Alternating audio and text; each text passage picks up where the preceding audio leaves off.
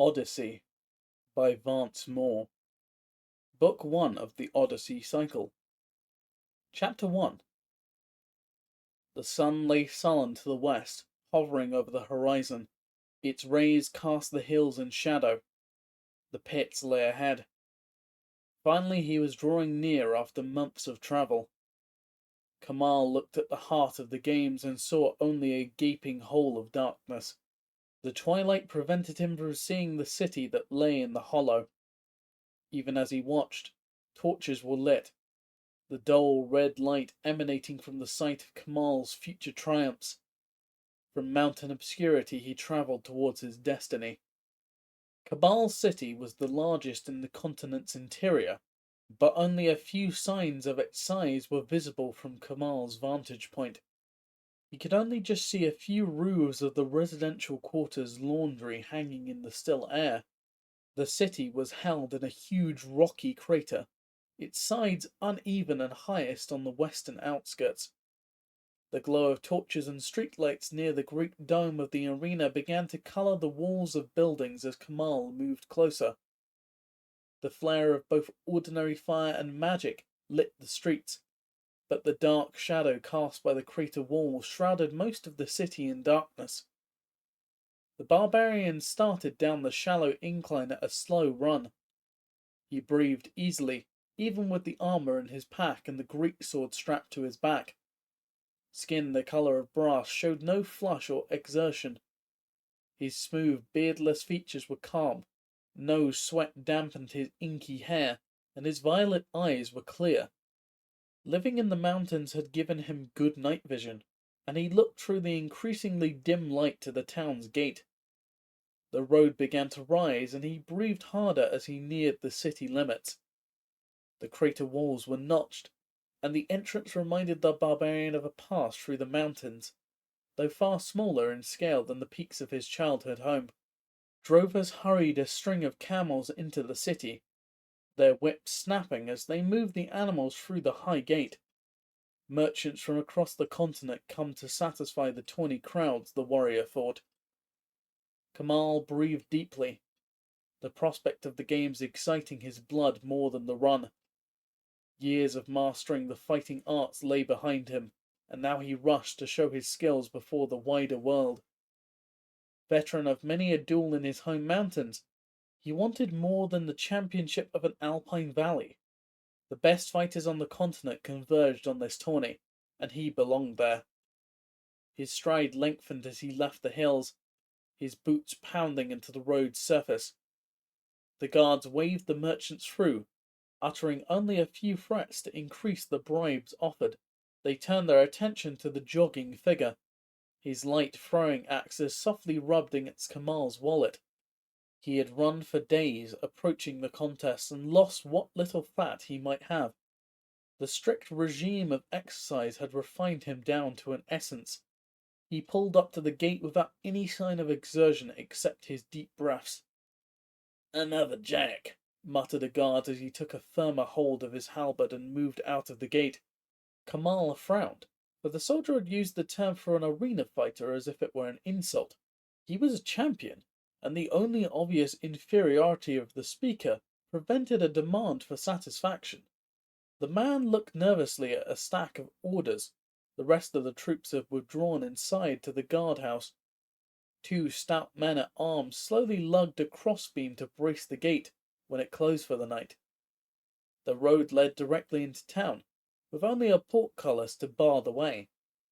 The wall was only 12 feet high, and the guards served more to collect tolls than defend the city. "Why have you come to the pits of the Cabal?" intoned a guard, who drew away from the gate as if to duck behind the wall. "I have come into my own," Kamal said absently, looking into the city beyond. The guard was confused and unconsciously gave way as the massive barbarian came closer. The fighter drew his attention to the minor servant before him. "I will compete in the tourney. Where would I find the master of the games?" The guard blinked at the bald statement, but regarding the warrior seemed uncertain on how to respond. Shouting broke out on the road behind him, and he turned from the barbarian to a commotion. There were several wagons backed up to the causeway leading down to the pit. Kamal could see soldiers gathered up in a clump in front of the waiting vehicles. "As you can see, the road is backed up due to a wreck," the guard said, drawing a little confidence from the sight of his fellows so far away. "The elevator cable snapped and killed a mule." Kamal just strode forward, ignoring the guard's outstretched arm. "No profit from crazy men anyway," the soldier muttered, as he stepped away from the barbarian. The road's decline prevented horses hauling fully loaded wagons into the city. An elevator dropped cargo from the staging area just inside the guardhouse to the bottom of the depression. Once relieved of their loads, merchants could then safely take the horses down the slope. Traffic headed into the city rode the brakes all the way to the flat bottom, using the animals just to steer. The elevator had just broken, however, and the snapped cable had beheaded a mule, overturning a wagon and blocking the causeway. Kamal drew a dagger, holding its blade against his arm. He used the hilt to prod people out of the way, ignoring angry words. The decapitated beast lay tangled in its traces, its blood pouring down the steep roadway. Kamal gathered a whisper of power and wrapped it around the dagger's blade. He shoved aside the owner and the guardsman and skimmed his blade across the beast's side with a single stroke.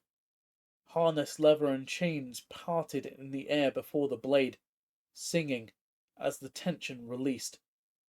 Kamal shoved the corpse hard with his boot. The barbarian's physical power became plain to the angry guardsman. The donkey shot down the ramp, lubricated by its own blood. The animal hit the railing, wood coming apart in the spray of rotten timbers. The remains of the beast and the fence fell to the ground below with a heavy thud. Kamal withdrew power from the blade and continued down the road, walking along the bloodied skidway. "The Kamal masters bought that carcass," bellowed someone. Kamal's ears picked up the conversation even as he continued away. "Leave it alone," he heard someone else. "Jacks are all crazy. Just consider the meat tenderized." Fighters from throughout the continent moved in the streets. Kamal saw races of all descriptions: fairy, human, dwarf, centaur, and others he could not name. They came out to the pits to compete for their own glory and the prizes offered. Everywhere in the land, the contests between warriors played out every day. But it was in the pits that Jacks of known metal found opponents worth the sweat of battle. Kamal came for worthy adversaries and to prove his mastery. Most of his opponents were there for more. The Cabal had opened up its vaults to supply prizes. Booty from centuries of collecting in 1,000 battlefields was available. Sages and historians were nearly as prevalent as fighters in the city. All converged there to see treasures drawn from the rock deep below the pits. With the fighters and the learned men, an influx of gamblers and enthusiasts filled the avenues. Moving among the throngs worked pickpockets, whores, and sellers of forbidden. The barbarians sauntered over the cobblestones, seeing unfamiliar sights. Tents stood with ragged and dirty men calling for custom. Though from the sparsely settled mountains, Kamal was perfectly civilized in his cynicism. False wonders filled the streets as the hopeful went from stall to stall, determined to find the lucky prize that surely must be hidden in all the chaff. Torches flared, and some burned brightly with magic, enhanced lights. Kamal took a second to feel the warmth of the energy with his mystic senses. Stretching forth his mind and spirit, he felt the beat of power and dissonance, as the contesting magics fractured against each other. It would only be the pits that called to him, and he hurried through the collected throngs to take his place. The crowd roared its approval as the two men moved into the arena. The masses calling encouragement, Kamal had bought entrance with a small nugget of gold from a mountain stream. He imagined the master of games would be in the arena, and the barbarian was determined to find him. The building was huge, seating thousands. The walls leaned inwards, overhead, evoking the feeling of an underground cavern. Huge torches flared continuously behind reflectors, directing the magic light onto the floor of the stadium. Red and black sand covered the circular fighting arena. Inside the wide ring there were obstacles and a few obvious trapdoors. Despite himself, Kamal was impressed.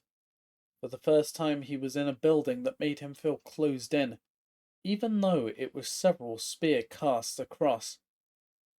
The two men on the sand moved together, and Kamal shook his head. The opponents were hesitant, and the barbarian wondered how any could find such a match interesting. A young man standing close by noticed Kamal's mild contempt and spoke. "Do not give up hope just yet, sir," he said, shuffling near. His clothing was dark and loose, and tailoring a richness of fabric suggesting a person of means, yet he was young and had no attendants. Kamal thought him likely to be a lord's servant, though he saw no obvious crest or standard to announce his affiliation. "My name is Chainer," the man said, moving closer. "The pair are partners against the Lieutenant Kitar, a champion from the Northern Order." "Kamal," the barbarian said, glancing briefly at the youth, and then to the stands. "Here to win the tourney. Where do I announce myself?" Chainer's eyebrows raised slightly at the boast, and he smiled. Kamal turned more of his attention to the young man.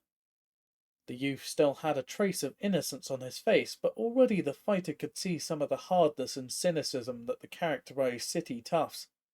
The boy's hair was in tight cornrows that grew down over his eyes. His only visible weapon was a large, ornamental dagger that he wore at his side. As Kamal considered him, Chainer's fingertips lightly brushed the hilt in an apparently unconscious gesture.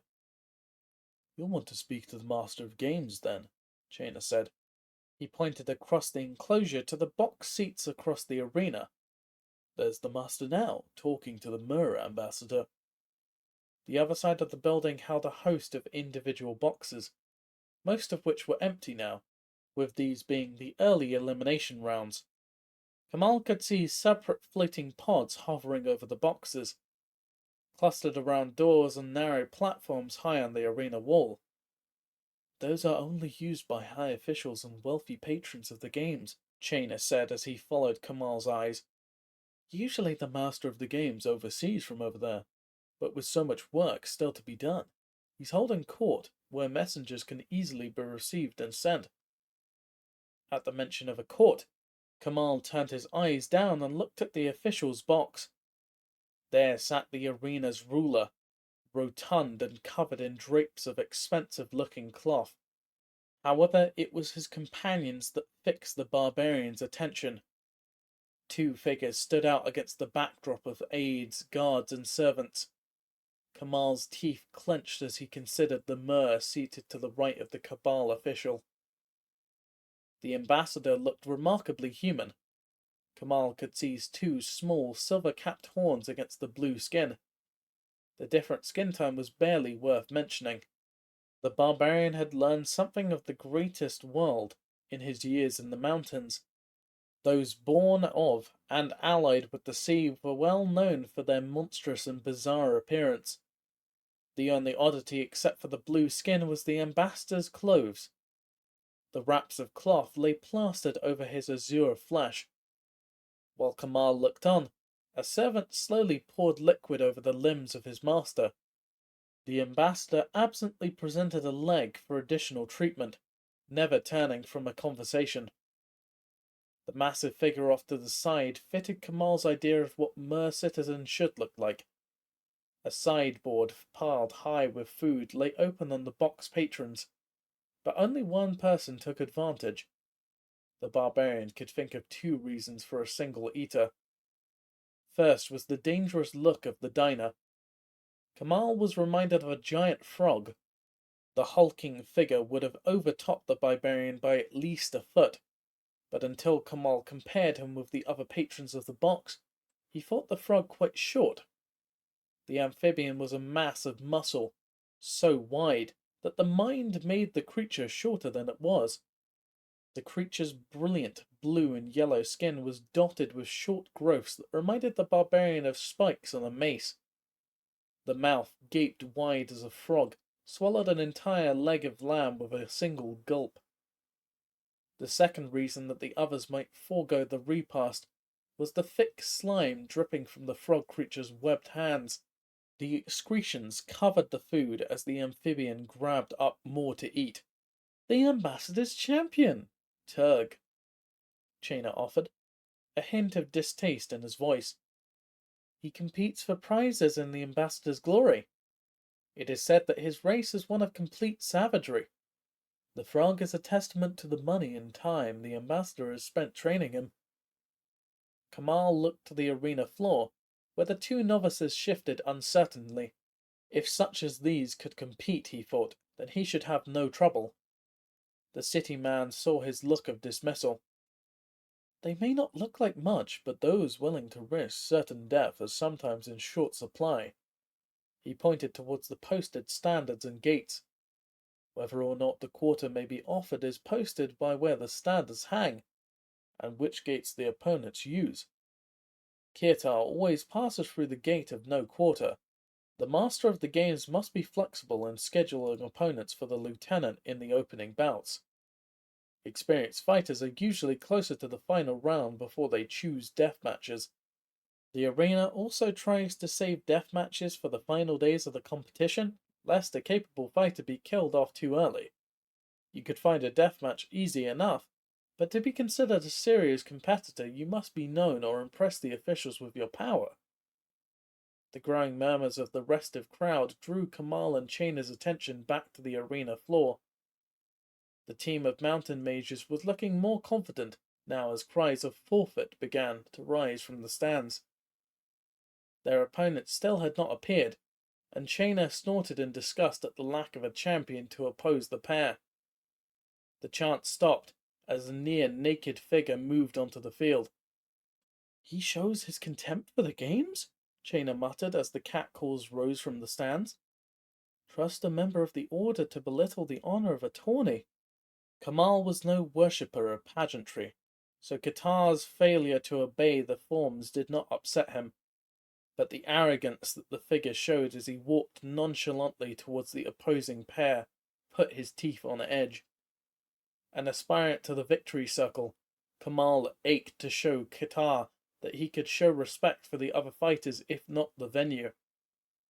As the barbarian took in the warrior's pale skin, he became more irritated. Qatar was a bird warrior.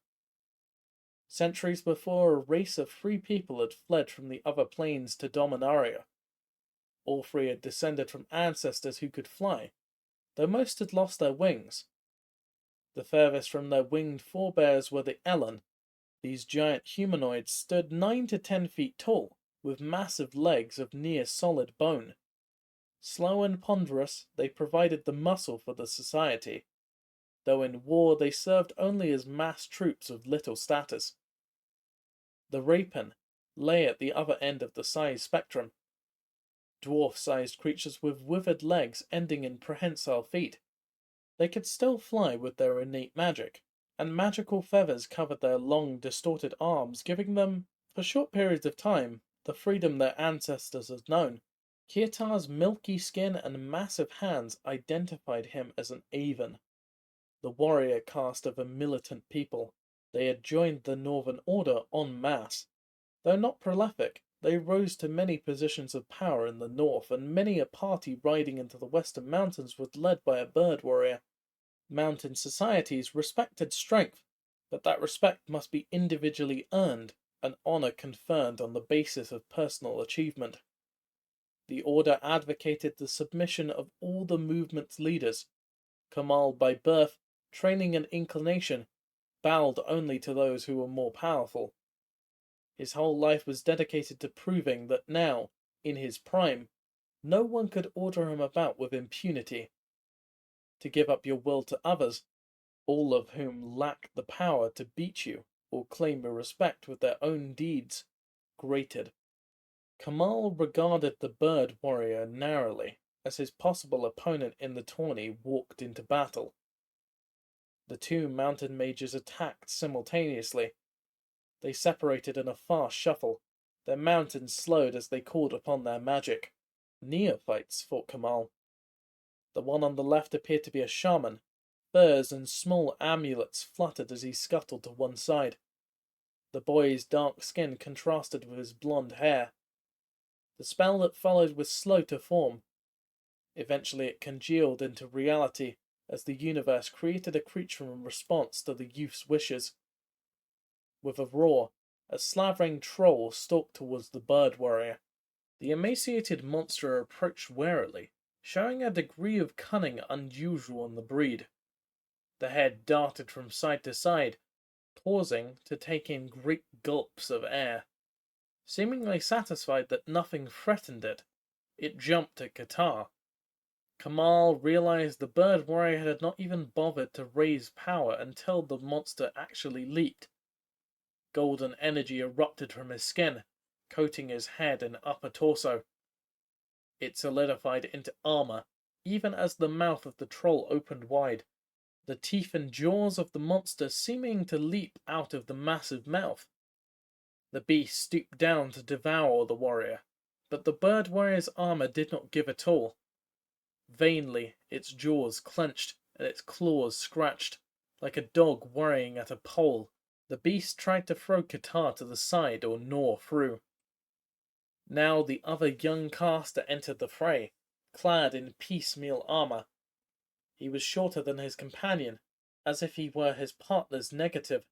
His dark hair contrasted with his pale skin. Spiral tattoos traced out magic sigils on his face and upper arms. He gripped at a warhammer with both hands, but he did not use it to assail the bird warrior. Rather, he directed his summoned minions, who entered existence at a run. Dwarf warriors charged Qatar and the troll. Pickaxes and hammers rose and then fell. Qatar rolled to the side, one blow driving through the armor that now encased the warrior's lower legs. The troll howled in delight at the fresh blood, and Kamal believed the Avon would pay the ultimate price for his arrogance. The bird warrior did not freeze. Instead, he reinforced the power of the magic encasing his limbs. Then the lieutenant struck with his bare hands. His huge fists were encased in energy, and Kamal could hear the troll's jaws being pulverized. Teeth sprayed across the ground, digging furrows as they buried themselves. The beast screamed with pain, striking out blindly and flailing upon a dwarf. The diminutive warrior's sturdy metal armor proved unequal to the troll's claws. Chunks of flesh and blood fell to the sand as the dwarf was eviscerated. The audience booed loudly as the shaman tried to redirect his beast. "The pair has lost the crowd," Chona said, shaking his head sadly. "For allied creatures to fall upon each other is an unforgivable amateur mistake." Kitar was on his feet, weaving from side to side as the rest of the dwarf troop tried to take advantage of his reduced mobility. At first his movements seemed forced, almost stumbling as he retreated. Kamal watched as the bird warrior grew stronger. The barbarian realized that the wounds the lieutenant received healed even as he fought. The Avon's opponents could heal too, and the troll stood up, gore from his mistaken victim covering his face and chest. The dwarf's blood mingling with the flow of foulness from the beast's own wound.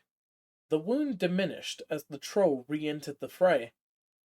The deformed jaws moved back into position, and Kamal could now see new teeth glinting in the torchlight. Kirtar attacked the surrounding dwarves, killing and maiming as the troll reached for him. The lieutenant's fists were swollen balloons of power as golden energy armored the bird warrior's flesh. Heads collapsed under the Avon's blows. Shields and weapons shattered as the dwarf struggled to bring the bird warrior down. Kirtar leaped. Whether flying or merely by enhanced muscles, Kamal did not know. He soared through the air towards the dark-haired mountain mage. Kirtar's bent legs absorbed much of the energy of the landing, but the armored youth still fell, a bag of broken bones.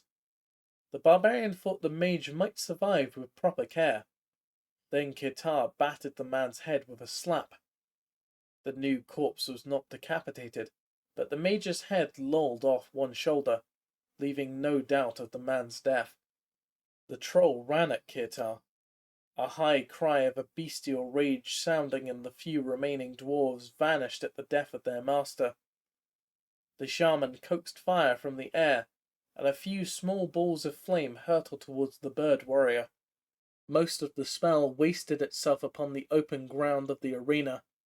The aroma of cooking meat carried everywhere, as the fallen mountain mage was devoured by the ill-aimed magic. Burning flesh and charred leather fought with the odours of food vendors making their rounds at the stands. A flock of birds soared from the lieutenant's hands. The small castings were brilliant, and Kamal forced himself to look at them directly.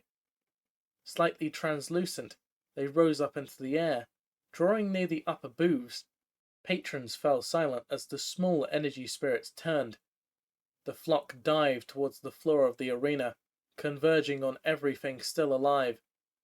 Like ghosts, they slipped into bodies as all stood still.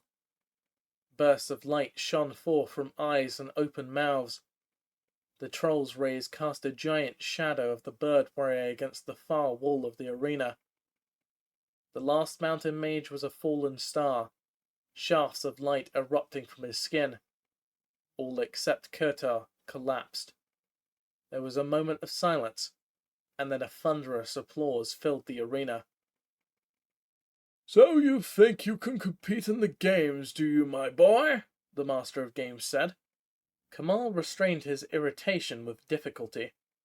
The man was fat and festooned in bolts of garish cloth, like some monstrous jester taking his ease at a party instead of entertaining. All of the Cabal members that he had seen were subdued in colour and outward demeanour, but the Master of Games showed a flamboyance of colour and style that assaulted the barbarian's eyes. "You might be powerful enough to compete in the games, but you will have to satisfy me." The official stood with some difficulty and walked towards a room off to the side of the box. Guards drew themselves to attention, only to be patted familiarity by the figure strolling by. Kamal followed, flanked by another set of guards. Kamal appeared weaponless. His great sword and axes lay in the entry chamber. "As a matter of security?" Only his mild amusement as the guards, thinking him disarmed, prevented him from laying waste to the Cabal servants. His amusement was passing, and the effrontery of the official made him rethink his participation in the tourney. To allow someone of such low character to stand in judgment of him was nigh unbearable. Kamal came for the glory of combat against equals. How equal could his opponents be if one such official controlled the entry into the games? Kamal became more and more convinced that he would withdraw beyond the city and challenge the winner of the tourney. That is, if the barbarian did not return to the distant mountains instead. "Only one who is worthy should have the chance to these," the master said, slightly out of breath as he moved to the side of the doorway and gestured over the trove of treasures. Kamal heard nothing but the pounding of his own heart for several seconds. A mound of gold, a few jewels and numerous artifacts filled the center of the room. Mechanical limbs of ancient war machines lay next to charred books. Open scrolls showed letters that the educated barbarian could not even identify, much less read. Leaking bags of coin laid against the massive breastplate worn by some forgotten giant. The room contained wealth, history, and shards of power from past wars, but it was a dull metal orb that locked Kamal's gaze. It lay partially concealed by a fine sword blade, which Kamal ached to throw away that he might better see this treasure. The rest of the room was filled with dross to the warrior's mind. The orb appeared to be no larger than his fist, yet he was mesmerized by it. His interest grew greater as he thought it responded to him. The light reflected by it seemed to grow brighter. The metal surface hinted at a restrained power rather than the dull glint of common metal. Kamal's line of sight was broken as the master of the games entered his field of vision. "Speechless, eh?" The fat man chuckled. "A shy barbarian, an uncommon sight. but one which is still not special enough to have in the ranks of the tourney. Kamal's jaw ached as he restrained himself. This corpulent fool was nothing, but now Kamal burned to enter and win. The metal sphere called to him still. The barbarian thought briefly of just taking the item, but he was a warrior, not a common thief. The official drew breath for another taunt, but Kamal had heard enough. His hands dipped into the pouch at his belt. He could feel the guards drawing closer. Chaina, who had stayed far back during the entire conversation, came forward. Out of the corner of his eye, he could see the young man's concerned face drawing nearer, perhaps to defuse the situation. Kamal drew out a single copper coin, worn thin with age and clipped by the truly desperate. The official's already florid face grew darker at the perceived insult of the pitiful bribe. But the barbarian had no intention of trying to buy his way into the tournament with any currency other than his own power. Kamal's muscles relaxed, and he channeled force to his hand.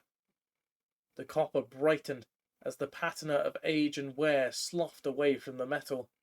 The coin grew brighter as the guards moved in, their spear points poised to open up Kamal's back. Like a tourist casting into a wishing well, the barbarian tossed the copper over his shoulder. The stone wall proved no barrier. Like a hot knife through butter, the red-hot coin melted its way through. Shouts of surprise sounded as it exited through the box wall as well. The sound of the cooling slug hitting the arena floor was lost in the confusion of the guards and the white face of the master of the games. Looking at the deflated official, the barbarian knew he would have no problem entering the tourney. Chapter 2. I assure you, my lord, that no such displays of arrogance would be permitted in the palaces of the emperor. Such a boor would be summarily executed, especially one who lacked a suitable patron. The merman tried to sound sympathetic and outraged, but it was hard to feel much empathy for the fool who sat in front of him. The master of the games came to the fete in the high dungeon, and had released a spew of bile, detailing the attack on his honour and dignity. Ambassador Loquatus thought such a pig had no dignity. Moreover, a man of true power either acted or waited to act. The pointless reeling grated on the ambassador's nerves. The merman might be mistaken for a human, with the exception of his colouring and the small horns that lay half hidden by his hair.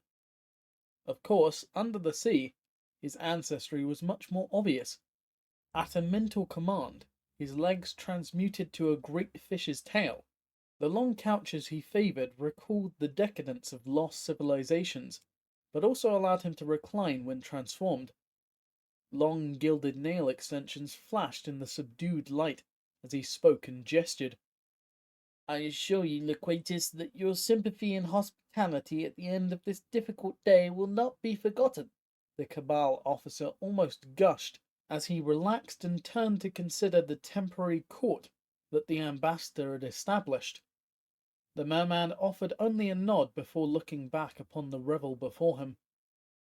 The embassy of the Cabal had procured a house that butted up against the bluffs surrounding the city.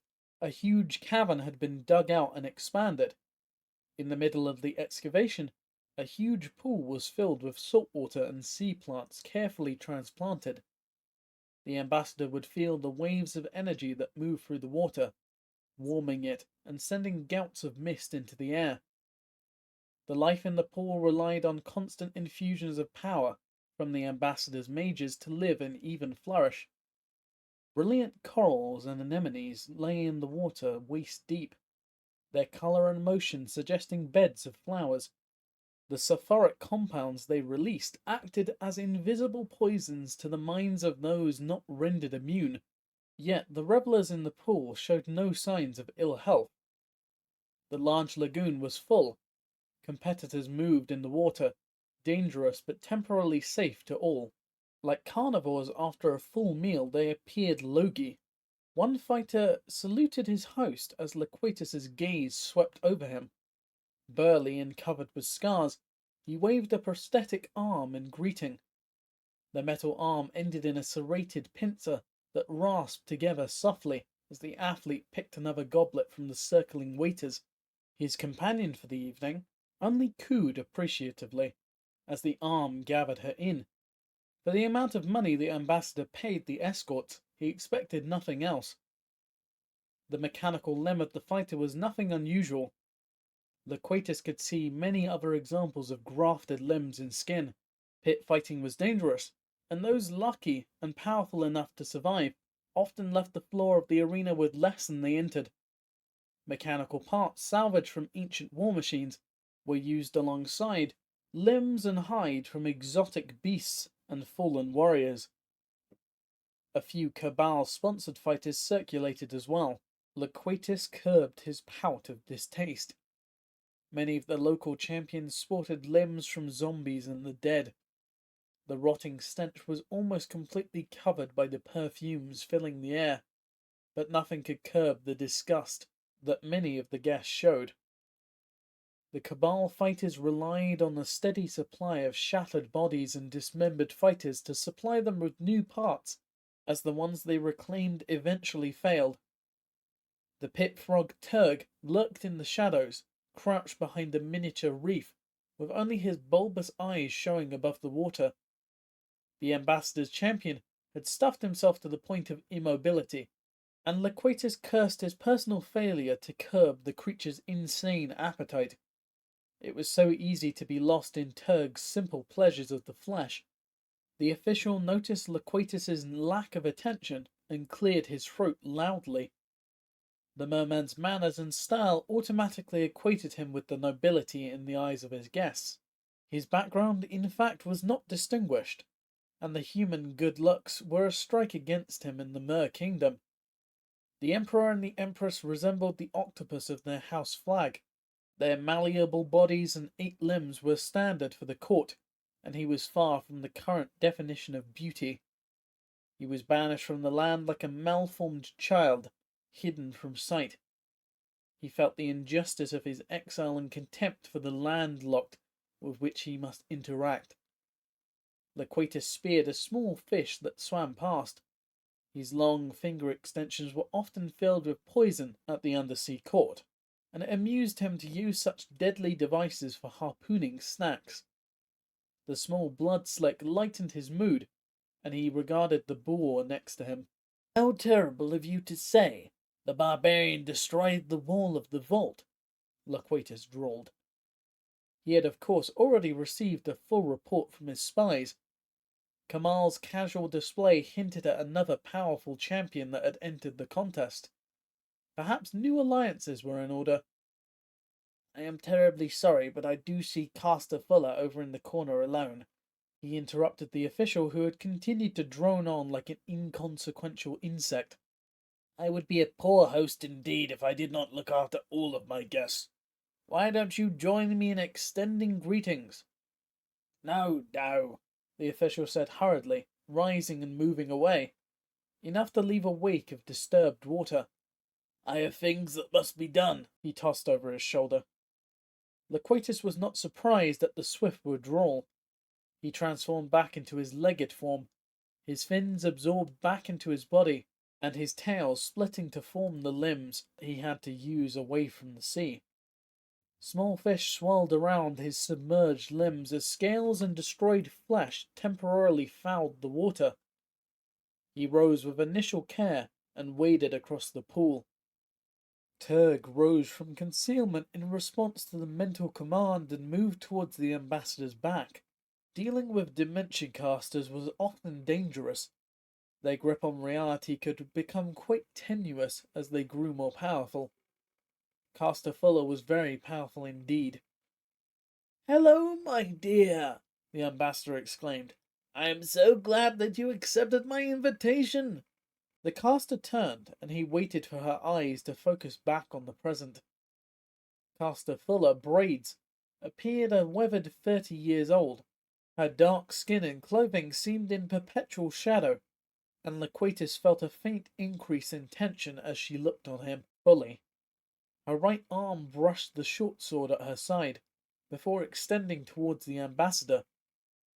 Kissing a woman's hand was a ridiculous piece of theatre most of the time, and it was particularly ridiculous now. Fuller's right arm was misshapen with scars and chunks of missing flesh. Leather and iron bracing showed conspicuously as he lowered his head to the misshapen claw that she must call a hand. He brushed his lips against the tainted flesh and slowly straightened. For her profession, Fuller was really quite comely. Dementia casters, much like mages, called forth monsters to fight for them and serve their purposes. But even the dark magic of the Cabal Brethren was twisted in bizarre ways. The trances that dementia casters fell into seemed to open their dark recesses of their mind, bringing forth hideous monsters. Many only existed in insane dreams before the power called to them. Some used drugs to alter their thoughts and perceptions to bring forth even greater horrors, until they lost what remained of their sanity. Then, instead of using drugs to free their minds, they engaged in pharmacological war to retain some connection to reality.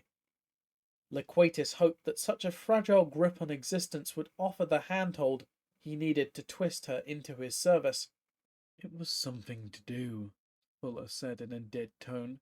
The beads woven into her hair clinked together softly as she moved. "But it's only the same party. I've been here 100 times before and since." Boredom filled her voice, and her eyes were focusing back into her internal world, to the ambassador's irritation. "Surely something must interest you," Loquatus hummed. A low thrum began to pick at his ears as the merman fed instructions to the magic plants and springs feeding the grotto. The corals released bursts of drugs into the water. The ambassador felt a curious mixture of energy and languor, even though he and his personal servants regularly dosed themselves with antidotes. The party seemed to grow quiet as the guests succumbed to the chemicals in the water. "I think that we should work together," the ambassador said, crowding closer. "The bouts offer us a chance to realize tremendous profits if we could just cooperate." The merman put his hand on the maimed arm, controlling his expression at the touch of gnarled flesh. "I hope that we might become something more than partners." Loquatus breathed more heavily as he tried to suggest seduction. He had less than no interest in the woman above the sea, but he had set his hook before. Fuller showed only irritation and broke his grip easily. "You're boring," she said flatly. "Everything is boring. Now I am going back to the caster's quarter. At least it is never boring." Fuller started wading towards the steps leading into the pool. She moved surely and with purpose, showing no signs of being affected by the water. Loquatus realized as a dementia caster, she dealt with shifting reality often. The caster's quarters that she was headed for was notorious for the monsters and dark passions that gripped its inhabitants. Fuller's being was far too vicious a battlefield for the gentle persuasion of the grotto's waters. Turg, feeling his master's irritation, cut through the partygoers to grab Fuller's arm. Braid swung around, curling inside the pit frog's arms and breaking his grip. Her sword was in her hand, and Loquatus felt a burst of pain as her blade slapped across the frog's side.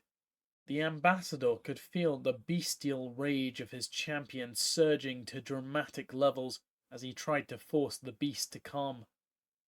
Loquatus and the frog were tied together on many levels, feeding off of one's emotions. The frog supplied a dramatic amount of muscle that the ambassador used to cow his enemies, while the merman supplied the intelligence and drive to make Turg more than a savage animal. The pain and snub eroded his control, and Turg arced to hold the caster. "At last," Fuller exulted. "Something interesting in this sewer." Loquatus paused his attempts to restrain his champion. A sewer? He was sick of the insults from these land-bound simpletons. Turg attacked as the ambassador's peak weakened his hold. The frog's skin grew mottled as the amphibian forced more foulness into the water. Turg leaped to the side, ploughing into a crowd and sending a spray across the pool. The ambassador could feel the fresh chemical assault against his senses. Colours seemed to strobe as the mind-altering chemicals fought his will for control of his vision. Fola's eyes seemed to gleam as she went into a trance. The screams of the other guests began to waver as well as Turg's indirect attack merged with the suggestive chemicals of the pool. Loquatus could see an escort flailing at hallucinations. "Close the doors!" he screamed to the servants at the gate. The guards slammed the decorative doors shut as one pit fighter ran for the exit. A huge minotaur. It lowered its head and charged. The expensive facade cracked over the armor beneath as the giant humanoid went down, blood flying from its nose and ears. Other guests began to stumble out of the pool.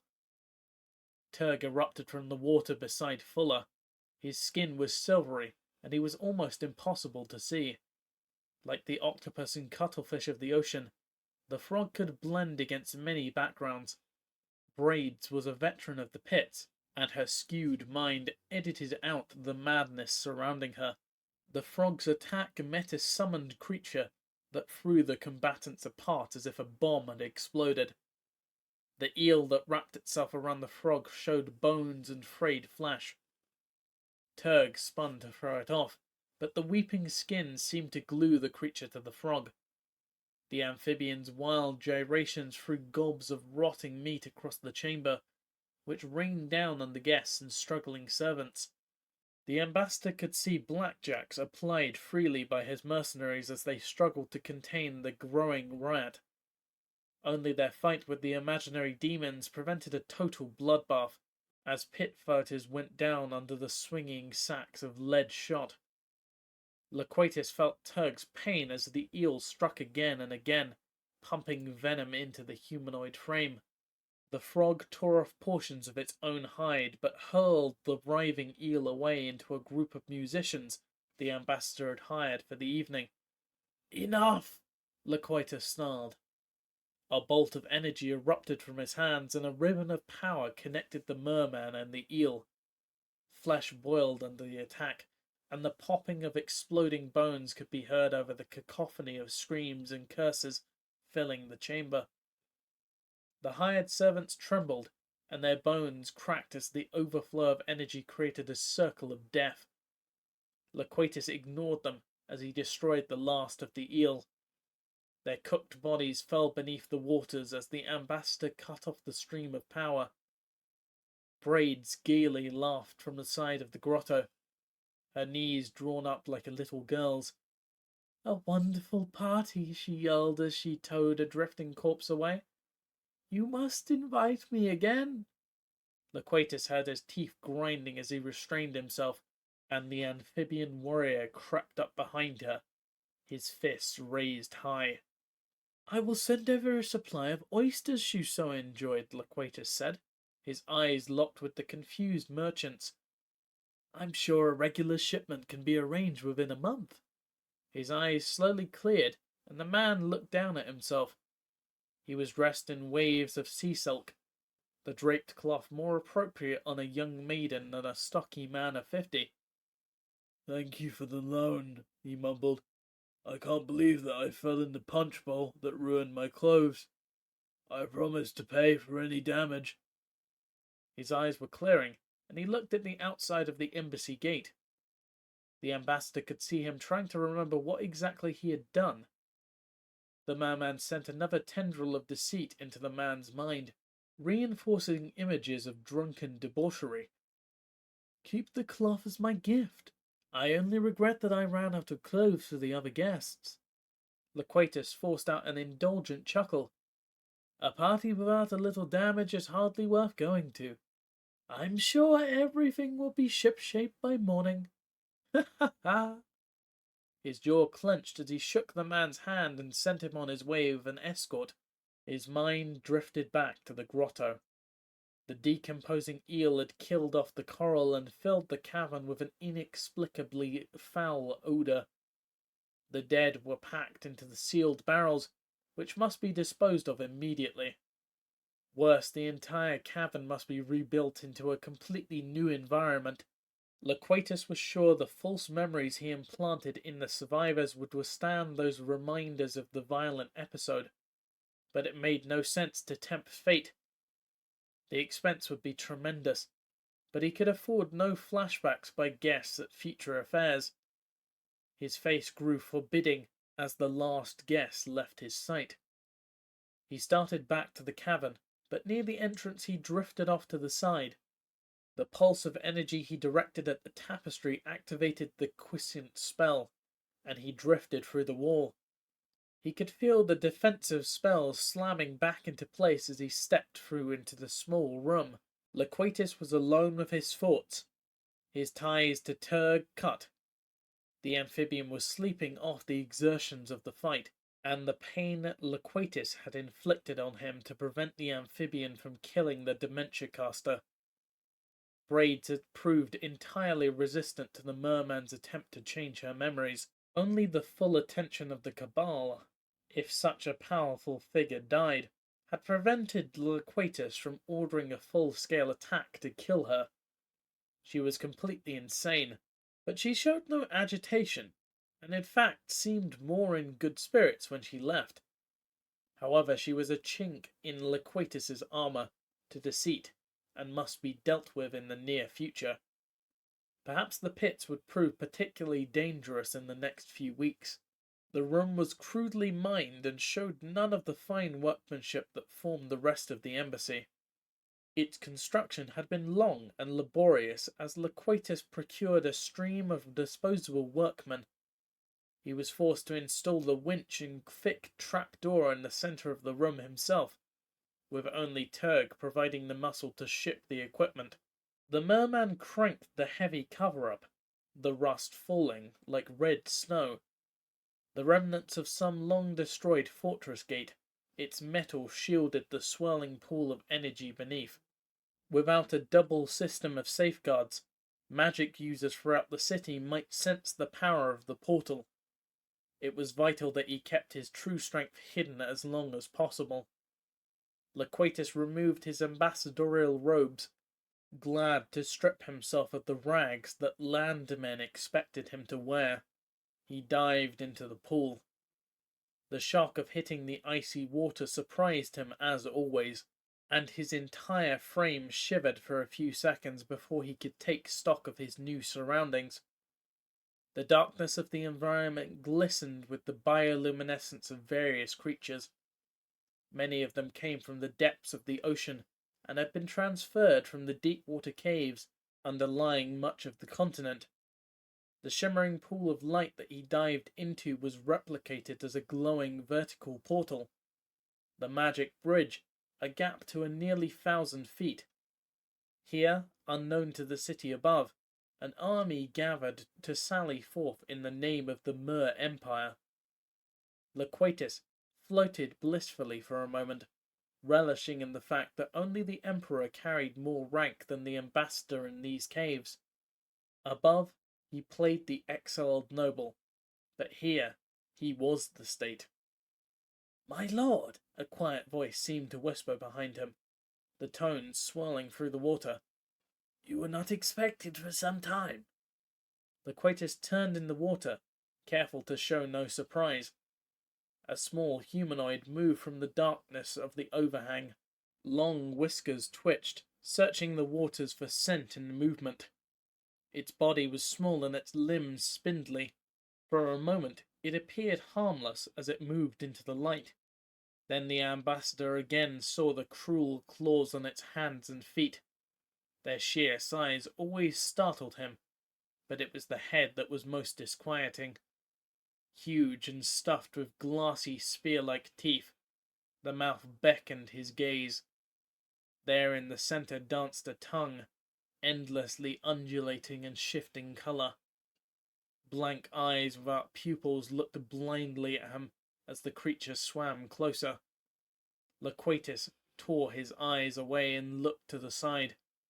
The Tresius and its people were common in the underwater caves, and formed a substantial portion of the ambassador's guard. Captain Sata was a loyal officer, perfect for command of the subterranean force, but his appearance was a constant source of revulsion to those who swam the sunlit seas. Events on the surface may require action sooner than anticipated, the ambassador answered. We will need more soldiers stationed for assault on command. The Tressier's tongue shifted faster, though there was no other sign of agitation. My people are slow to trust and slower to travel. We will need soldiers from the Empire, Sata signaled to an aide. The warrior who swam over resembled a giant octopus, caught in the process of becoming a man. The tentacles and its great bag of a head floated and moved freely in the water, but signs of an underlying structure of bone and horn peeked through. You will carry the ambassador's words to the Emperor. The soldier left in a jet of water, his body sliding through a narrow crevice in the side of the cave. The ambassador hoped that more cephalids and other soft-body troops would be available.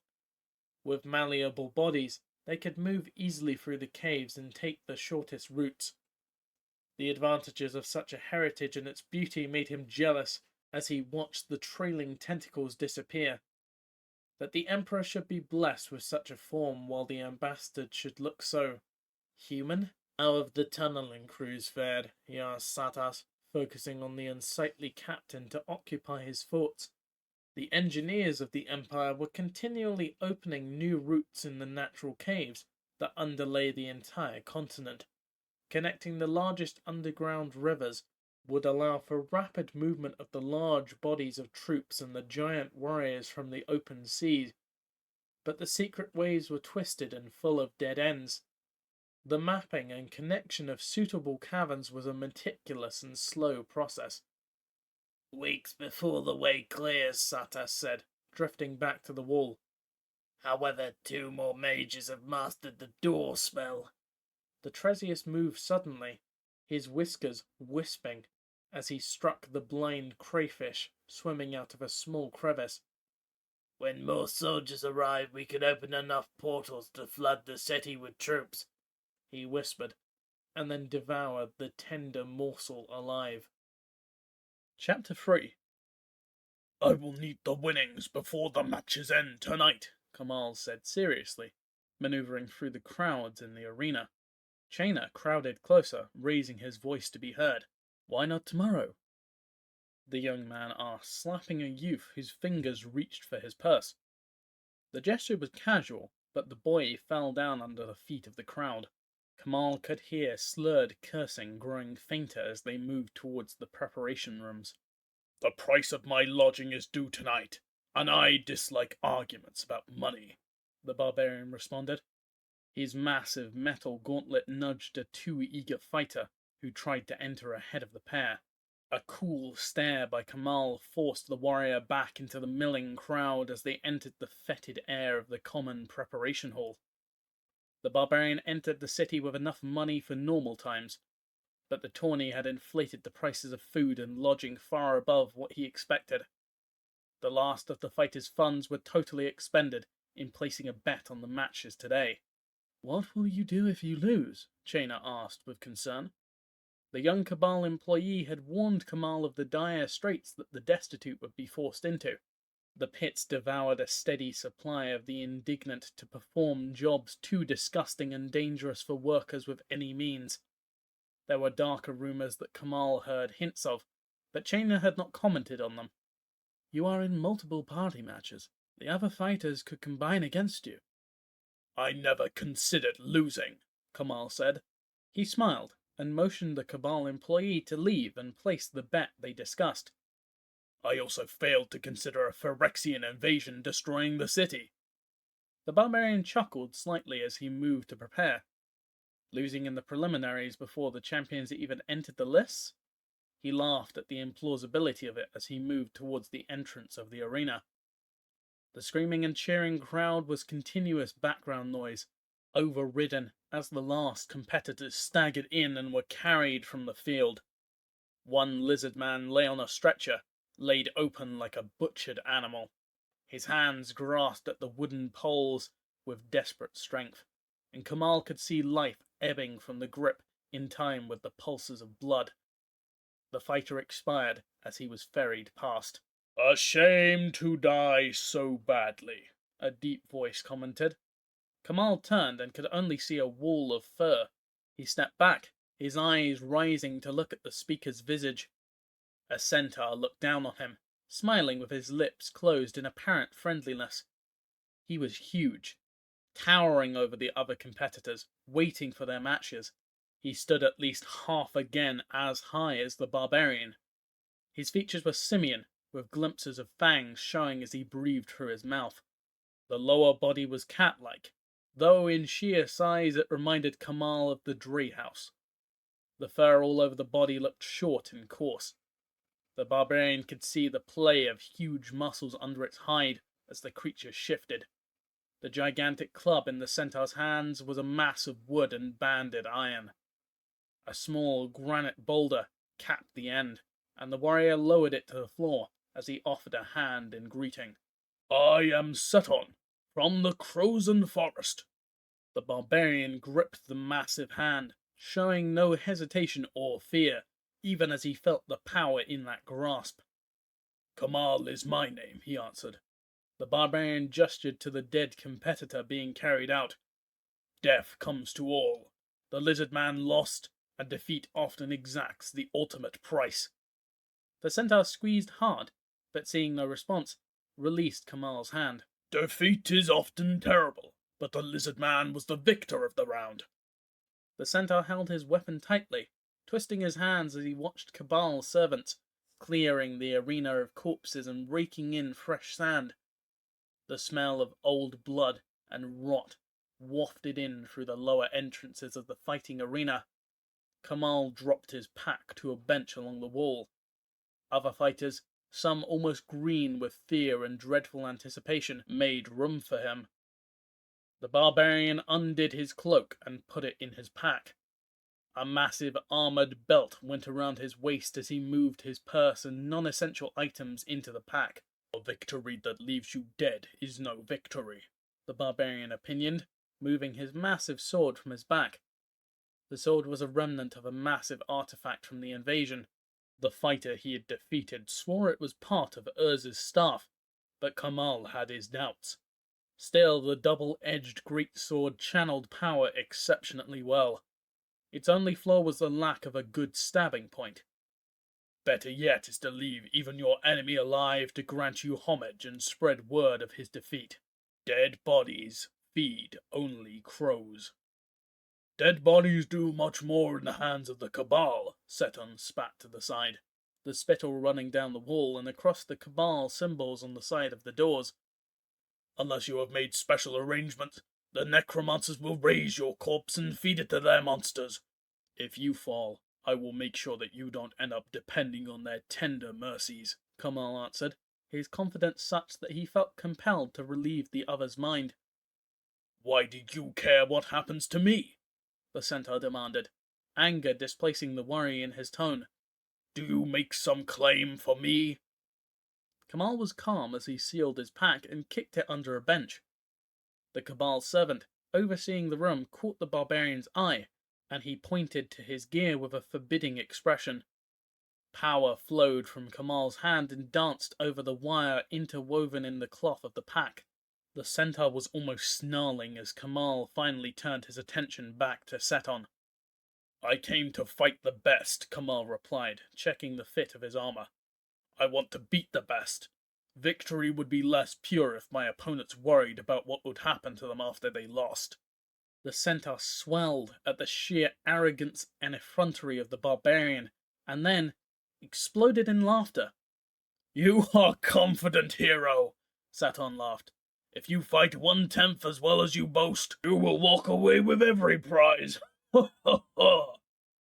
Kamal only smiled slightly, then straightened. The gatekeeper posted 3 tiles. One of them was the crossed axe and sword that Kamal was assigned upon entering the games. Another was a Cabal house tile, stating that the Cabal would have a representative in the fight. The last tile showed a branch gripped by a hand. The barbarian watched Seton move across the arena, and knew the forest warrior was now his opponent. The centaur pushed through the thin screen of fighters in the front of the door.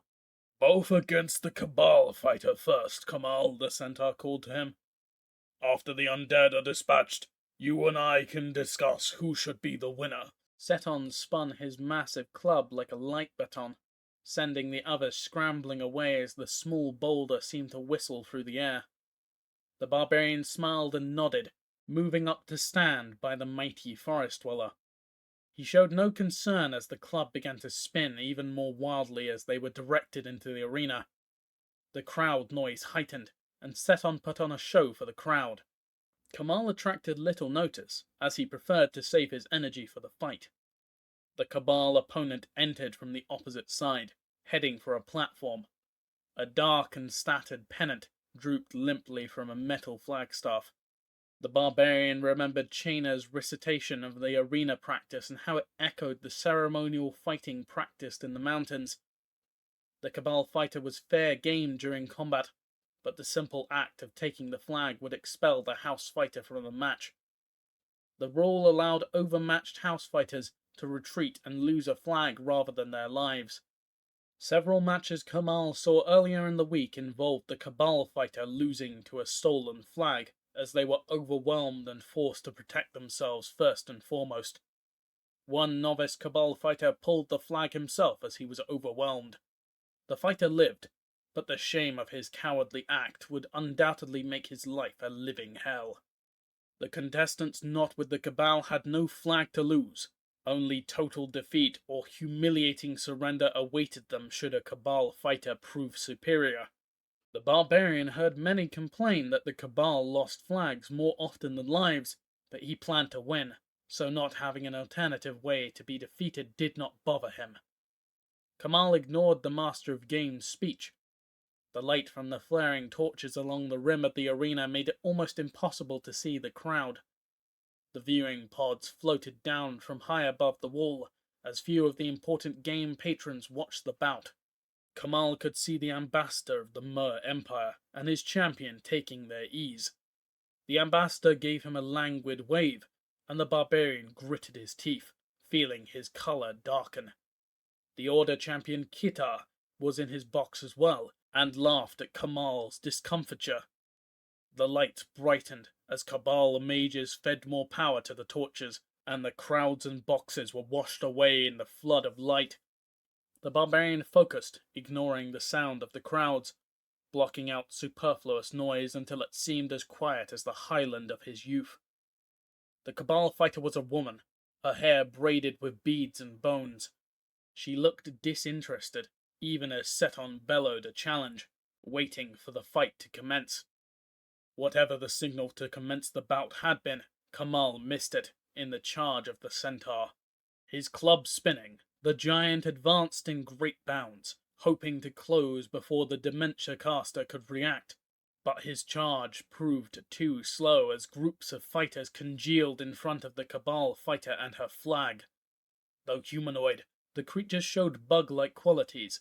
Their dark exoskeletons rasped, and Kamal could hear the pincers and mandibles working as he closed at a run. Seton arrived first, the club falling like an avalanche on an evoked fighter. The armor broke with a wet crunch that reminded Kamal of a lobster he saw devoured at an inn. Seton was tearing through the defenders, his club squashing them like they were the bugs they resembled. More and more flickered into being, even as their unnatural ichor discolored the sand. Kamal arrived, and his massive sword cut out great half circles among the defenders. The barbarian did not even call forth energy to feed the blade, husbanding his power until a more worthy adversary appeared. The Cabal magic user began to appear more interested, her eyes glowing brighter as Kamal and Seton approached, coming closer together as they neared the stand. The centaur swung his club less wildly, though the creature still exploded at every strike. Kamal cleared the caster's minions from his path with the same amount of energy and speed, his smooth swing showing no signs of slowing. The caster motioned, and the creatures tried to close on the pair of fighters from behind. Her tactics proved futile, as the centaur roused himself and with great leaps and bounds prevented any from closing in with him. The barbarian responded to the new attack with wider swings and footwork. His mind and spirit cleared, and he appeared almost to dance inside the lethal circle of steel. The creatures drew closer, but died before they could close. The barbarian worried more about tripping over a smashed or dismembered corpse than one of the monsters breaking through his defense. Seton was proving faster, as his great leaps took him around the fighters, who then closed on Kamal. The centaur's breath could be seen as great gouts of vapor blown out through the giant's nostrils. Now the Cabal fighter smiled slightly, and new horrors issued from her mind. Kamal could see a delicate and beautiful face coming into being. The eyes opened as the rest of the summoning took shape. The eyes were slit-like, like a snake's, and from the torso down, that was what the monster appeared to be. As more of the creatures flickered into existence, the first attacked. The upper arms appeared normal, but from the elbows down the arms were great blades of bone. The leader attacked, and Kamal dodged one strike and blocked another. Though his sword cut through the insectile drones like a knife through butter, this new creature's arm rang like fine steel. The scrape of the edge along the bone made Kamal's teeth ache. His return strike left only a small cut that began to ooze an oily liquid, even as Seton joined the attack. The centaur seemed to swell beyond his already prodigious size, muscles writhing under his fur. The club whistled through the air, the head a blur as it struck at the monsters in front of him. Bone cleavers, raised to intercept the blow, were amputated as the forest giant literally disarmed the summoning. Seton turned to another enemy, but the first was not done yet. Pulses of blood jetted out of the form, covering the centaur's chest and head. Seton's manic energy leaked out of him as he screamed in pain. The barbarian ran to intercept the caster's minions falling upon his temporary ally. His sword ran with power, the metal glowing as Kamal fed it more energy. He struck at the creatures' backs, the enchanted blade once again shearing through his enemies. The limbs that fell did not release streams of corrosive blood, so the fire of his blade burned it all the way through the creatures' bodies.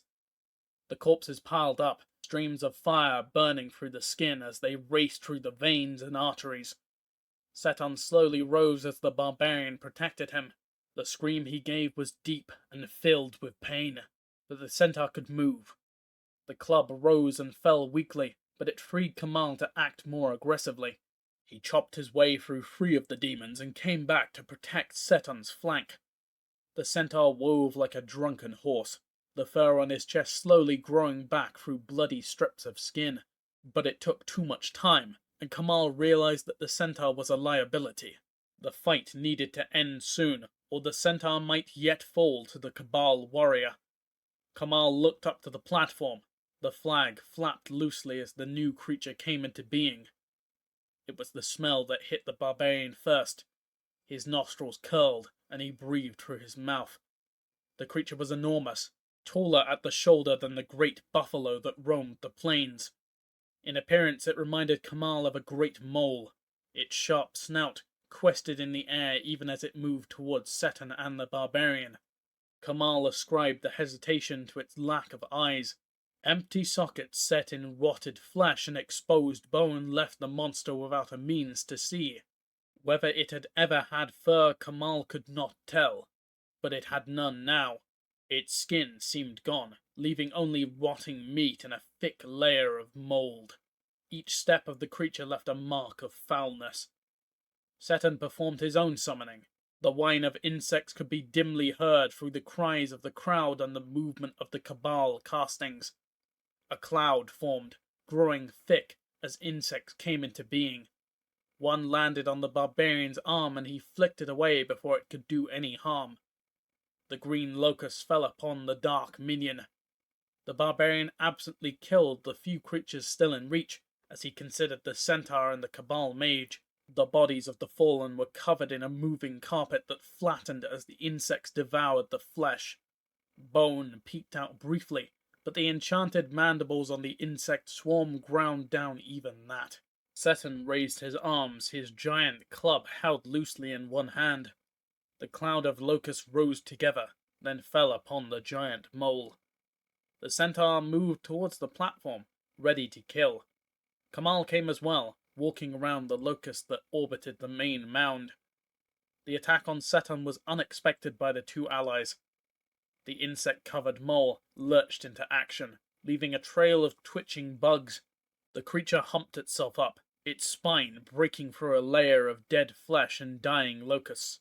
The huge animal left the ground in a prodigious leap that equaled anything Seton had shown so far. The shock of the bodies meeting sprayed the remains of the insect swarm around the arena. A thick cloud hung around the pair as the centaur tried to grapple. The claws of the mole carved hunks of flesh from the shoulders and flanks of the forest dweller. Showing unexpected flexibility, Seton ducked under the attack, scrambling clear. But only a few yards away he fell, his features slack with astonishment. The mole twitched, each shake spraying spores into the arena. The remaining locusts cascaded from the air with each gust of the agents of decay. The spores came from the thick ropes of purple on the mole's back. The locust's attack had only served to unmask a more deadly response. The mole swung its head from side to side as it made for the fallen centaur. Kamal stamped his foot loudly, sending an irregular rhythm into the sand. The monster paused, its head swinging and feet shifting. The Cabal caster took her ease, and the barbarian could see her discounting the centaur and focusing on him. A smile lit her face as Kamal drove his sword deep into the sand. The shock of the tip striking into the rock of the arena floor was a signal to the creature. It charged, each lunge releasing another cloud of death.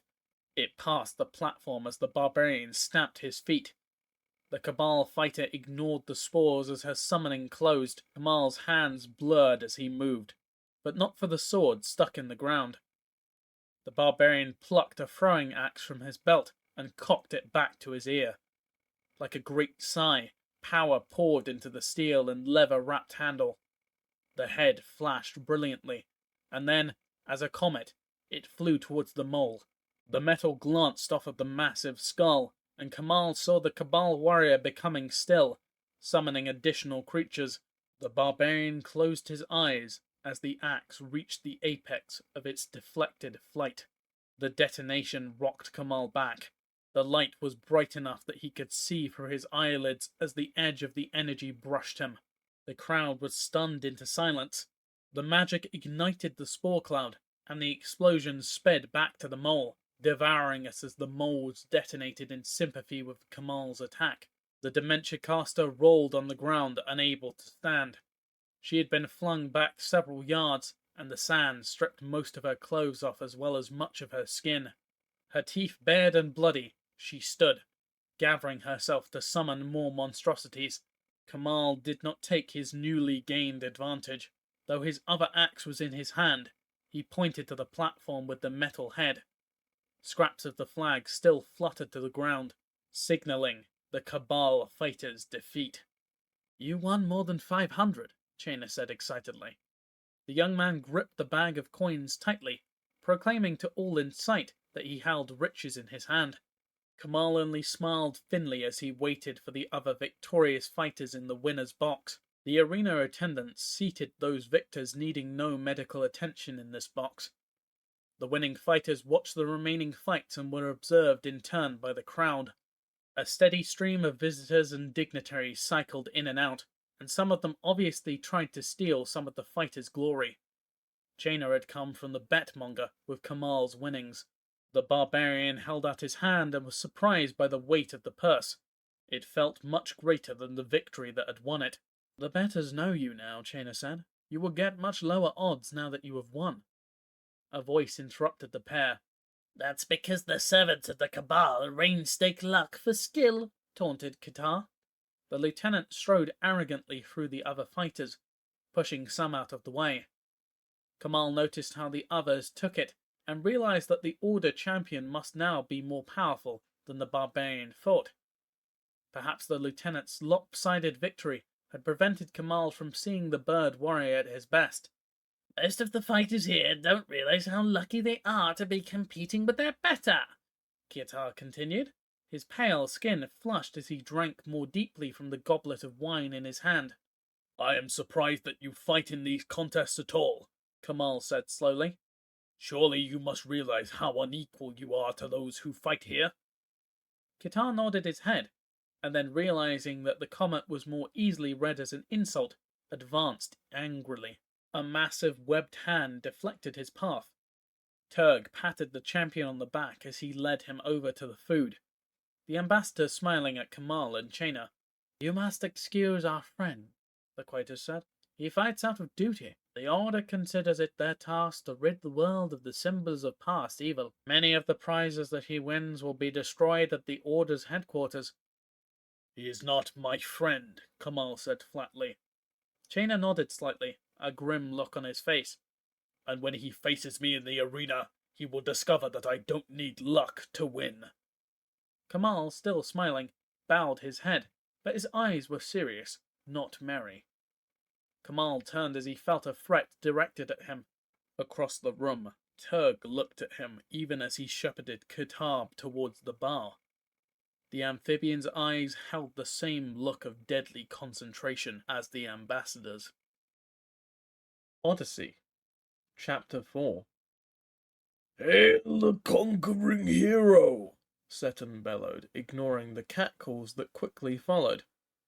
Kamal only nodded, as if accepting his due.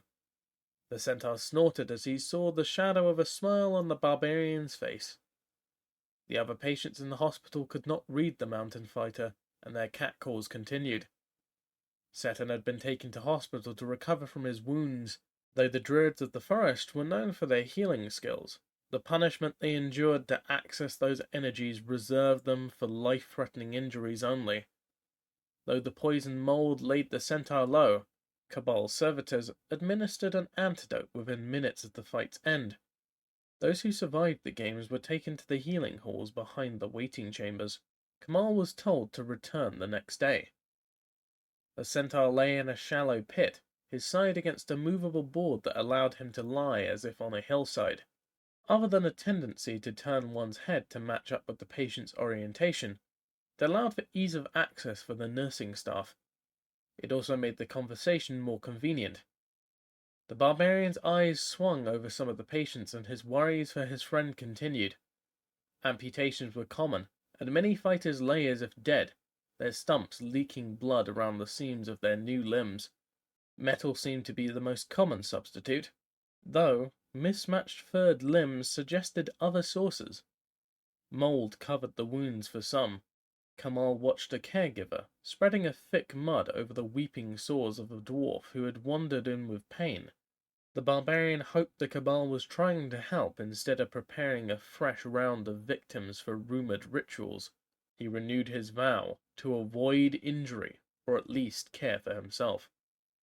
Seton looked well. His coat was clean, and the patchwork of new fur covered the worst of the stitches. The forest dweller still made few movements, and Kamal realized the giant was in pain despite his apparent high spirits. I'm surprised that you have not already escaped, the barbarian quipped awkwardly. He wondered how the centaur stood in the enclosed environment. I will leave here as soon as Her Majesty says that I may, the forest dweller said, rolling his eyes. The barbarian turned, seeing an approaching healer. She stood wrapped in armor, and her haughty stare curled his lip. She went past, her robe clinking softly with the sound of chainmail. I am surprised to see a representative of the Order here, Kamal said, turning his eyes away from the martial maid, back to his acquaintance. As healers, some of the Order's party feel compelled to offer their services here, the centaur replied, though we pay a stiff price for their services, being constrained to listen to them rail against the pit fights. The centaur spoke with some amusement, but Kamal remembered the snubs offered by the lieutenant, and now one of his retinue. Rather self-serving to urge competitors of their champion to withdraw, the barbarian observed. I am surprised that you do not tell them so. Kamal came to win honor and respect. that other fighters would belittle the contest was extremely irritating.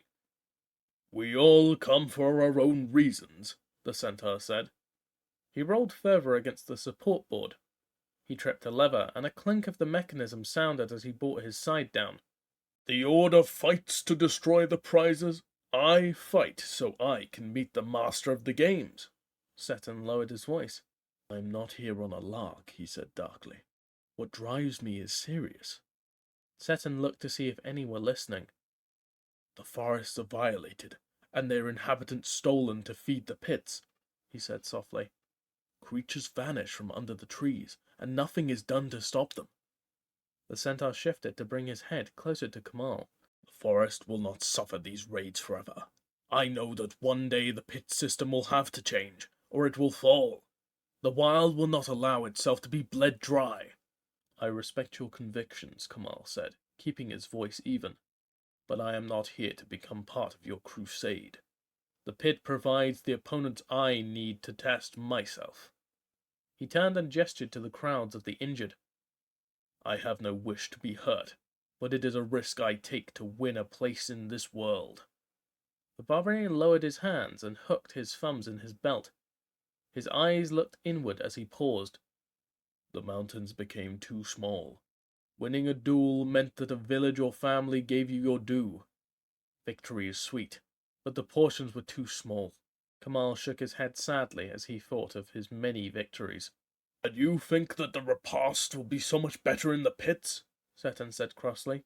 "You think that the crowd will remember you for longer than your next fight?"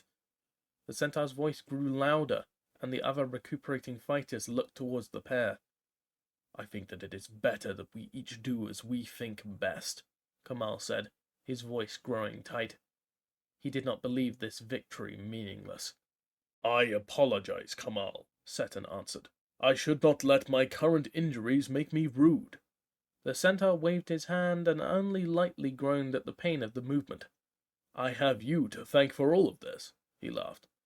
"But truly, I owe you my life," Seton said seriously. "I was paralyzed, unsure I would die when you destroyed the mole. My debt to you is more than gold or words can pay." Kamal nodded, accepting the gratitude with the same equanimity he had accepted the crowd's adulation. "I fought for myself, but any debt you owe me can be repaid by your friendship." The barbarian extended his hand, and the two gripped arms, united as they were in the arena. "Over here, Kamal," Chaina called. The barbarian looked to the front of the champion's box. He had returned to the arena to see the Mer champion fight. There was no posted opponent, and the barbarian wondered who would battle the dangerous-looking amphibian. "The match has not started?" he asked, taking a seat next to the Cabal minion. Chaina was eating olives and cheese as he sipped from a cup. The barbarian nodded to a servant who supplied him with a small loaf of bread and a goblet of wine. Kamal drank, noticing a sour taste and looking towards the servant. Chaina noticed this look. "Someone delivered lower quality food to the kitchens stocking the boxes," the young man explained. "They're scrambling to find decent food for the important patrons." He snorted and gestured around as if to comment that the actual pit fighters were obviously low on the list of powerful. Kamal drank the wine without further comment, though deep inside, the slight rankled him. "It's all maneuvering to embarrass the current master of the games," Chaina said, sounding conspiratorial. "Someone is trying to displace him and his connections." The barbarian listened with little interest. The crowd stirred excitedly as the fighter's gate opened. Turg strode forth, the mighty Mer champion glistening as if his skin had been freshly moistened. The placards naming the opponents were not posted, and Chaina straightened as the frog stalked the empty pit. A concealed gate opened far from the crowd. With a wild bray, an ass ran into the pit, its hooves flying with wild kicks as it tore around the sides of the arena. The crowd exploded in laughter as Turg swelled up, his hands closed in fists. The amphibian shook with rage as the audience continued to laugh. Many of the Cabal servants appeared stunned. The frogman ran to intercept the donkey. I can't believe someone would try to disrupt the games, Chainer exclaimed as the Mer champion raced to his ridiculous opponent. This prank will offend the ambassador and the master of the games. The frog reached the donkey, and it spun and let fly. The sharp hooves laid open the skin, and the laughter increased. Kamal smiled slightly, though the other fighter's grin showed half-moons of teeth. Turg darted in and grabbed the ass's skull. He turned, throwing the donkey in a circle. The animal's neck snapped, its body falling limp to the ground. A light smattering of contemptuous applause greeted the amphibian. He kept his grip on the head, and his muscles bunched, rotating the skull and tearing it free. Blood poured onto the sand, splashing up against Turg's legs. He cocked back his arms and hurled his opponent's head up into the crowd. The spells that protected the seats flared, and the lights dimmed as the power flowed to intercept the bloody projectile. The skull rotted away, diminished by the forces of accelerated decay until it fell over the seats in a spray of foulness. The sound of retching competed with nervous laughter. The ambassador was standing in his box, outrage visible on his aristocratic features. The master of the games gestured wildly to the gatekeepers down in the pit. "He's sending down another beast?" Chainer said, settling back into his seat. "He'll try to write it off as a mistake, but the patriarch will have his head before the end of the day." A six-legged reptile rushed into the arena, soldiers driving it forth with jabs from tridents. Its legs churned, and it froze in the center, its head turning in quick jerks. "A Crozon dragonet," Chainer said, clucking his tongue. "A decent fighting animal, but not one with stature enough to balance the insult of an ass." The dragonet saw the amphibian, but did not charge. "They need to be driven to battle," Chainer said sadly as the master of the games went into a new spat of shouting and arm-waving. The gates opened again, and more animals spilled into the arena. Great hounds milled, their foamy jaws hinting at madness as they bit at each other before the sight of the dragonet and the frog sent them running. The six-legged beast tore into the pack as they came close. The reptile's jaws snapped at the leg of a dog several times, leaving it a bloody mass. The rest of the pack piled on, but the beast thrashed. Howls of pain echoed in the arena as the dragonet's rough hide stripped fur and flesh away. The amphibian closed, and half the pack turned on him. There was a wave of magic, and the frog seemed to fade. Around each of the hounds an outline of the Mer champion appeared, his legs dragging as if hamstrung. The pack fell on each other as the spell turned their instincts against them. A biting, dying circle spun between the frog and the reptile.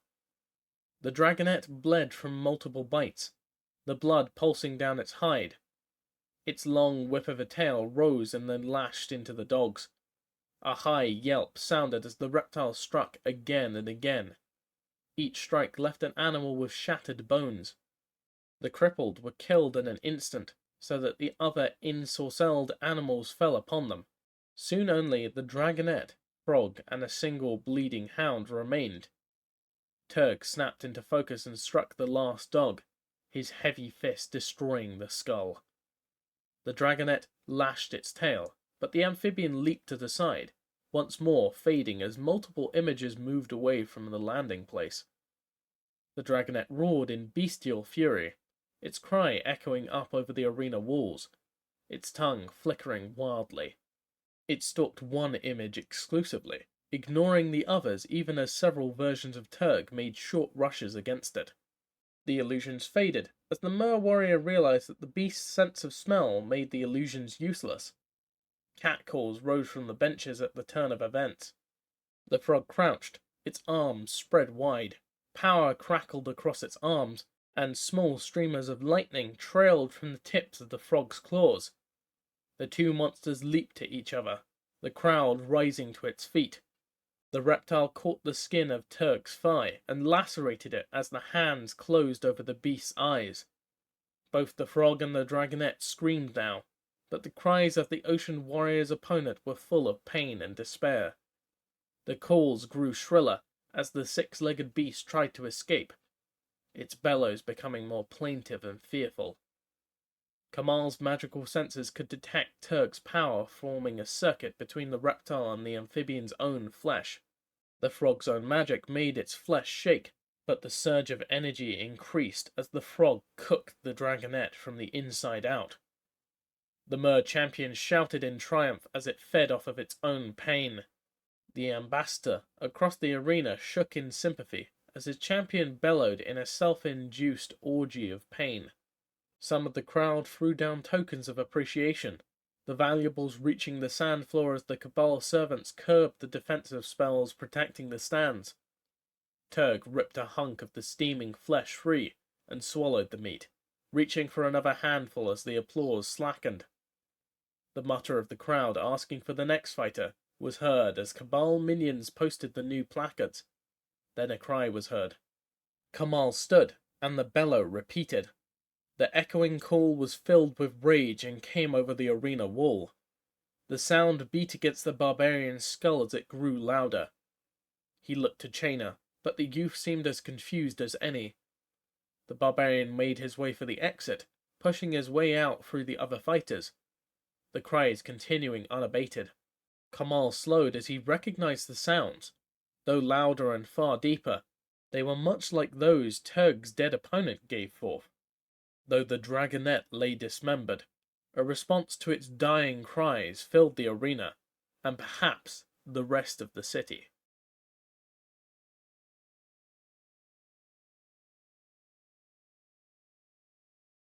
Odyssey, Chapter 5.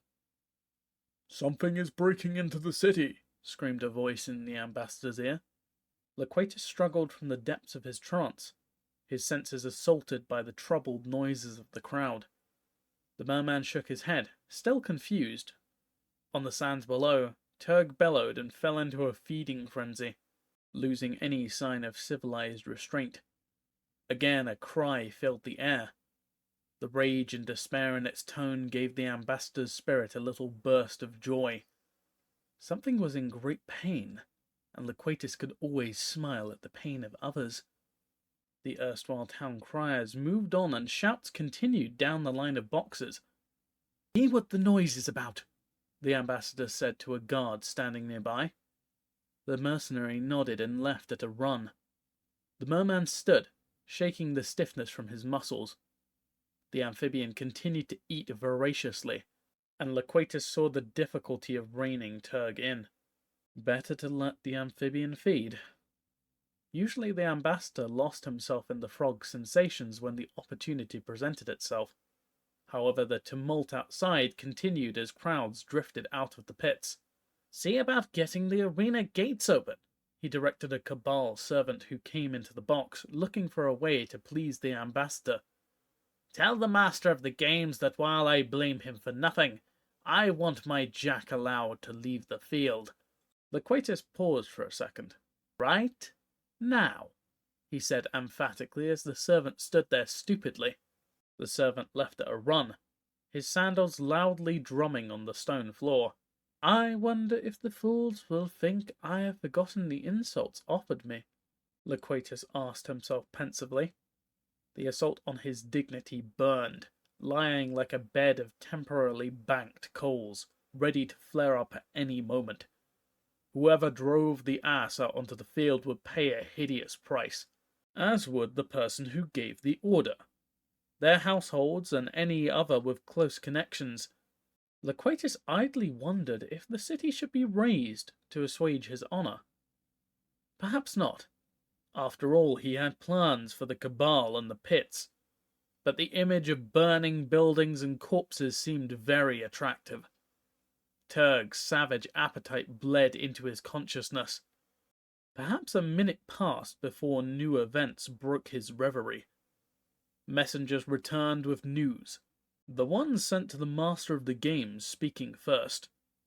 "The official is gone, and all the Cabal servants are called away," he explained, bowing in humiliation. "There is no one with authority to order the gates opened on the arena floor." Loquatus smiled slightly and walked to the refreshments laid to the side.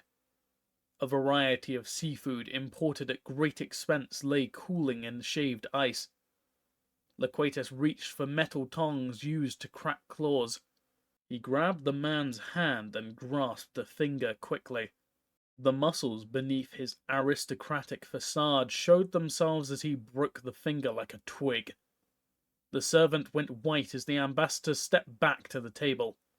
Loquatus picked up a lobster claw and some bread to feed the echo of his jack's hunger. "I sent you to get Turg out," he said merrily, cracking the chitin to get the meat.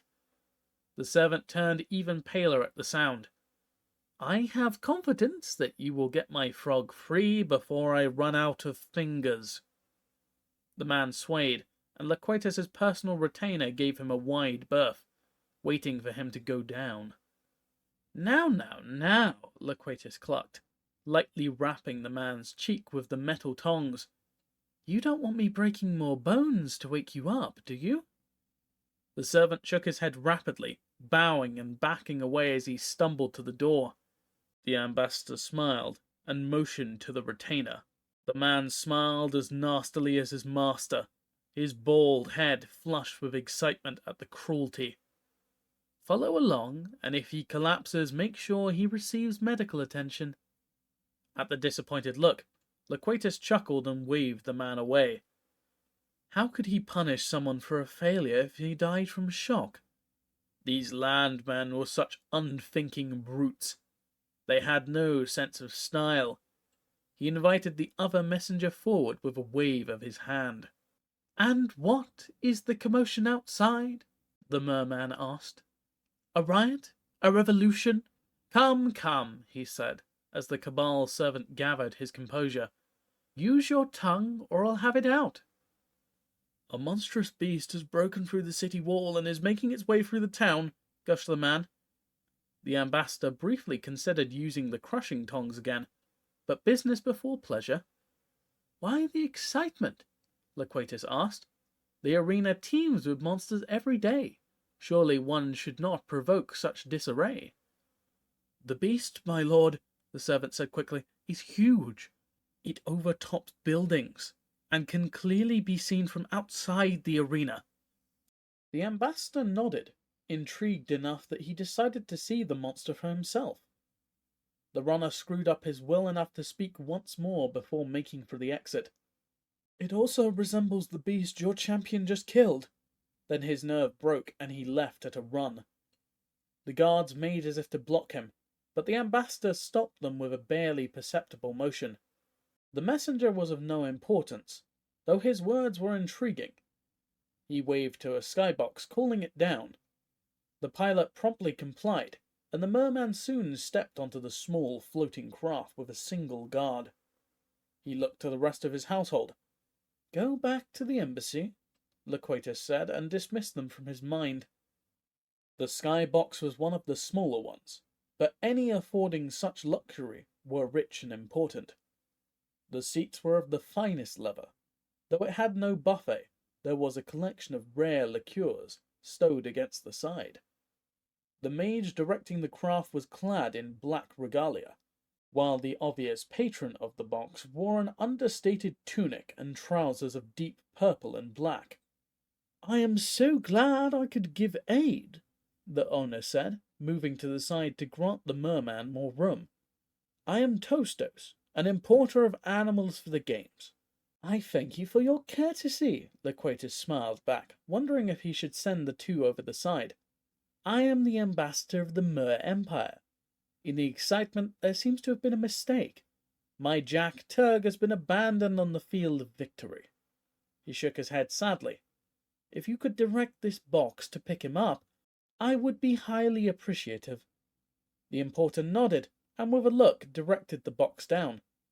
"There is perhaps a chance that the protective field over the fighting arena may be quiescent," he said. "If not, your fighter is trapped until the guards let him out." The ambassador nodded in agreement, but thought that Turg could escape if he must. The box slowed suddenly as it neared the field. "Warning spell," said the importer unnecessarily. The merman could detect the roused energies waiting to destroy anything that trespassed the vigilant watch. The amphibian below tore more flesh from the dragonette, and some of its 6 limbs lay amputated. The frog had eaten itself nearly immobile, and Loquatus cursed its indulgence of appetite. "There is no way that we can get through the stand defences, Your Excellency. Is there some other service I might provide?" Loquatus curbed his temper. "There," he said, pointing into the open air above. "Lift us up so that I may see this beast that draws the rabble so far from their posts." The box began to rise towards the opening. The curving galleries and conduits of power loomed over the field, and the conveyance drifted further to the side. The rate of ascent slowed as they neared the limits of the arena. Finally, they peeked over the wall and saw the madness outside. The merman enhanced his senses, his suddenly sharpened eyes and ears bringing the scene into crystal focus. "Crows and dragon," whispered the importer at the ambassador's side. Loquatus slapped the patron, his burning gaze demanding absolute silence. The dragon was Turg's opponent grown 100-fold. The 6-legged beast looked down on the buildings as it passed. The city guardsmen ran screaming before it, breaking down doors to hide inside. Its head ducked, and the monster gulped down a flagging sergeant as a snack. The other guardsmen put on a burst of speed. They slowed immediately, exhausted from their crazed run from the city walls. Loquatus could see the soldiers converging from other parts of the city, but he doubted that many would arrive in time. The dragon's huge tail lashed behind it. A steady rain of debris from tumbling walls filled the street as the beast came on. The area in front of the arena was bedlam as carriages and palanquins dispersed. Patrons rushed for waiting bearers, the servants trembling with fright and frustration. It said something for the brutality of the city elite that transport waited, but the outskirts of the crowd were fraying away, some chased by their screaming masters. A clump of officials rallied the Cabal arena guards and handlers into formation. It seemed a forlorn hope against the approaching juggernaut. Loquatus felt satisfaction at their impending doom. A terrible death by a monster might salve away the wound to his dignity.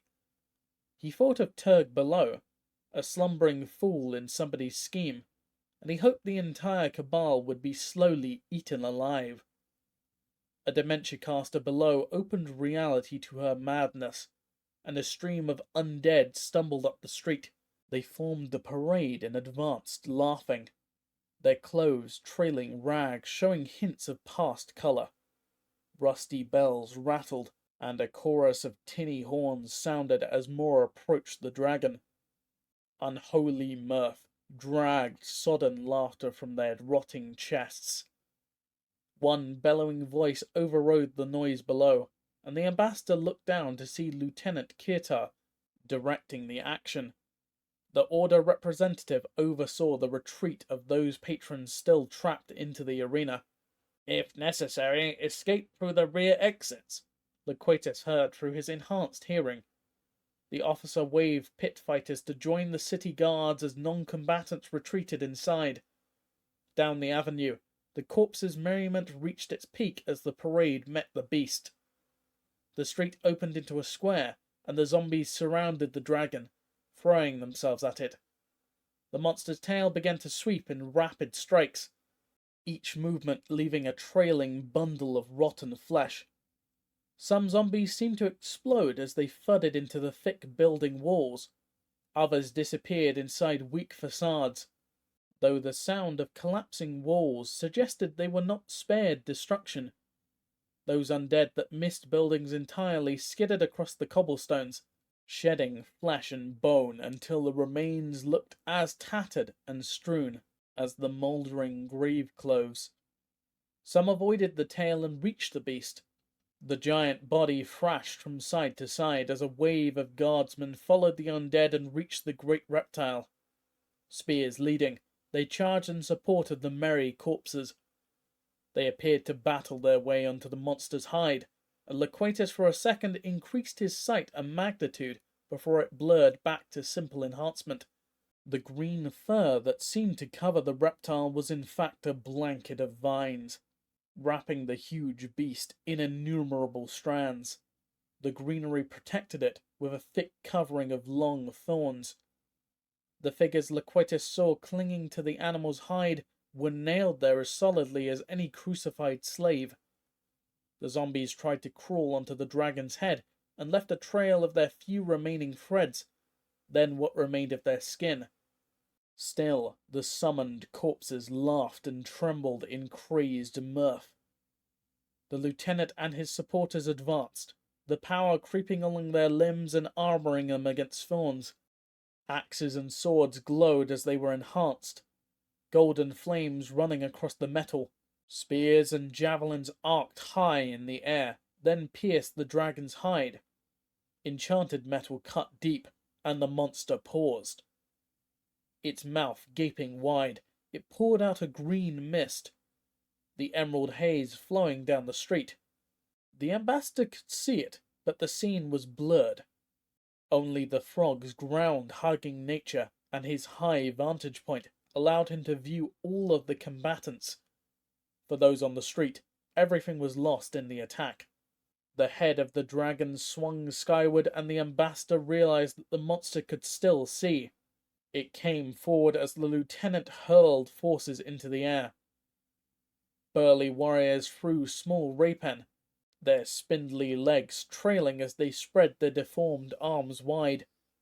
The magic flowed and their arms doubled in length, feathers spurting from their skin as sorcery gave them wings that their ancestors gave up millennia before. 4 bird warriors climbed higher and began shouting reports to the lieutenant below. The ambassador swore as the Order forces moved forward. The destruction of his host city would have pleased Loquatus greatly. Shouts of surprise sounded from the fog below. Like the tropical jungles of the south, ivy and kudzu spread across the buildings and streets. Wild growth exploded out the window boxes. Plants and vines unfamiliar to Loquatus curled around windows and doorways, as thick grasses and brush tore through cobblestones. The street swiftly became impassable. Weapons once ready to battle a dragon tried to cut a path. The fallen zombies vanished as plants tore apart what remained of their bodies. The Crozen dragon forced its way through the street, its tons of armored flesh finding the plants only slightly less navigable than the fog that preceded them. Its tongue searched the air for traces of the now hidden troops. The rapen called out reports, and the lieutenant responded from below. The bird warriors banked and swooped towards the dragon. Long darts fell as they pulled up, the projectile slicing into the animal's head. The creature bled profusely, one of the attacks tearing open the scales near the eye. Weeping red tears, the giant blew forth a geyser of green mist. It swept through the sky, its concentrated green a verdant club that swatted at the flyers, hiding them from sight. The rapen climbed out of obscurity, wildly pumping for clean air. Then they screamed, their limbs flexing spastically, their cries choked off, and Loquatus could see them coughing up gouts of green as they went into seizures. Their magic failed and they plummeted, diving into the tall grass covering the street and vanishing from view. The ambassador felt the lieutenant drawing more power as the Order warriors reacted to the deaths of the flyers. The figures blazed gold as they tried to protect against the infestation, but soldiers collapsed as the green fought against them, the invisible seeds of destruction sown in the first moments of battle. The barbarian Kamal advanced from the arena, his sword a long whip of flame that burned a path through the brush. Bursts of searing red light emanated from his body, wilting the plants nearby. Loquatus hoped for his death, as the jack cut a channel through the fog. The sweeps of his weapon burned others free as he reached Kitar's position and continued past, ignoring the birds' warriors' shouted orders. He trailed supporters in his race up the street. The dragon's head dipped to devour the impudent barbarian. but the sword's long flame charred a line of flesh over its nose. Fresh gouts of the mystical growth hormone washed over the street, but a spreading cloud of flame burned out a circle of safety. The beast tried to maneuver, but fiery knives arced up and exploded on the dragon's side as it turned away. The fires swept away stretches of the thorny vines protecting the animal's hide. Cabal armsmen who had run to the roofs of surrounding buildings found their courage, and a few arrows and bolts sought the gaps in the green armor. The huge tail brought down more structures, whipping in a painful frenzy as rubble cascaded into the verdant growth. Clouds of dust set the combatants choking as they disappeared from view. There was a fresh bout of screams, and Loquatus watched the dragon's claws hooking a hapless fighter into the cloud. Unable to see in the green haze, he summoned a wind. It took precious seconds, but the mass of dust blew over the rooftops, completely blinding those archers and spearmen with the courage to be exposed. The merman ignored them as the cloud began to clear the street. He saw the dragon whip its head, catapulting a screaming soldier through the air to intercept the barbarian as he came into view. Loquatus clapped with delight. "Good show!" he called, ignoring the looks of the importer. The barbarian and his humanoid projectile sailed into a faceless building, which shot out more dust as the internal walls collapsed. The roof pitched sharply, and the refugees of the street battle screamed as they slid off and fell to the timbers and stone blocks below. The lieutenant ordered a retreat, driving the fighters and few remaining observers at street level down the avenues.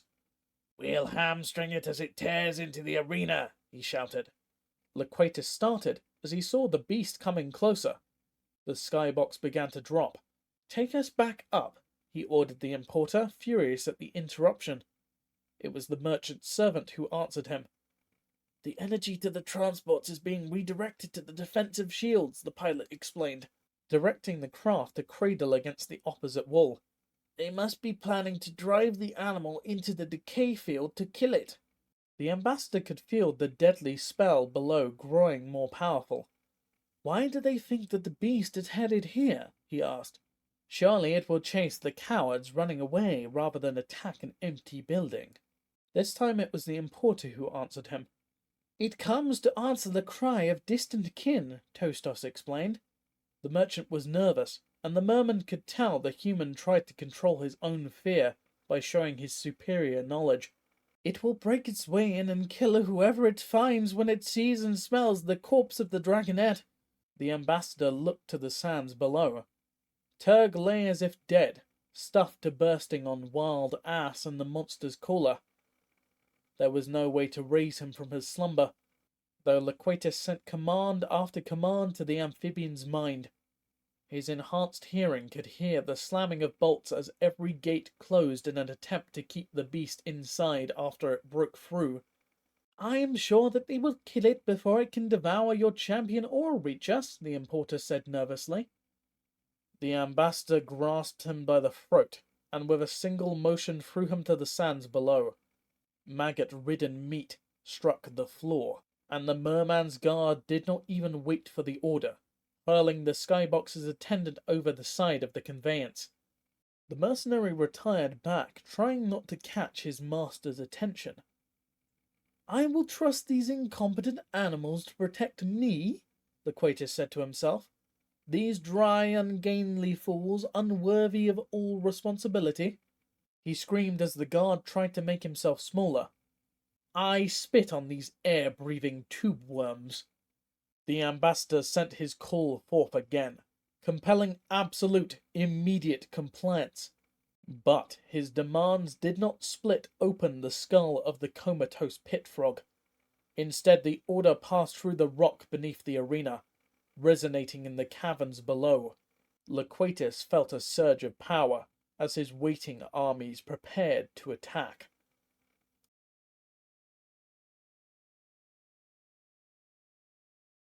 Odyssey, Chapter 6.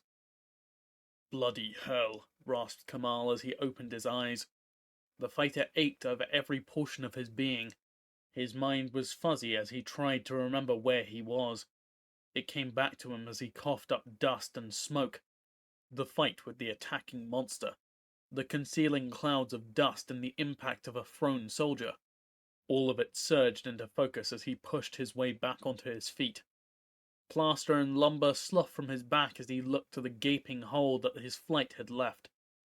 The small fires started during his impact were growing, and at his stern glance died down.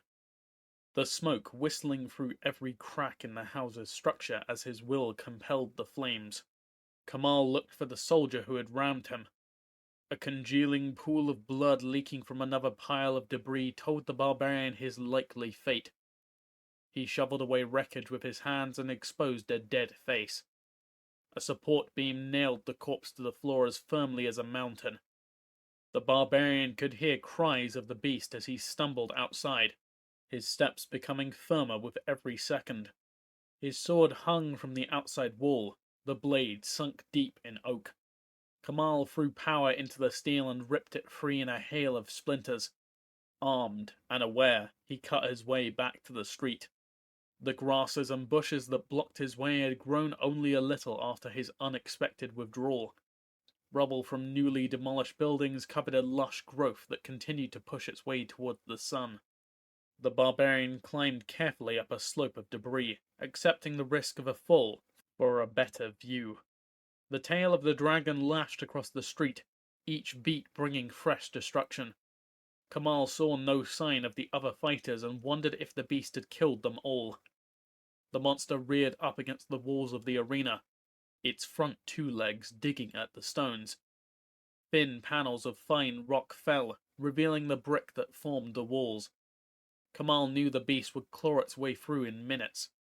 Whether any yet remained inside was unknown, but they would surely die when the dragon pushed its way through the ramshackle structure. The barbarian sheathed his sword on his back and walked up the street towards the stadium, the grass and brush grasping at his legs. The mountain warrior stopped and concentrated, ignoring the caresses of the growing plants. Kamal hurled a continuing barrage of knives drawn from his mind. The blades burst into red and orange flame, casting shadow as they spun before sinking into the waving tail of the monster. The dragon's reflexive movement from the pain battered aside some of the projectiles, embedding them in buildings. The weapons started fires as they discharged into the walls and new trees, the smoke promoting fresh cries of panic as those guardsmen hiding in the rubble and out of sight found their sanctuaries set alight. Despite the secondary damage, the dragon's tail dropped limply to the ground as Kamal's attack burned through bundles of nerves. The beast, maddened with pain, spun in the square before the arena. The monster's hips brushed against the exposed brick core of the pit walls. The masonry fragmented and stained the creature's upper legs with dark ochre, matching its dusty claws. The beast slowed as its dead, trailing tail robbed it of speed, dragging through the rubble and catching on exposed beams before the monster's power tore it free. Kamal continued his assault. More magically forged knives spinning on their trajectories towards the dragon. City guards' corpses were still impaled on the creature's thorny armor, and the barbarian's attack thudded into the cooling bodies. The monster's thorny armor and the dead began to burn as the mystic metal vanished in gouts of flame. Kamal knew the impromptu funeral pyres were the only ceremony the guardsmen were likely to receive in the Cabal city. The dragon recovered, finishing its turn and roaring at the barbarian, its teeth red with blood of those already slain. Kamal drew his sword, waiting for the beast's charge. A new flare of magic lit up the street, surprising beast and barbarian. The combatants froze in the glare, the monster blinded and the city guards diving for cover. Kamal stretched out his mind, trying to trace the origin of the power rippling through the ground. He felt for the stability and strength that he knew from his home mountains, but from the depths an alien magic seemed to poison the very street he stood on. Pools of light expanded out of the ground, their blue radiance growing stronger and attacking Kamal's eyes. Frothy ponds formed, stilled and dimmed, and creatures erupted into the upper world. Giant crabs surged from the holes, spreading out in a red tide. Their massive frames broke through the welter of brush. Claws tore out the dragon's growth by the roots, revealing the cobblestones that had vanished under the beast's attack. The snapping of small tree trunks sounded across the battlefield as the crustaceans cleared a beachhead, their pincers shredding those obstacles they could not simply uproot by sheer strength. The dragon blinked at the sudden activity, frozen in surprise. Then, a building front, damaged by battle, cascaded into the street and broke its trance. The monster breathed out a cloud of green mist, beginning a new bout of berserk growth. The potent breath swept up the street, settling over the scuttling crabs and then reaching the barbarian. Kamal closed his eyes and concentrated. Small flames leaped up from his clothes and gear, then grew until his entire body was encased in pale flame. The sound of the fire was echoed in the hiss and crackle of the new growth sprouting everywhere in the street. Cobblestones cracked as trees and bushes forced their way to the surface. The flames leaped from Kamal's clothes to the ground and the new tendrils of growth withered. The warrior started forward, the fire of his will burning a path through the resurgent vegetation. The flames lit the mist, and he moved as if in a fog. The barbarian used his sword now, his fiery armor thinning, leaving him more exposed to the mist. The energy clung to his sword, and each swing of his weapon cast a scything whip of power ahead to clear his path. The blade opened the way to the crab's clearing. The pools were still lighting the fading mist with their radiance. Kamal felt immediate antipathy to the light. Its color pierced the eye, and his weapon's flame curled back behind him, expending his irrational hate into the vegetation at his back. The dragon was coming into view, and he could not afford distractions. The Seawalkers showed no reactions to the barbarian's emergence from the new jungle, continuing to cut back growth. The dragon breathed again, its concentrated wrath billowing over the clearing. Many of the crustaceans were covered with growing plants, but they continued working, their claws now trimming grass and bushes from their fellow workers as well as the clearing's edge. A new surge of mer forces began to crowd the clearing.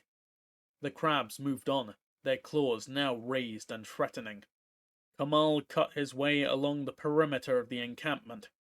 The warrior surmounted a mound of rubble, enabling him to look over the crab's clearing. New creatures dragged themselves from the pools, and the crustaceans charged at the dragon. The giant reptile reared up.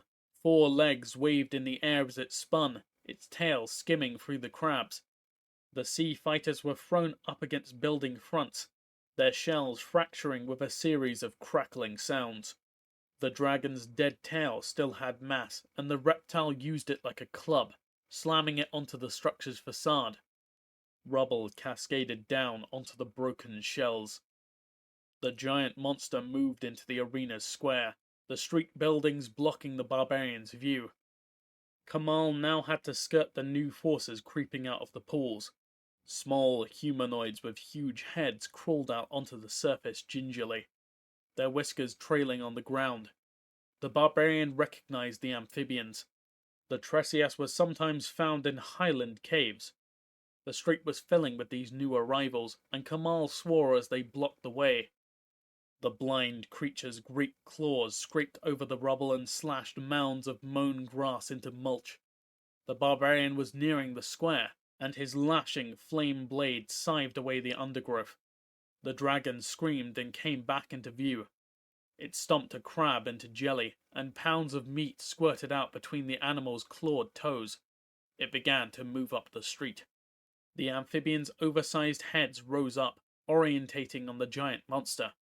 A surreal and hypnotic radiance pulsed out towards the common enemy, faint in the sunlight and the dust of battle, but commanding all the same. Kamal caught only a brief glimpse, and it mesmerized him. The battle faded away as his mind lost itself in a play of color. His training strained to break the silken mental bonds, to reassert his mastery. The barbarian's struggles cleared his mind, and his sight came back. He found himself turned around, facing down the street, away from the dragon and towards the Tresias. He shifted his eyes away, avoiding the hypnotic trap that tried to ensnare him once more. From the corners of his eye he could see more crabs coming forth, these falling upon the rubble and vegetation to expand the beachhead. As the hypnotic power of the Tresius seemed to dim, a new wave of reinforcements crawled from the depths below. Kamal shuffled to the side in atavistic reaction as the new marine fighters rolled and oozed over the landscape. The cephalid soldiers hauled themselves by their tentacles out of the pool. Bags of flesh, they left a trail of slime as they slithered over the cobblestones. Though they lay like dead jellyfish cast up on the beach by a storm, each grasped a weapon. Spear guns and tridents dug at the dirt as the invaders rested for a few precious seconds, then resumed their drive on the still bemused monster. The hypnotic Tresius light vanished as each amphibian collapsed, hanging their heads and starting to crawl back on their fragile limbs towards the pools of the underworld. The cephalids and crabs parted as their blind compatriots returned, their manner showing the same disquiet with their allies that the barbarian felt. Kamal scaled the side of a building, his bruised hands leaving a tacky film of blood as he swarmed up the side. The sea forces had cleared a path, but he would not trust their company. By the time he reached the third story, the dragon sounded again, fury in its voice as it overcame the amphibian's spell. The barbarian chinned himself to the rooftop and turned to run towards the giant monster, finally free of undergrowth and mer warriors below. The cephalids attacked the dragon, propping their projectors on rubble and bodies from the battle. The shafts flew wildly, and Kamal congratulated himself on seeking higher ground. Incompetence and inexperience could kill as quickly as malice.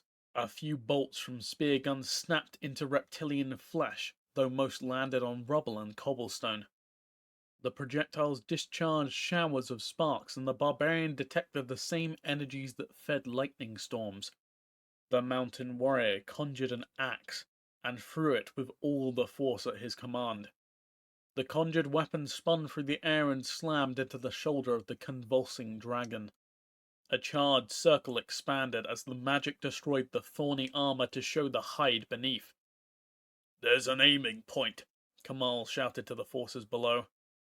The cephalids were completely silent, their tentacles locked around their projectors as they compacted springs and loaded new shafts for another volley.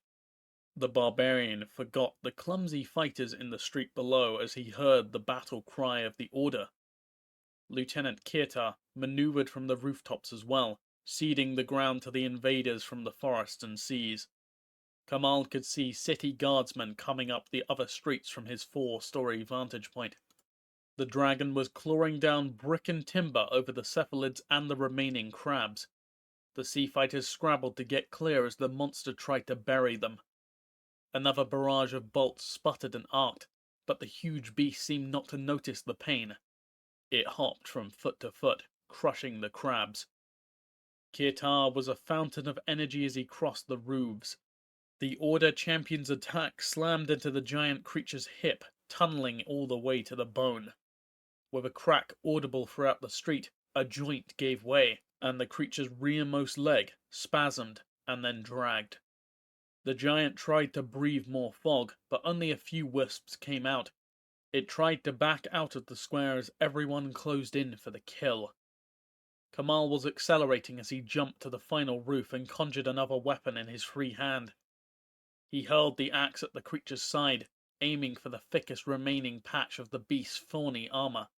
He was in the air in a long leap when it exploded, devouring a broad swath of deadly vegetation in a wave of flame.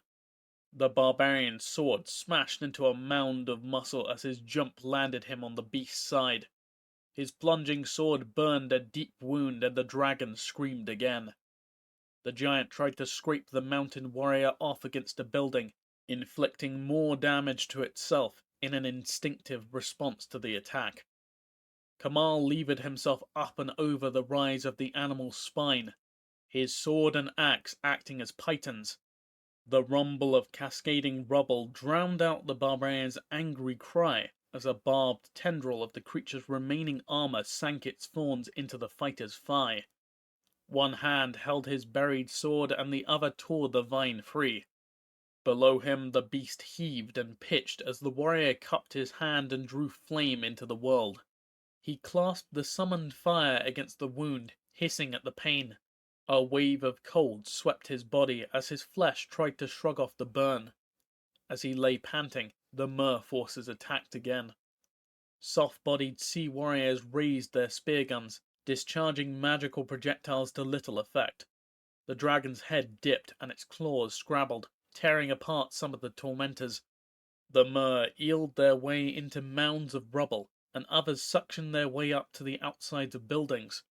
The forest creature took advantage of the ascending invaders and snapped them down from the buildings. Even as it devoured its foes, the crabs made a run for its flanks. Though most died under the dragon's heavy stomps, some scuttled under the massive frame, and now giant claws nipped at the injured leg and tail. The barbarians saw the crustacean warriors moving wildly below, their claws shearing at the huge tendons. The middle leg on the left collapsed, and Kamal jumped for safety as the animal went down, rolling to crush the sea fighters. The mountain mage's sword lashed into a building wall, and the pull of gravity dragged the steel down. The power of the blade left a trail of smoking brick as Kamal arrested his slide. As he slowed, he pulled the weapon free and fell the remaining distance to the street.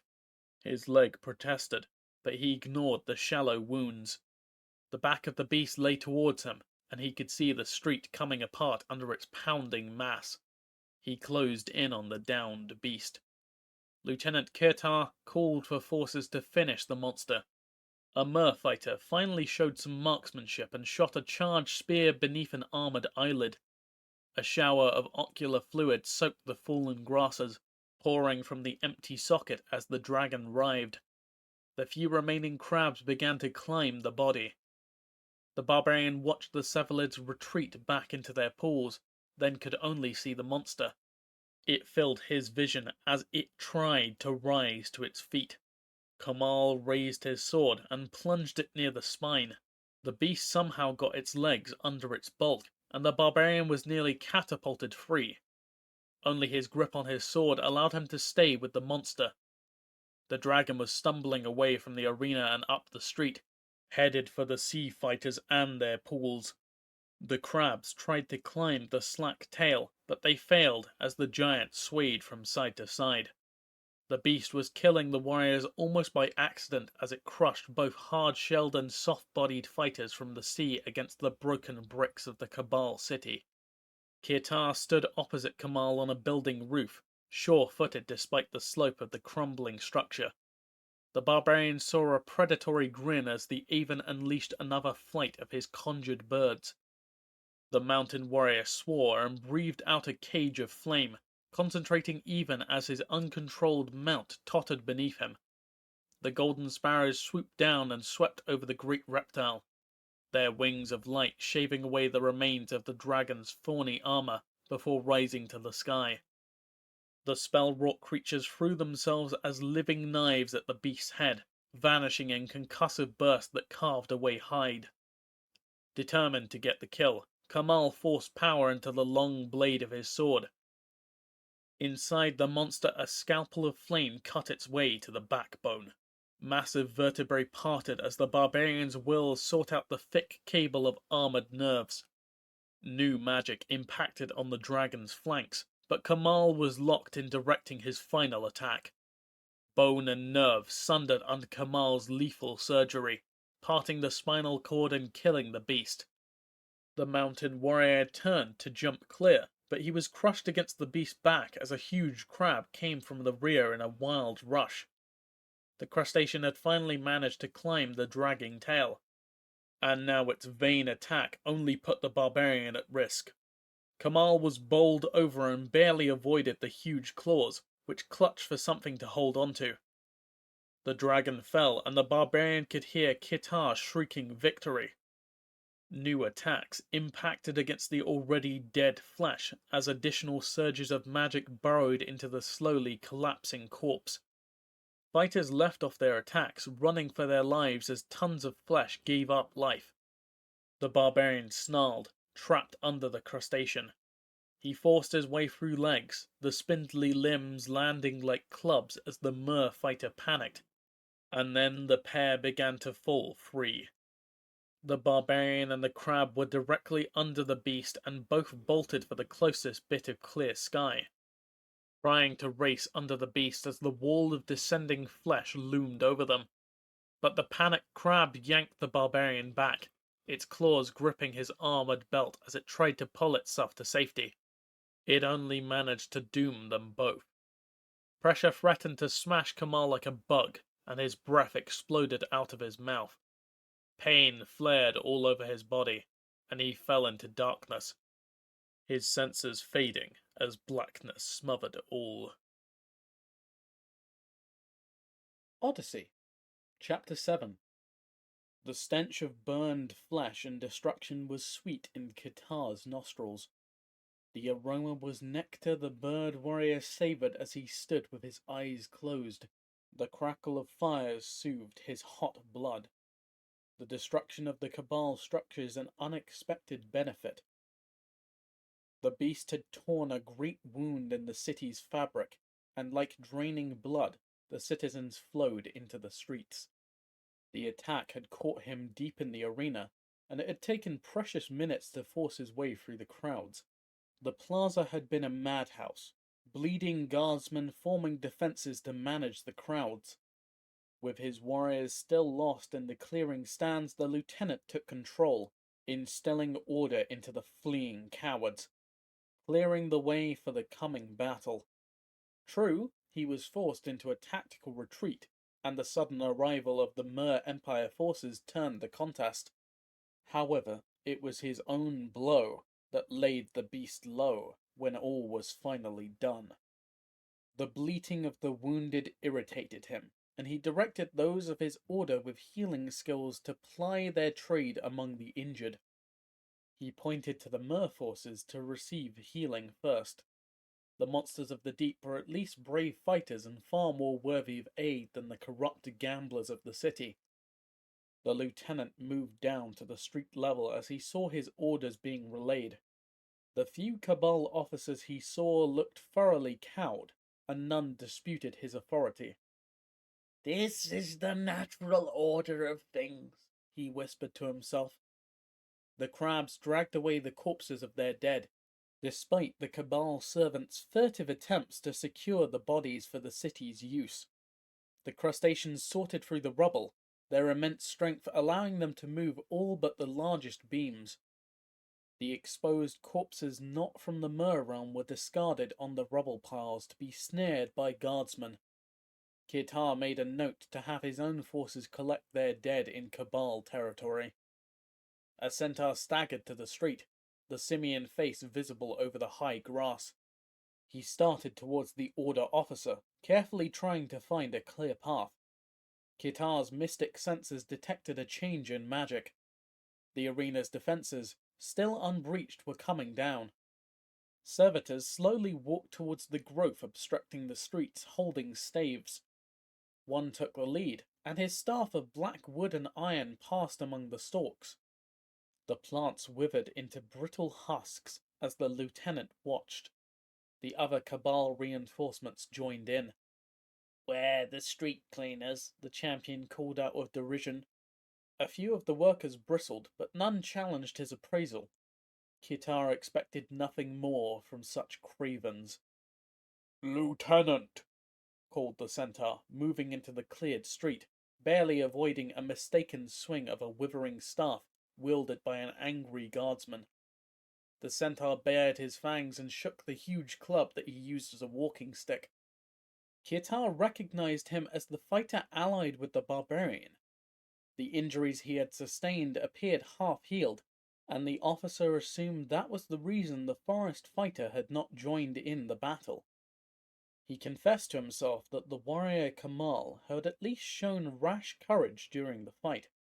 "What is it?" he asked. Then, trying to explain his shortness, he continued, "As you can see, there is much to be done, and our hosts seem incapable of doing it. Kitar ignored the efforts of the Cabal to clear the streets and the stream of carts arriving to haul away the rubble. The beast was a Crozon dragon, the centaur said. It is found only in the forest of the far northwest. At the signs of the bird warrior's exasperation with the lesson, Seton made his point. It has absolutely no business being here. Something is wrong, and this attack could only be the sign of greater troubles. I appreciate the information, sir, Kitar said, speaking with excessive courtesy. But what am I to do? He waved to the destruction caused by a single beast. How does the destruction of a pit like this concern the Order? For the dragon to appear this far east, the reverberations of whatever is disturbing the forest must cover leagues, Seton explained, his voice showing offense.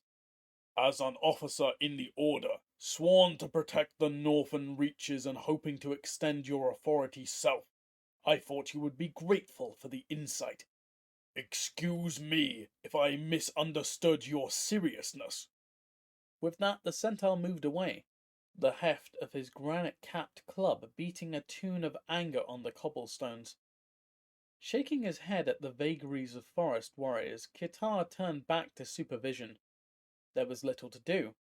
An army of Cabal workers fell to work in concert with the remaining crabs. Well, of course they're ready now, the lieutenant mumbled to himself. More movement caught his eye, and he turned to see Loquatus, the Mer ambassador, and Turg, his amphibian champion, coming from the arena. The frog moved slowly, and his eyes were glassy. Kitar had not paid full attention to the arena match and wondered if Turg was injured. The frog squatted on his heels, slowly rocking from side to side as the ambassador came forward. Congratulations on your brilliant victory, the merman hailed.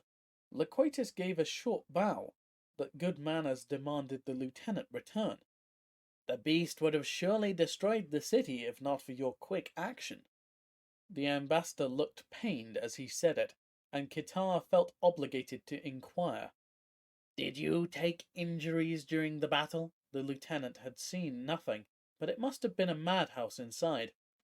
No, replied the merman. My spells protecting the arena sealed me and my champion away from combat. Turg was trapped in the arena floor, and a few others and I were locked in a skybox during the actual attack. I fear the excitement was too much for my companions. In a fit of desperation, they tried to leap free and perished in the fields protecting the audience from the arena floor. Loquatus looked quite distressed, reining his voice in with difficulty. It's desperately sad. One of the deceased was an importer, with some knowledge of the attacking beast. He said it was a type of dragon that came in response to the beast my champion killed. Kitar frowned. A centaur told me that the beast never left the northwestern forest, the officer said. He was quite convinced that such animals were never here. To come in response to a cry means either the animal was tracking the one killed, or that it was in the general vicinity. Kitar wondered if perhaps the centaur was onto something. There could be a continuing danger. Another bird warrior flew through the air. The four in Kitar's party had been killed, so this golden-winged fighter must be a messenger from the north. The lieutenant waved his arms to signal his presence, but the sharp-eyed flyer was already swooping down to him. The rapen folded its wings and shook the still settling dust off of its feathers. Greetings to my first, intoned the rapen, its high tenor piping as it recited the message from memory. Messengers were specially trained to give messages word for word to prevent written orders from being intercepted. There have been attacks on the forest creatures all along the western border from the high plains. You are to return north directly, collecting information and offering aid to those whom need it. The villages under the order must be protected. If necessary, you will stay and oversee the southern defense. We will find out what is happening. Piana, Captain of the North. Kitar cursed the bad timing. Fighters from across the continent were here for a contest, and representatives of the other continental powers had arrived as well. Here was a perfect chance to forge new alliances, and the captain had just ordered him back to the barely civilized plains to protect scores of nameless villagers. His huge hands clenched in anger, but he relaxed them with a conscious effort. The captain was the head of the order, and he must believe that she knew what she was doing. After all, he thought to himself, he didn't want to stay in this pit of a city anyway. There would be other chances to make his presence known. News of his victory would help convince others that the order's direction was necessary for the common good. "I am afraid I must leave directly," he said to the ambassador, waving the messenger towards the main camp. "I am sorry to miss the championship rounds, but I am sure Turg will triumph now that I will withdraw from the contests." He looked towards the amphibian, but he had vanished from sight. Looking for the frog brought the officer's gaze back on the sight of the Mer forces diving into the pools, dragging their dead behind them. "I was very surprised to see your soldiers streaming from the ground," he stated, his eyes narrowing as he turned back to the ambassador. Loquatus seemed huge, his form giving off vibrations that seemed hypnotic. Kitar could feel his pulse slowing as the violet eyes of the merman expanded to fill the world. "But, of course, you knew of the soldiers under the city," a velvet voice insinuated. "They attacked at your orders, being already under your command. Don't you remember?" Kitar fell into darkness ringed in purple as the ambassador took hold of his shoulders. "I must therefore leave immediately for the forest's edge." The words resounded in Kitar's head, and he wondered who was saying them. It was with some surprise that he realized that he was the speaker. "This attack is one of dozens that have issued from the west. The Order is the only force that can protect those villages without the walls and guardsmen of the Cabal city," he said to the assembled city elders. Kitar stood on a rough platform against the arena, looking over the square. The fall of rubble punctuated his speech as work crews tried to clear the streets. The dragon that he had slain filled the streets, and blood from the great corpse slowly drained into the storm gutters, the smell of gore issuing from the sewers under the arena. The crowd of henchmen and ordinary citizens ignored the odor. Kitar knew them to be used to such odors in this pit. He gritted his teeth in anger. Why was he giving a speech to the Cabal? He wondered savagely. The city was contemptible. Only the grave breach in civil order had convinced him to fight the dragon attack. Cabal City was a sour taste in his mouth. Only the sight of the Mer ambassador, his invaluable advisor, prevented him from spitting in contempt onto the arena square. He ignored the growing mutters at his long silence to regard Loquatus, his closest ally. The merman was the first to see the importance of uniting the continent of Otaria, saving its fragmented history. The Mer agreed it was long past time to impose order on the land. The underwater kingdom would lend arms to help the lieutenant pursue his dreams. The guards the ambassador put under his command proved invaluable in defeating the huge beast. It was the first and richest fruit, the interpower alliance that the Order wished to form. How lucky the ambassador had ferried his personal guard to the catacombs under the arena. Kitar wondered at the expense of shifting so many water breathers. It was fortunate that the drowned caves had been available. Even though the forces proved effective, he still chuckled at the naivety of the ambassador. It showed the merman's inexperience with the dry land that he would bring water breathers as guards against land-bound dangers. After all, how many flooded caves could there be? He nodded to the ambassador, grateful for his support and resolved to do his best in protecting Loquatus from his own foolishness and inexperience. The officials began clapping after long seconds, and the crowd belatedly joined in. The master of the games heaved his heavy bulk up onto the podium beside the lieutenant. Kitar dragged his attention back to the officials of the Cabal, despising them but determined to act politely for his ally's sake. The Mer ambassador nodded approvingly, and the bird warrior felt a burst of pride at his own statesmanship. "We thank you for your leadership in combating the dragon in conjunction with Ambassador Laquatus's guard." The Cabal functionary sent an ill-favoured glance towards the water dweller as he mentioned the valiant sea fighters. It was the base nature of the pits that made them so suspicious of such timely aid, the lieutenant said to himself. The speaker turned from the ambassador as if snubbing him, and gestured broadly towards the order officer and his guards behind him. "Hurry up, you bag of wind," the Avon warrior muttered to himself. "In recognition of such bravery and valor in cause of common good, we gladly offer the pick of prizes to Lieutenant Kitar." A polite clapping sounded as the representative of the order went to select a prize from the mound of treasure pulled from the arena. The champion was unable to restrain showing at least some contempt for the proceeding, and he chose an Ellen to carry the prize. Though the giant bird warriors stood close to 10 feet tall, the grey-skinned humanoids were of a serving class.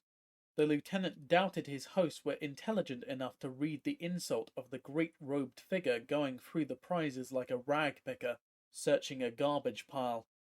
The Ellen selected an object, the round sphere almost lost in its gigantic hands. The ambassador and its frog both looked to the prize, ignoring the rambling official. As Kitar agreed to this farce only as a favour to his ally, he wondered what could be so important about a bauble plucked randomly from a pile. The Ellen walked slowly, appearing almost introspective as it came nearer the officer. The giant bird warriors were known for their lack of magical talent, and it appeared outside of everything Kitar knew that the huge servant tried to use magical senses to probe the metal surface. Intrigued by what would drive such a mystical incompetent to such efforts, the lieutenant stepped forward to intercept the prize-bearer. The walker showed no awareness, continuing towards the baggage train where the bauble was to be stored with the other luggage. The officer plucked it out of the Ellen's grasp, seeing Turg step forward as if to admonish him. Then all thoughts of the frog, the Cabal, and anything else vanished from his mind. The sphere erupted in a shout of power. The dull metal surface seemed to burn away, blurring Kitar's eyes with tears. The magic that cooled so softly now filled the world. As a flare of energy subsided, the lieutenant held the globe of perfect crystal. The clear depths called to him, drawing his spirit away from the Cabal city. The aftermath of the battle and the stench of the street was gone. Purity and glory surrounded the bird warrior. The audience showed its essential stupidity in staring dumbly at him, ignoring the vistas that opened at every side. Kitar saw himself striding through a field of enemies, each frozen and impotent against him, and his spells swept them away into oblivion. The banner of the Order flew over the field of victory. The Avon's heart sang as he knew the triumph, the glory that waited to be seized. The images dimmed until he saw once again the magnificent globe filling his hand. Kitar heard the exclamations of the crowd but ignored them. They were not worthy to taste the future he had seen. This city was trash and could be ignored now that he held real power. His huge hand closed over the prize, gripping it as tightly as his mind gripped the visions it bestowed. Odyssey, Chapter 8. Everything was going so well, thought the ambassador, stunned by a surge of magic. How, by the stormy seas, have things gotten so out of control? The ambassador was finally able to rouse Turg from his digestive slumber, only at the end of the battle. He was required to actually lay hands upon the amphibian before he could break the near coma. Seeing the pit fighter too stuffed for any use, he forced the humanoid to expel much of what he had eaten. Thankfully, no one witnessed the thoroughly unpleasant scene, but Loquatus pledged the frog would not be allowed such behavior ever again. Even as Turg scraped his face clean, a soldier from the underground army had found the ambassador and reported on the battle. The cephalid shifted down the seats of the arena and collapsed as it fell from the high walls to the sands below. Loquatus thought the tedious importer would have looked very similar if he had not dissolved away under the then active defences. "My lord," The warrior had said in a muffled voice, nearly inaudible as it tried to speak out of the water, "the beast is fallen, and our forces clear away the debris. Captain Satas has sent those who cannot live outside the water long back through the portal. He has been forced to retire as well, and awaits further instruction." Loquatus cursed the poor timing that found so few warriors able to live long above ground. More amphibians would have to be found for further battles. The cephalid's tentacles were nearly white from exhaustion, and it needed to get back to the water. "Tell the good captain that there is no need for further operations on the surface at this time," the ambassador said carefully. "Sound the recall of all troops. It is not necessary for our fighters to act as servants to the inferiors inhabiting this land. I will meet with Satas later at the usual place." He paused, wondering just what the situation outside was. If worst came to worst, he could always find refuge in the deep caverns. It was unlikely that any would be able to invade the dark subterranean rivers. Whatever happened, he needed to do as much damage control as possible. The presence of a secret fighting force must be explained, and assurances paid to the Cabal. Briefly, Loquatus regretted the necessity of sending the army back below, but further action would undoubtedly create substantial casualties without any lasting gains. If only the cave-digging crews had opened up more of the underwater cavern systems. He returned the cephalid's gesture of obedience and watched the soft-bodied soldier scale the wall. Captain Satas had responded promptly, and it sounded as if the quick action of the Tresius had saved Turg and the ambassador from having to contend with the dragon. He resolved to closet himself with the diminutive amphibian in the near future. The destruction of the city streets put him in a better humour. The rubble and still visible bodies made him cheerfully overlook the insult he had suffered for the moment, though whoever made him and his champion an object of fun would someday pay their price. He saw the last of the marine dead being dragged into the pools as he arrived to talk with the lieutenant. The self-important champion had succumbed easily to the ambassador's spells, and he dragged the officer into a gaping building as his mind overrode the Avens. It took only a few minutes of apparent conversation to set a cover story in place. Kitar now believed that days before, the ambassador had told the bird warrior of a secret guard foisted upon him by the emperor. Unwilling to insult the ability of his Cabal hosts, Loquatus had hidden them under the secret tunnels under the arena. Realizing that the lieutenant was the preeminent military power in the city, the ambassador offered his troops to the order as an emergency reserve. The attack of the dragon revealed how incompetent the Cabal was in military matters, and only the lieutenant prevented a complete disaster. The decision of the emperor to send additional troops showed the wisdom of the underwater monarch. At the conclusion of the battle, the badly damaged marine formation retired back to the deep wells under the arena and the embassy. Loquatus created a fantasy of temporary alliance that even now worked at the bird warrior's memory. When Kitar went north, he would take with him the absolute conviction that a permanent alliance was the natural next step with the Mer Empire. "Lieutenant Kitar, we have orders to escort you to a ceremony honoring your leadership," a gravelly voice announced almost in the merman's ear. Loquatus broke off his mental manipulations suddenly. leaving the lieutenant to stumble and look around vaguely at the sudden release. A section of the city guardsmen stood at ease, one holding a clean standard that contrasted with his torn and dusty uniform. It appeared that the city was wasting no time in honoring a hero. The ambassador smiled brightly.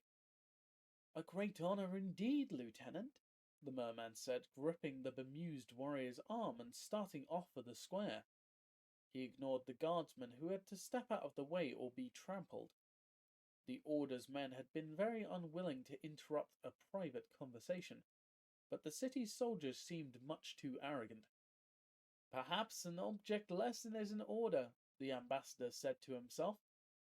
Turg was resting somewhere in the surrounding buildings, making himself scarce as Loquatus rearranged the lieutenant's reality. The merman could only make a simple request as he shepherded the Avon to the ceremony, called by the city. The aristocrat's usual close mental link with the amphibian was strained by the necessity of keeping Kirtar's mind quiescent. Loquatus had no idea what he was saying as he continued to impress Kirtar with images and ideas under the cover of conversation. The ambassador received only a split second of warning as Turg acted on his spite. A wall from an upper story fell out, the heavy Cornetian brick an irregular boulder that flattened an impudent guardsman like an overripe fruit. The ornate carving was followed by a rain of other bricks that broke arms and heads and grew a bumper crop of pain among the escort. Loquatus shouted with loud dismay and pointed to the men, calling for aid. Even had anyone looked up, it would have been difficult to spot the camouflaged Turg scampering away in manic glee. The ambassador knelt by the men as Kirtar called for a surgeon to treat the fresh bout of broken bones. The merman hoped to watch the men as their bones were set, but additional guardsmen came to escort them to the delayed ceremony. This time the interruption was much more polite, and Loquatus curbed his impulse for Turg to create another accident. "We thank you for your actions," the fat man said as the Order leader stepped to the stage. "In our hour of need." He droned, and Kirtar stood in the background, still lost in the grip of the merman's spell. Loquatus dared not use his magic in the presence of so many. The official was looking askance at the ambassador as the subject of the Mer forces came up. The aristocrat gathered himself to respond, only to have Kirtar step forward. "The decision to use the forces was mine," he said, claiming the cover story that Loquatus had implanted. Victory was sweet in the ambassador's mouth as his new puppet played his part. The lieutenant told the assembly that the forces were under his command during the battle. The aristocrat looked on benignly as the farce played itself out on the stage. The selection of a prize was supremely unimportant to Loquatus, and it was only as the Ellen brought back the diminutive dull grey ball that the merman took notice. The pit frog had access to the ambassador's abilities, and he was the first to feel the beat of power produced by the sphere. The ambassador started from his machinations and looked on it as well. Then both stared. A flare of power blinded Loquatus. The metal ball, so muted before, reflected the sun in a brilliant spray of light. The strength of emissions from the sphere blacked out his awareness of other spells, and it was only his grip on Turg's arm that maintained his control. The unbelievable mystic assault died down, and the ambassador tried to cast a spell of detection, just to convince himself that he had not imagined the event. His spell detected nothing but reverberations. It was only when he focused directly on the object in the lieutenant's hands that he sensed something unusual. Like a night animal staring into the noonday sun, all knowledge he might learn was washed away. The confluence of might was too much for even a mage of his ability. The Cabal officials appeared stunned. Many of the pit fighters competing in the games stood like dumb oxen. as the lieutenant mumbled a few words and walked away. A Cabal official's incredulous look of disbelief turned to anger, and he spun on the master of the games. The tall, spare man jerked the fat fool towards the arena, whispering furiously in his ear. The ambassador imagined that quite a few hard words would be said to someone who allowed such a treasure to be given away or offered to all comers. Loquatus smiled even as he quickly walked after the lieutenant. The master of the game's head would likely pay for the insults in the arena. Kitar continued on. His aides and soldiers gathered around him, their instinct in times of uncertainty to protect their commander.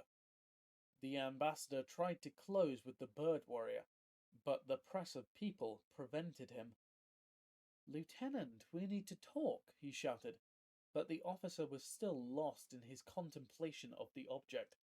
Such power was fascinating, and Loquatus ached to peer within the orb for himself. Mastering such power will take time, he thought, and waved to a servant. "Find out where the order party is going," he instructed, looking for whom else he could command.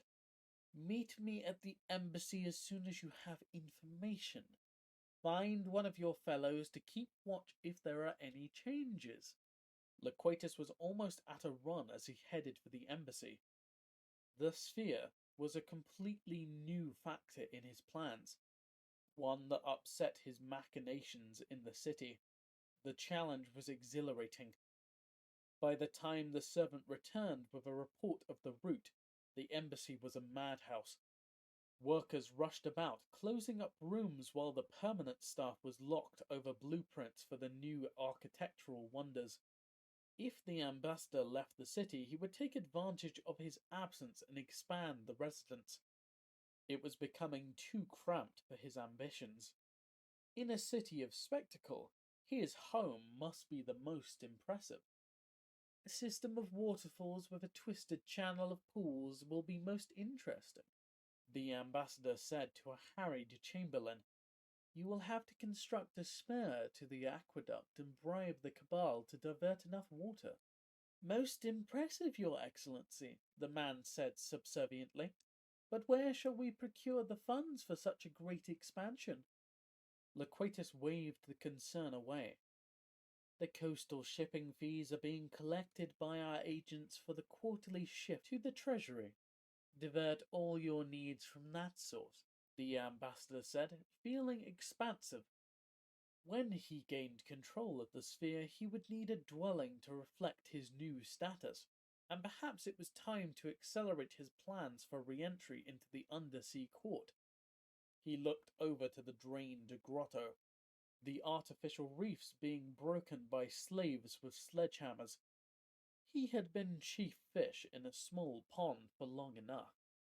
The horrified look on the chamberlain's face reminded him that he must still win his new status. "I assure you that we will be cleared with the Emperor," Loquatus said, and promptly forgot everything as he noticed the servant sent to the order camp. He walked with the man to the entrance of the grotto, making sure that no one observed them for a moment. He pulled the man into a secret room. A crab filled the enclosure, a sentry reporting to the caves below.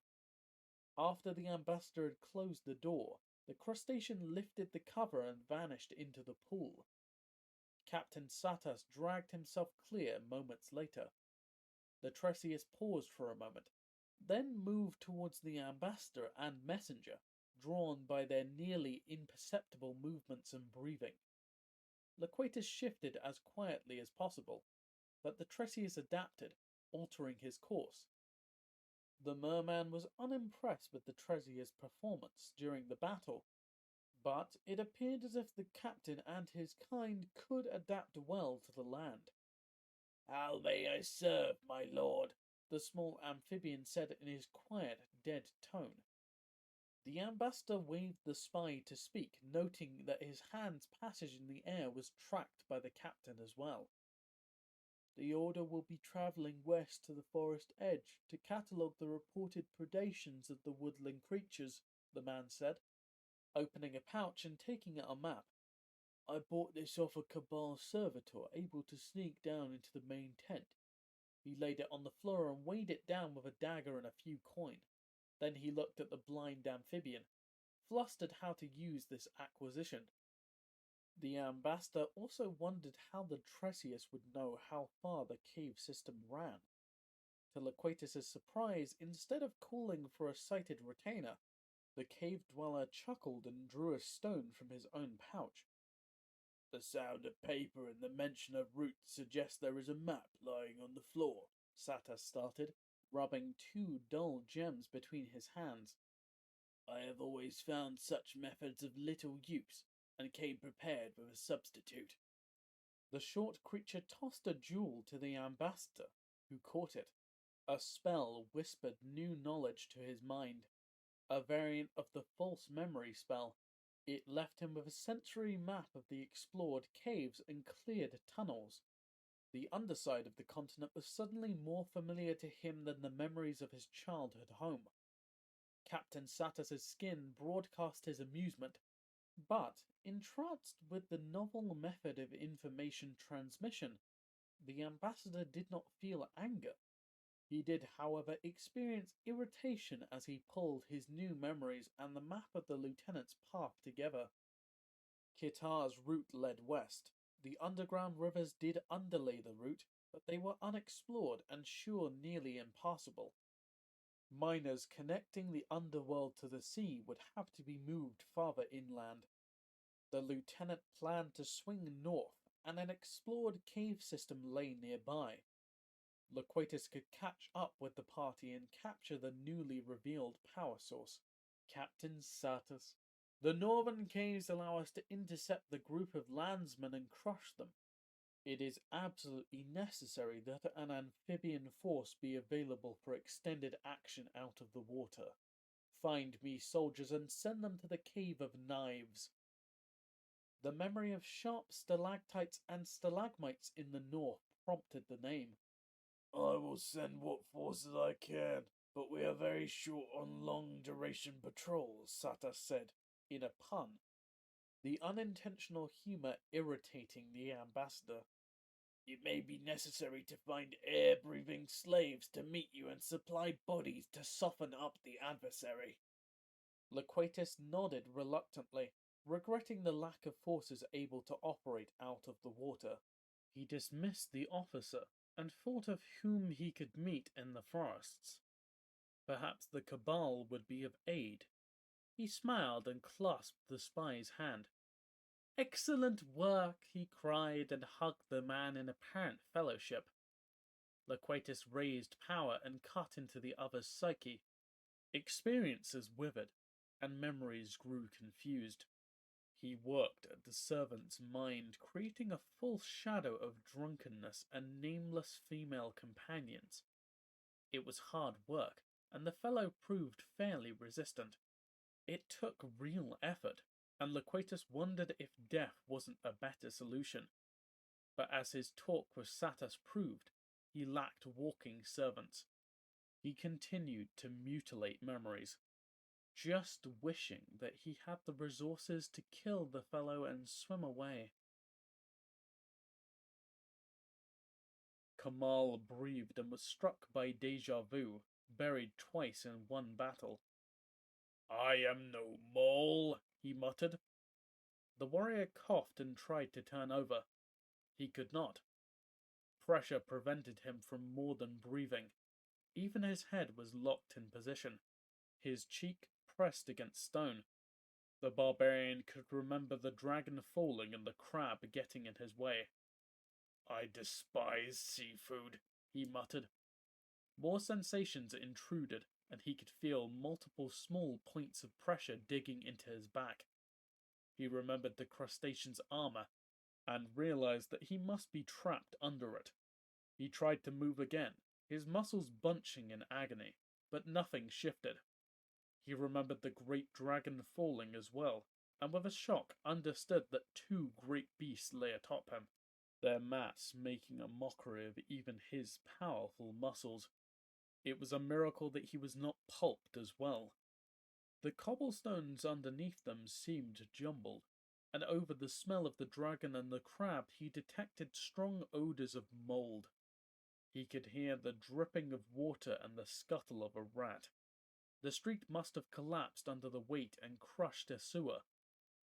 The stench of filth was the stench of life, and Kamal laughed before coughing spasms ended his momentary merriment. To owe his life to a poorly constructed drain. The barbarian wondered if anyone would rescue him. He remembered the disregard of the lieutenant and the crabs, and he hoped he could count on Cabal forces, at the very least. Someone who would have to take care of a giant corpse. Perhaps they will enchant it and have it walk away. The crab might weigh over 1,000 pounds, but he was sure that he could get out without the ton of flesh holding the shell in place. He imagined a giant undead monster crushing the crab and the life under it into oblivion as he tried to rise. Kamal thought about his killing blow. He realized that with no intact spine, it was unlikely that even raised the monster would be able to move. It seemed colder somehow. The tremendous ringing of magical energy made him believe that he was dying, and new planes of existence called to him. Then his senses located the source of the power, a locus of exaltation, a shout of birth. It lay some distance away. His mind demanded he move, run to the source, but his body stayed relaxed, impotent under the great weight. His thoughts grew hazy as the energy retreated. He had sensed this before, but not as strong. At the treasure room, he recalled the sphere behind the sword.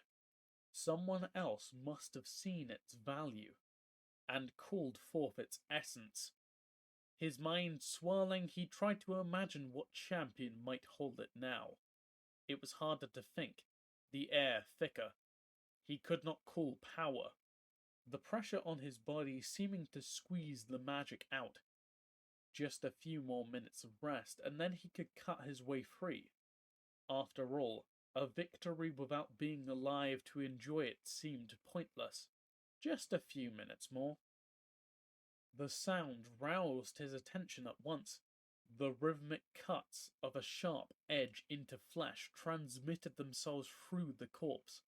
He may have been gathering himself for a few minutes or for days, but he shouted loudly, pushing the sound out, despite aching, compressed ribs. There was a pause in the beat, and then it resumed, louder than before. The leathery scrape of scales signaled the shifting of the dragon's mass. Pressure spiked and eased as the giant corpse slumped to the side. Shy beams of light peeked under the crab's shell, and the crunch of metal in chitin showed the worker was near. "Have a care!" shouted Kamal, trying to shift the beast above him. It gave a little, though it still seemed pinned down on one side. "The crab is right on top of me." A great hand wormed its way under the shell, and then another joined it. The knuckles went white as the shell lifted a fraction. The barbarian forced his complaining body to lift as well, and the additional force flipped the crustacean to the side. Kamal reeled at the release of the weight, and the light left his eyes watering. Seton stood, his sides heaving, with a bloody axe beside him. As the barbarian moved out of the shallow depression, he could see Cabal's servants advance on the crab, sledgehammers falling as they smashed armor and threw fragments into a nearby wagon. Other servants with huge cleavers attacked the dragon's corpse, a steady stream of bloody lumps of flesh falling to the street. The meat went to other carts, and some rumbled around the arena. "Waste not, want not," Seton laughed as he came closer to Kamal. The barbarian allowed himself to lean on the giant. "What happened?" the mountain fighter asked, speaking with difficulty from his chapped lips. He waved a water carrier over from his round of the Cabal workers. "What happened?" the centaur replied incredulously. "You are standing in the largest open-air butcher shop on the continent, and you ask what happened? As if you missed a few seconds of play? The simian face writhed with suppressed merriment. I don't mean this, Kamal said irritably, dismissing the battle, his triumph, and his near death with a wave. What force cried out so loudly long after the dragon fell? The centaur moved away from the other workers. The Cabal presented a prize to Lieutenant Kitar for killing the beast, he whispered. When he held it in his hands, it released such power that all the city was stunned by it. He left for his camp, and soon after went north. Word came of other attacks by forest creatures, and the captain called him away. The centaur knelt, bringing his mouth closer to the barbarian's ear. They say the master of the games has disappeared, punished for giving away such power. He has gone to feed the beasts, I wager. I heard the ambassador's servants tell Cabal officers that the Quatus would be leaving the city shortly for consultations. Seton looked over the destruction and the blood running into the gutters. What happened here is merely the beginning. Kamal thought of the prize that he desired given to the lieutenant. They rewarded Kirtar for killing the dragon, he said hotly. They gave him what was rightfully mine, and he has run away north. He began to pace, his injuries momentarily forgotten. He ran to the pit where he had fallen, shouldering aside the workers. Kamal went to his hands and knees, looking determinedly over the ground, ignoring the complaints from offended servitors. Seton followed and quelled the comments with a frown. Kamal stood suddenly, his greatsword in hand. The long blade whipped through the air, the dragon blood burning away in a trail of smoke. I will go reclaim my prize from Qatar, the barbarian said, steel ringing in his voice. I will have my reward, though the entire order stands in my way. Odyssey, Chapter 9. The early morning dew made the grasslands a jeweled vista. The sun's rays glittered off of the small droplets. The rider nudged the sides of her steed and set it through the tall grass. The woman looked alertly over the landscape, the slight fold of her eyes hiding some of the intensity of her observation. Her black hair trailed down her back, bound in a long rope of silvered ornaments. One arm rested on her saddle pommel, encased in leather and steel. The brace's ancient power was temporarily quiescent. A tall, asymmetric bow tilted forward in its case, the fine wood of the bow repelling the morning moisture. The unicorn ran easily, its gait almost gentle, but covering ground faster than a horse could run. Its horn glinted, the delicate spirals supported by steel laminated and magically bonded to its skull. The mount's saddle was a tangle of straps, and the rider's legs were half enclosed by the stirrups. The need for such careful securing was obvious as the unicorn turned at such an incredibly sharp angle, altering its run in response to a nudge from its rider's knee. Dirt showered as the steed accelerated, its enchanted hooves casting pebbles and dirt clods up into the air like slings. The loudest sound was the jingle of the woman's scale mail, and the slap of a long cavalry sword against her back. A field of tall wild flowers lay in a depression, and she directed the steed towards them. The tension was obvious in her first strokes as she tried to loosen her muscles. The first cuts took great swaths of flowers as she struggled for precision. She turned the unicorn in a tight circle, almost peeling her out of the saddle. Again she went through the flowers. Now the sword strokes took single blossoms, and she nodded in satisfaction at her skill. If only the forest beasts were as easily understood and directed, Tiana, captain of the order, whispered to herself. For weeks, animals from the west appeared and acted unpredictably. Solitary beasts that naturally subsisted alone now roamed in large groups.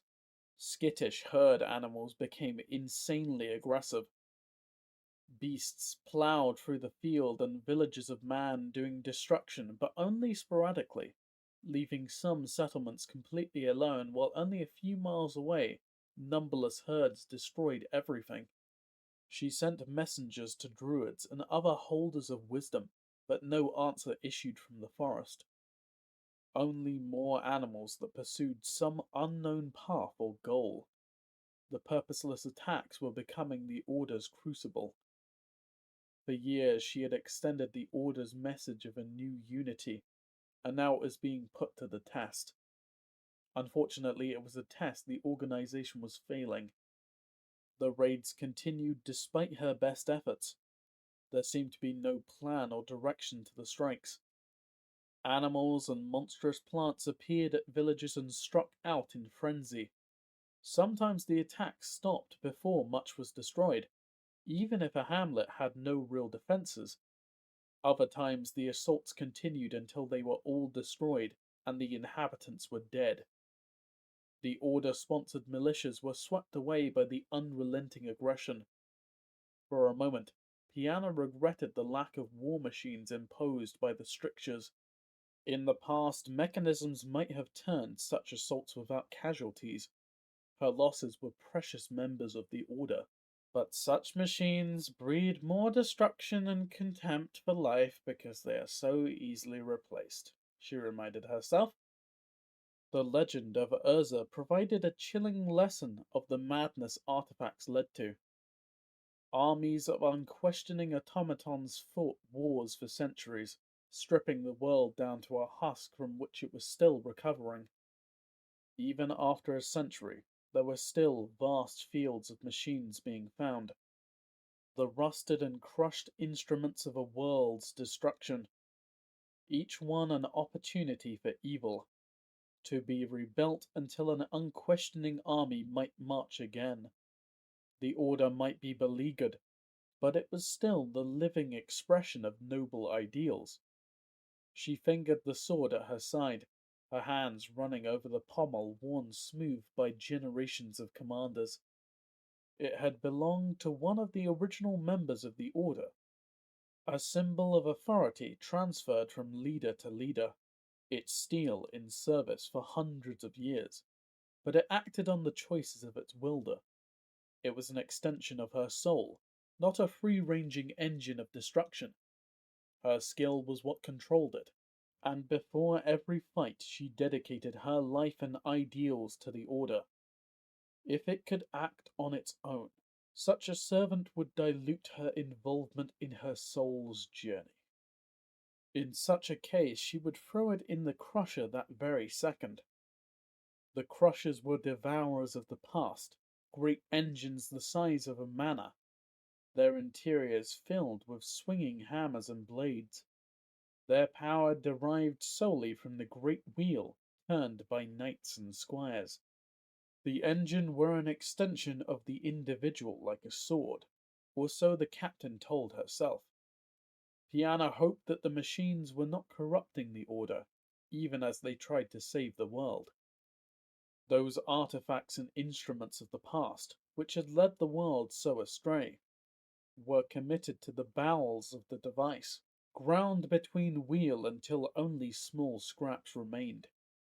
What was left was sold to blacksmiths and tinkerers.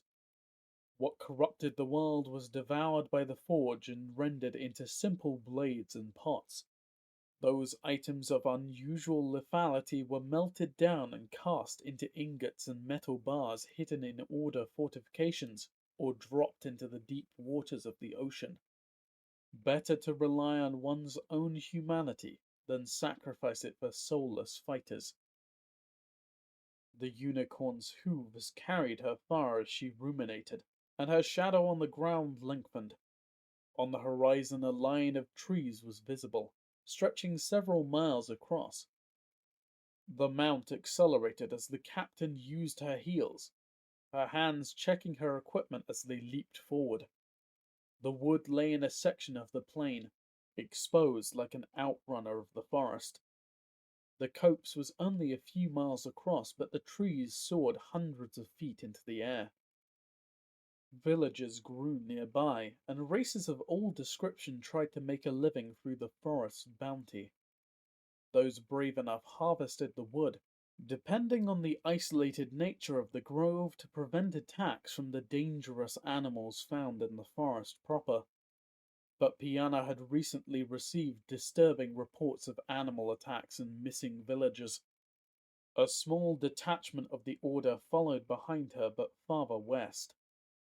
The captain continued alone to question the heads of village about the recent occurrences.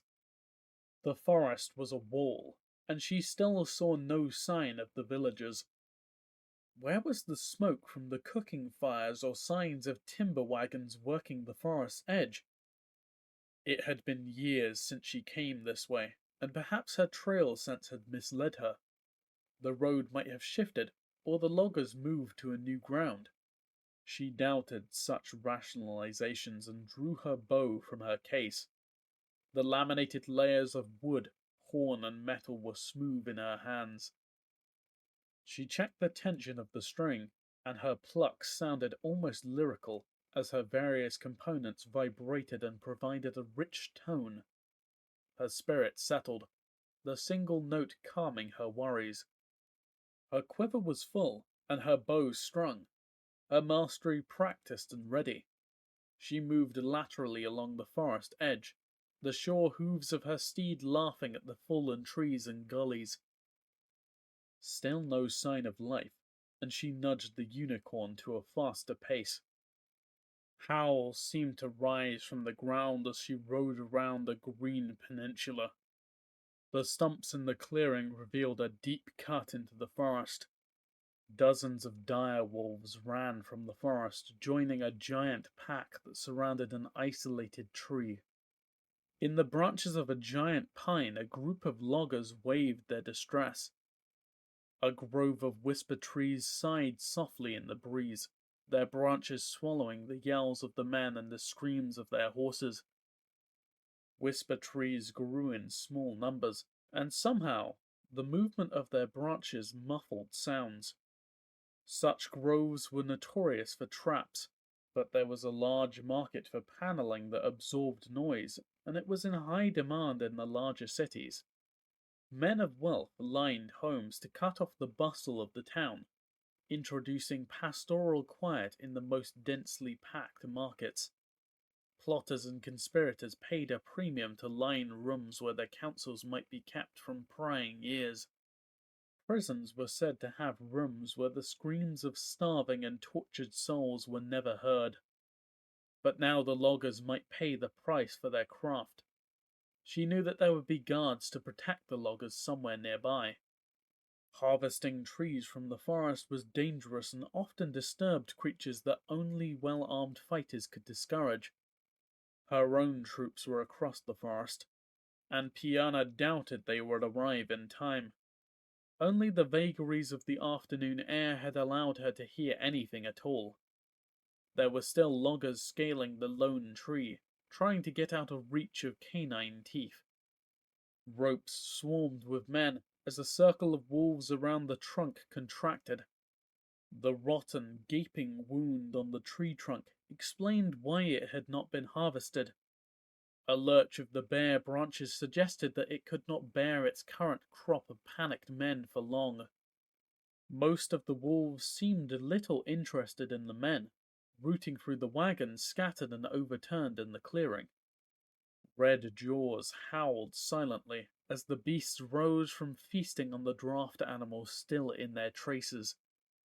Members of the pack leaped from the tumbled wagons, dragging away equipment as they worked furiously. Whatever the animals were looking for, Piana could tell that they were not finding it. Now the mass of animals seemed to find a new energy and converged on the few men still fighting their ground. A few loggers swung their axes and heavy chains, giving their fellows time to ascend the ropes. The number of men on the ground shrank, but each successful retreat made the rearguard's job more difficult. Her arrow was laid and launched in a heartbeat, the shaft driving through the ribs of a wolf to drop it in its tracks. Other projectiles followed, her shoulder muscles rolling as she sent missiles flying. The wolves did not turn as she killed the rear animals. The whisper trees masked her attack, allowing her to slaughter at will. However, the wolves did not cease their attack, and she watched a logger get dragged down.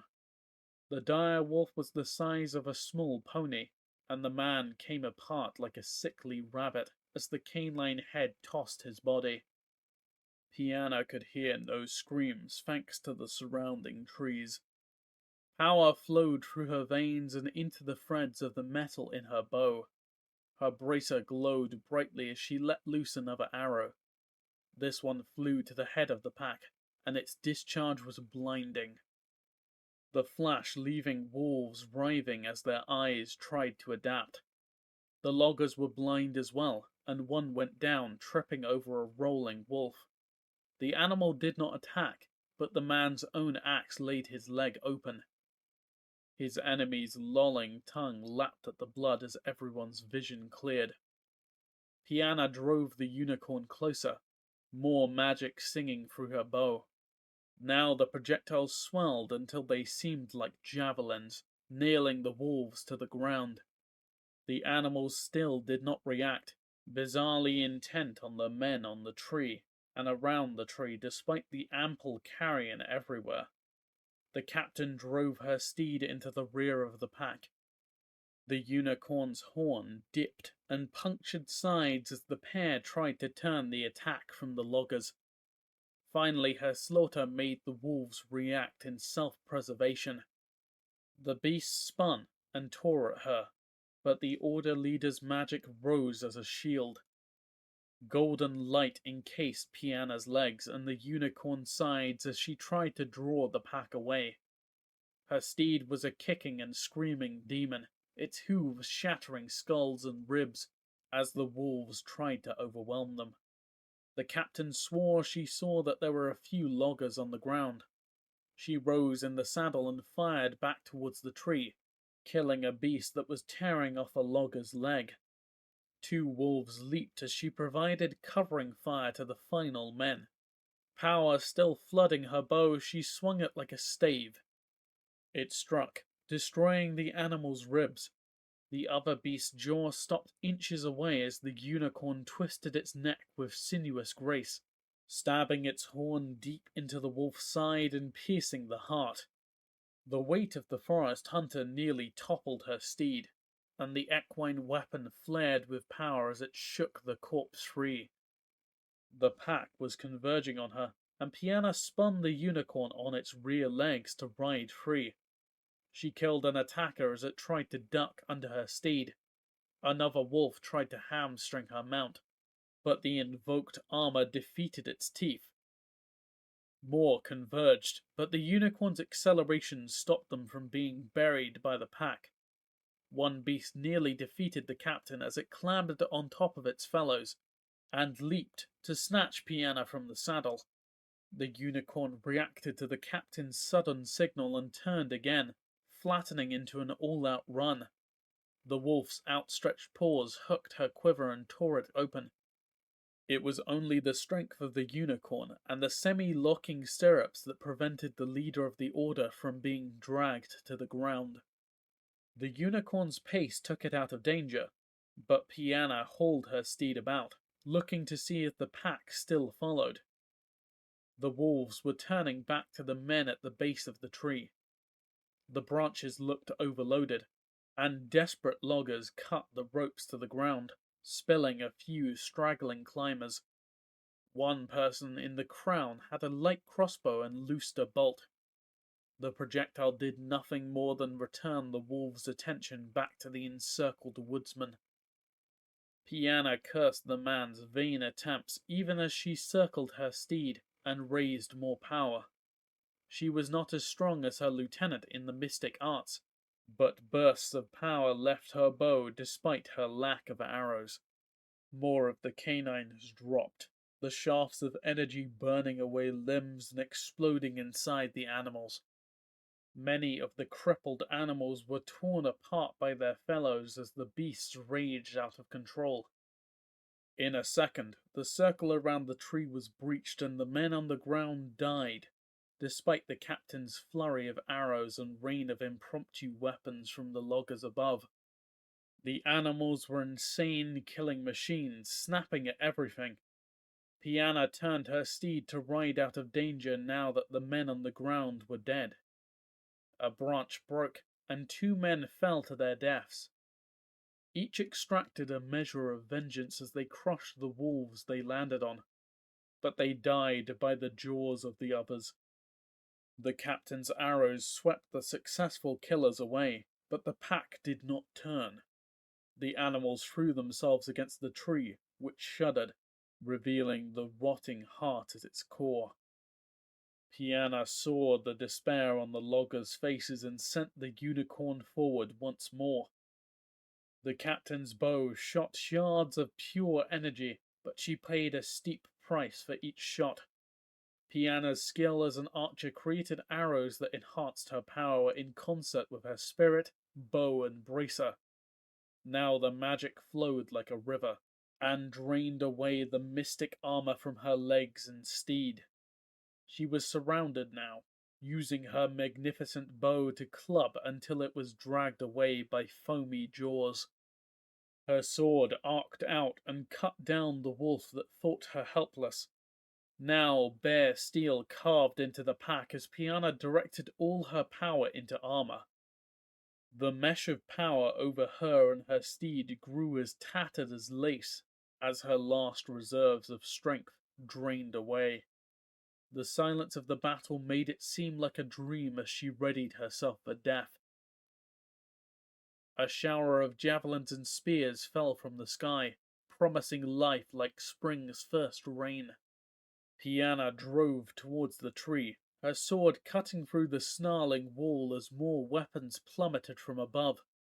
At last she was through, and turned her steed, backing into the rotting cavity of the trunk. The armor on the unicorn's flanks evaporated. Now only a thin web of armor on the unicorn's neck and forequarters offered resistance to the dire wolf's teeth, but that thin protection was enough as an Order aerial unit came to the rescue. Griffins dived from the sky, their shrieks of rage lost in the whisper trees. Another flight of javelins stabbed into the wolves as the soldiers used the last of their throwing weapons and closed with the pack. Talons flashed. The flyers snatched up the maddened animals, beaks and swords were red with blood, and the flying steeds and their riders pulled clear. Other griffins landed out in the clearing and advanced on the tattered edges of the pack. The elite soldiers swung long flails and maces. The wolves turned to overwhelm the reinforcements. Bones exploded as the enhanced weapons swatted the animals away. Some of the animals tried to run, but most closed with fighters. The fresh mages were encased in magical power and nearly immune to the dire wolves. The detachment reaped the clearing free of their opponents, the furry bodies pinwheeling away. A few mounted archers overhead unleashed waves of mystic arrows, peppering the wolves in front of the tree that still tried to reach Piana. The loggers overhead might have screamed with joy, but the captain could only guess, for the whisper trees smothered every sound. Piana's magic faded away, but the battle was over and the pack broke apart. A few remaining wolves fled deeper into the wood, trees preventing the aerial pursuit. Many of her command dismounted, but Piana sent her tiring beast in front of her rescuers. Using battle sign, she directed them to help the wounded woodsman. They obeyed, the power that armored them fading as they prepared to heal those still hanging on to life. She waved for the leader of the griffin riders to follow and took the unicorn away from the whisper trees. The sound of the plains once again in her ears as she moved away from the sphere of influence. "Sergeant Page," Piana said, her arms feeling the burn of her archery. "What of the villages nearby?" The griffin riders, due to their speed, were premier scouts of the Order. Captain, he replied, coughing up dust, the villages have all been set upon by creatures of the wood. Bears and other monsters are common, and there are rumors of great beasts annihilating everything in their way. We escorted those willing to come to the fort before coming to check on you. The soldiers showed the irritation that all sergeants had with all too brave officers. You were fortunate that we arrived to... He paused, his face twisting as he considered her bland expression. Support your charge, Captain. I'm sure you are moments away from victory. In protecting those under my care, there is no choice, Page, Piana answered. We need to get these people back to the fort if their village is evacuated. She considered the wagons rolling away now from the whisper trees. But how many we can move away from danger, I just don't know. Despite its crude construction, the fort looked like heaven to Piana. The walls were nothing more than upended logs, standing only 15 feet high. Clumps of longer trunks provided cover for archers, but it was nothing compared to the mighty ramparts of other Order fortresses. The fort was on a broad rise surrounded by a dry moat and a wooden wall. An artificial hill rose some 70 feet, and it was capped by a large tower providing the final refuge from assault. The tower was constructed of treated timbers, and the Order sigil flew from the top of the pole. Any cover would be welcome, for madness seemed to grip almost every animal of the forest. Large predators attacked, even though instincts should have sent them miles from such a large gathering. Groups of normally solitary hunters erupted from the grass and were fought off only when almost all were dead. The villagers accompanying herds of livestock were ignored, their owners the targets of tooth and claw. The gates were open, and Piana and her party rode into the fort. It became nearly impossible to move, the number of refugees filling the enclosure. Soldiers stood on scaffolding along the walls, runners moving on the elevated paths rather than daring the tangle of people. Many of those seeking shelter inside the walls were woodsmen and loggers, their glassy faces showing the shock of being driven from their homes. Children ran and played among the tumult with the easy care that youth could bring, while their parents and guardians were too numb to rein them in. Traders and merchants of all descriptions sat with their goods piled high.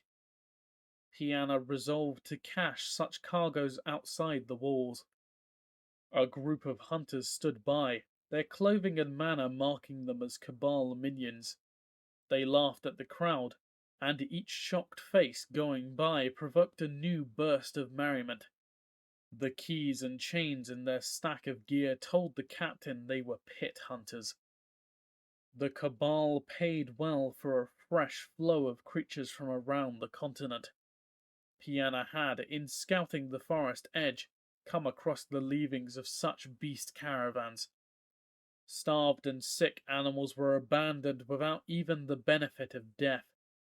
The predators trailing such columns lost their fear of people and begun to associate them with food. The group noticed her regard and grew silent, then turned and looked in other directions until her attention was diverted. The Order was pledged to protect all peaceable people on the plains, and the Cabal was careful to obey the letter of the law. Orderlies made their way through the crowd, moving through the wagons of wounded to conduct them to the healers. Piana wondered bleakly how many had died on the way to the fort. Her warriors tried vainly to magically heal wounds when the bulk of their training was inflicting them. She was unable to have a healer flown out because of the current crush in the other Order holds. The captain dismounted, her hand pressing against her steed's side as the unicorn was finally led away. The stables were full of refugees, so the animals were being picketed outside. The griffins screamed, so we could all hear the displeasure at it being refused their own stalls. Piana headed for the gatehouse, The officer in charge of the fort rose to his feet, giving her a salute that she returned absently. A sack of beer lay on the table, and she filled an empty flagon and washed down the dust of the road. "Sergeant Sumer," she said, her voice raspy from herding a column of refugees. "What news?" She wiped her eyes, clearing away dirt and wondering if the bathhouse was plugged with asylum seekers as well. "Not much of a change since this morning," the sergeant answered. A long scar down his face created the illusion of a leer. "The refugees are still coming in, and all reports confirm widespread attacks." He turned to the map behind the table, a cluster of pins showing attacks and sightings of animals. It appeared random, and the sergeant tapped the blank spaces representing the forest's interior. "These attacks might presage an attack by the western tribes," he opinioned. Piana's snort of disbelief punctured the soldier's fury. "I see no benefit in the forest folk in arousing our defenses and clearing the villages of hostages against our behavior," she said, reining in the temper which the journey had roused. "The random nature of the attacks mean we are looking everywhere. Whatever is directing these attacks is doing so for no other benefit other than destruction." She walked around the desk and considered the map more closely. "The only pattern these attacks have is that they radiate from the Crozen Forest." Piana thought of the patrols that scoured the edge of the woodlands. Perhaps the focus of the troubles lie elsewhere. She looked to the southern reaches of the map. "Is there any word on Lieutenant Kitar?" she asked, thinking how valuable he and the other Avon would be. "There was a dragon attack which he defeated, and he says he will be back after sweeping the southern sectors." The sergeant's faint tone of distaste reminded Piana that many considered Kitar and his bird warriors to be arrogant and abrasive. "He is your superior officer, and he and his people have power we need." She regretted that most of the lieutenant's people were far to the northeast and insular except for those taking service in the order. "He should be able to rally the south. I know that he hoped to impress the Cabal and the Mer Empire in the pits, but we need him here." Once again she considered the map. The concentration of her forces along the forest was drying up her information sources. "Maybe Kitar will discover something in the south," she said finally. "We need to know what is going on, but for now, we must protect our own." Odyssey, Chapter 10. "I hate the forest," Loquatus snarled as he exited the transport pool. Days swimming through caves and river systems under the continent had left his eyes unprepared for the light and heat of the upper world. Turg came out of the pool behind him, his arms hurling sodden luggage. Crabs scuttled and set up a tent for shade as Captain Sata sat in the sun. The amphibian's blind eyes sought the orb's warmth even as his skin burned, exposed to natural light never meant for his people. "I trust you will be available should I need aid," the ambassador said as he walked to a chair parked under an awning and settled into it. The blind officer tracked his movements. "I will serve your will, but I must travel slowly as we map out routes in the underwater caves," Satas announced, clicking his claws together as he gasped in the heat.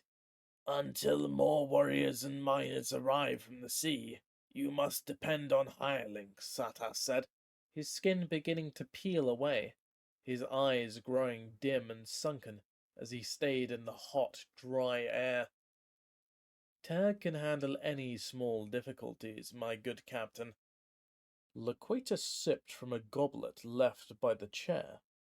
How unfortunate that decent attendants must be left underwater. However, it was a willingness to make sacrifices that defined great leaders, he thought to himself. Besides, a trail of dying servants would have attracted far too much attention. Stand ready to reopen the portal should the mercenaries prove unable to meet my needs. "You are sure you can open the portal directly beneath me?" Loquatus asked as Turg slunk into the tent and settled into a sullen mass. The large amphibian's skin was already looking dry, and the frog would be difficult to control if the situation went badly. "The stone calls out to those who know it, Your Excellency," Satas replied, having given the merman a treasure stone. "Finding you will never be difficult while you bear it. It is reaching you that will be hard. Once you begin traveling, I cannot guarantee immediate support."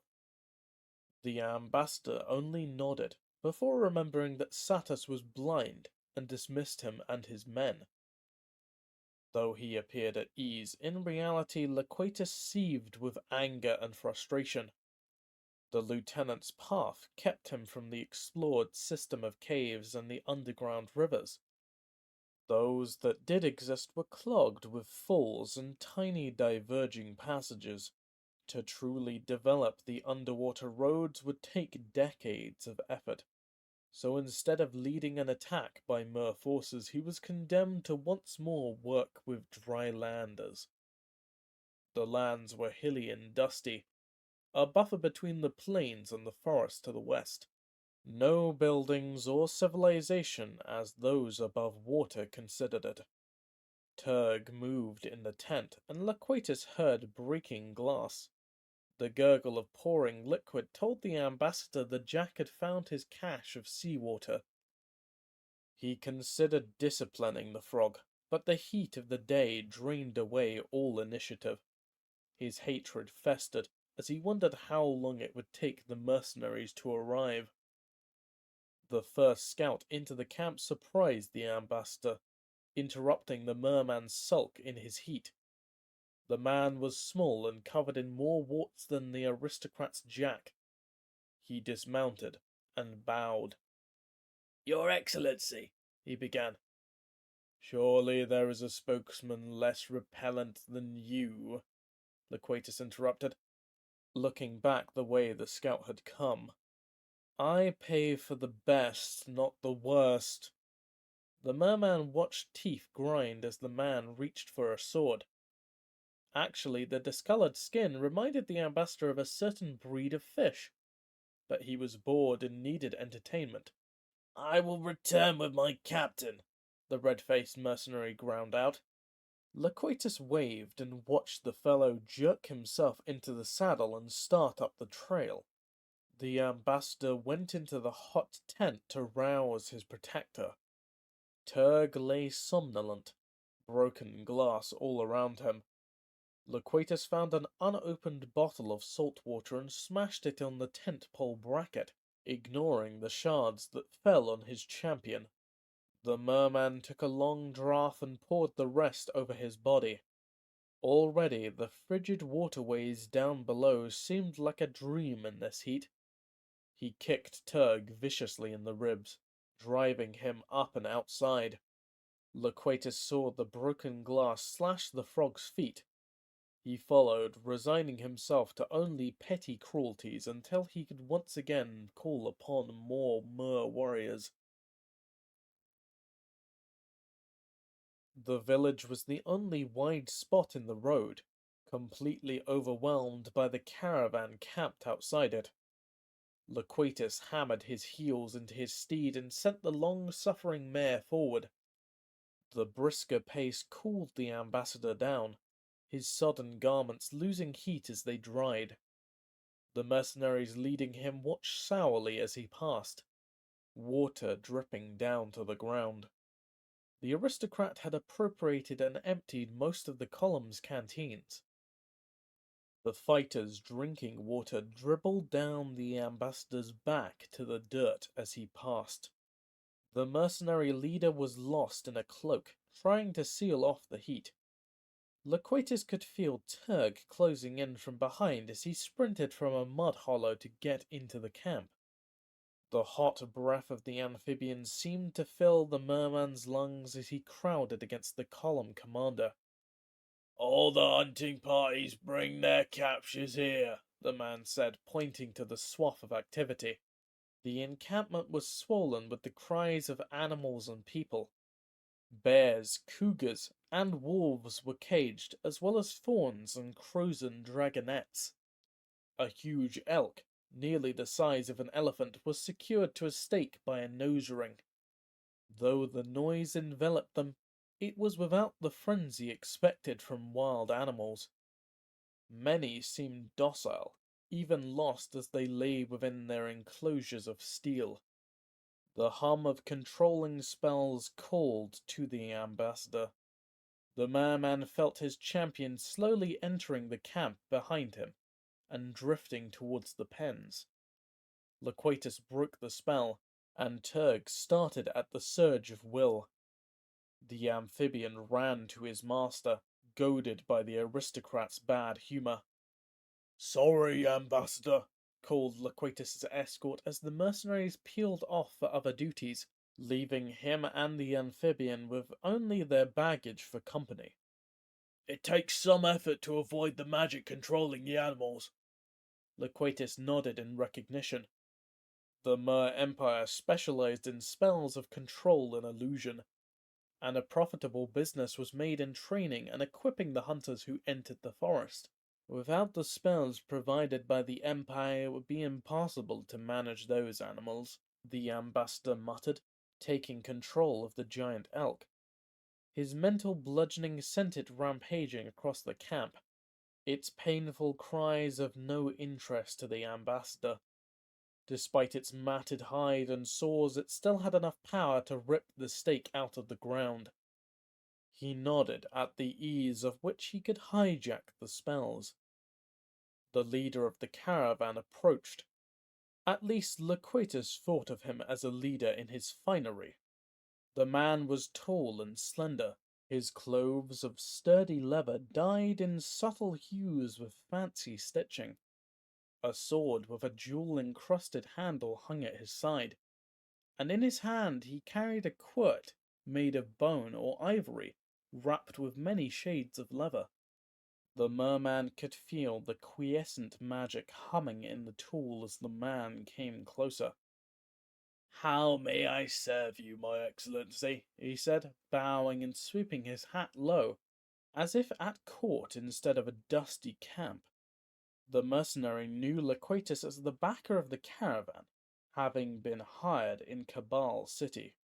A valuable bauble has mistakenly come into the possession of the Order, the ambassador said carefully. Lieutenant Kitar received a prize that belongs to the Mer Empire. The officer was called west before I could retrieve it. Indeed, the Order can be most troublesome about baubles, the man said, and nodded to the group of wagons. Loquatus could see the loot of many rediscovered battlefields. Such expeditions must be done hidden, lest the Order take offense. The Order routinely fed almost all recovered artifacts into the Great Crushers. The ambassador feared that such a prize might be destroyed in the name of such stupidity. If you are determined to reach Lieutenant Kitar as your earlier communications indicated, you might find this of interest. The mercenary led the aristocrat to a wagon. Chained by the foot to the wheel and lying in the mud was a knight of the Order. Burns and knife cuts recorded the camp's hospitality. An arm was torn off, the stump soaked in blood-red bandages. He was feverish and mumbling in delirium. He's perfect, breathed Loquatus, considering the miserable prisoner. Kitar would welcome him anyway, but a present always made a guest more popular. This rescue would also diffuse some of the nastier rumors that the lieutenant's men might have heard during their time in the city. With a lot of coaching and an array of false memories, the fallen knight would make a splendid passport. The only question was whether the miserable tool could survive reaching Kirtar's forces. How far is the good lieutenant? Asked the ambassador, irritated that he must be dependent on these mercenaries. I would bring this pitiful wretch to his commander as soon as possible. The mercenary captain looked at Loquatus kneeling down. and laying soothing hands on the captive. The merman saw a flash of pity on the mercenary's face as the ambassador opened the shirt and inspected the wounds. His wounds were nasty, but he might survive a hard ride in the saddle with proper incentive. Qatar is at least 5 days' ride west, the caravan leader said, turning to stare down the road. In these conditions, I could not guess how long it will take you to reach the haven. What do you mean? Said Loquatus, already impatient to continue. The creatures of the forest line your path, the mercenary explained, gesturing to the ranks of animals captured in the camp. Creatures are of no threat, Loquatus said with a snort. You captured the dumb animals wholesale. But something disturbs them, the mercenary said worriedly. We followed the order's wake, hoping to capture what remained, but the beasts circled ahead of us, moving continually. They block the way and sweep across our path. My men and I have hunted for years, and I've never seen the beasts so disturbed save during a fire or a sudden storm. The animal world is in upheaval, and I have no explanation. Something west drives the beast to frenzy.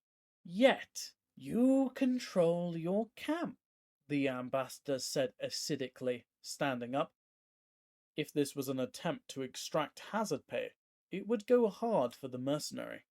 Turg raised his head from a supply wagon he was stealing from at the merman's peak and began to move closer, anticipating violence. The spells of the Empire closed their minds, the captain said, fondling the carved ivory wand. They move in paradise that we control and move, but out there a continent is on the move, and no one knows who shapes events. I need a small band of attendants to bring my knight with me, Loquatus said, nudging the wounded man with his foot.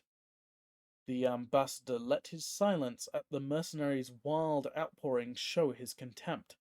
If the animals of the wood posed a danger, he would handle it. If only Satas had explored more of the western caves instead of forcing him to deal with these fearful idiots.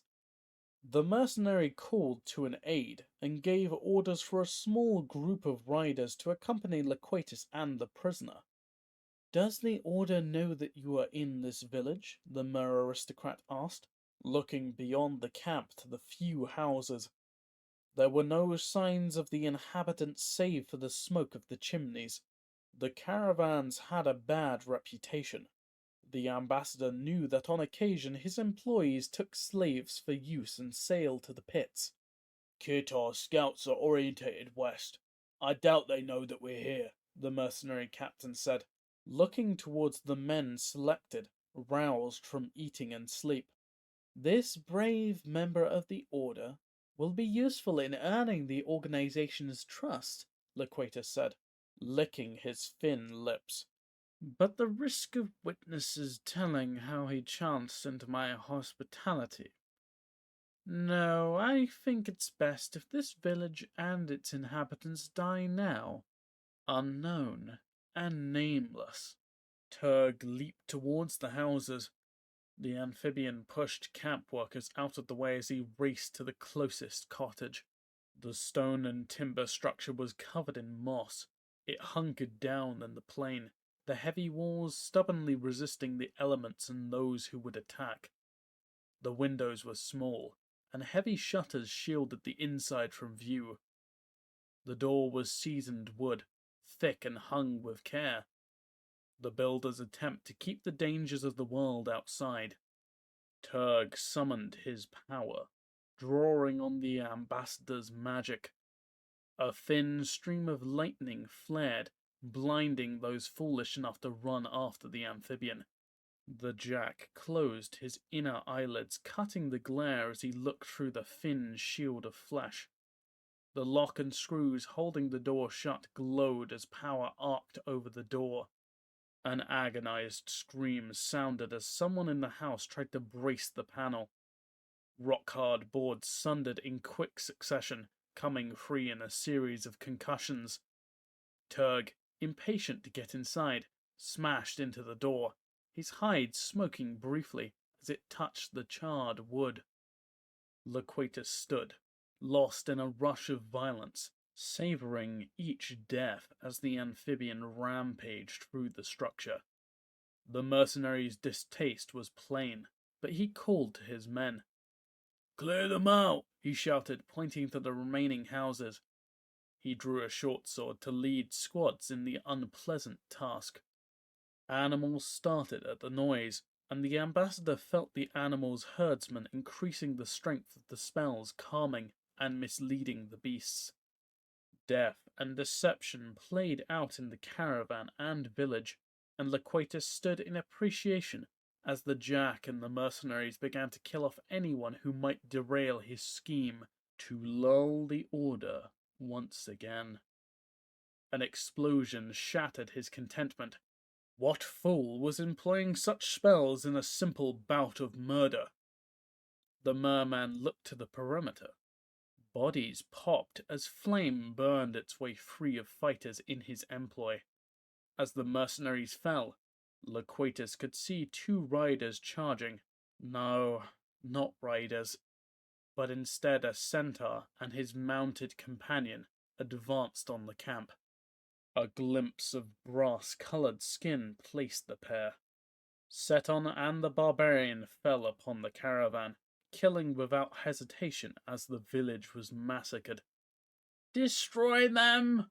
the ambassador bellowed, dragging Turg away from the easy slaughter with a mental command. The guards left off their half-hearted killing to face the attackers entering the camp. "A rich reward to whoever brings me their heads," the merman called. Greed and self-preservation sent warriors converging on the pair.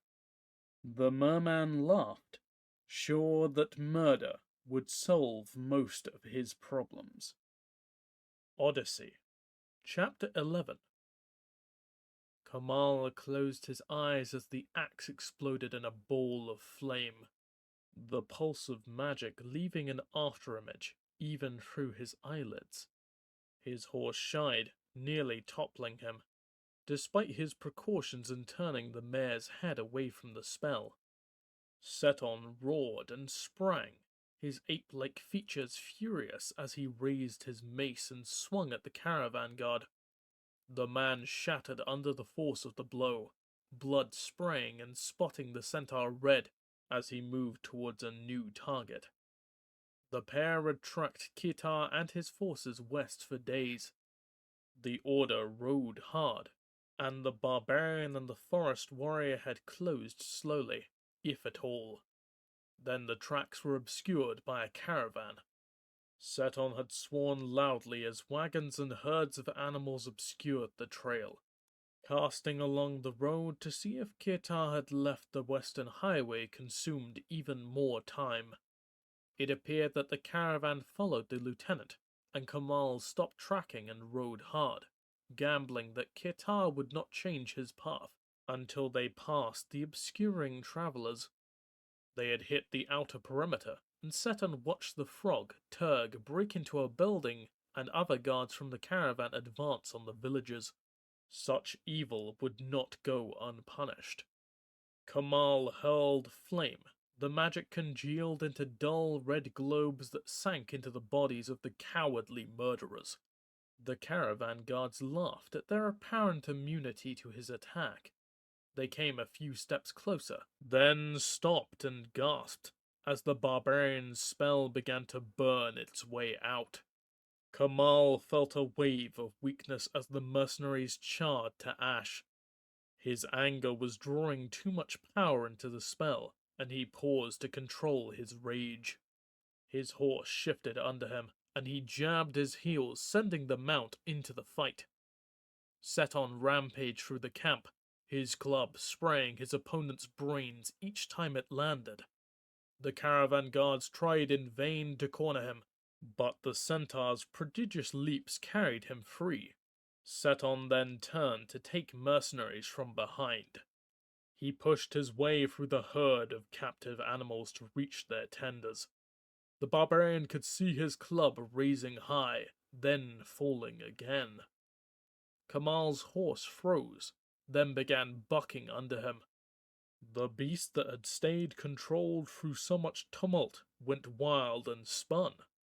The barbarian could feel the horse dropping and beginning to roll. He threw himself from the saddle, drawing his sword in midair. He landed at a run, turning to see what creature attacked his mount. There was nothing tearing at the beast, though it screamed in rage and fear as it twisted in the dirt. A leather-clad mercenary charged towards him, an ivory baton raised in the air as he regarded Kamal and his horse. The leader waved as if in introduction, and turned towards the animals closest to the barbarian. A herd of simple cattle stopped chewing their cud as one. Kamal knew the magic controlled the animals, but these cows were huge, with heavy horns that stretched more than 3 feet from side to side. These were not dairy cows, or animals being driven leisurely to the butchers, but animals with fighting spirit. Whatever spell had kept them docile ceased, and he found their attention focused upon him. The cattle bellowed and charged, 3 bulls forcing their way to the front of the herd in their rush to close with him. Kamal spun a pillar of flame around himself. The maddened animals disregarded it. He threw himself to the side as a longhorn hooked through his shield and scored his armored belt. He gasped, his air knocked out by the impact.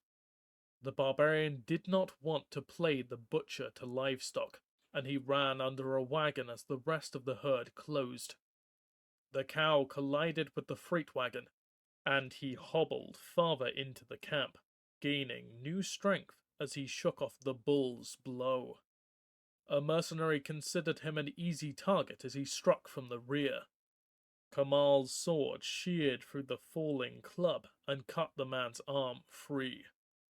The stricken guard could not even scream as Kamal's return stroke set his head free as well. Guards closing with the barbarian slowed, waiting for others to converge on the mountain warrior. Seton broke into the ring of guardsmen, trailing his own clump of pursuers. The centaur's club was covered in gore, and every swing sprayed blood wide. He moistened the club's head anew, using Kamal's opponents, smashing men down in 3 quick strokes before leaping. The barbarian could see the forest fighter's fangs clearly. "Ha ha! Too slow!" the centaur shouted, raising his club like a standard. Blood ran down it and drenched his arm. "Where are your nets and snares now, hunters?" He swung and knocked the wheel off of a wagon, the oaken iron flying away in pieces. The centaur's arms fell again and wrenched the other wheel free. Seton jumped to the side as a heavy freight bed tipped over and spilled a load of furs and hides over the ground. A heavy skin reminded the barbarian of the centaur's own hide. "Murderers!" The cry was bestial in its fury. The giant dropped his club and leaped upon a guard, grabbing him up in 2 hands. Seton tore the man apart, hurling limbs. Kamal threw fiery knives into the stunned guards, reaping a deadly harvest before they turned to respond to his new attack. The outmatched mercenaries were caught between the barbarian and the crazed centaur, and Kamal thought they stood no chance. Then they seemed to disappear, sidling into non-existence. The mountain warrior shook his head violently and loosed a barrage of darts. Wails of pain sounded, and a guard faded back into existence, screaming as the projectile burned its way to his heart. Then silence fell again. Kamal threw more darts as he dove for cover, scrabbling behind an overturned wagon as he considered what was happening. Malign magic pulsed in the encampment. A mage was cloaking his senses, hiding his enemies from him. An opponent might be running to stab him from behind at this very moment. Kamal hurled more darts behind him, but there were no screams. That means nothing. Wild sprays of weaponry could not long protect the barbarian, and Kamal focused, trying to see past the spell. He shoved his sword into the ground, taking strength from the solidity. He must see his enemy before he was struck down. His vision wavered, images fading in and out of focus like a mirage.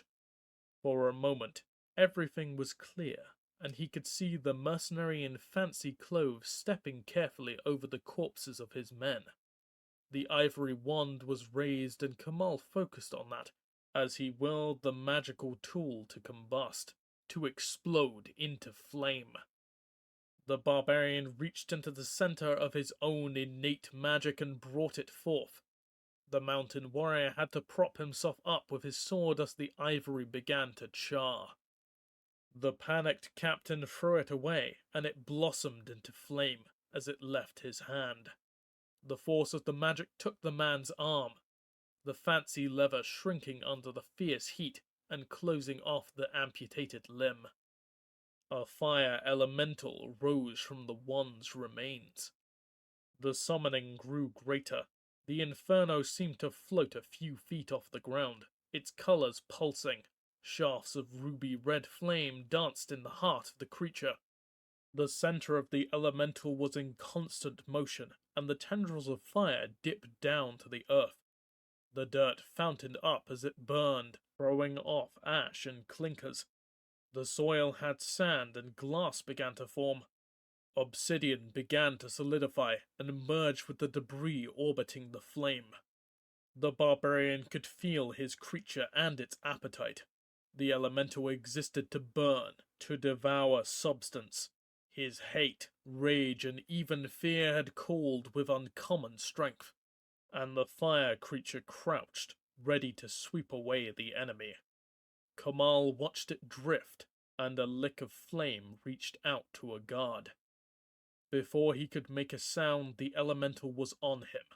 Flesh shrank away and bones flared as the mountain warrior's summoning grew a little larger. Within seconds, only ash remained to merge with the volcanic glass that hissed and popped as it fell away from the creature. The cattle that chased Kamal still followed the caravan's leader's commands, and they charged from the wagon they had reduced to splinters.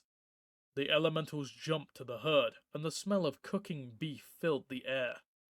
There was only the sound of searing fat as the tendrils of the creation pierced the thick hides and destroyed internal organs in an instant.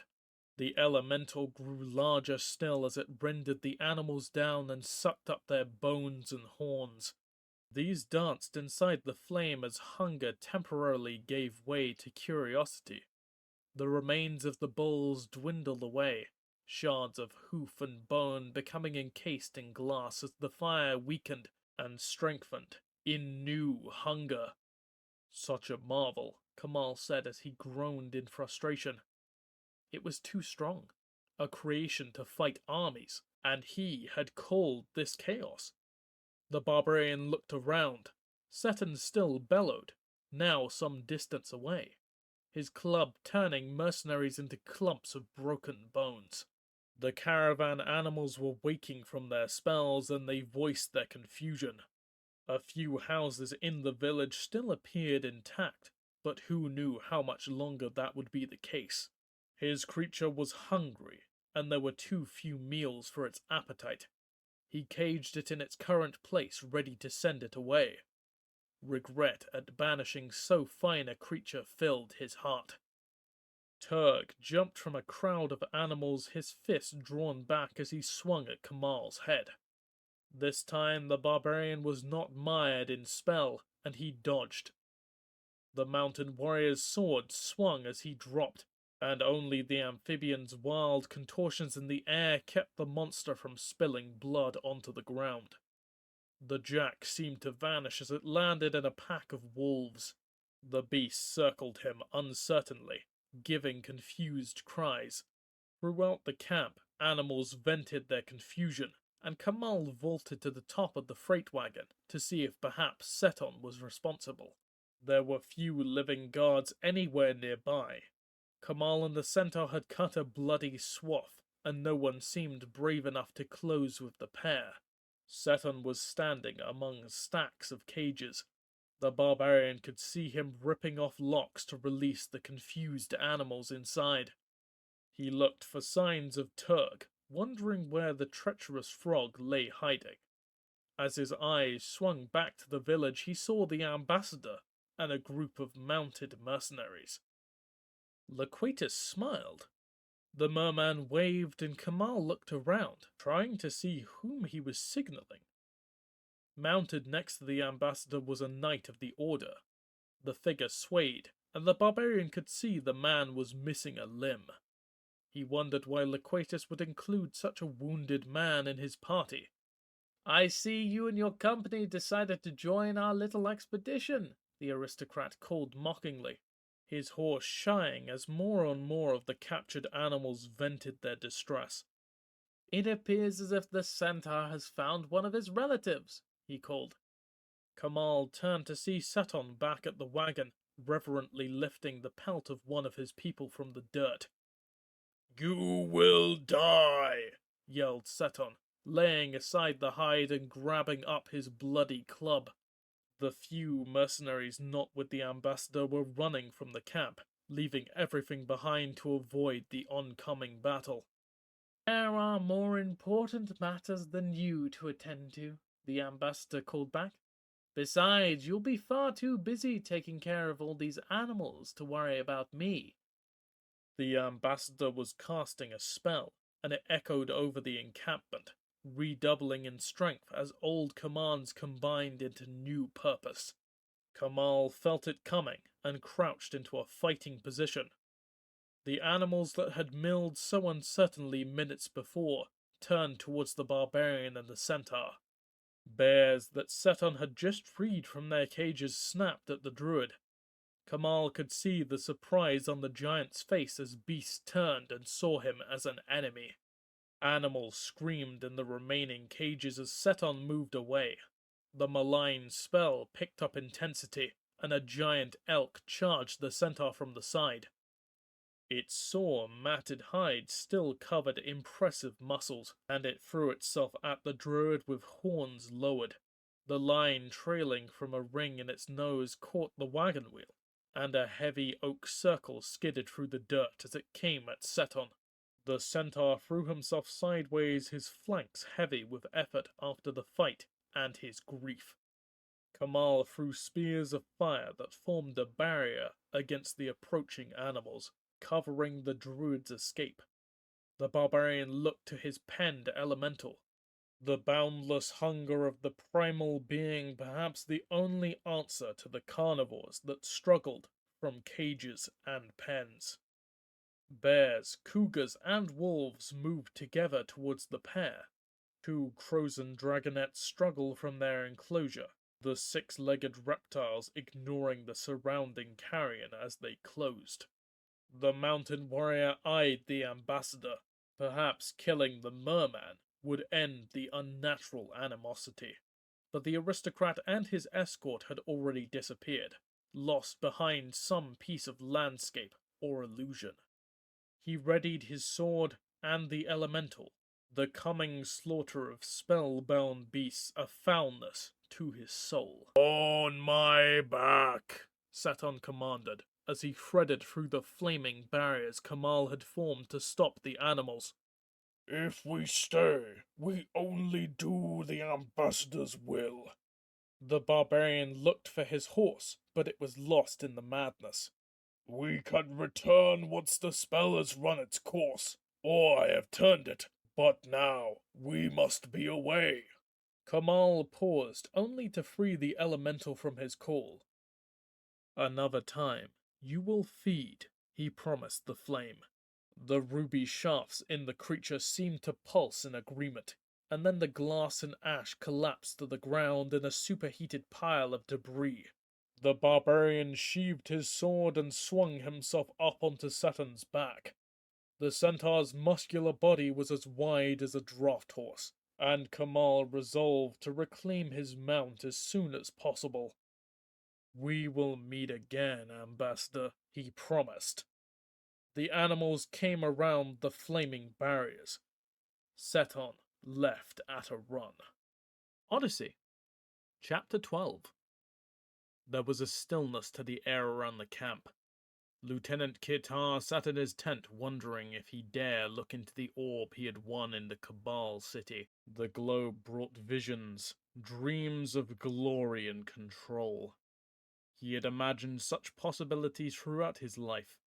He ached to smash the power of the Cabal, to finally order the restless mages of the Pardic Mountains to the southwest. Everything seemed possible if he just had time to investigate the orb, experiment with it. His huge hands clenched as he restrained himself from digging through the baggage for it. The visions became so compelling that he lost himself, and he could not afford the time. These meaningless patrols along the forest. Kitar stood suddenly and went outside, breathing deeply to calm himself. A fragrant breeze brought him a whiff of the forest, and his face pinched at the smell. Give him the cold, clean air of the plains, he vowed. He moved to the camp perimeter, absently accepting hails from his soldiers. The forest had always been chaotic, unstructured. He regarded the line of trees with deep ambivalence. The tribes and races of the forest interior cut themselves off from the rest of the world. Kitar felt contempt for such behavior. The world cried out for a firm hand, he thought, and his knuckles cracked as his fists tightened once more. "Lieutenant," said a soldier bringing wood in from the trees. The fires for the night were being laid. Another day spent here. "I saw a bison moving deeper in the trees," the soldier volunteered uncertainly, obviously new to the unit. Kitar wondered how the sergeant had not beaten such hesitation from the new recruits. Let the lower ranks police themselves, he thought to himself. "Bison are no danger except when surprised or in breeding season," Kitar reassured the soldier. The sentry still looked nervous, but the bird warrior ignored him and walked on. The anxiety in the lower ranks was quite disgusting, the Aven thought. He must admit that the sheer number of attacks, sometimes from animals well known for their timidity, was unsettling, and the frequencies seemed to be increasing. Nevertheless, it was no excuse to be a coward. Nature was chaotic, and it was only natural that it must occasionally be curbed. The rumble of thunder made him look into the darkening sky. No sign of rain clouds. The rumble became stronger and more continuous, never breaking. He turned to the forest. The soldier he left dropped the gathered wood and ran for his gear. The bison came out of the trees, a dumb, relentless tide. "To arms!" Kitar yelled, echoed by others throughout the camp. The order's tents and animals were atop a small rise, and the lieutenant could look down to the forest edge. As far as he could see in the dimming light, animals were coming out, not driven by the weather or any sign of fire. "Stand your ground!" Kitar bellowed as he moved to the line of men and bird warriors forming in the path of the bison. The beasts were continuing up the rise, slowing but still advancing. Why, he wondered. A rapen launched himself into the sky, his wings spreading in the setting sun as he flew over the camp. The sergeants in the line began chanting, a song of order's glory. Magic flared as the warriors united their will and cloaked themselves in power. The bison slowed, but still came closer. The leaders not pushed by those behind them, advancing on their own. "They are only dumb animals," Kitar cried as he strode to the head of the line. The mass of animals seemed a personal attack after his words to the sentry, and he responded as he would to any attack. The magic flowed to his hands and left them as golden birds. The power flew to the leading bison and struck like a catapult burst, killing the animal instantly. There was a moment of silence as the others looked at him. "Attack!" Kitar yelled, and other projectiles followed. Arrows and javelins arced into the air, but the dead were lost in a mass of new animals. Kitar howled in anger, determined to stop the assault. Perhaps if the ground were better, he might have succeeded. But the animals lapped around the growing bulwark of corpses. Kirtar's cries to his men were lost in the noise and confusion of battle. Bison circled through the camp, their humps more than 8 feet off the ground. Calves bawled and tripped, finding their feet with difficulty as the torrent of animals ebbed and flowed like a river. Kirtar wondered how thousands of animals might remain unseen in the forest. They continued to leave the trees, all apparently aimed for him and his men. The beasts were disorganized and showed little of the frenzy of the previous attacks, but the sheer number of bison made them dangerous. 10-foot-tall Ellen stood with long pikes set, a steadily growing wall of corpses protecting the hooded bird warriors. The massive soldiers were proving useful, despite their lack of magic. Simple muscle might carry the day. The line of soldiers contracted as sergeants tried to form a perimeter. Now relentless pressure spilled bison onto the lines. Trapped bulls gored the men who had turned to oppose them. Kirtar watched a soldier fall to the ground, the sudden thrusts of heavy horns splintering the man's chest. The lieutenant leaped forward, his fist encased in power, and broke the bull's spine. He called out in triumph as he stood over the beast he killed with a single blow. However, the victory was lost in the unrelenting tide of animals. In the skies above, the rapen swooped and dove. Kirtar could see them exulting in their flight. The flyers swept down and plied their long maces and lances before rising again, untouched by the sprawling chaos below. The rumble of hooves made speech impossible as the animals milled, fresh reinforcements constantly coming to test the camp's defense. Avon were lost in the midst of the herd, occasionally appearing atop animals they killed, but soon disappearing back under the crush of bodies. Kirtar felt a thrill of pride at how the bird warriors succeeded while the other races vanished under the milling hooves. A group of bulls threw themselves up a pile of bodies and forced their way among the Ellen. Now long axes rose and fell, 2 feet of heavy-edged steel hewing its way through bone. The rapen congregated over their land-bound brethren, and darts showered down more heavily. The giant bird warriors rolled the bulls back down the pile of corpses surrounding their position.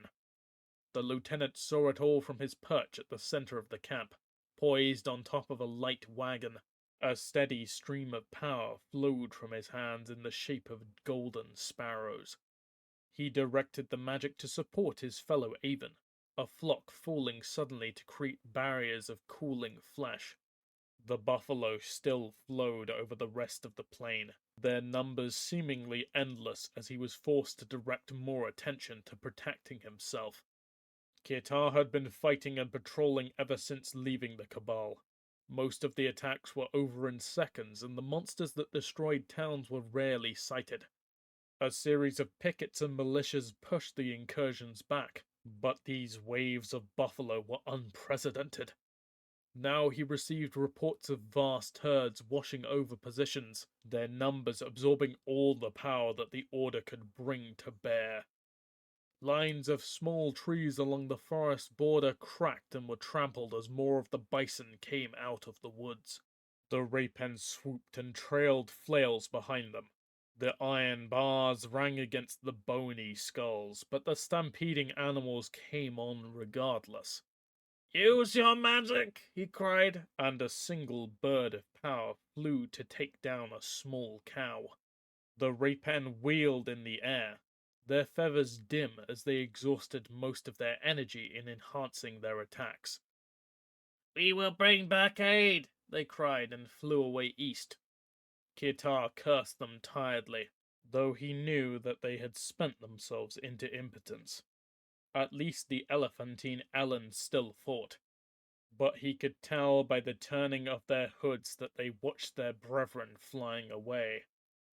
A fresh surge of beasts threw itself against the wagon, and it tumbled to kindling as the lieutenant fell. His magic now armored his flesh and his fists. He fought his way through the maelstrom to the piles of dead animals killed before they could reach the wagon. A bull took him to the ground, the heavy skull battering at his shield, threatening to crush him.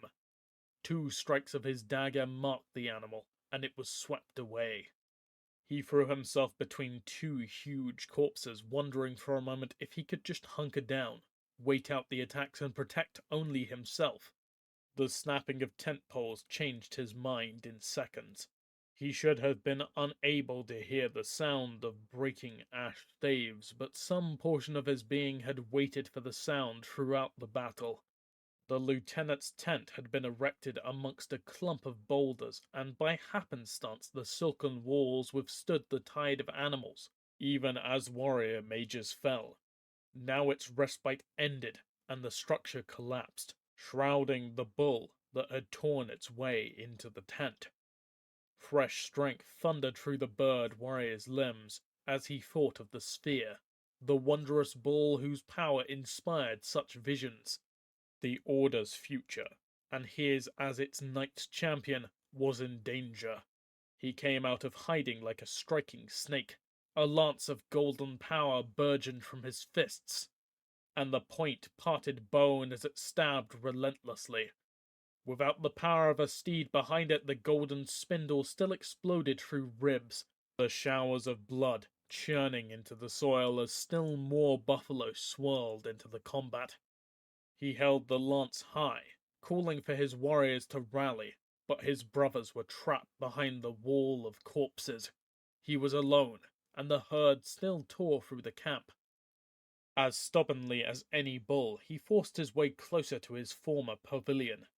The long lance slapped against the ribs of animals in his way, the enhanced spear breaking ribs as Kitar beat his way closer to his objective. Then he saw it, his prize. His destiny was being kicked by the wrapped bull, like some monstrous pillow. The bull inside the tent fabric rebounded off the ring of boulders, its splayed hooves tearing at what remained of the knight's pavilion. More animals piled into the ring of boulders, and Kitar flew to a low stone. The metal sphere, which had glowed with such promise, was duller, its glory muted. "You've soiled it!" cried the lieutenant, and threw his lance through the trapped bull, and pinned it to another animal. He dived into the scramble, the sphere tucked behind his feet against a rock. The attack seemed to be dying down, and there was less noise, but he stood furious, and with bare hands beat the animals trying to escape. His blows, which once shattered boulders, rebounded from simple bone and hide, but still his arms rose and fell. The ring of corpses trapped the animals. Kitar's opponents soon dripped blood from their noses and ears. A cow tried to crush the bird warrior against a boulder, but he grappled still, his power healing broken bones, even as he killed the animal with an especially frantic blow that shocked the heart into stillness. A figure blocked his vision, and he almost swung before recognizing the massive form of an Ellen. The robe enveloping it was torn, and the grey skin was bruised and swollen. The long axe cut the spines of wounded animals, the pain of their broken bones washed away by death. Cries for help sounded throughout the remains of the camp, a surprising number of soldiers still living despite the length of the assault. Kitar stooped and tucked the sphere into his purse, taking a moment to regard it. It was less brilliant, but the echoes of his former visions lurked in the corner of his soul as he tried to will it to its previous glory. An Avon bird warrior strode over the hills of dead flesh, coming to deliver the report on the survivors. "Sir, the mounts have returned. The outrider managed to save the string and brought them back." The company's steeds had been hobbled some distance from the camp, and a quick-thinking guard managed to herd them to safety as waves of buffalo swamped the camp. "The wagons and most of the equipment were destroyed, though efforts to salvage what we can have begun. The wounds are stabilized and await the efforts of more powerful mages." Kitar laced up his purse and strode away towards the steeds. We have no time to waste healing bruises, he stated to the officer, who gaped as the lieutenant raised his voice. Men, we have triumphed over the forest in spite of its attempts to destroy us. We have lacked only the will to seize our victory. Most of the soldiers were stunned, but Qatar could see the lingering battle madness in the faces of his bird warriors. It is long past the time that we took action against the beasts that disturb our dominions, he announced. We must recognize our duty and destroy the forces that may overwhelm us. He pointed towards the disappearing buffalo. The herd could not sweep us aside and withdraws to renew itself in the hidden glens. Would you fight it again? He swept his hand over the destroyed encampment. Would you fight twice that many of the beasts when someday there are half as many of us? The bird warrior drew himself up proudly. Tired and exhausted as we are, I know that only by continuing the attack we can win this war. A feeble cheer went up, but it was magnified 1,000-fold in Qatar's visions. Mount up and ride into the forest, he commanded. We will kill until nothing remains to oppose us. Ignoring frantic signs from the healers, he took those warriors who could move to their steeds and mounted. He led the charge against the retreating herd. A bestial sea flowed before him, and he vowed to empty it, one sword stroke at a time. Odyssey, Chapter 13. It's like a picnic, Loquatus decided as he shifted in the saddle, directing his mount around another clump of dead animals. One is invariably bored and must create one's own amusement. The horse shied away at the scent of blood, and he sawed the toothed bit in the animal's mouth. The plains were thick with destruction as the order and the forest forays clashed. After a week of piled corpses and devastated towns, Loquatus ached for a change. The death of drylanders was always enjoyable, but even a favorite dish might lose its appeal if sampled too often. Turg felt the ambassador's lack of interest, and the amphibian did its best to enliven the journey. Forbidden from attacking the villagers along the way and banned from assaulting the mercenaries, it took a few days for the frog to act. Loquatus could feel his champion drawing on the merman's cunning, though he lacked enough interest to interrogate his servant. A horse's scream made the ambassador look up, wondering if they had fallen into an ambush. One of the pack horses fell and thrashed, a caltrop sunk deep into its hoof. Loquatus could see an iridescent glitter on the metal and knew it to be a deadly poison. A mercenary ran to care for the beast, stooping to draw the iron from its leg, but Turg seemed to appear, blocking the way. It appears to be poison, the ambassador called as the hired servant hesitated to force his way past the frog. If you touch it, you will be too weak to walk within the hour. If you cut yourself, you might as well dig a grave. The frog nodded emphatically and turned to the downed horse. Borrowing a knife, he slit the beast's throat, moving slowly as if expressing grief. The ambassador would be ill at the mawkish sentiment if he were not sure that Turg had dropped the caltrop into a pouch. The mercenaries patted the frog awkwardly on the back. They expressed that night their gratitude for his quick thinking. They saved him the first cuts for dinner. The merman sneered at their stupidity. They neglected to ask how an aristocrat from the depths of the sea might recognize a poison on sight, especially one volatile enough to be deposited for contact use. Did they think him a sage to know every toxin? He knew the deadliness of a concoction because he carried a good supply of it secured in the depths of his luggage. The frog was cheered at dinner, and the ambassador wondered what else might happen. A mental command reinforced his previous orders. He could not afford to lose any of the men, though the steeds were expendable as long as there was a surplus. Perhaps this game might keep his attention until they reached the lieutenant. The frog did not use the poison again, and the ambassador was glad. It could be an indiscriminate tool, rather like an amphibian. Instead, the Jack amused himself and the merman by daring the mercenaries into dangerous lapses in judgment, primarily by example. The frog took to taunting the forest animals who were gripped by the strange compulsion. He seemed to turn his back on them with unconcern.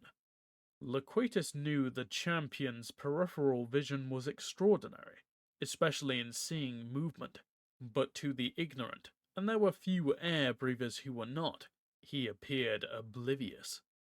The frog also took to helping with the horses, always quick to step in when a strap came undone or a stone was in a shoe. The animals shied away from the champion, showing better judgment than the fools riding them. However, even Loquatus was hard-pressed to see the camouflaged frog sabotaging the packs and saddles. The merman wondered at the ingenuity of the amphibian. The race was known for its savagery, not playing petty tricks and doing small injuries. It could only be the mental link, the ambassador decided. With other things to control and plots to tend to at the Cabal pits, Loquatus was the overwhelming dominant partner. But now his aggression and deceit flowed in ever-increasing amounts to the Jack. "It doesn't matter," he said to himself. Joining spirits was a difficult task, but surely his control would prevent things from getting out of hand. If only they could reach the lieutenant. He forced himself to look at their prisoner. The knight smiled absently, the stench from his wounds strong enough that none cared to ride close. In camp, the confused man was left alone. The knight was already broken, and it was the work of a few minutes to invade his mind, inserting new memories. Now he could only babble that the ambassador was his savior, his rescuer from forbidding odds. Occasionally he would lapse into spasms and blurt out names of his supposed tormentors. Loquatus amused himself by inserting the names of fighters who had irritated him. Kamal and his noxious partner Seton had prominent roles, but like a pie, the situation's humor grew more stale every day. Furthermore, he must force his temporary minions to care for the madman. The next morning, the knight was still alive, though Loquatus doubted he would last the day. A perfectly good plan ruined by the lieutenant's stubborn insistence on staying hidden. There were villagers, but the ambassador wanted a performance for the order. A preview was performed for the cheap crowds, but he moved on before the man could say more than, "He rescued me," and name a few names. He stopped only one time at a village. The headsman, seeing the poor condition of the knight, offered hospitality. The ambassador was forced to influence his mind and leave a cover story with the others. "The messenger," he explained, "suffers from an infection of the blood. Only healing magic might offer a chance." So they continued. The merman opened his kit of poison and drugs.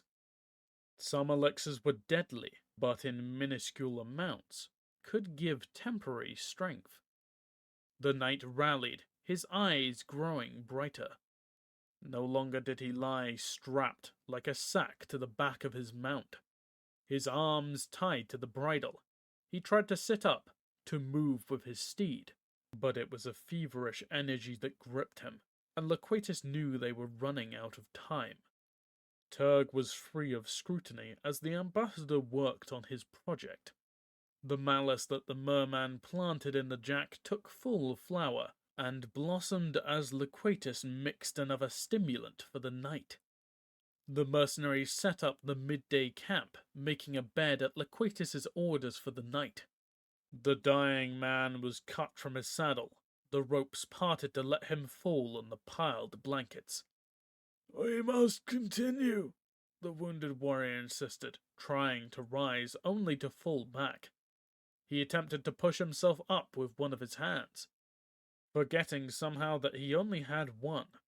The stump bled once more, even through the heavy cushion of bandages. Perhaps a sedative or a smaller dose of the stimulant, Liquatus muttered. Boiling water to prepare an infusion. All that he carried was deadly, and he tired of trying to make poison give life rather than take it.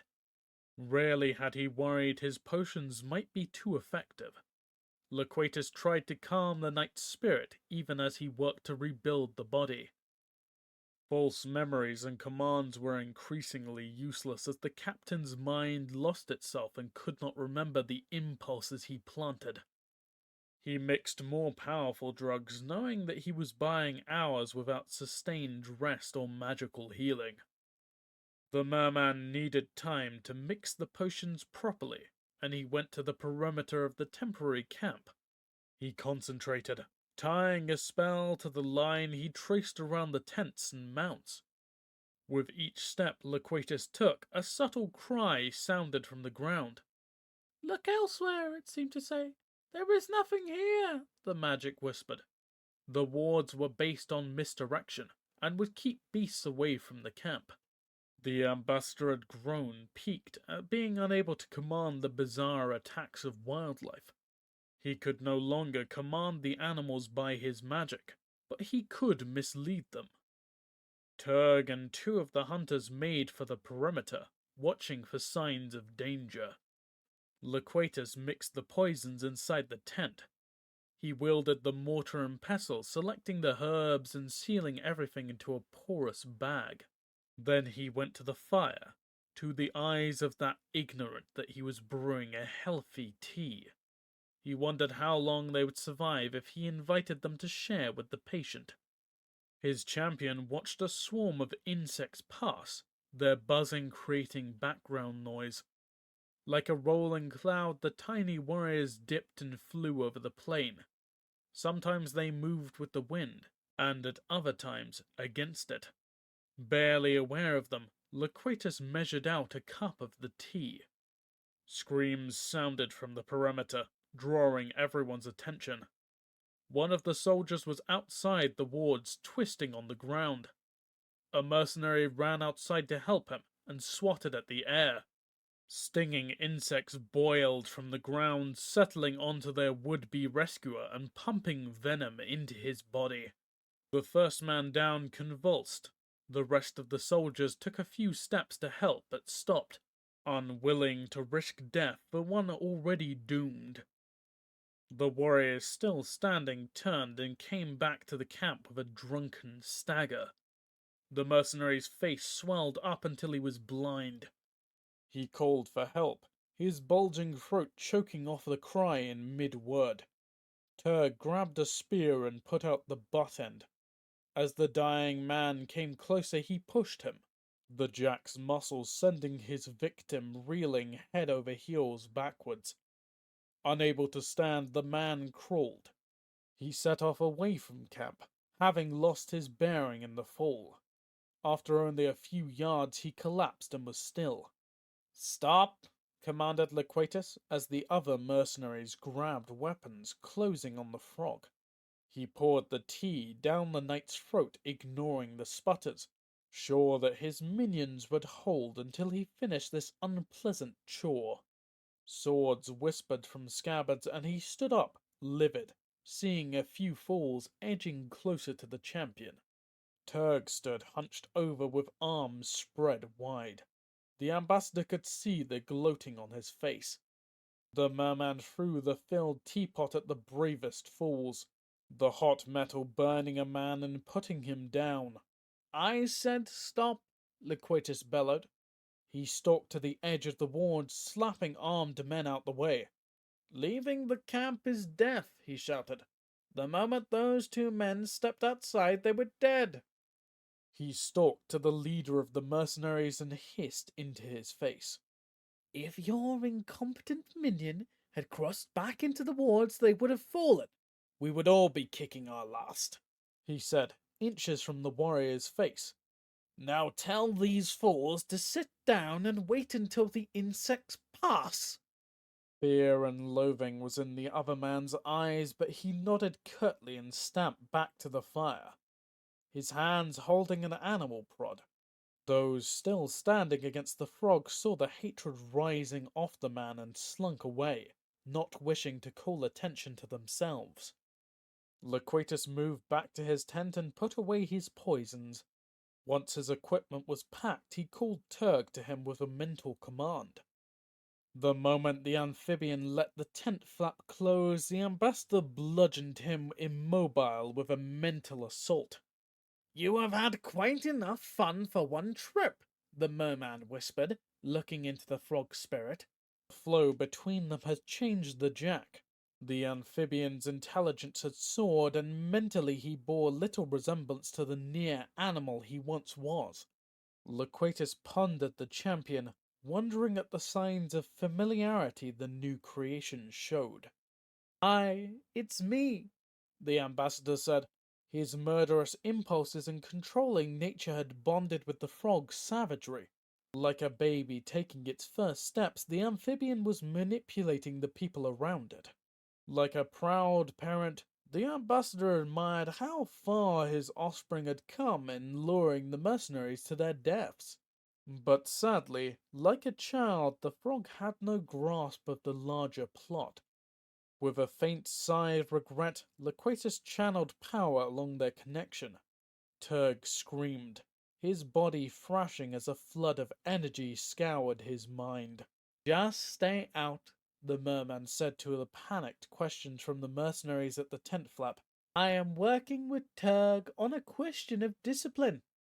The mental constructions giving the amphibian its independence and reasoning power melted under the assault, dissolving like sand castles before an incoming tide.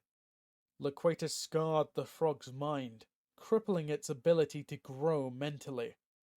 Even as he attacked the mind, he could feel the frog vainly trying to repair its shattered spirit. "Strong, aren't you?" the ambassador chuckled, bearing down a little harder. "We'll just have to make this a daily ritual then."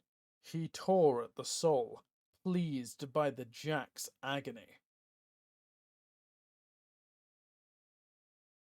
It was a somber expedition that moved through the plains. The casualties kept their mercenaries close to the ambassador, scared to leave the safety of his wards. Turg was as he used to be, a sullen mountain of muscle. The frog could barely restrain himself from attacking anything that moved. The ambassador devoted more attention to maintaining the jack, amazed at how much more work it required. But the extra effort engaged his attention. The boredom that plagued him vanished under the workload. The soldier was in a coma, drugged to near death in the hopes that they might find a healer. Loquatus regretted the delay Turg had created, but he must have absolute control. The cries of battle sounded, and the ambassador stood up in his stirrups. The forest was closer, but most of the land was open ground. The ground was dry, and the merman could see only the dust of the melee. He cursed the mercenaries' newfound timidity. If they were to be useful, his guards should be scouting ahead. The noise was dying down, and he feared the fight might end before he could join. The chance to finally receive accolades for rescuing the dying knight riding behind him was too great to resist. "Attack!" he ordered with a great cry, unleashing his champion as he spoke. There was movement from ahead, mounted figures becoming visible as the breeze began to clear the dust of the scene. The mercenaries broke into a charge and echoed a battle cry. Turg was obvious as he ran towards the fighting, and the guards knew that if the amphibian left the ambassador's side, then the wards protecting them from the observation were gone. Loquatus waved the laggards forward, his frown driving them to overtake their fellow. Fear could create as bold a fighter as courage, the ambassador said to himself. It was an order detachment, the ambassador realized with glee. The mounted knights maneuvered against reptilian beasts that gathered in a circle as the soldiers dressed their ranks. But except for a few glances, the soldiers ignored the rough irregulars racing to join them. The merman kept back, wanting disposable minions between him and any dangers. Besides, he must tend his captive, who showed signs of life as he approached the detachment of his fellows. Loquatus's passport gave a feeble cheer before lapsing unconscious. Only the straps and webbing kept the man on his horse. The merman drove his horse and that of the sick man faster. All his hard work could not expire within sight of the finish line. The order finished dressing its lines and boots thudded into Mount's sides. The knights moved forward, lances dropping to ram home. Their opponents were great lizards, their sides heaving in the sun. Dust settled over their scaly bodies, making it difficult to count them despite their size. The knights shifted their angle of attack, and their lances tearing at the weaving heads and opening up necks. Loquatus's mercenaries arrived in a disordered mob, but their attack did more damage. Doubtless this was due to their experience in gathering animals for caravans. The ambassador said to himself, as he slowed and tried to appear more solicitous with the wounded man. Familiar with the species, the mercenaries dodged strikes and unleashed blows on the joints and fragile bones at the back of the head. Despite their size, the 1,000-pound creatures fell as easily as cattle in the slaughterhouse. The Order forces swept back to attack again, but this time they cheered the irregulars as the last reptile fell. The ambassador led his passport forward, interrupting the victory cries as he struggled to get the Order's attention before the knight could inconveniently die. "I have a man in desperate need of healing," he cried out, his face flushed in an apparent fear for his prisoner's life. "He might die any minute." The sergeant of the Order threw himself from his horse, rushing to the wounded man's side. He drew a dagger and cut away the restraining cords. "Bring blankets and erect a tent," he ordered his men, easing the patient to the ground. "I prayed to find someone who could help," the merman said, trying to sound relieved. "I am Ambassador Loquatus of the Mer Empire. Can you do anything?" The sergeant ignored him, already falling into a trance. The energy rolling from his hands was almost invisible in the sunlight. Used to the rich golden color of healing, the ambassador wondered if he misunderstood the sergeant's intentions. But the one-armed man's breathing seemed to improve by a minuscule amount as more power soaked into the body. "The sergeant is exhausted," a soldier explained, coming from a pack horse with a bundle of wood to start a fire. "We've been marching for days, slaughtering anything we can find." He dropped the fuel and began cutting a circle of turf away for a fire pit. All the Order soldiers looked exhausted. Some stood with still bloody weapons, too tired to clean them. "I'm Corporal Vale," the soldier continued as he stacked the wood, laying down the kindling, then the heavier pieces. The warrior was twisted as if the healing had gone wrong, but intelligence glinted from the slack face. "Why were you here, so close to the forest?" Corporal or not, there was suspicion in his look. "Attacked!" came a gurgling cry from behind him. The corporal spun, his dirt-covered knife ready to stab. "I was attacked," the wounded knight repeated, his eyes glassy as he looked towards the sky. The corporal crowded closer, his knife still ready, but his attention on the wounded man. "Who attacked you?" Vale asked gently. The knight's face was flushed, and the corporal motioned for one of the other soldiers to continue the fire building. "How were you injured?" The sergeant was deep in his trance, his face growing hollow as he poured more healing power into the wounded man. Loquatus watched with interest, for the stimulants and poisons he had poured down the knight's throat were nearly as deadly as the seeping wounds. "A metal-hued barbarian and a centaur," came the implanted answer. "They fell on us behind a wave of animals, killing everyone before I was rescued. A frog carried me away, he gasped, and then passed out. The ambassador restrained a wide grin. All the work had been worth it. He tried to look concerned.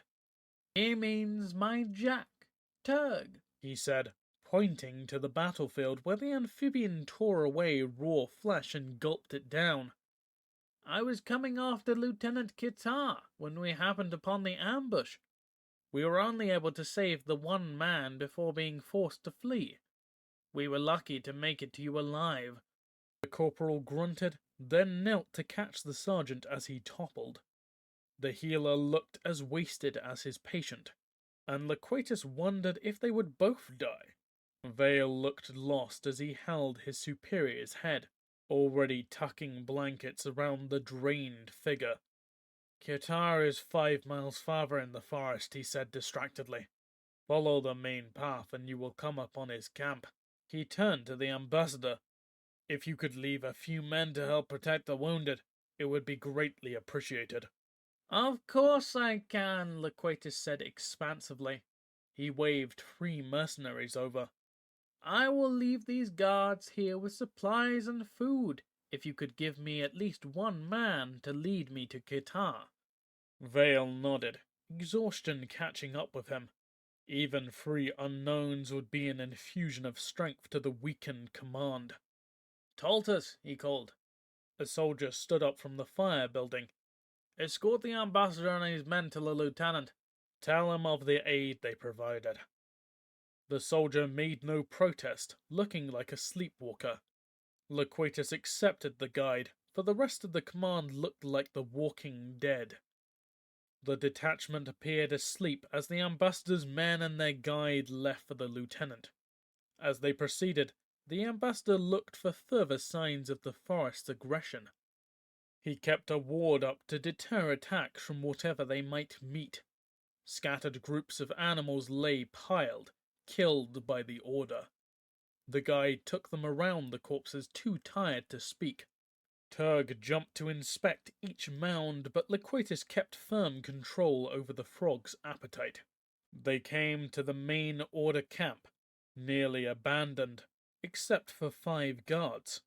They did not even challenge the ambassador and his party, their faces dull as they ate.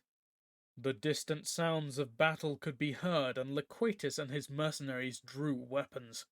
"Where is the lieutenant?" the ambassador barked.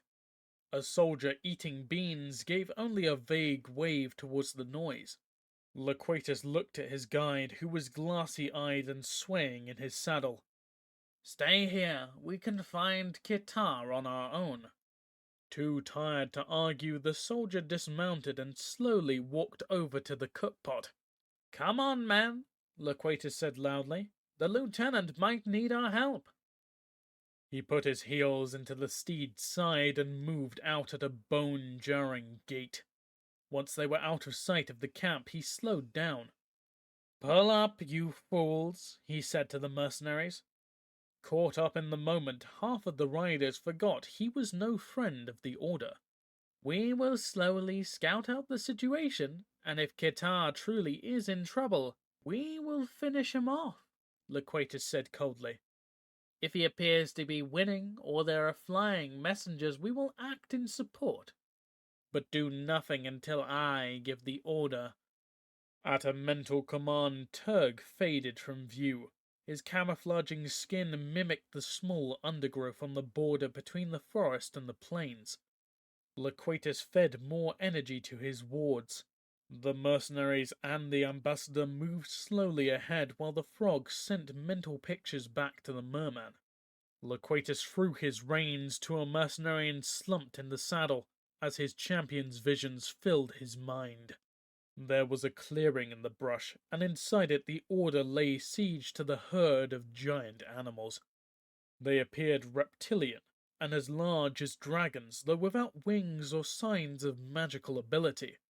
They sounded cries of distress like mighty elephants, as the lieutenant sent mounted squads against single animals. The knights lowered their lances, the wood and steel flickering as magic flowed through the weapons. The horses approached at a slow gallop, closing obliquely with one group. The hills of flesh shifted, trying to retreat farther into the herd, but there was no more room. The points cut into the belly of a huge reptile, tearing through the hide. Blood poured down, gallons soaking into the soil. The final lance tore through the ligament of a leg, sending the animal down. Turg was overwhelmed by the smell of hot blood, and Kitar sent another squad after a different animal. The ambassador came out of his light trance, disappointed at Kitar's strength. He must come as an ally, he realized.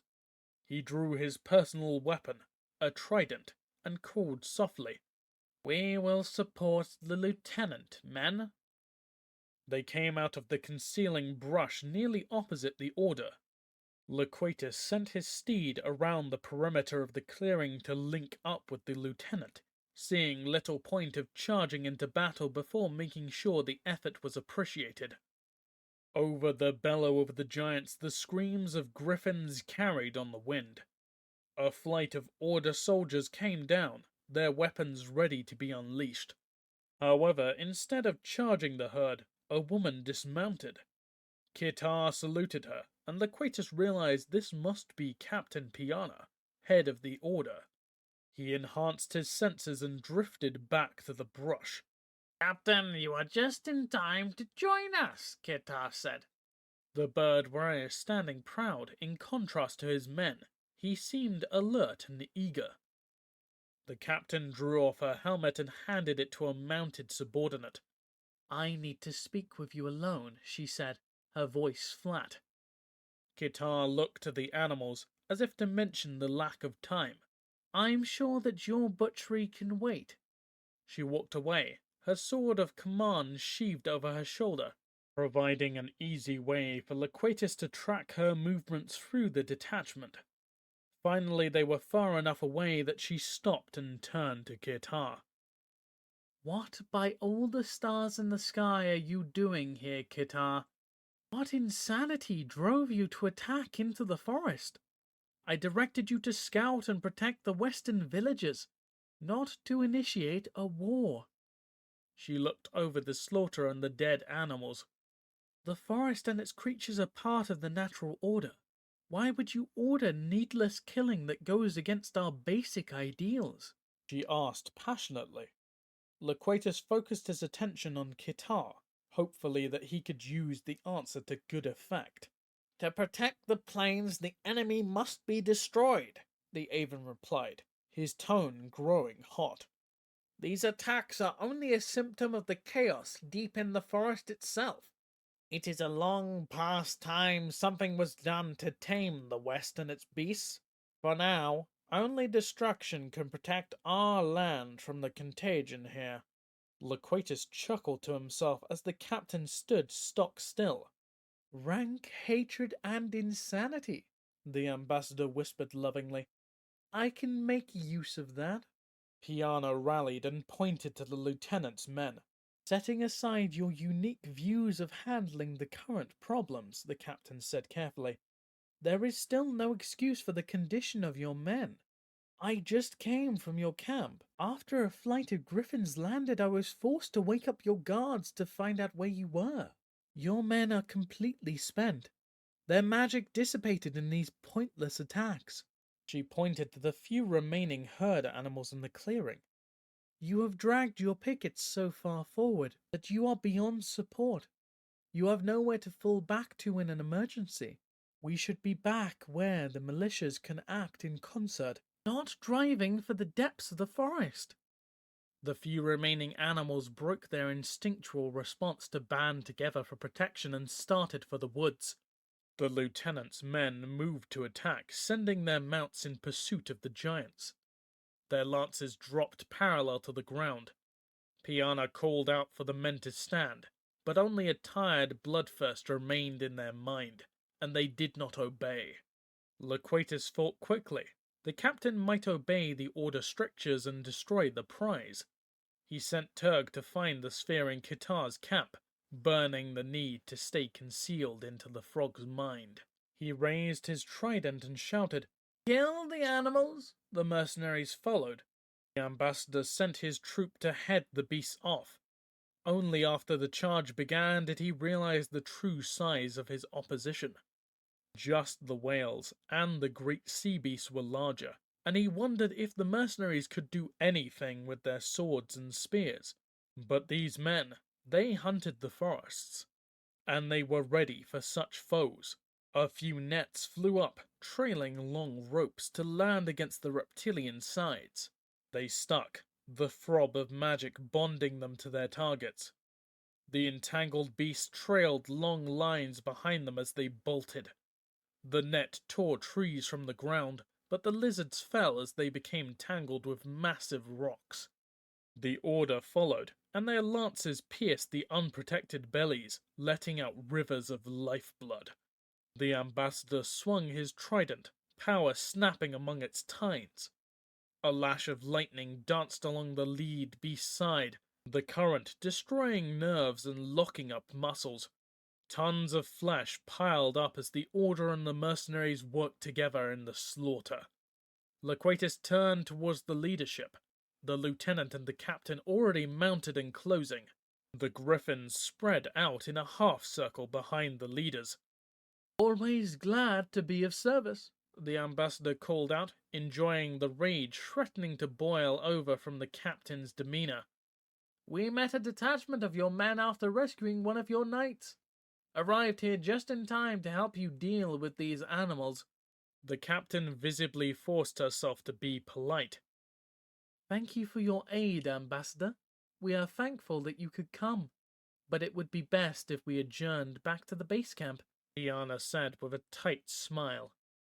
The merman still had no response from Turg as to where the prize was located. He needed to keep the leaders out on the field. "Surely the best thing is to continue killing your way into the forest," Loquatus said, swinging his trident to point west. "The business of the Order is to end the threat of attacks." "The business of the Order is what I say it is, Ambassador," Piana said, interrupting any comments that Kitar might have said. "We have lived with the forest for generations. It is foolish to risk everything when we do not even know where these attacks have begun, or how we can stop them. We are not the Cabal to believe that death is the final answer and first response." She turned the horses and started back to camp, forcing the rest of her troops to follow. The merman could see the rebellion in Kitar's face. He could race after her, but that lacked dignity. A spurt of animals showered from the cluster of brush. "Beware!" Loquatus cried, and a bolt of energy arced from his trident to the bushes at the side of the trail. Soldiers drew weapons as the small animals flowed out and up the legs of their mounts. They were stoats and shrews, and Loquatus cursed the fates that supplied him with such diminutive foes. He needed some great menace to impress the Order and help cement an alliance. But only vermin presented themselves. The Order steeds pawed at the ground, starting in fright as the small animals tried to scramble up their legs. The lieutenant swung a long flail with gusto, the heavy bowl tearing its way through the creatures as his soldiers and Loquatus's mercenaries maneuvered to give him room. Swords and lances swung and creatures died, though their numbers seemed undiminished. The captain and her officers dashed the ambassador's hopes for any victory by summoning their own creatures. Several of the griffin riders concentrated, letting their steeds snap up mouthfuls of furry foes. Huge single and double-horned beasts set the ground shuddering as they stamped their way into the flow of sharp-toothed vermin. Grey rhinos dipped their heads and swept the small animals away. Tiny teeth worked at their grey hides in vain as the Order-directed creatures shattered the flow of the small beasts. Loquatus, however, was not willing to give up. He raised power, but the blast that ripped from his trident barely stung the stoats. That was not where his power had gone. The merman's sly summoning drew greater beasts from the brush, attracting creatures that had fled Kitar's murderous attacks. Great cats leaped at them from cover, throwing themselves on the rhinos. The horned beasts rolled and tried to scrape their feline attackers off as larger teeth worried at their hides. A few giant bulls thundered out, shoving panicked rhinos and goring the grey beast's sides. Loquatus ceased his call, concerned that he might destroy himself in calling up more dangerous animals. Predators, large and small, attacked the Order, and the ambassador watched as his mercenaries aided the beleaguered knights. "Hold them for a few seconds," Piana cried, a bow in her hands. The captain's arrows flew low to the ground. The missiles were for cutting harnesses and standards, but the curving blades instead dismembered the stoats and badgers.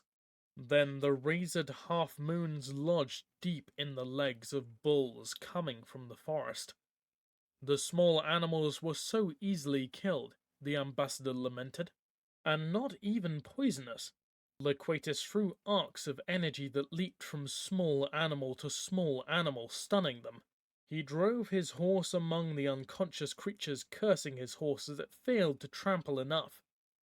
The lieutenant and his men had dismounted, swords killing the last of the small creatures before they closed with those slyly summoned by the ambassador.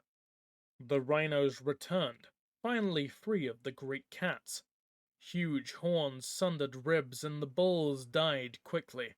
The Order knights killed off the last of their attackers and turned to help the mercenaries. A lion leapt at Loquatus, pulling down his horse and spilling him to the blood-soaked ground. His guards tried to spear it, but missed, allowing the lion another chance to kill Loquatus.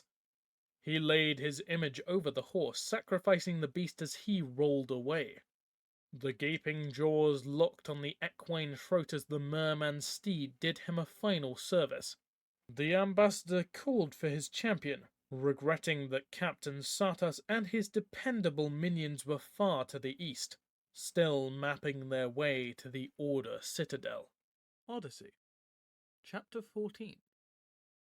Kamal and Seton drove themselves hard up the road, pursuing both Kitar and Loquatus. It took days to finally flush themselves of the ambassador's animals. They had been relentlessly pursued, the beasts continuing long after the merman and his party departed.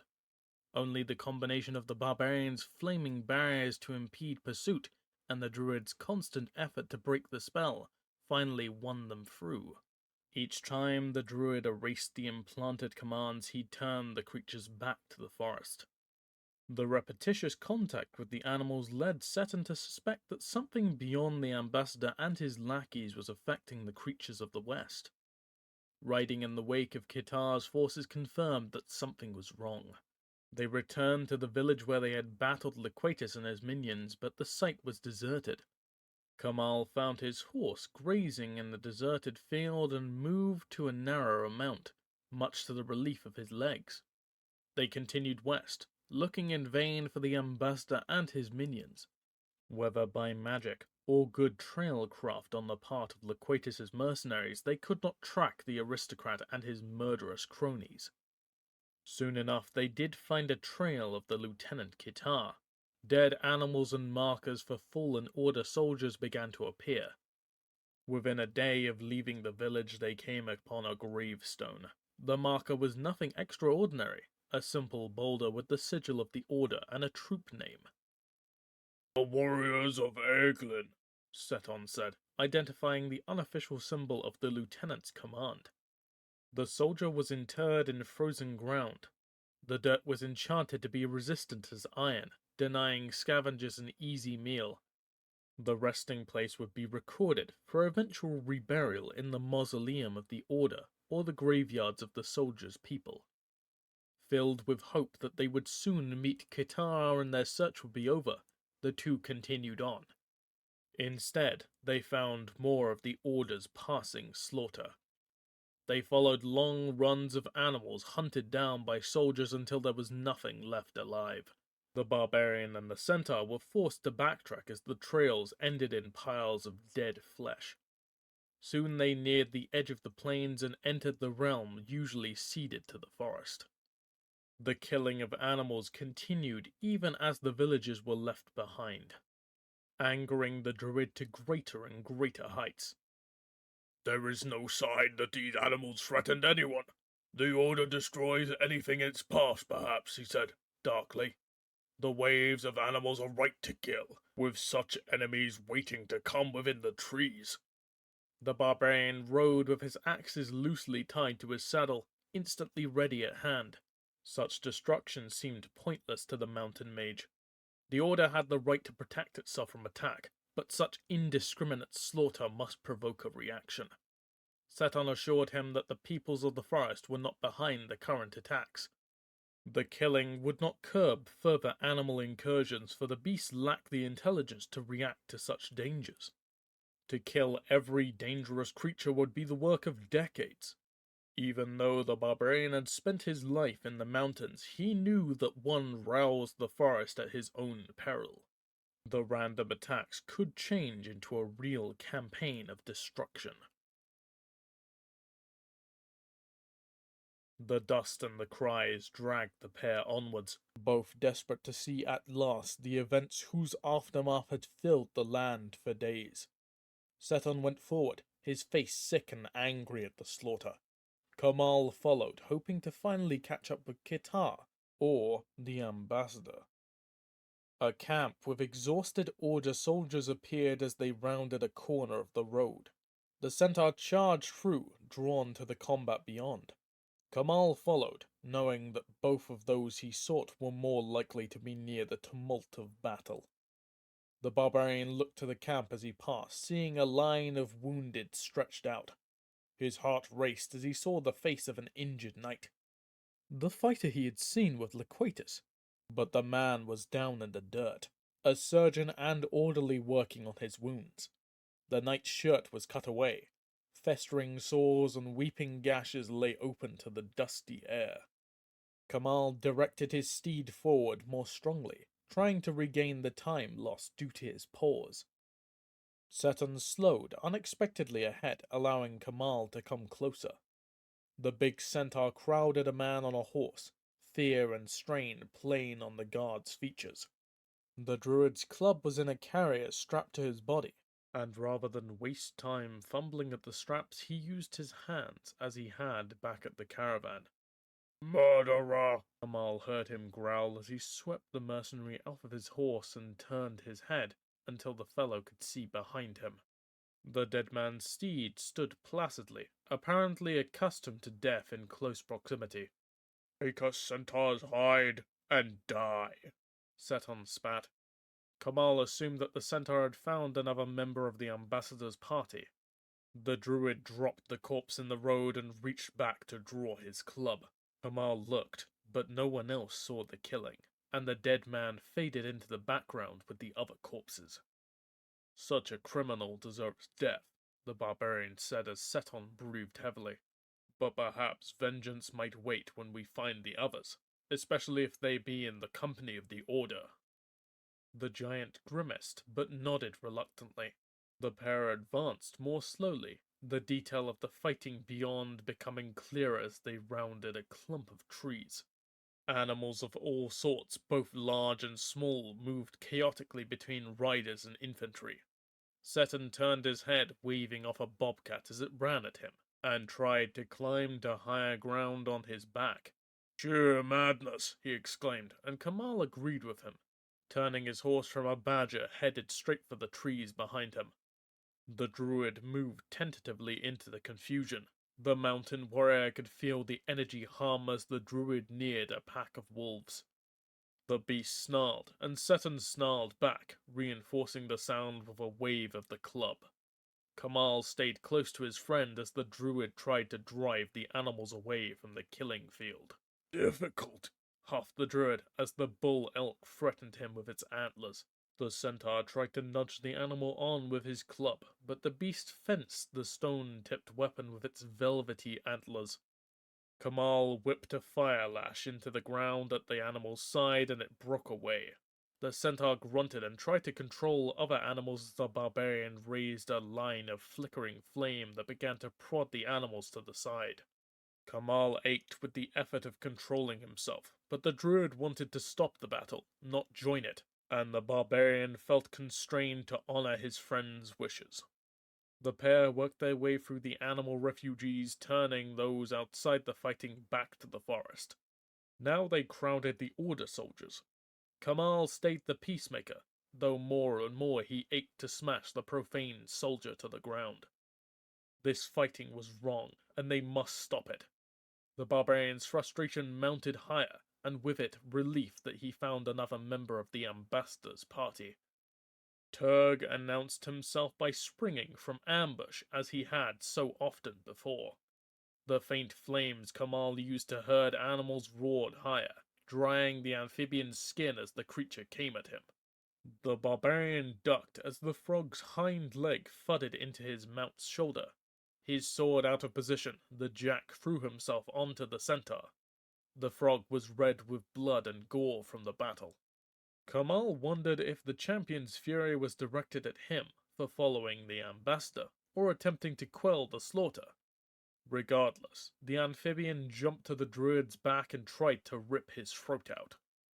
The centaur showed the flexibility of his kind, turning around at his humanoid waist to fight the frog face to face.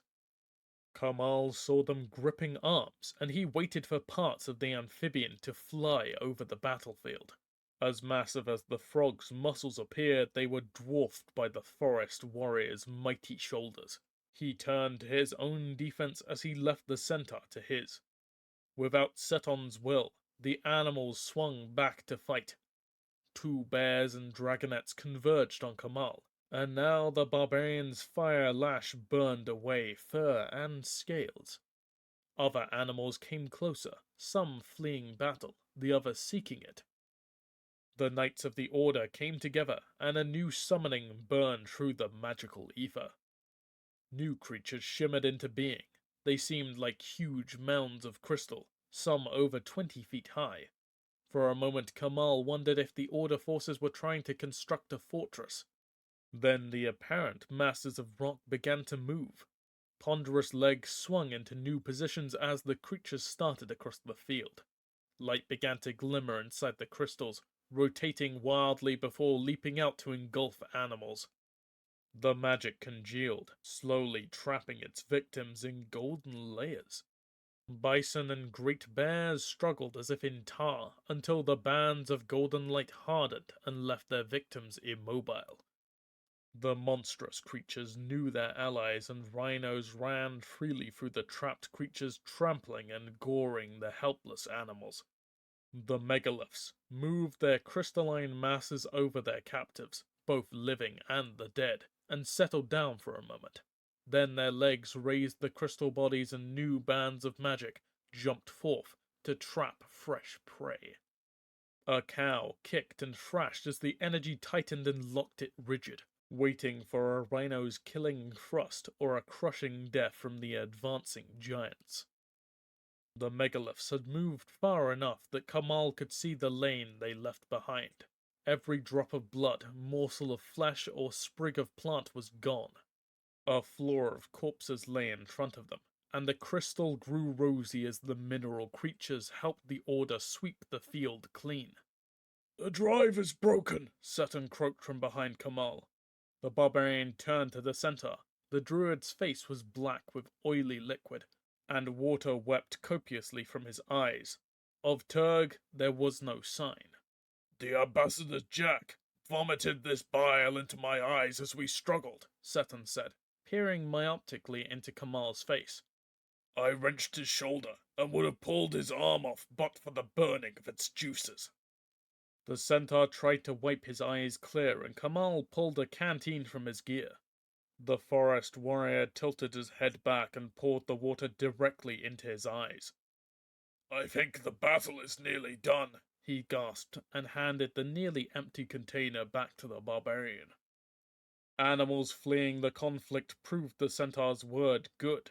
A bear lumbered by, giving only a glance in their direction before continuing on its way. However, there were other creatures on the field. A rhino stabbed its way through a flow of animal refugees and headed for Kamal. His axe spun into its skull, dropping it to the bloody mud. Others converged on him, and he drove his horse forward, trying to get away from the approaching beasts. The megaliths reversed course, and the energy folded over the barbarian despite his horse's efforts to outrun the spell.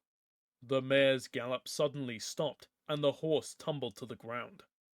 Kamal threw himself free before he could be trapped beneath the body. He rolled, the sword flying free from his grip. He came to his feet with knives of fire in his hands. Seton swung his club, snapping a rhino's horn free as he struggled against the megalith's magic. Kamal ran to his aid, his power severing crystal as he turned to destroy the mineral giants. But the battlefield held only the victors and the dead. The creatures of the forest merged back into the trees as the rhinos and megaliths began to fade away. The barbarian hobbled to his horse, a deep gaping wound on her side telling him that the rhino had attacked while he scrambled to his feet. He knelt and laid his hand on her side. "Thank you," he whispered, then stripped the saddle and gear from the corpse. "My friend," Seton said tremulously, "I can't see you." The centaur collapsed, roiling up against the other corpses in the field.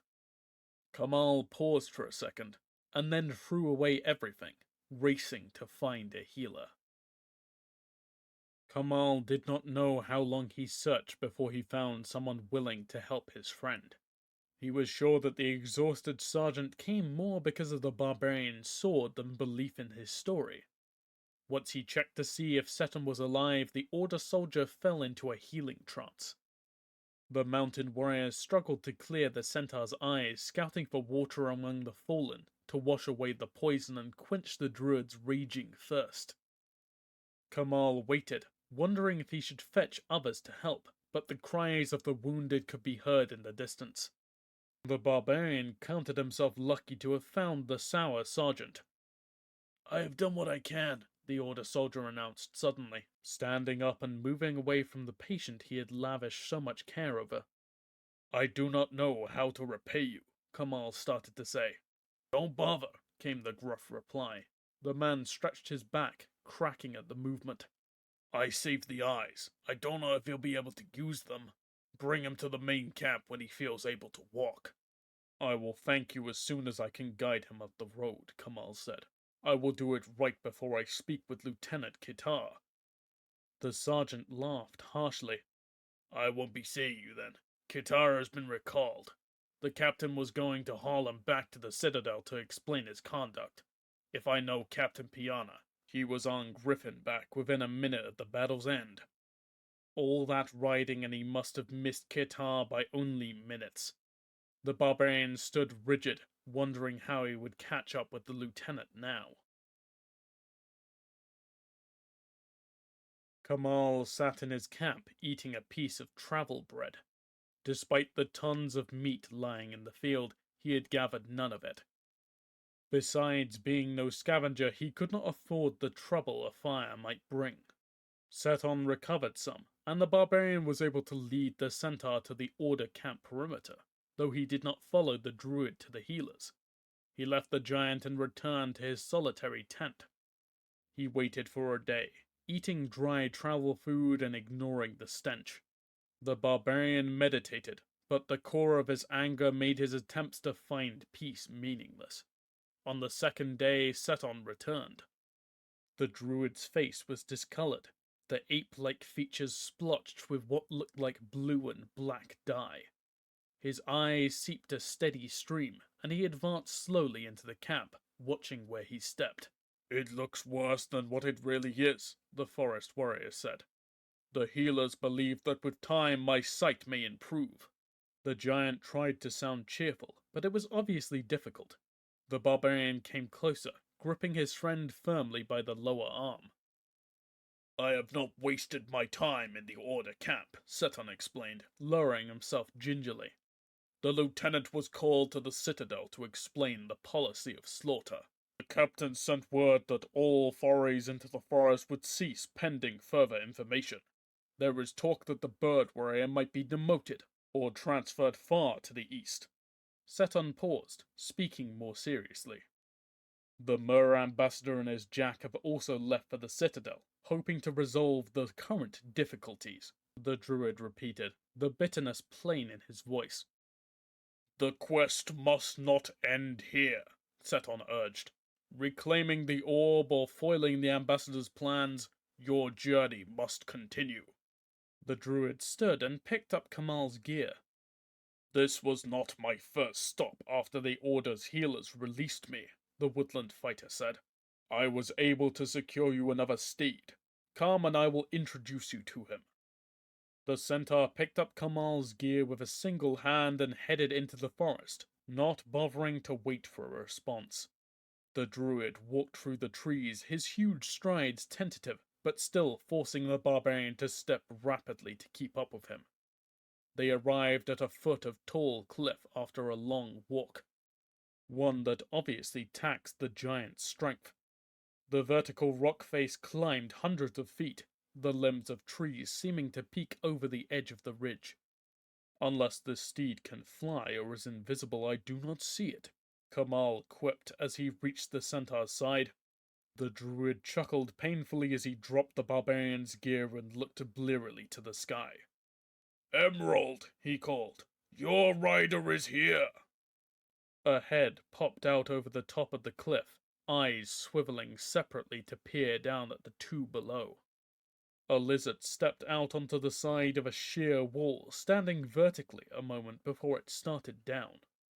Emerald volunteered last night to provide you with transportation. He fed this morning and should be ready for days of hard riding. The barbarian moved back, nervous to be under a creature of such size descending with no visible means of support.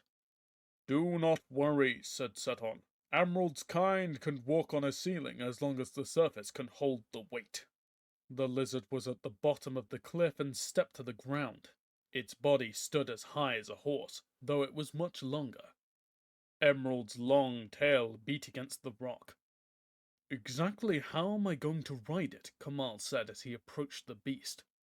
The centaur said nothing, swinging the saddle onto the animal's back. A long tongue darted out of the gecko's mouth and worked along the underside of the saddle. When the druid settled it all the way down, it squelched and then locked solid. That will hold you and your gear even if you are upside down, Seton said with satisfaction, though you might want to grip with something else besides your knees. Now climb aboard and tell me how it feels. Kamal approached cautiously and using the saddle horn pulled himself up. The lizard was huge, but the barrel of its body was close to the same width as a horse. How do I care for it? Kamal said uncertainly. Seton laughed. Emerald is as smart as you are, even if he can't talk, the centaur explained. When you want to get the saddle off, just tell him and lift. That tongue will smear something on its back that will break the saddle's grip. When you want to start out again, just do as I did. The druid lifted the rest of Kamal's gear to him and helped secure it. Emerald knows the way to the Order and how to avoid trouble. Just trust him to know where he is going. The forest warrior stepped back and settled down to rest. Before Kamal could say anything, the gecko started with a jerk. Good luck on your quest, Kamal, Seton called. The barbarian could only wave, hoping the druid saw him as he concentrated on adapting to the lizard's gait. Odyssey, Chapter 15. The air is no place for a merman, Loquatus muttered as he held tightly to the soldier's waist. The ground was distant, and it reminded him of long swims in the tropical seas. The clear water revealed the ocean floor far below. However, the air would not support the ambassador as he drifted down. He felt his jack's fears and knew only his unbending will and orders kept the frog from panic. He wondered how bruised the amphibian's companion would be when they landed again. He had convinced the captain his contacts with the Cabal and other continental powers would help her discover the source of the disturbances. Loquatus hoped to get her alone and work his mind-altering magic, but she gave him no chance. The strain of controlling Turg and his own fears sapped his energy throughout the griffin ride. Now the final destination was in sight, and he could hardly wait to feel dry land beneath his feet. Loquatus regretted his diminished power. He had been forced to abandon the mercenaries.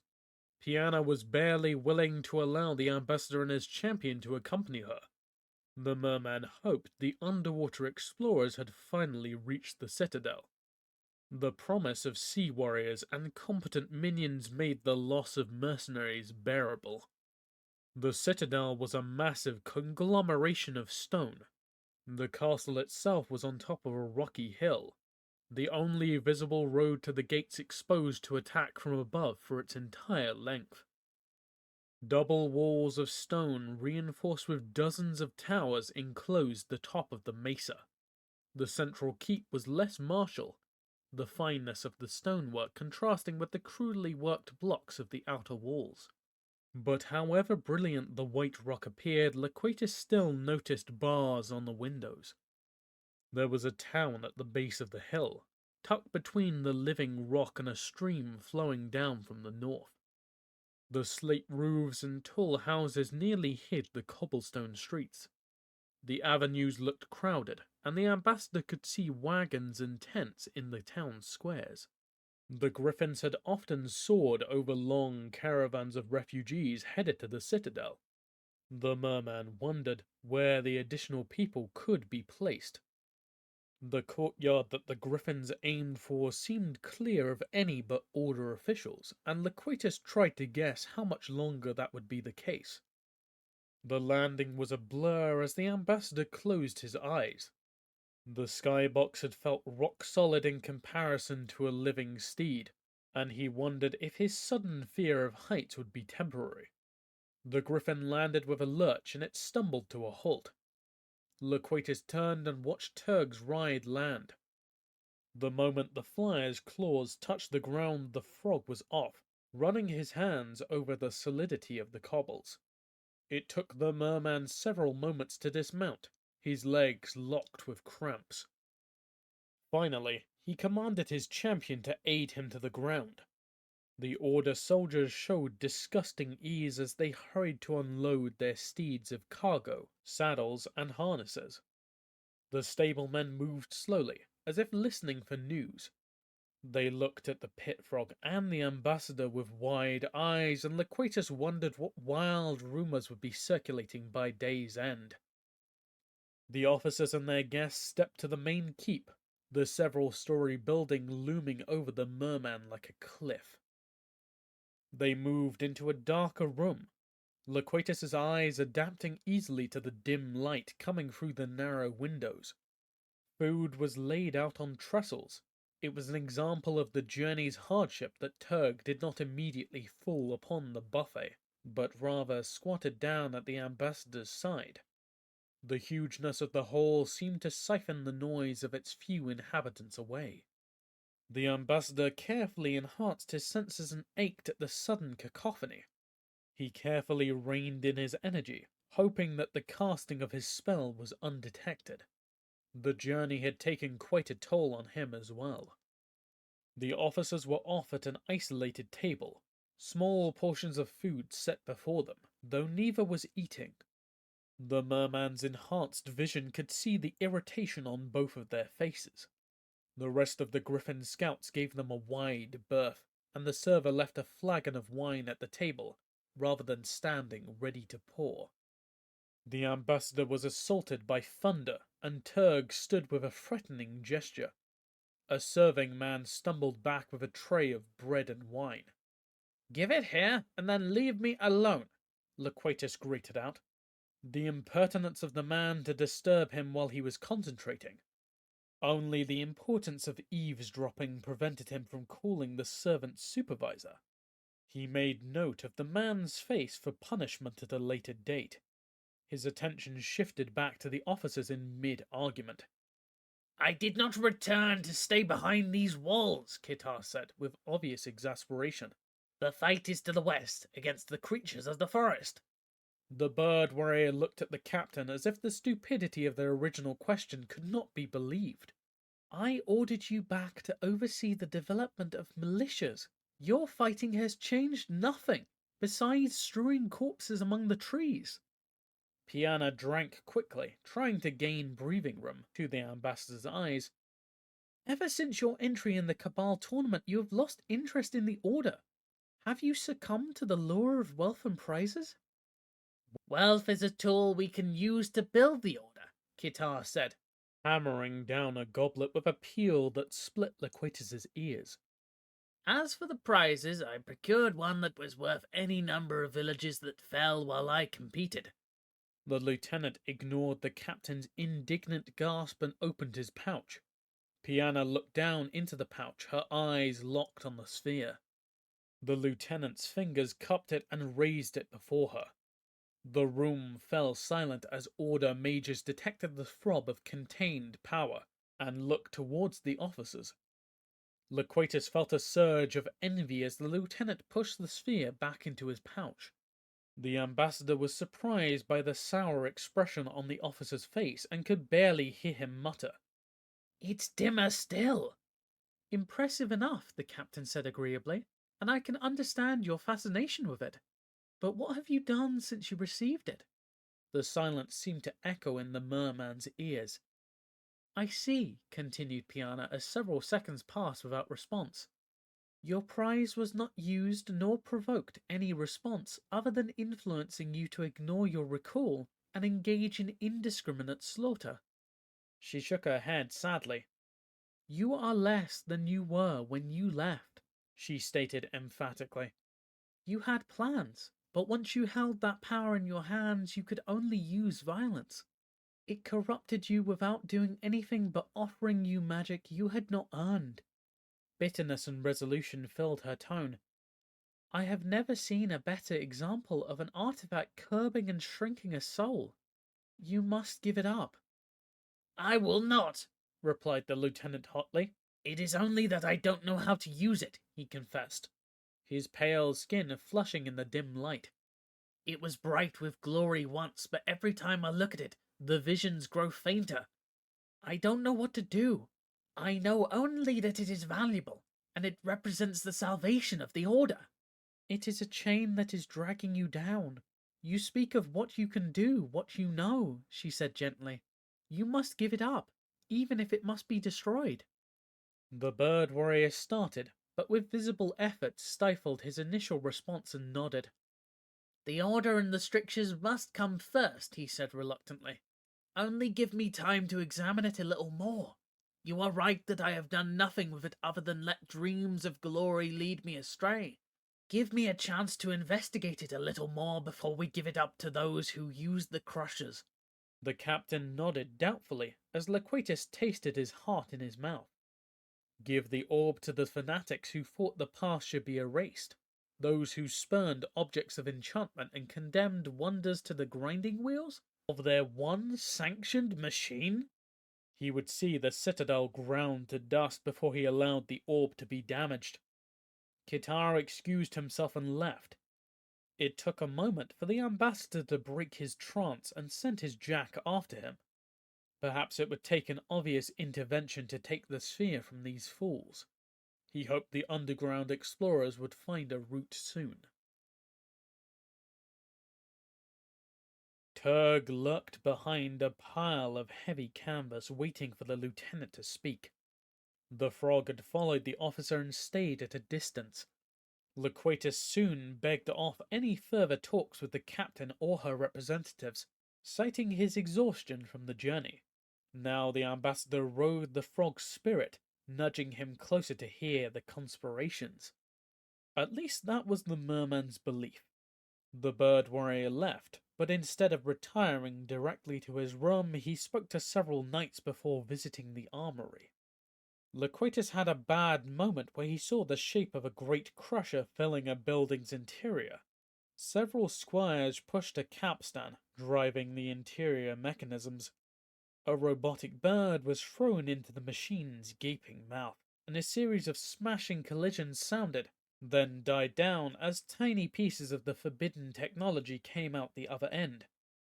A pile of mechanical limbs and less definable work filled a basket that the presiding officer continued to empty. Loquatus very nearly sent his champion charging for the orb at that moment. Kitar had shook himself and left the crusher with a look of fresh determination on his face. Once more he stopped to give a message, and this time Turg was able to hear. The dungeons, just after midnight. The frog spent hours waiting in sight of Kitar's quarters, but the bird warrior did not come out again.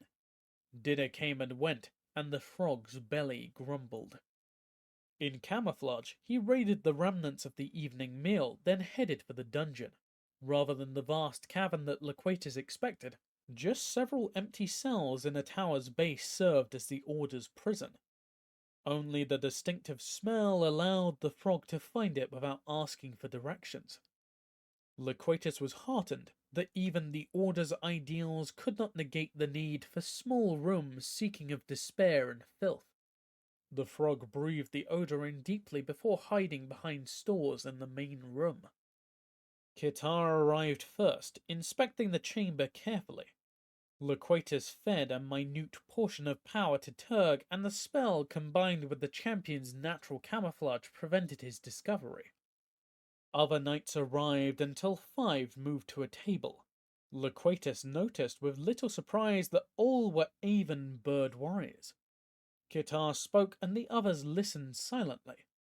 The door was not whisperwood, so the lieutenant talked softly.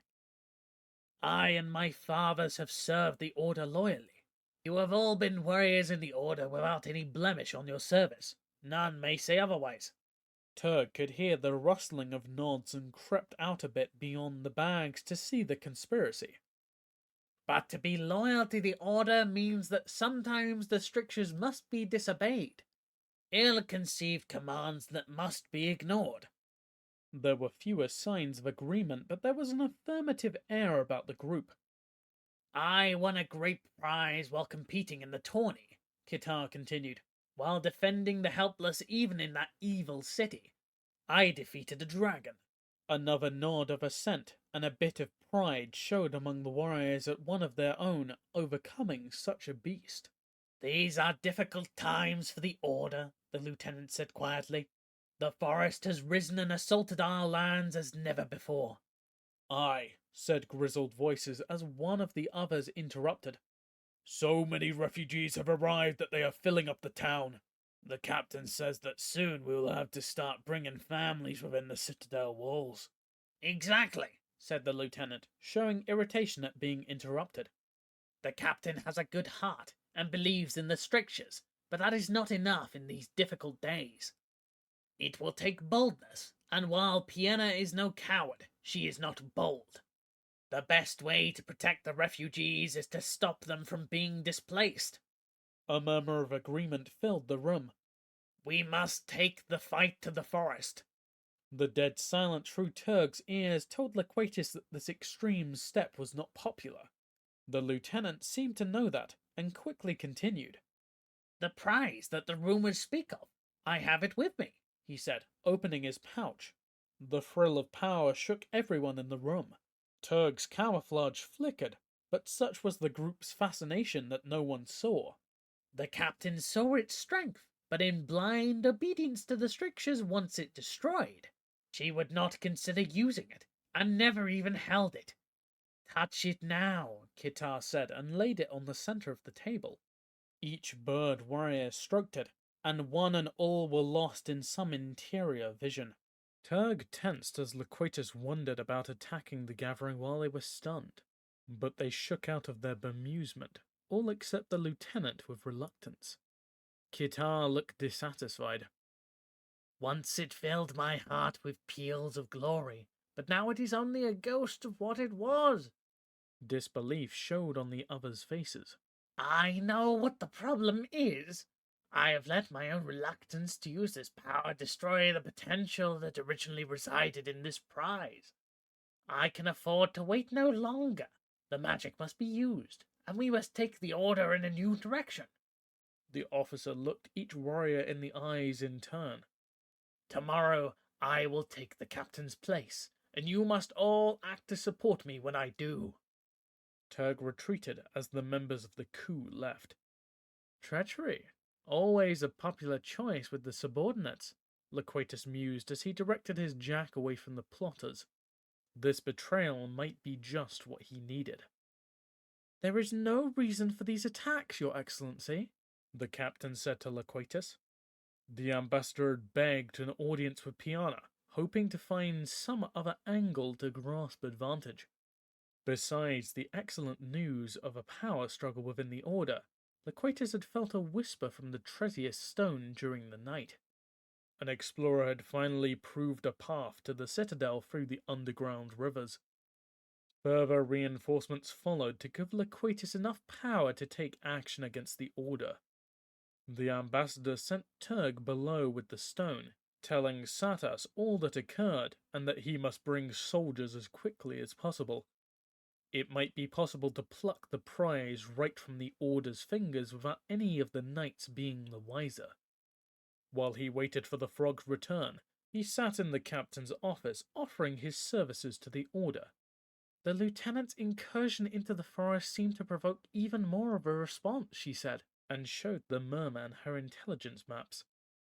"I always believed that he might be exceeding his authority," Loquatus said in a sweet tone. He waited for a response to his overtures, but Piana was looking at the map. Then she grabbed a set of reports and began rifling through them, checking something. Yes, she cried out, relief plain on her face. "I couldn't see it before because we never put down the dates of the attacks." She grabbed up a pen and put down a series of broad arrows on the map.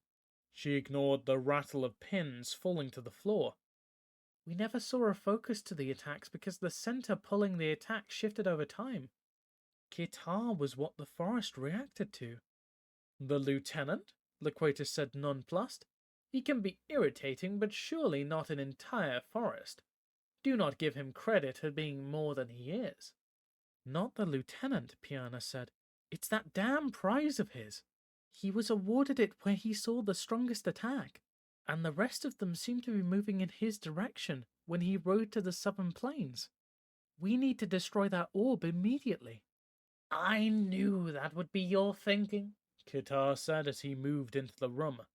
Loquatus could see the bird warriors lining up in the room beyond. "Anything that violates the strictures must be destroyed." "It has nothing to do with the strictures, Lieutenant," Piana replied, drawing herself upright as she heard his insolent tone. "I believe your prize is what provokes the forest. There will be additional attacks in this direction even as we speak. We must destroy it, or dispose of it immediately." "Get rid of it?" laughed Kitar. "Even if I believed you, why would I want to throw it away?" He put his hand into his pouch and drew the orb forth. Its power once more struck the ambassador. "Anything that can rouse the entire forest can be used to tame it," Kitar stated. "That is what the Order is dedicated to, is it not? Curing the world of its wildness and chaos?" "But what about the villages destroyed and the refugees made homeless as you search for a way to use the orb?" Piana walked slowly towards the door in Kitar. "As a knight, you took an oath to protect them." She raised her hand as if to pluck the orb from his oversized fist. Energy flared and coated her, locking her in place. Loquatus could see her expression slowly starting to change from determination to astonishment, only to stop halfway through the shift. "Unlike you, I know it's sometimes necessary to make a sacrifice," Kitar said as he retrieved Piana's sword, her symbol of Order authority.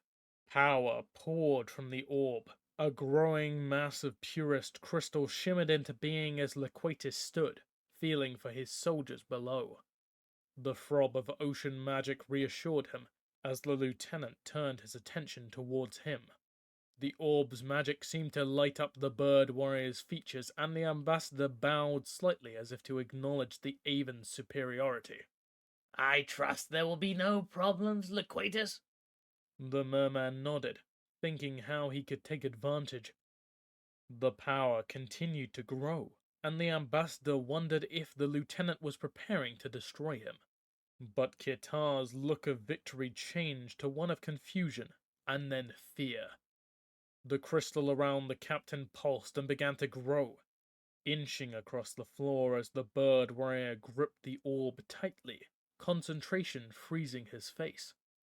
He seemed to collapse inwards, panting. Cries sounded beyond the room. "Mutiny! Save the captain!" could be heard as the lieutenant once more tried to force his spell to stop. He fell, and his supporters rushed into the room. "I can't control it," he gushed, stricken with fear. The bird warriors looked at Loquatus, threats in their eyes, and one started towards him, murder plain in his face. "There's no time," another soldier exclaimed. The crystal grew faster, and the ambassador unconsciously retreated. "Let the spell take him." With that, they plucked the lieutenant up and retreated through the door. Loquatus tried to follow, but the crystal was already too close to the wall. The stone began to sparkle, and then it too was engulfed in crystal. The merman was trapped with no way out, the spell expanding in irregular spurts. He tripped over a chair, holding the seat out as if to halt the effects. The wooden legs froze in place well above the floor. "Tug!" he called to below. "Captain Satas, open a portal immediately!" He backed up against the wall. Could he cut his way through the stone? He was trying to raise power when he felt the tickle of the portal forming at his back. He fell through the wall, screaming, "Close it! Close it now!" Odyssey. Chapter 16. Once more Kamal ran to a city, his legs pumping. But unlike the roads to the other city, Cabal people were everywhere, packing the trail to capacity. He threaded the crowds as he once threaded razor shards in the mountains during his training. The travelers were refugees from the western border's violence. Ever since he left the giant gecko emerald, he had run through despairing crowds. As he approached the citadel, there were expressions of hope in the faces about him. However, the crush in front of the gate seemed to press out the traveler's optimism. The low wall surrounding the town was unguarded except for the frustrated soldiers trying to direct the incoming traffic. He never saw the metal-hued barbarian with the great sword, his eyes nearly blind from staring at the constant flow of refugees. Running was impossible now, but Kamal persevered. He shoved his way through the masses, aiming for the great castle on the hill. If there were guards in the city, they were lost in the crying crowds. It seemed the entire world tried to reach a place to eat or sleep. Large men with clubs stood before every inn. "There's no room! Move on, they called to those trying to enter. The staves were not used except to prod the persistent away. Kamal wondered how much longer that would be true. The road up the side of the hill was thick with people. A steady stream of order uniforms came down to town to help with the crowds. A few refugees struggled up the path, pressing on to the greater safety of the castle walls. Despite all of their martial posturing, the order compromised their defenses so those on the road would not fail to find shelter. Kamal continued through the multitudes, confident that he had finally found his bearings in the narrow streets. He arrived at the bottom of the road and there tasted the ambassador's duplicity. "Hold!" a sentry cried. More guards converged on the mountain mage. "It is the barbarian!" yelled the corporal commanding the lower detachment. "Take no chances with him!" The people around Kamal tried to retreat as the soldiers formed up, their spears still in the air as they jockeyed for room to maneuver. On the walls of the fortress above, the barbarian could see other soldiers drawing weapons. Should he try to lose himself in the crowd? He was sick of retreat, and if the prize were truly his, then he would fight for it. He threw back his cloak and revealed the armor and braces on his wrists. Before he could give formal challenge, a guard raised a crossbow from behind the spear wall and discharged it. His hand threw out a line of fire and he turned during the split second of the missile's flight. The flame ate through the bolt, withering the shaft and melting away the head. What was left of the cowardly attack shattered against his armored side. He looked at the detachment, his rage radiating in all directions. The refugees continued to retreat as far as they were able, the order tensing for his response. He took gobs of wax from a pouch at his side and stuffed them in his ears. The cries of the crowd and whatever commands issued from the corporal were cut off. Knowing that false accusations might be made against him, Kamal was prepared to batter his opponents into submission. Tiny black globes flew from his hands and began to detonate. The explosions occurred well in front of the spearmen, and the concussions spilled them back with each throw. The barbarian quickly glanced up the road. No reinforcements coming yet. Another bolt came at him, but his magic was fully energized, and it seemed to dissipate in mid-air. Kamal threw more globes, and these exploded inside the enemy ranks. Soldiers tumbled to the sides, deafened by the noise. The crossbowman lay on the ground, his entire body bruised from the close detonation. Kamal watched his back, but the tight press of refugees prevented guards from getting through. Signs of panic were everywhere as civilians tried to flee, and the mass of onlookers crippled the Order's response as surely as it manacles Kamal's own actions. The barbarian started up the road. He jogged, his footfalls thudding in his ears as he passed people cowering on the road's surface. A man bellowed and Kamal thought he heard, "The forest! The forest!" but he swept by before he could be sure. If the town believed there was an attack from the west, the mountain mage was in no hurry to correct them. Even through the wax he could hear cries, but none seemed to mention him. He slowed and twitched his trailing cloak back over his gear. The hilt of his sword peeking over his shoulder proclaimed to all that he was no helpless refugee. But perhaps the guards at the gate were as confused as those in the town. He spared a look behind him. A wave of people were coming up from the city. The jostling masses had no idea what was going on, and he realized they sought the safety of the castle. Even at his reduced pace, he reached the gates well before the refugees from below. The passageway through the defences was unbarred, and he carefully walked through. He dug the wax from one ear, the cries of the crowd behind him echoing off the stone walls. He moved farther into the citadel, ready to wrap himself in flame, but there was no one.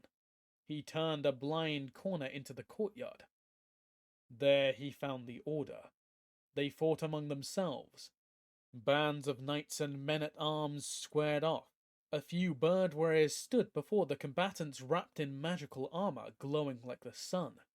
They called for peace, but appeals for discipline were useless. The bands of soldiers met in hand-to-hand combat.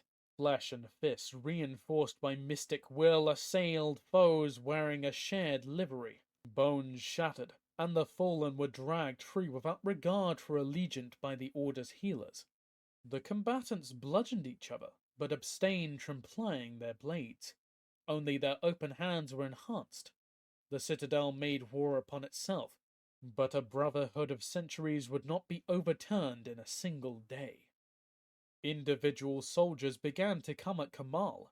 He drew his sword and slapped the fighters away. He advanced along the courtyard's edge, careful to use the flat of his blade. The roar of explosives would unite the fighters and would surely bring them against him. He circled, aiming for the central keep. He knew in his bones that Kitar would be at the center of this struggle. Magic assaulted his senses. The spell should have been lost among the contesting mages, but Kamal felt it, like a cold stone lodged in his gut. The power was muted, but it grew. What he felt was surely only the first stirrings. He knew not what magic pealed forth, but he knew that the orb must be involved.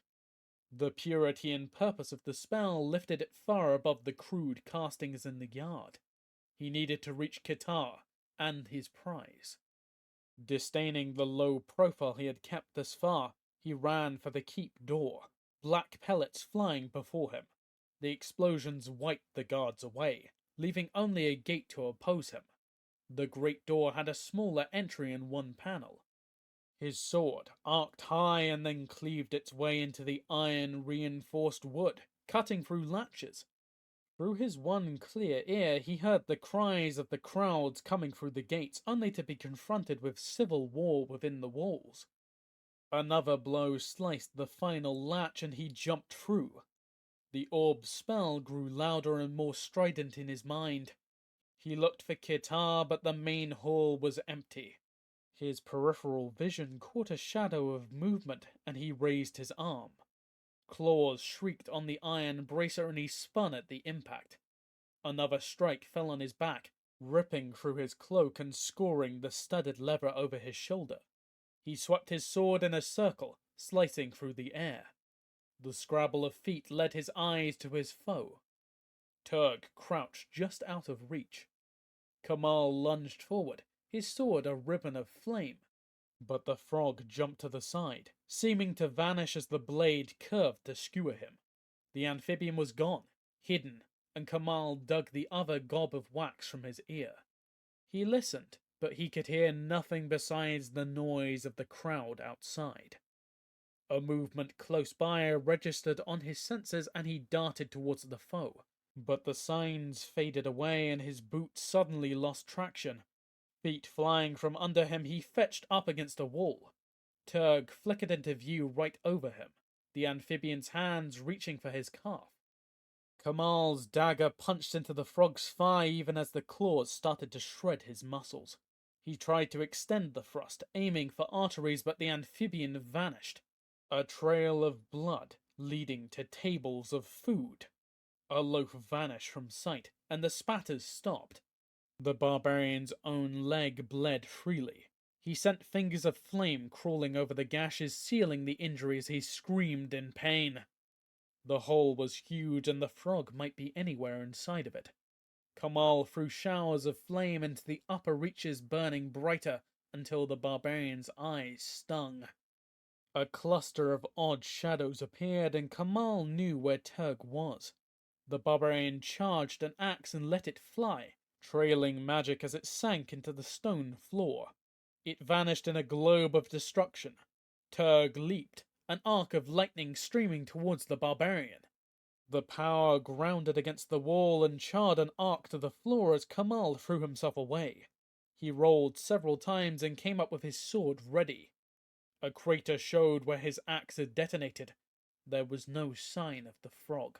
The mountain warrior looked for shadows, but the flares above the door were dying out, his magic leaking power. A bank of clouds seemed to extinguish them, and Kamal saw the illusion of rain sweeping across the hall. He tried to detect the frog's energy, but the orb's spell still shrilled behind him. Fighting the Mer champion was not his goal, and he moved into a corridor towards the source of the magic and Kirtar. A barrage of metal plates rang against the sides of the corridor. They skipped off at the floor and glanced off of his wounded leg. He sent fireballs arcing up the corridor in response. "Dinnerware?" he snorted, the amusement breaking his concentration, as pain had not. More projectiles flew, and he knelt, holding his sword before him. Kamal created an intense shield of flame to devour the iron plates that might be launched against him. Instead, he smelled charred fish, and a stream of bodies vaporized in his protection. He looked to the side. A sea creature with long limbs flopped on the floor. The flying fish expired as the shield's heat dried it out. "Fine, Kirtar," Kamal growled to himself.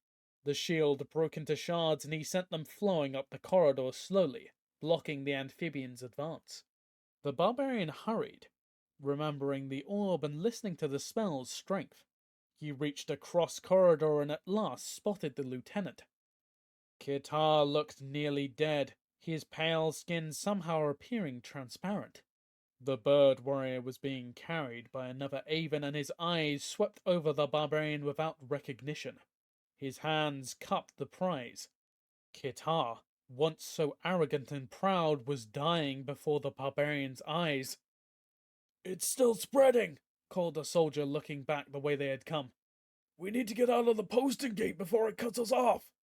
The soldiers started forward again, carrying the warrior's destiny away. "Kirtar!" Kamal bellowed. A door opened onto the stairway, and a gaggle of servants surged into the corridor. The leaders screamed as the barbarian thundered forward, forcing him to slow lest he crush the innocents in his rage. A circle of lightning flared, stopping him in his tracks. The servants stood frozen. In the corridor beyond, Turg flickered back into sight, the frog laughing at Kamal through the screen of dead civilians. He vanished from sight as illusions surged over him, and the servants collapsed to the floor. The frog must have raced past the cover of the fish, Kamal swore. He drew power, grounding it to his sword. The steel danced with flame, and he prepared to send it streaking up the corridor to flush the amphibian out. "Murderer!" came the cry from behind him. Members of the Order stood, fury evident as they looked at the barbarian and the circle of dead innocents. All were armored, and Kamal could hear more soldiers crowding behind them. The front rank raised maces, their heads wrapped in deadly golden light. The barbarian threw an exploding pellet of flame, the concussion echoing off the walls and sending them tumbling back. The narrow corridor acted to concentrate the blast towards him. His ears ringing, he got to his feet. The explosion had spun him around, and he could see Turg, bent over in amusement. His wide mouth a gigantic smile. A shaft of flame sped towards the amphibian only to shatter in mid-air. A wave of magic seeping through the wall had already cut off the corridor. It resonated with the orb's magical signature, and Kamal knew he had found the source of the magical call swamping his senses. The frog blew him a kiss and vanished from sight. Shards of fire impacted uselessly against the magic as the mountain mage realized himself cut off from the amphibian and Lieutenant Kitar. Trapped, he turned to the coming soldiers. They were not dazed by his concussions. Completely armored in light, they only shouted with derision at his explosions. He could not hear them, but he could see their faces and knew they were beyond reason. Pillars of fire rose up to char the plaster, cutting off his sight of the Order Knights. He turned to the crystal wall, wondering if he might somehow tunnel through. A shoe had come off one of the dead servants, and he kicked it towards the barrier. It struck the border and stuck there, becoming frozen even as he watched. He could feel his spells dying, and he saw the enhanced swords and maces smashing through the curtain of fire. Contempt was in every figure stepping into the hall, and he acknowledged his defeat. He must kill and escape the citadel before being slain by the massed opposition of the Order. Kamal lifted his sword, and once again the brilliant fire that could devour iron shimmered off his blade. But instead of attacking the knights, he sent a pulse of flame into the walls. Rock ran like water, and wood vanished into explosions of gas as fire gutted the citadel structure. Supporting walls were cut, and timbers burnt away, leaving nothing to support the walls and ceiling over the men coming to kill Kamal.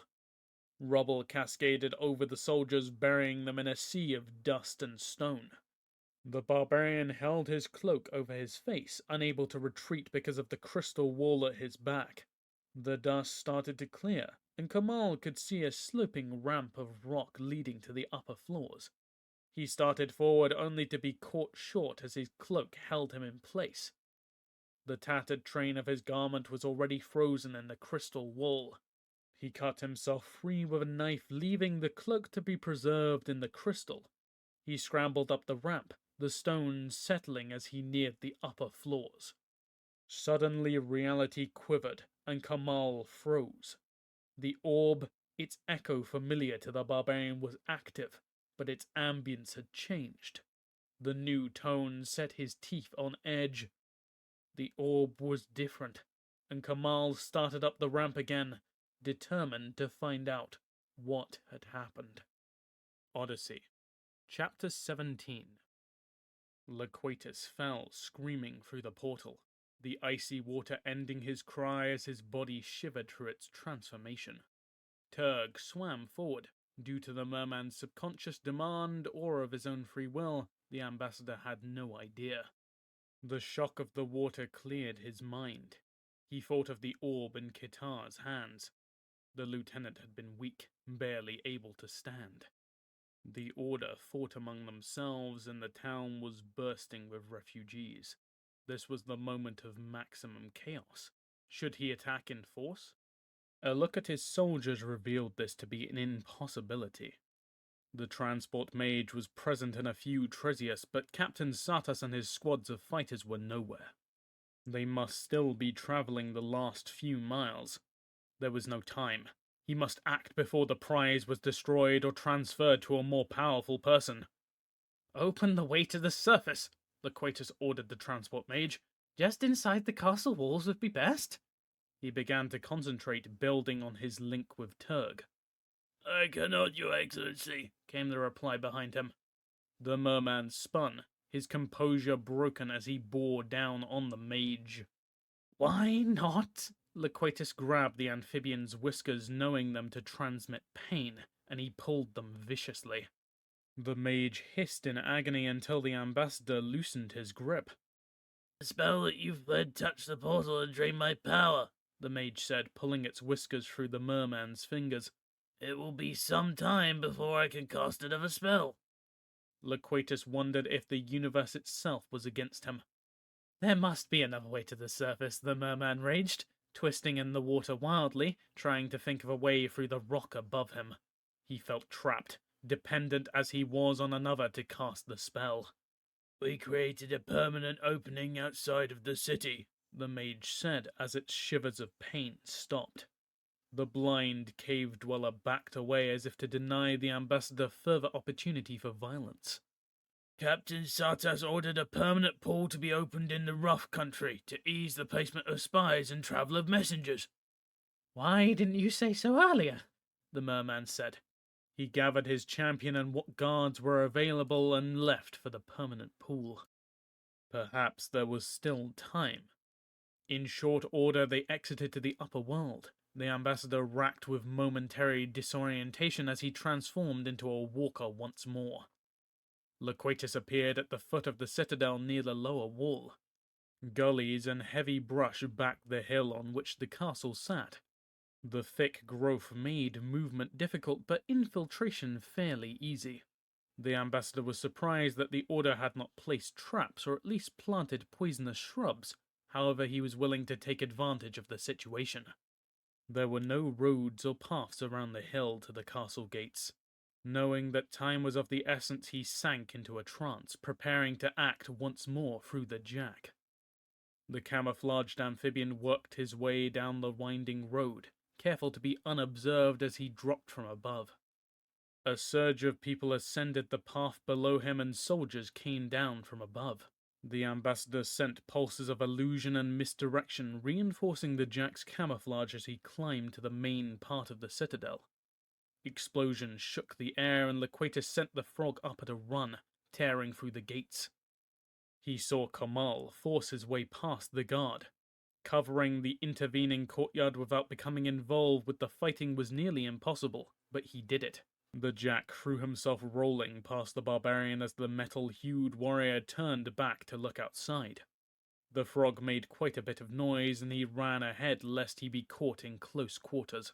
But the barbarian gave no sign that he noticed the sea warrior through the web of deceit, and Loquatus resolved to attack. His attempt to ambush the mountain mage failed and Kamal forged ahead of the Mer champion, blocking Turg's path to the lieutenant and the prize. Petulance at his opponent's poor timing sent the ambassador and his frog into a rage. He grabbed everything he could from the tables to throw down the hall. Goblets, platters, and bones whistled through the air, only to be rendered harmless by the barbarian's defenses. Loquatus reined his temper in. Kitar had the real prize, and time wasted on Kamal took true power farther away every minute. Besides, who knew how far the crystal wave might travel? The castle might be uninhabitable at any moment, and here he was having a food fight.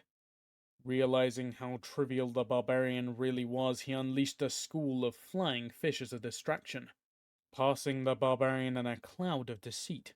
The frog shied away from the white flames surrounding Kamal, the heat drying his skin, making him dangerously lethargic.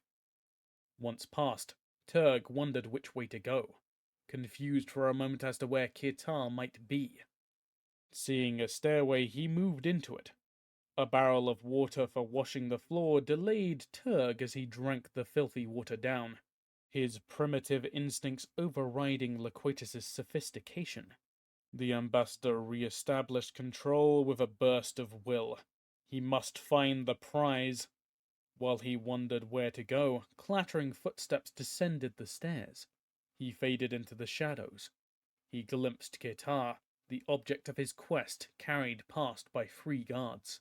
He moved to follow, only to be blocked by a group of servants retreating from upstairs. "I will not be denied," thundered Loquatus in Turg's skull, and the lightning arced from his fingers, slaying those in his way. He ran after the lieutenant, seeing a wave of crystal already coming through the wall. The Jack moved silently, running after the warriors and retreating from their master's disastrous spell. The Avon stopped as the lieutenant called out, "I must try again," he insisted in a hollow voice, the words barely audible even to Turg's excellent ears. The bird warriors kept moving until he weakly swatted at their hands, the palest glow surrounding his fists. "I command the order. Now stop." The 3 did so reluctantly. "Sir, you've tried so many times to turn the spell," one said, his eyes signaling that he wanted to run. "Why should you succeed this time?" Kitar folded himself around the orb. "Because I must," he said. The lieutenant's frame shivered violently, but he regained control. "The crystal devours me. Find out what is happening." The mage lost himself in a trance. The retainers separated, one going on to check the advancing spell, the other going on ahead. Loquatus watched through the amphibian's eyes as the bird warrior looked back, hesitation plain in his face. Then he turned, abruptly, and walked away. Once the lieutenant had a single retainer, Turg ran down the corridor, a lance of lightning surging from his hands. The ambassador put everything into the link, the electrical arc growing until it was arm thick. The stroke continued through the soldier's body, burning away the plaster on the wall 10 feet away. The frog collapsed, his spells exhausted as the last barrier to the orb fell.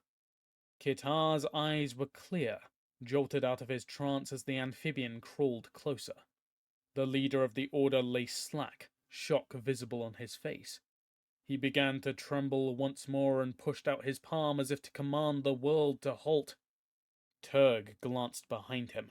The wall of crystal was advancing faster. Loquatus knew it was time to claim the prize. The lieutenant cried out as Turg plucked the sphere from the Avon's hands. The bird warrior faded even further as he lost touch with the sphere. The ambassador ignored everything as his champion gripped the prize. The bright mirror finish of the orb darkened. The reflected light from the spreading crystal lost as the prize changed. The ambassador forced the pit frog to retreat, lest he be entombed with the others. Rousing the will to move was as difficult a battle as any Loquatus had ever fought. Turg blindly stumbled away, still looking at the wonder cupped in his hands. The sphere was the color of the seas, constantly shifting and changing. The blue of the tropics gave way to the grey of the northern reaches. The ambassador looked through the frog's eyes as the prize continued to change. The sphere became a globe of water, endless tides sweeping across it unhindered by the land. A world that hinted at wonders hidden under its surface. Turg tripped and tumbled with none of his usual deadly grace. Only the terrified shout of Loquatus's spirit prevented the prize from spinning out of the pit frog's grasp. The globe still called to the ambassador's mind, but he resisted the urge. There would be plenty of time to plumb its depths after the amphibian was safely back in camp. A call came from below, the calm voice of Captain Sata speaking through the ether. "I have arrived with new mages. Do you wish to return to the underworld?" "Yes," shouted the ambassador's spirit. Turg fell into a pool of swirling energy as the Tresius and his mages reacted to the apparent source of the call.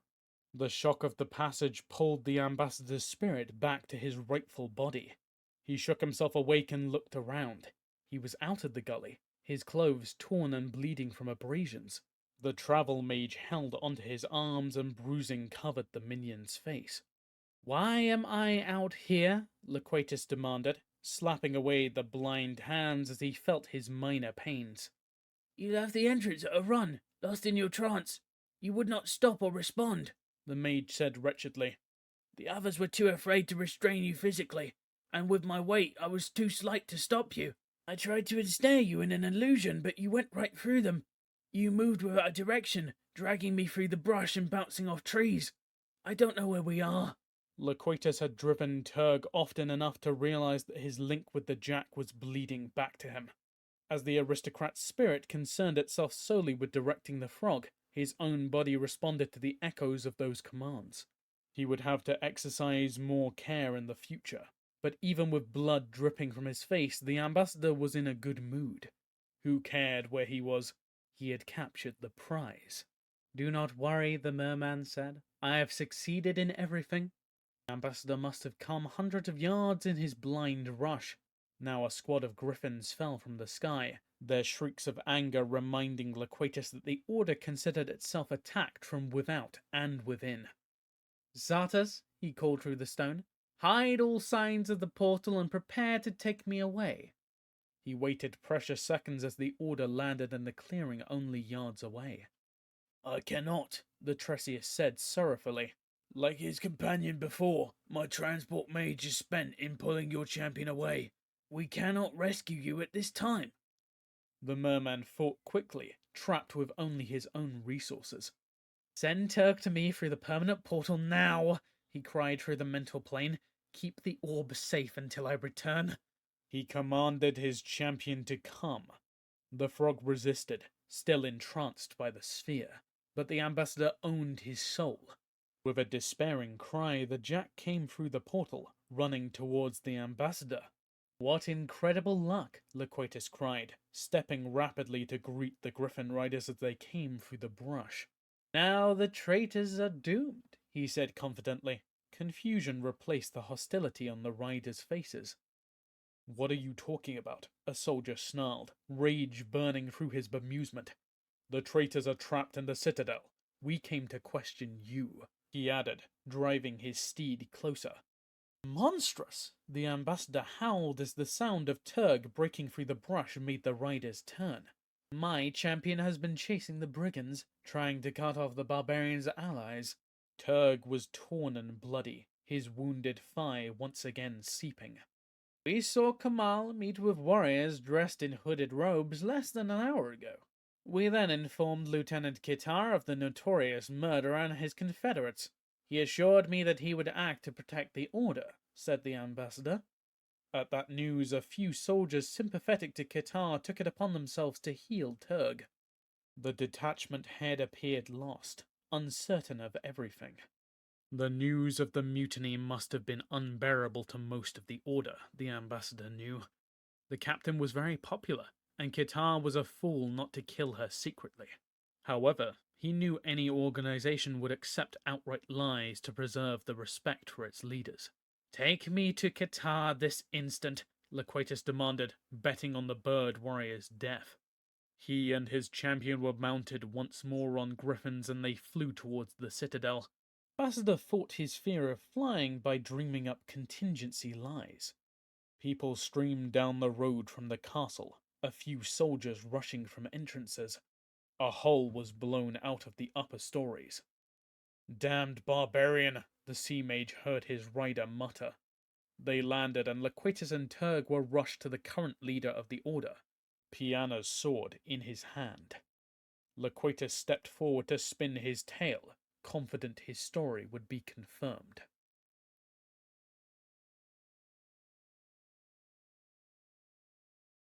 Loquatus rode through the city gates, accepting the accolades with a dignified nod. The knights and soldiers of the order were drawn up and saluted him and his champion as they started their brave ride for the sea. The new captain was very understanding of the ambassador's need to leave, not trusting anyone as he struggled for unity with soldiers still reeling from rumors of murder and mutiny. Officially, the barbarian Kamal and unnamed conspirators infiltrated the fortress, and Kamal had discovered it too late. The lieutenant took control, rushing to protect Captain Piana, who had already fallen to internal betrayers. Kamal fought his way through the protective guards to join the murderers. Kitar fell in a personal battle with the barbarian. The mountain warrior cut his way out of the castle to the plains. There was no sign of Kamal, and Loquatus doubted that the new captain would waste time looking for the barbarian when he had traitors to root out. The ambassador wondered if the lie would hold, but what matters the fables of the plains? He had captured the orb, and the order could believe what it wanted. After an hour they stopped, the merman anxious to leave his new retinue behind.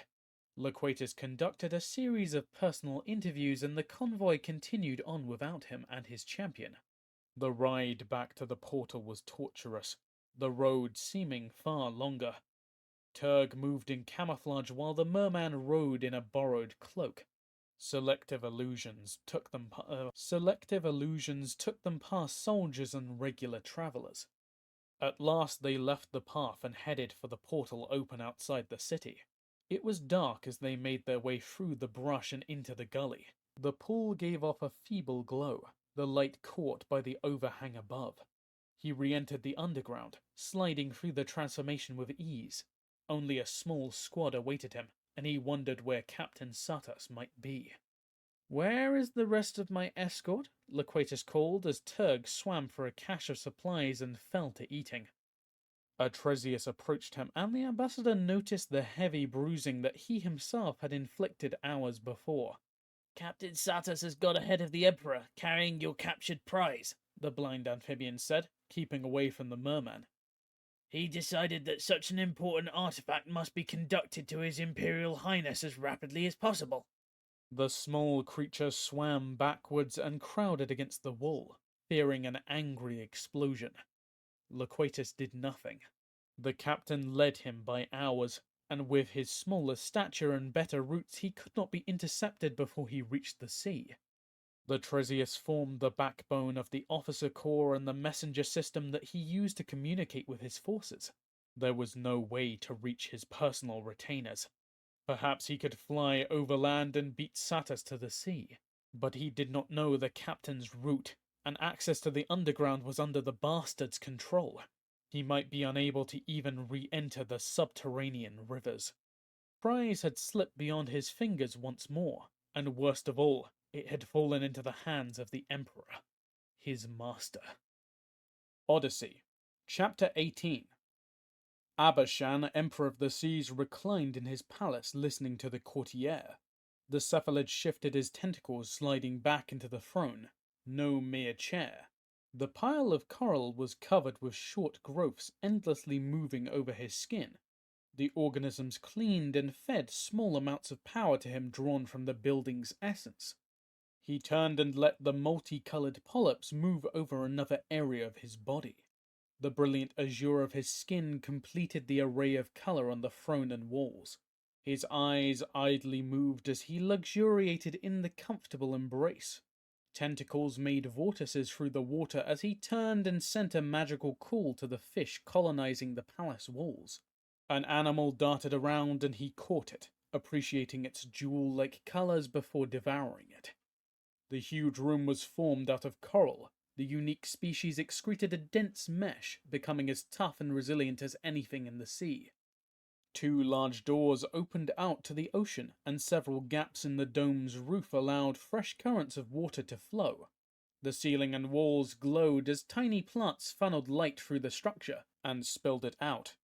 When the sun disappeared from the upper air, other organisms would feed light through the palace. Abashan wondered how those on dry land could bear to live in dead structures. The Emperor dragged his attention back to the speaker. The brown fur on the courtier rippled as his body slowly rotated. The Selkie using unusual restraint as he reported about the land. The seal could take on a human's appearance as much as Abashan could form legs. The Emperor, of course, avoided such transformations as much as possible. He considered the land contemptible. The fact that the courtier by nature could move among the land bound with ease made him suspect in the cephalid's eyes. He breathed water down, reveling in another advantage. The Selkie needed air, and only a special spell allowed the creature to remain at court without withdrawing every few minutes. The order is in disarray, the Selkie continued, darting his head briefly towards the fish swimming close by. This new leader is a warrior named Bretta. He conveys his respects and his gratitude for Ambassador Laquatus's aid in the recent troubles. As if we took any notice of the land-bound troubles, the Emperor drawled, his boredom plain to all. Surely you have some news of interest besides the business of savages and their meaningless tribes. The Selkie somersaulted with agitation before settling down. The Emperor yawned, used to the courtier's flighty nature. He firmly believed that air breathers should deal with air breathers, being already contaminated. Some sages believed seals, whales, and others needing air to be refugees from the land. Their ancestors were right to flee back to the sea, but Abashan shuddered at the thought of such a lineage. Of course, Your Imperial Highness, the seal answered, his tone hesitant as he searched for a new topic, one likely to interest the monarch. There are problems regarding the treasures gathered inside the continent. The Emperor's attention focused on the Selkie. The land might be filled with contemptible peoples, but it held the lion's share of the past war's spoils. The battlefields had only occasionally moved over the sea. Many of the prizes were lost in the ocean's abysmal depths where even the Emperor's warrant had little weight. His beak snapped as he considered the dry kingdom's salvage activities and retrieving ships lost at sea.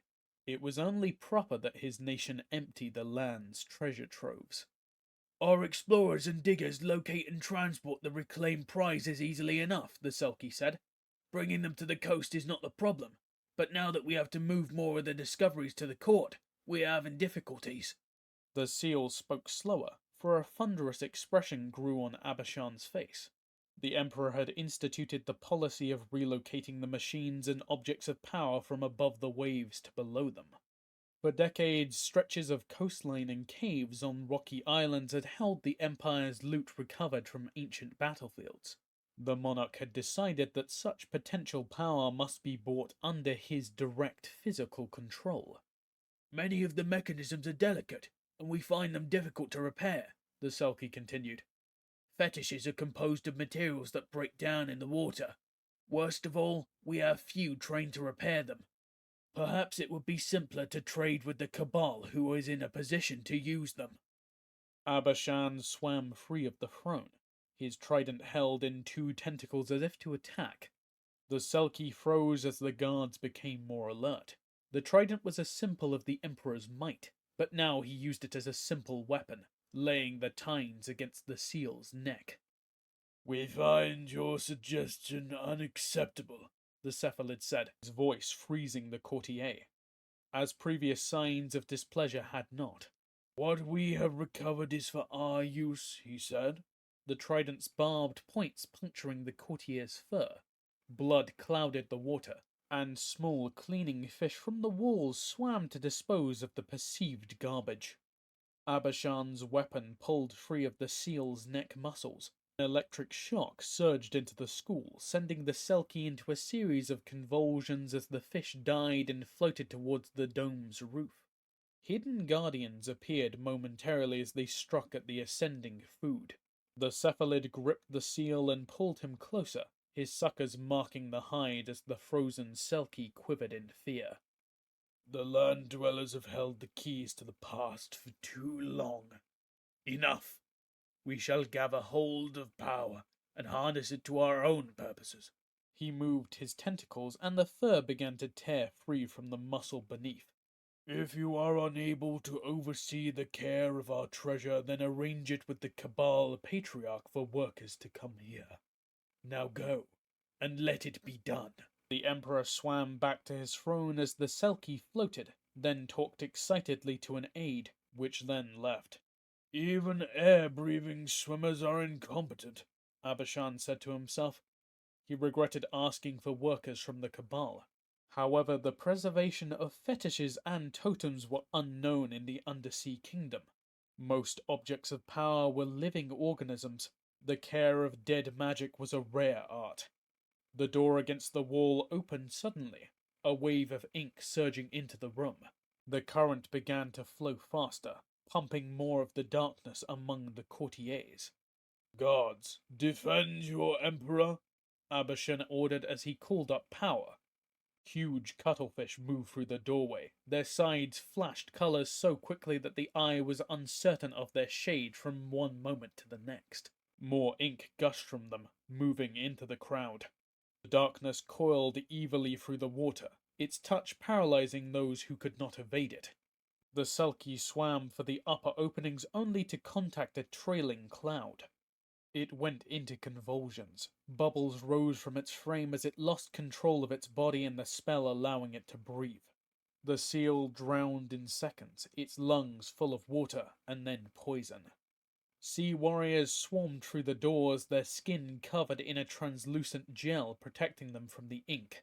Their spears and tridents started to work at the crowd as the Emperor readied himself for a battle. The throne room's hidden guards responded, surging from the crevices and crannies that lined the walls. Octopi weighing hundreds of pounds jetted towards the cuttlefish, their long arms wrapped over the animals' heads as the attackers tried to escape, their hides flaring with panic.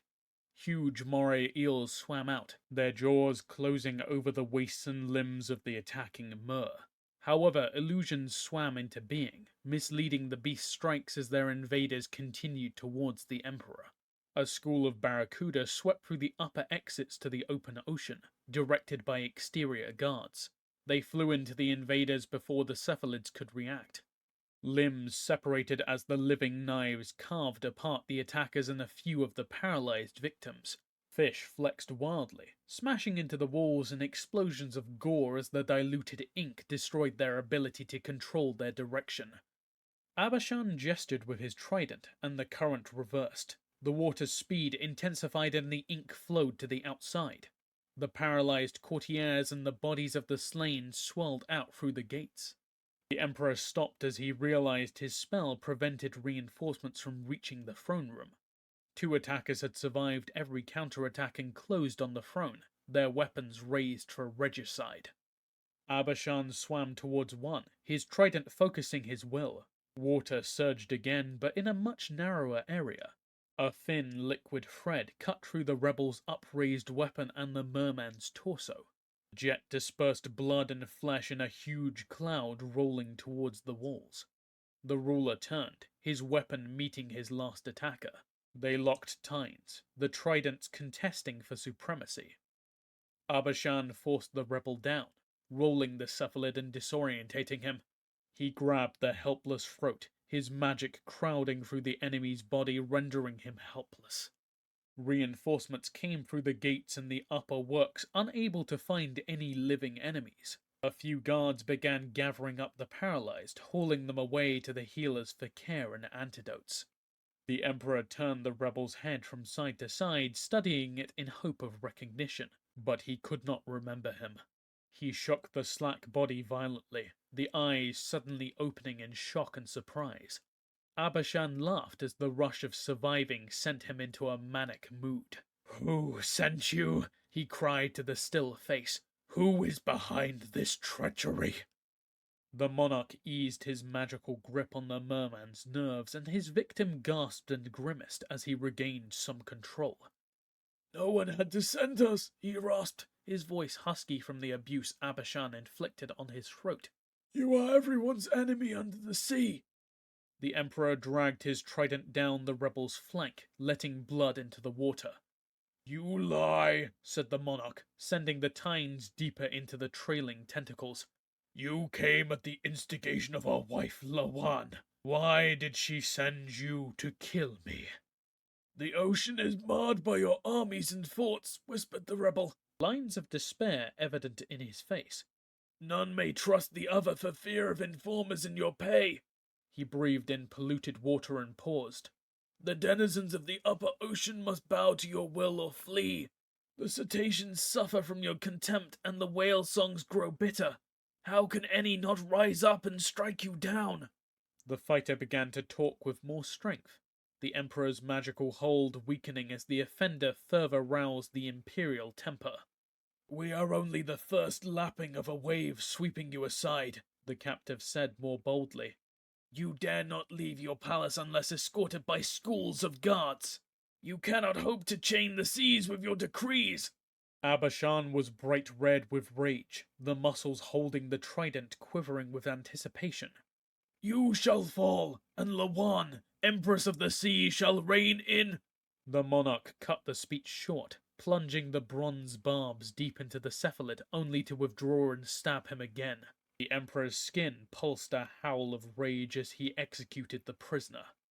Bring me the captain of the guard, the monarch commanded, letting loose the rebel to drift with the current. The captain was pale blue as he approached his sovereign. I'm trying to find out how the attack has infiltrated the palace, sire, he said in a trembling voice. The Emperor jetted back and forth, his skin still pulsating in rage. I know how the scum came in our presence, Abashan said and came closer. The question is merely one of your incompetence or an active treachery.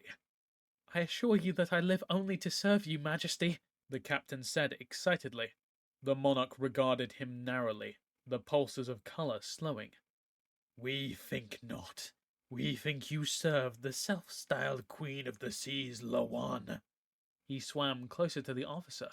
We think you would see another on the throne, so take your seat. Abashan forced the captain onto the organisms that groomed the ruler, the soldier jarring against the underlying rock. His taste was not the Emperor's, and the polyps turned upon the perceived usurper. Venom seared into the officer's scales, killing him as broad swaths of flesh swelled and burst. A look of unspeakable agony showed, and the face was washed away by the throne's caress. Let him be cast into the abyss, Abashan proclaimed, there to be devoured by worms along with his brethren in treachery. Let others of the slain be displayed as proof of our justice and continued power. The captain's former command gathered up the dead and retreated to do the monarch's will. It was some time before the next guard commander dared report to the Emperor.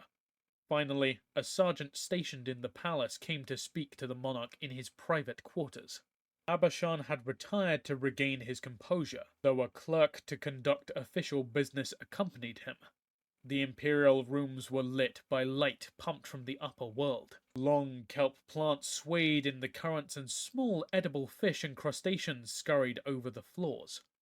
The Emperor saw distrust in the sergeant's face as the soldier regarded the restful scene. Abashan hoped fear of poisons and hidden guardians would give others pause when they plotted against him. The attendants who usually filled the rooms waited elsewhere until his temper subsided. The attackers appeared in the palace through use of a transport portal, the commander began without preamble, anxious to discharge his duty and leave. The cuttlefish filled the outer rooms with poisonous ink, and the rebels prevented the flow of reinforcements from inside the defences. Most of the troops were unaware of any problems until the attack was over. All the invaders perished resisting capture or during the assault on your person. At this time, we have no leads as to who might be responsible. The soldier dipped his head, the Emperor and his servant half hidden from sight by the room's growth. He left at Abashan's nod. The monarch turned to his clerk. The privilege of serving as private secretary to the Emperor rotated fairly often. The civil service assured him that it was awarded on the basis of performance. Abashan wondered if the ministers overseeing the palace staff really thought him so dull-witted. The secretary was a tall, spindly crab holding a stylus and a sheet of wax, ready to take down his orders. We charge the army to investigate all signs relating to the recent conspiracy to unseat us, the monarch dictated, plucking a tiny urchin from the floor and splitting it open, the pain from the quills spicing the coming meal. All communications with the southern court of Queen Lawan are to be closely scrutinized and correspondence questioned rigorously as to their connections with our entangled spouse. The cephalid sucked the urchin's innards down and tore at the flesh with his beak as he considered further actions. His maleficent wife and her pawns had breached his palace. Yet to act against her would provoke a civil war that even in victory would leave the kingdom crippled. He needed uncontestable proof of her guilt. The Emperor thought of her rumoured alliances with the cetaceans and the monsters of the abyss. Perhaps he should increase efforts to infiltrate her court as she had so obviously violated his own. Abashan thought of Loquatus, banished, to play ambassador to the land because of his unfortunate ties to the Queen. Perhaps his close experience with the land might promote sympathy for the imperial plans. He thought of the arrogant and cruel merman doomed to scrape before air breathers and landwalkers. I recall our ambassador from the Cabal to serve our pleasure once more, his successor to be appointed after close consultation with our loyal friend. Loquatus, the Emperor said.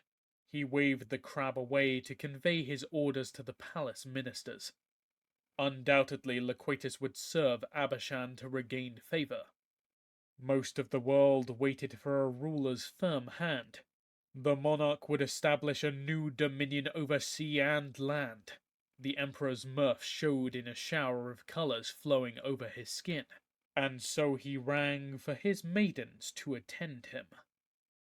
Odyssey, Chapter 19. Loquatus looked at the capital as he swam through the water, enjoying the comparative warmth of the ocean after days in the caverns under the continent. Turg swam alongside, his clumsy strokes amusing the merman as the ambassador continued down. The light grew dimmer as the bottom gained definition. From the surface the city could not be seen, but it filled a huge stretch of the continental shelf. The buildings below lived, straining nutrients from the water to repair themselves and repelling pests. Steady streams of mer people swam through and above the city. A pod of whales called to the ambassador as they herded a school of fish with sonic calls towards the capital. Once a sign of tribute to the Emperor, the cries sounded of onerous duty to the merman's ears. But what did he care for his opinions on air breathers? He felt the flutter of his gills to prove his superior nature. The whales grew silent as the mer warrior swam up to meet them, their lack of song more telling than any call. The soldiers' magic now herded the fish, their command lulling the school to an army encampment. Loquatus noticed many soldiers and a distinct lack of traffic other than warriors. Wondering if some great danger threatened the kingdom, he headed for the palace. Perhaps a great feeding spiral of sharks swept through the ocean. Loquatus remembered that the seas could be suddenly violent as well as tranquil. He neared the imperial residence and noticed a great dome inscribed with glowing characters. The huge gazebo-like structure was the exhibition site for traitors. The merman wondered who suffered there now. He swam below the roof, nodding to the guards who observed him as he neared the dead. Several corpses floated in anchored nets, their bodies in pieces as cleaner fish and crabs slowly snipped off small bits of rotting meat. Unidentifiable parts of several different species were in some nets. "Ah, Imperial Justice, as swift and as careful as always," he muttered as he swam to the wax placard inscribed with symbols. A guard, stationed to tell the illiterate what the sign said, relaxed as the ambassador looked over the words. "Condemned be all traitors who would kill the Emperor on his throne. Those who would serve other masters are eternally devoured here and in their abysmal depths." "Guard," the aristocrat inquired in a bored tone, "what happened to bring those traitors here?" Loquatus had left the seacoast, having just heard what message had arrived for him. Fearing that the coastal mission might have orders to arrest him, he continued to the capital, hoping he still might intercept Captain Satas. He and his champion had swum through the caverns in pursuit, leaving all behind but a single guide for fear of their soldiers' loyalty to their captain. The ambassador wanted nothing to prevent the appropriate action should they catch the Tresius. They had swam without rest through the arteries of the continent, but Satas could travel more direct paths, while Loquatus and especially the massive Turg made only costly detours. They missed the good captain by days when they reached the coast. The frog kidnapped a servant whom the merman interrogated before releasing with false memories of what occurred. The ambassador knew that he was recalled, not the reason for it. He and his jack left immediately for the capital. Only with the knowledge that doom might await him tempered Loquatus's joy to be free of dry land. Now he hoped to hear what news might influence his return. These and the other traitors appeared in the pass through a transport pool and reached the throne room, the guard related in a voice grown bored with repetition. The Emperor himself beat the attack off. The army still looks for traitors who may have escaped. Loquatus nodded in thanks and continued on his way. An assault on the Emperor might provide opportunities to explain his actions. He could explain fear of enemies intercepting his reports led him to silence regarding the orb. The palace grew closer, and he noted the observers peering from houses along the way. The homes of nobles were closed up, few signs of the inhabitants visible. Years before the Emperor and his wife had split, the cast-off Empress had styled herself as queen in her own right. Many nobles, outraged by the Emperor's arrogant and arbitrary manner, retired to the southern court. Abashan became convinced that conspiracies must be in motion against him. Loquatus had connections in both courts, and while no evidence existed against him, his exile to dry land soon followed the rift. Though the ambassador had no affection for the Emperor, he had even less for his estranged wife. Lawan had become a champion of the displaced in Abashan's rise to power. Loquatus had little use for those without the will or wiles to preserve their position. His own exile he viewed as a purely temporary state. In addition, the Queen opened dialogues with the air-breathing races of the sea and the denizens of the deep ocean. Such species had their place, but it was subservient to the mer races and the upper ocean. The ambassador swam directly to the palace, confident that his reception would be good. He concealed his fear. Revelation of any doubt might doom him if reported to the Emperor. The guard recognized him and ushered him through the gates immediately. Loquatus was escorted through the entry halls, amazed at the high number of guards. He reasoned it merely a reaction to the earlier attacks. The interior of the palace hummed as counterspells resonated with the building's very fabric. Loquatus was no longer as hopeful of his reception. He reminded himself that no mere amphibian could bring him down. Captain Satus be damned. The doorman failed to announce him, and briefly the ambassador wondered if an execution squad waited inside. The Emperor reclined in the nearly empty room with only a few courtiers present. Turg picked up on the ambassador's nervousness and began to glower. His master sent him reeling back under a mental barrage. Though the Mer ruler appeared unprotected, the hidden guardians were well known to those familiar with the court. "Loquatus," Abashan cried, rising and swimming closer. "How good to see you." The monarch had his trident in hand, and the ambassador decided boldness was in order. "I am also pleased and grateful to be here," Loquatus said, and tried to appear concerned. "I was relieved to hear that you survived the attack." "What do you know?" the Emperor growled, raising the trident. The ambassador reminded himself of the hidden guardians and the ruler's known powers. "Only what I've heard on my way to the capital," Loquatus exclaimed, lowering his head in supplication. "I saw the bodies of the traitors and came immediately to see that you were well. I ask only how I may serve."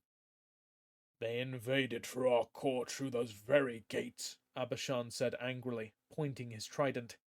The walls seemed to move slightly as the guardians almost revealed themselves at the violent gesture.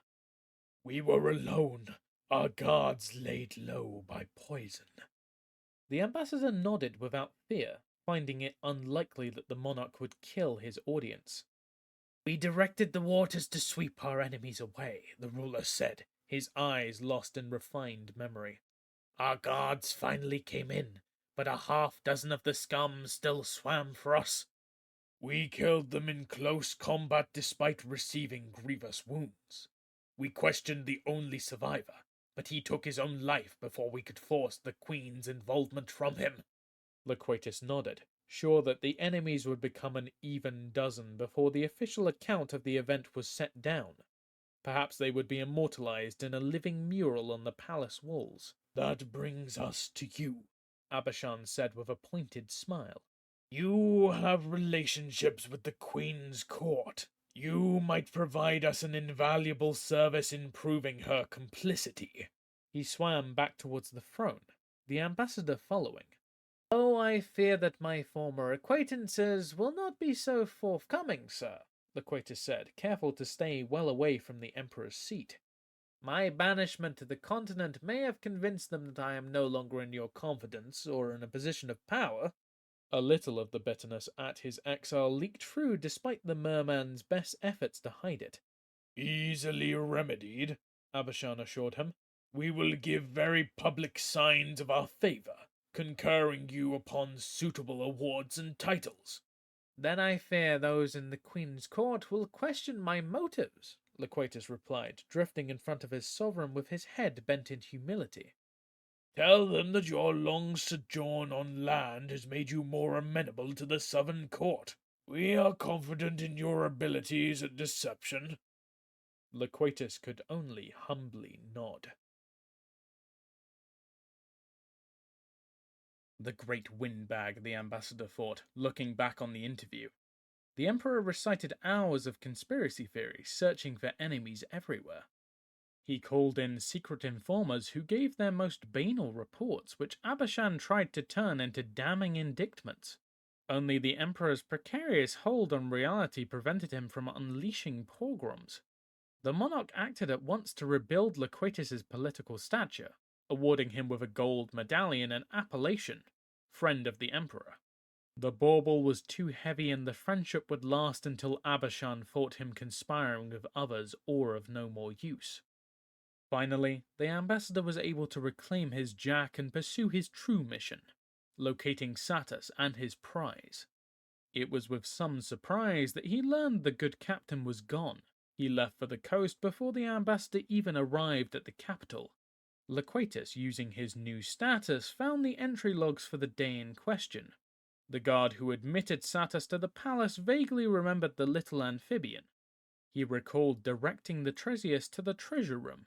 The ambassador called Turg to him from where the frog lurked and swam to the lower portions of the palace to find the sphere. Loquatus stopped at the lowest entryway in shock. Instead of a valve or gate, there was a soldier planted in front of a shimmering sphere.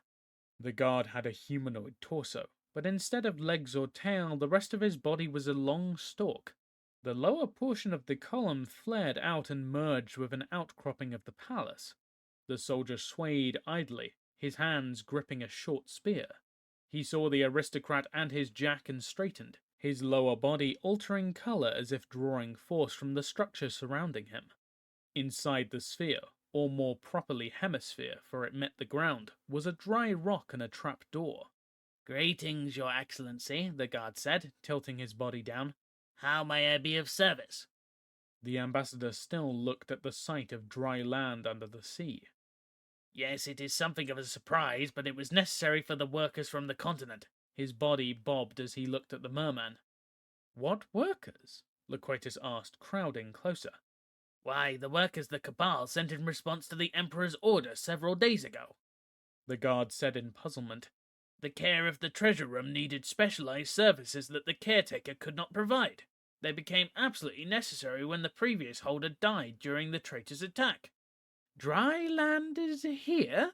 Loquatus questioned, his tone alerting the guard to his displeasure. Do not worry. I keep a close watch and none of them can breathe underwater, the guard said. The captain of the guard inspected them for signs of the Queen's magic, and they were all clean. They are trapped as surely as a meal in a shark's belly. I would inspect the treasure rooms. What should I do? The ambassador said as Turg tried to slip around the guard's back. His master warned him off, knowing that those serving in the palace would be inspecting for signs of tampering. The waxboard showed Satas's sigil. The amphibian had arrived and left within half an hour, days before. Loquatus chuckled at the quick exit. There was every chance that the captain never reported to the Emperor or anyone besides the caretaker. The merman made his mark and prepared to transform.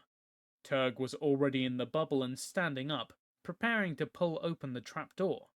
The guard returned his attention to the outside passage. At least Loquatus was spared the indignity of being observed as he grew legs. The ambassador emptied his lungs of water as the frog opened the trap door. Stairs led down the bowed timber from ship's hulls. The floor was covered in muck and sand, and the smell of rotting seaweed rose through the door. Then the merman saw some of the workers inside, and included rotting flesh as the source of the stench. The servants were, after all, from the Cabal. "Ambassador Loquatus," a voice hailed him. A woman separated herself from the crowd of living and dead workers and hurried over. The underground room extended for yards in every direction. Groups of zombies and black-clad Cabal servitors piled garbage into baskets and dug down to rock. More timber waited, and Loquatus realized they were putting up shelves instead of the matrix of pigeonholes and sealed pillars that sea people usually employed. "I remember you from the marvelous party. I see you also brought my playmate." With a sinking heart he recognized Fuller, her braids plastered with mud against her head. "I would apologize for the mess, but I did not make it. Besides, I remember the condition of your embassy when I left." Why did it have to be a dementia caster? Any ordinary servant or mage could be manipulated by false memories, but a despairing Loquatus remembered her resistance to his spells. "Have I offended you somehow?" he heard her ask, and brought himself back to reality. "No, not at all, my dear," he gushed, trying to match her enthusiasm. "I was thinking, what chance brought you here?" he finished through gritted teeth. "Oh, well, I will be here for quite some time," she laughed gaily. She waved to the muck and mire. "I and my staff are retained by our gracious emperor to catalogue and repair the treasures. Wonders that are rescued, only to be buried here under your palace." A sucking roar developed as zombies pulled at a chest, uncovering an opening to levels below. Water and mud cascaded down. "Your previous caretakers placed items randomly in a series of chambers, of which this is only one," she explained as she walked to the hole, looking down into the water. Loquatus could feel a spell engaging, and the water slowly began to subside. More mounds of muck were revealed with a few gleaming pieces of metal. The debris glittered slightly in the light, pumped from the palace above. "One of your ministers was bright enough to realize that we needed air to work. He also discovered that some of the pieces were damaged by water," Fuller said. Zombies splashed into the lower chambers and began filling baskets the servants handed to them. "He failed to realize that withdrawing the water would settle everything to the deeper rooms and bury them. To be honest, I do not approve of the former caregiver. There's an unholy load of mud to clear away." The ambassador nodded dumbly, accepting that a servant of the Cabal would be the best judge of unholy. He realized with a sinking liver that tracking down the orb might still be a formidable task. "Are there no records of where the materials were stored?" he asked hopefully. She shook her head in amusement. "No, just a record of what the caretaker received," she said. "For example, the last entry is of a sphere that gave off an impression of tremendous power." The ambassador nodded with excitement. The prize was here. "The logs show what came in and what went out, but the actual locations are a complete mystery. And that was before nearly everything sunk into different rooms, and the water was forced out." "Surely the other workers have some idea?" he questioned her, hoping there might be someone else to interrogate. "What other workers?" Fuller replied with exasperation. "From the logs, almost everything was handled by the previous caretaker. I am informed that the servants who did work here cannot function out in the open air." Baskets of gunk were thrown out to the empty hole to splat into the mud. "If you can call this open air." He retreated to a stack of shelves with wax boards and paper books open. "I and my colleagues are cataloguing what we find and entering a reference to the original logs and the current position." She appeared busy, but Loquatus could not equate her new position as chief curator with her career as a jack in the pits. "And how did you end up here?" he asked with a raised eyebrow. She glanced back, and her face filled with the demons that drove her. "By the same process that cast you to the Cabal's far shore," she replied. Her features calmed, and she spoke without intonation. "Oh, what truly brings you here, Ambassador?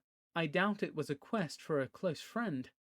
Loquatus considered his answer for several seconds. Just for variety, he essayed the truth. Final object received here, the merman said. I want it. What will it cost for me to have it in my possession? No questions asked. The novelty of a straight answer seemed to disarm the dementia caster, and she fumbled for a response.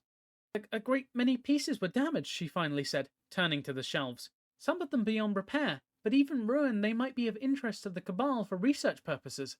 Her face turned sly, destroying any attempts at disguising her greed.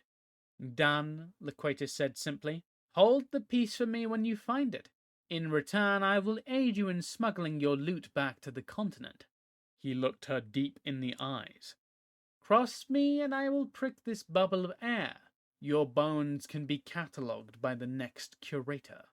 She started running her hands over the pieces already gleaned like a shopper handling fruit in the market. Loquatus turned and walked to the stairs, soiled at the crassness of the deal and having legs once again. He mounted the stair and dived through the bubble, transforming even as he swam away, ignoring the guard who recorded his exit. He surged up into the palace. He might have been within yards of the orb, but he could not detect its power. It was hidden from his magical senses. Rumor spoke of perhaps a dozen chambers under the palace, and who knew where the fool of a curator might have put it. The ambassador also worried about his monarch. Fuller was a wild card. Who knew what she might say if questioned? Abashan emptied troves cared for by the Emperor's mercenaries and Selkies, dumping them to decay in his palace. Only the ruler's love of control and hunger for power had brought the relics to the palace. Now the distraction of a simple assassination attempt washed them from his mind. Yes, bowed Loquatus. If it is conspiracies that truly engage him, then conspiracies he will have. The ambassador laughed in the bowels of the palace. He would bring new treacheries before Abashan to conceal his own. Turg followed his master, grinning as new plans spawned in the merman's mind. Odyssey, Chapter 20. Kamal rode Emerald east, watching for signs of the ambassador's caravan. The gecko's sinuous gait lulled the barbarian as he remembered his escape from the town. The mountain mage had climbed the rubble ramp to the keep's upper stories looking for signs of another exit as cries from the Order reinforcements sounded below. Through the dust laid down by his destruction he could see the tracks that led him to the postern gate. The mountain warrior skittered the crystal effect, seeing its rate of advance slowing as it continued to fill the castle. The taste of the orb's magic faded as the growth slowed. The postern gate led down a hidden path outside the city walls. The tumult inside the town died down as Kamal rejoined the flow of refugees. A golden coin secured him a spare great cloak from an Ellen bird warrior. The garment was sized for someone 9 feet tall, and even after a few alterations with a dagger it was still all-enveloping.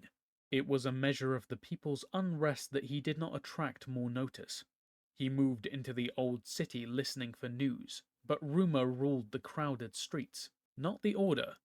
He headed for the Citadel Road once more, hoping to find out what had occurred. Kamal remembered the swell of power he felt as the orb changed only minutes after he saw Turk following after the lieutenant. The Mer must hold the prize by now. The barbarian wondered if Kitar survived. Somehow he doubted it. His leg began to pulse with a fresh pain from the wounds inflicted by the frog. He moved down an alley, ready for any attacker, but he was at a dead end. Despite the city's overcrowding, a momentary break in the traffic gave him privacy and allowed him to seek shelter. He drew an axe and a knife and jumped, his leg screaming in protest as he rose. As he started to fall back, he sank his tools into the wood facing on the building's corner. Rot and lack of care allowed his blades to bite deeply, sending sawdust to the alley below. He crawled up the structure's side, his arms burning as he finally reached the roof. This building was shorter than the others backing the alley. He crawled behind a storage shed and concealed himself from observation. Momentarily safe, he ate what food he had. Thirst led him to raid a rainwater cistern, and he gulped the cool water down. Weary, but even his endurance had its limits. He lay down to rest. He awoke that night. The city was quieter. The sun set some hours before. He wrapped the cloak tighter around him and drank more of the water. He had no more food. Kamal squatted to test his leg. Finding himself fit, he decided to brave the city once more.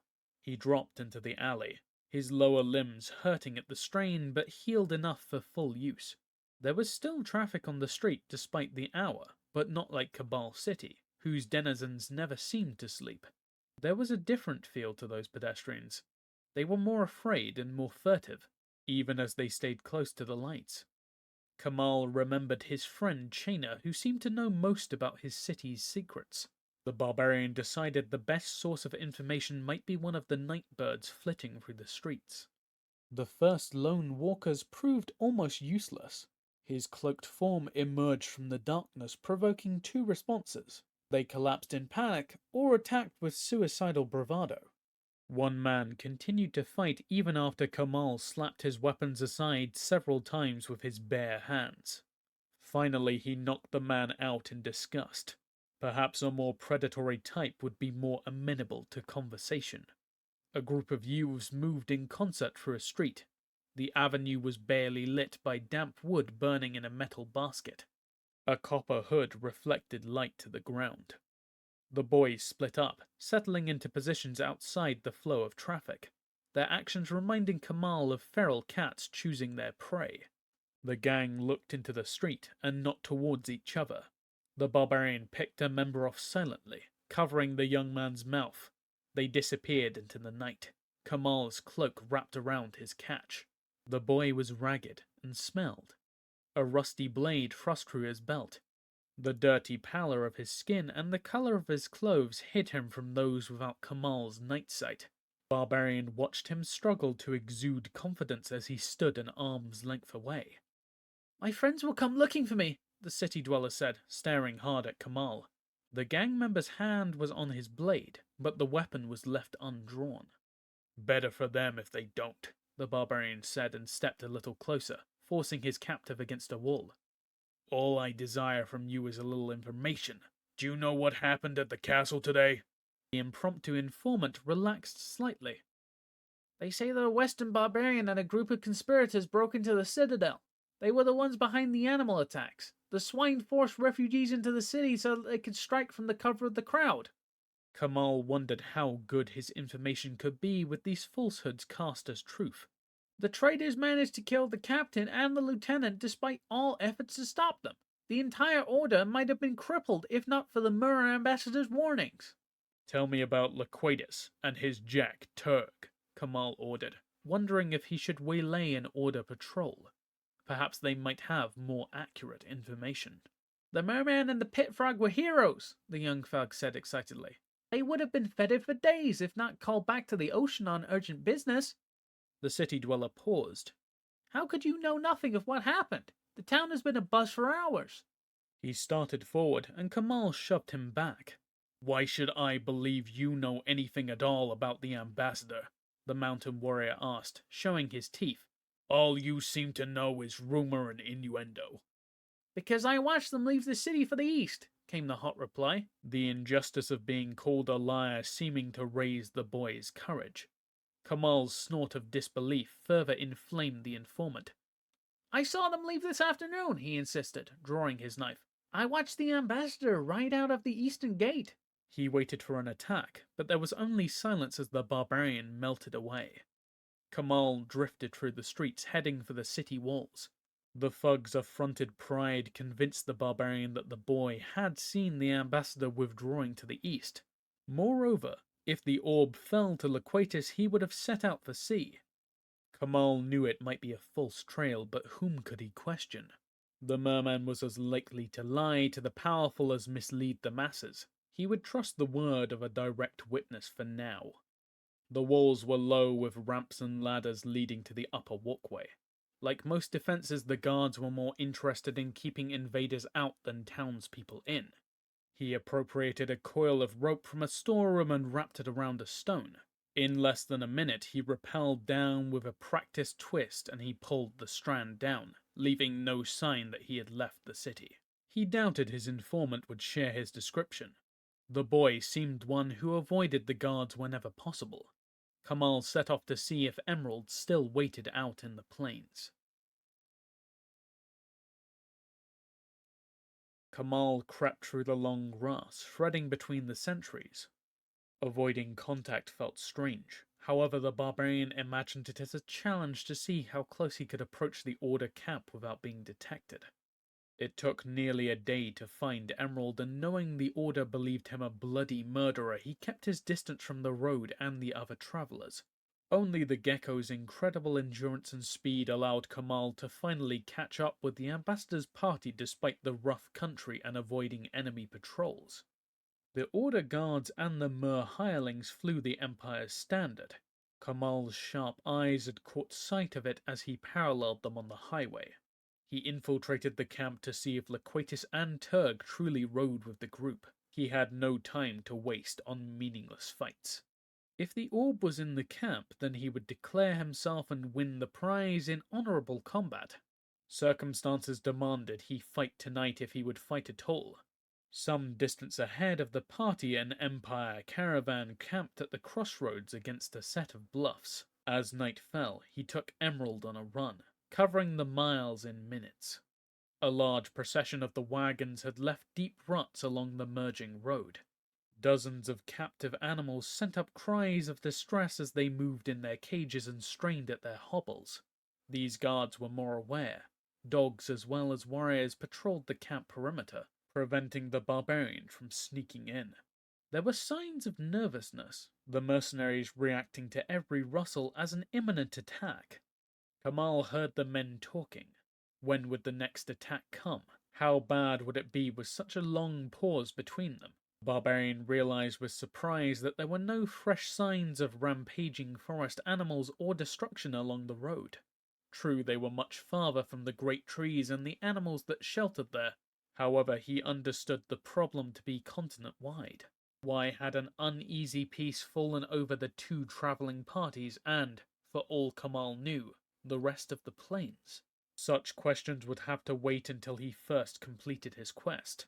The ambassador, if he were travelling with the party, would find reinforcements on the morrow. The barbarian decided to confront the pair tonight. The tent below the standard was dark, with no guards standing before it. Kamal moved in, wrapped in his cloak. He avoided the light of the campfires. He made sure that he could reach the weapons on his belt. His sword was secured to Emerald, its length difficult to conceal on the approach. He could detect no life within the tent, but he must be sure.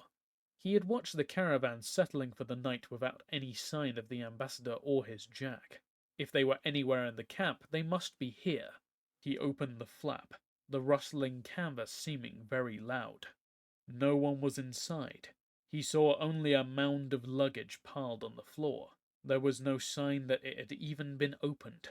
Each piece was secured with wax imprinted with the ambassador's sigil, binding the bag's drawcords. However the merman travelled, Kamal saw it was not with this detachment. However, the seals on the bag suggested he would eventually meet his luggage. The barbarian reached to his belt and pulled out the rope he used in his escape from the city.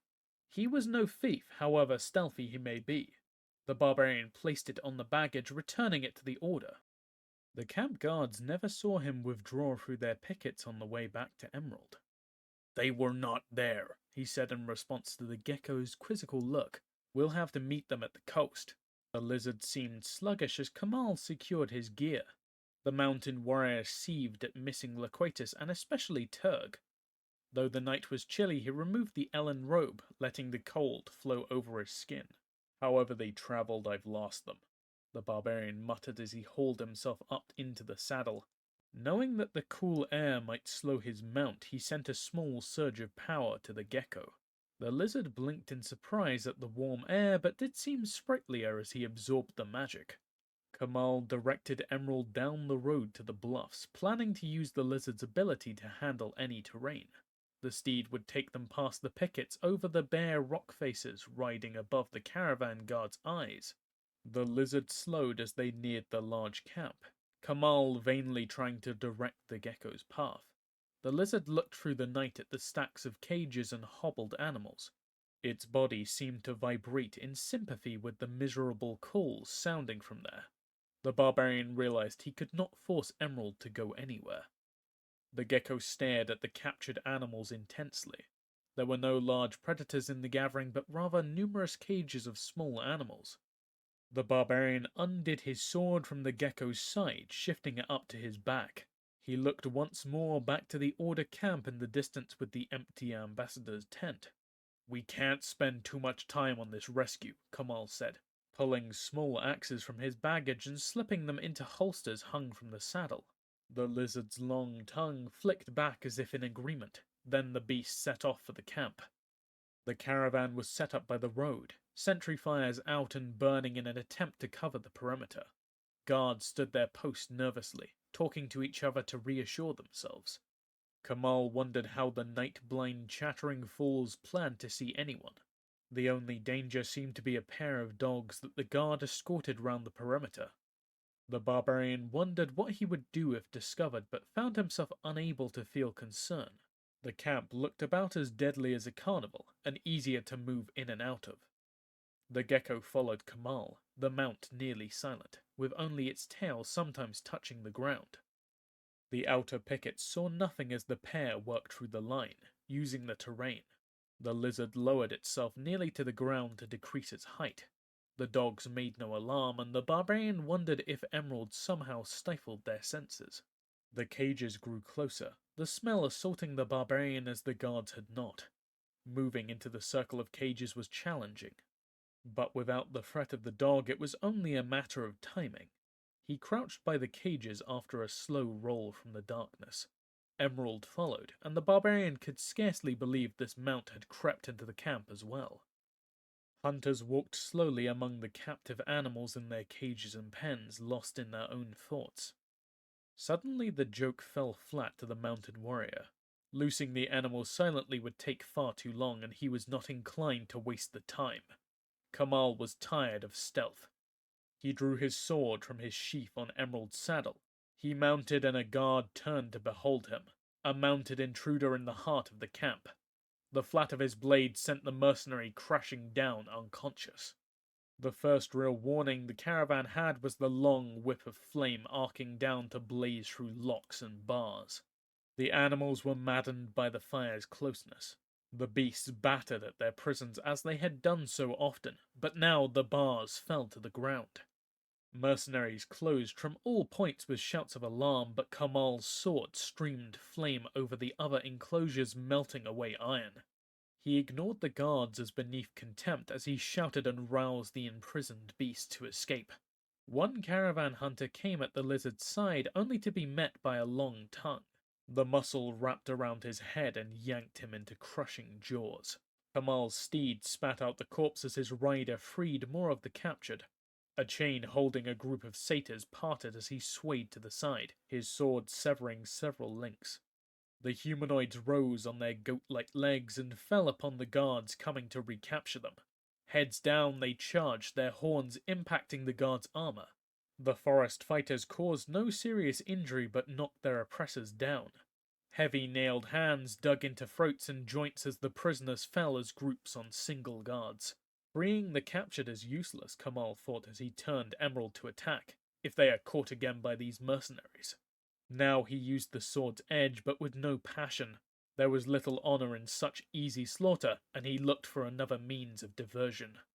Wagons were parked opposite the animals, their contents hidden under secured tarps. There were signs of live prizes. The guards protecting them still waited as the barbarian tore through the cage area. Such valuable cargo must be more important to the caravan than small woodland creatures, Kamal thought, and sent Emerald through the camp's heart. A creature rose up into the night, its nebulous form becoming a winged dragon. The gecko showed no hesitation, striding straight for the horned beast as it prepared to take to the air. The barbarian threw a charged axe that spun through the enemy. Emerald followed the projectile into the illusion. There was a mage of some power coming against him.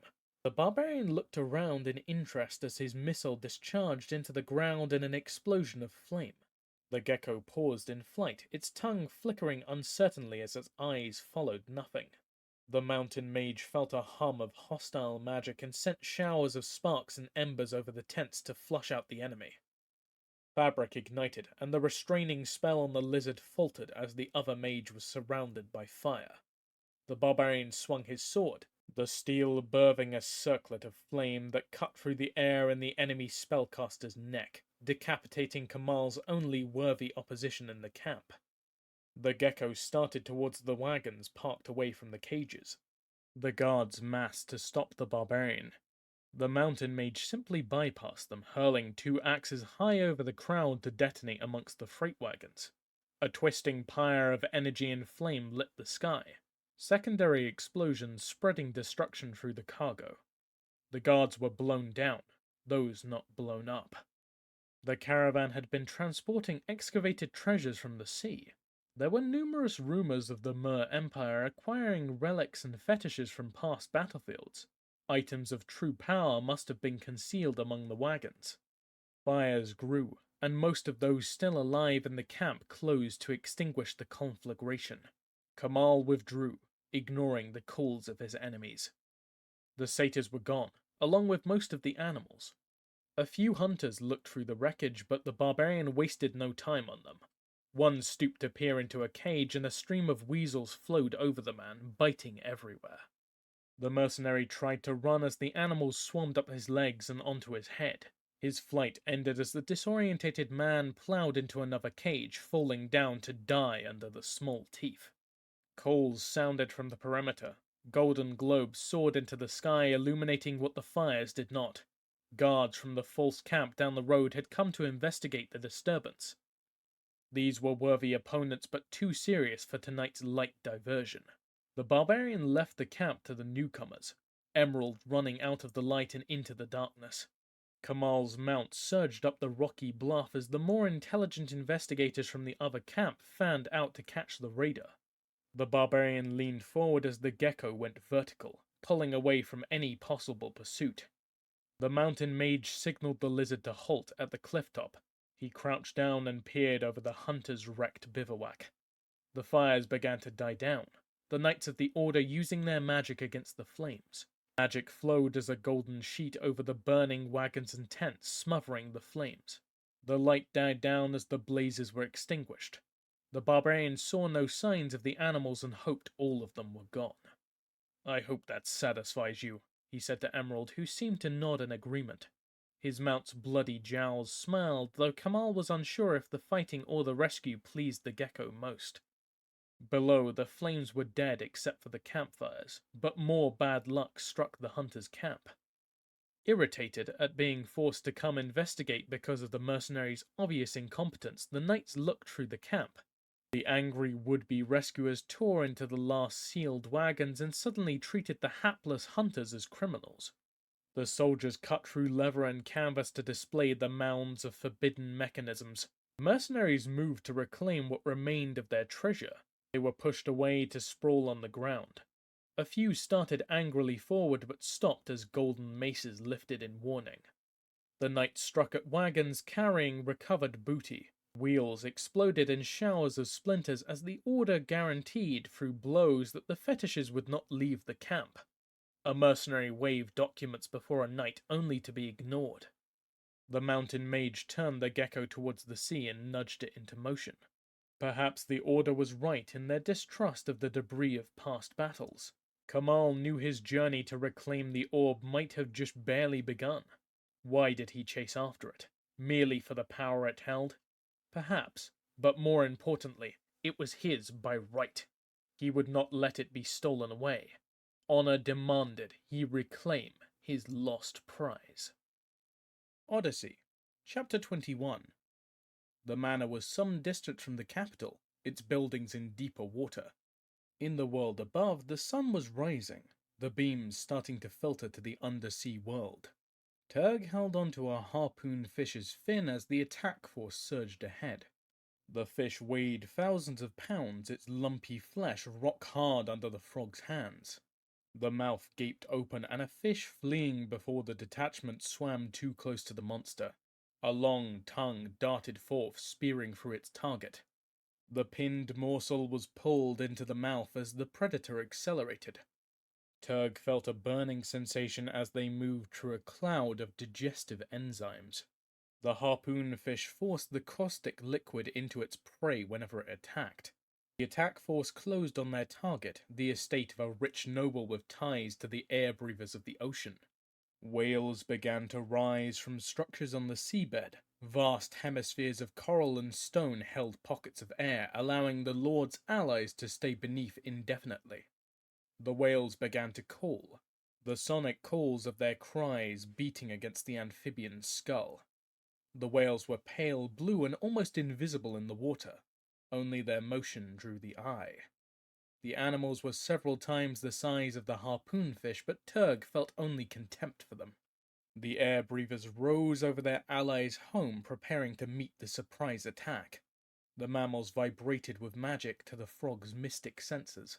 Power was gathering among the attackers as they raced to slay the whales, driven by the ambassador's overseeing spirit. Magically summoned schools of barracuda surged away from the attack force. Like living projectiles, the schools swept towards their warm-blooded targets. Defensive whale songs sounded, the wave of noise playing havoc amongst the predatory fish. Barracuda went in all directions, hopelessly confused by the air breather's magic. Some of the toothy fish were in their death throes, their organs destroyed by the powerful whale song. Now the singers' voices swept the leading edge of the imperial attackers. Multiple whales converge on individual harpoonfish. The rocky attackers' nerves burning out in novas of pain. A few imperial soldier, accompanying the attack, tried to lead the whales astray with illusions to no avail. Turg let go of his fish as it finally reached an opponent. The barbed tongue snapped into the whale's body, swelling as the prodigious load of digestive fluid surged into its victim. The air breather cried out, its call soaring beyond hearing. Several cephalids swimming past blurred, their skin rupturing and blood streaming into the water. The feeding fish drew its tongue back and slammed it again into the smooth hide. The whale expired as water filled its lungs. The harpoonfish looked for something else to kill. The whales coalesced into groups, their cries sounding in all directions, unconcerned with killing their allies as long as the attack failed. On the outskirts of the fight, sharks began to appear, ripping apart the dead and dying as the blood spore drew them from miles around. The harpoonfish closed for the final battle with the air breathers, but Turg was surging ahead, leading a column of infantry now that the whales were engaged. The frog swam forward as the fighting moved over the estate. Tritons and mermen followed him down as crab forces sprinted among the sandy bottom for the house. The defenders were like mollusks, trying to withdraw into the protection of their shell. The valves of the living structure closed, the tough armor resisting the frog's blows. He called down harpoonfish, the monsters leaving their bloody feast. Tongues lanced into the door, gallons of digestive fluids pumping into the fabric of the manor. The valve ripped free as the fish pulled. They loosed it to drift away. Spears flew from the gap, sinking into imperial warriors who charged in too soon. The jack cast a spell, and eels swam down the hole. Their bodies were living batteries that discharged as they reached the defenders.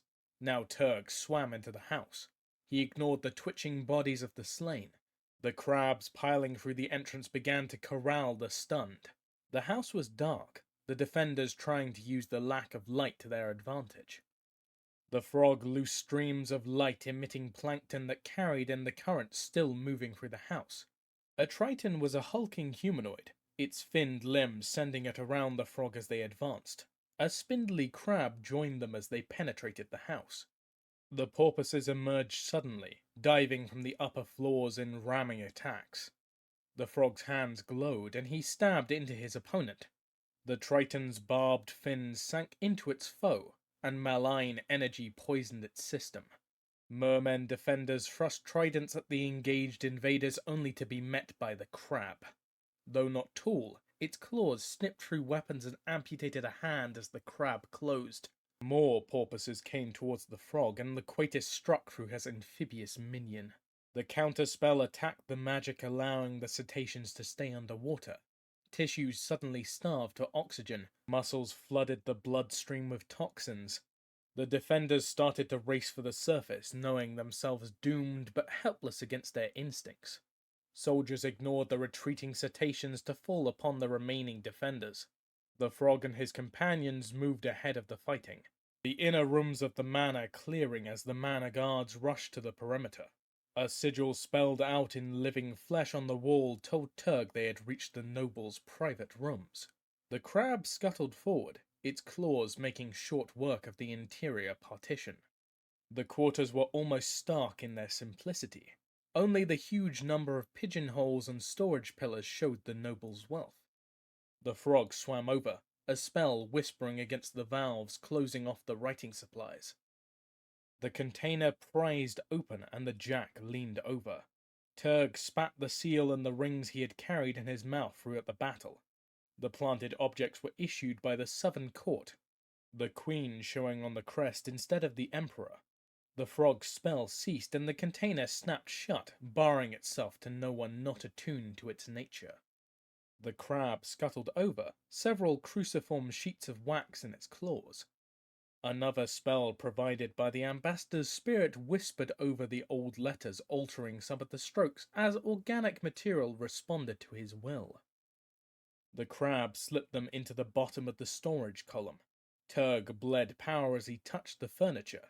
Growth accelerated, and he could taste the flow of the byproducts as the living structure aged, sealing the damning letters under the layer of coral. The green triton gave a grunt of warning, sending the trio across the room. Living cases lay stacked against the corner, the containers holding eggs and plankton of exceptional quality.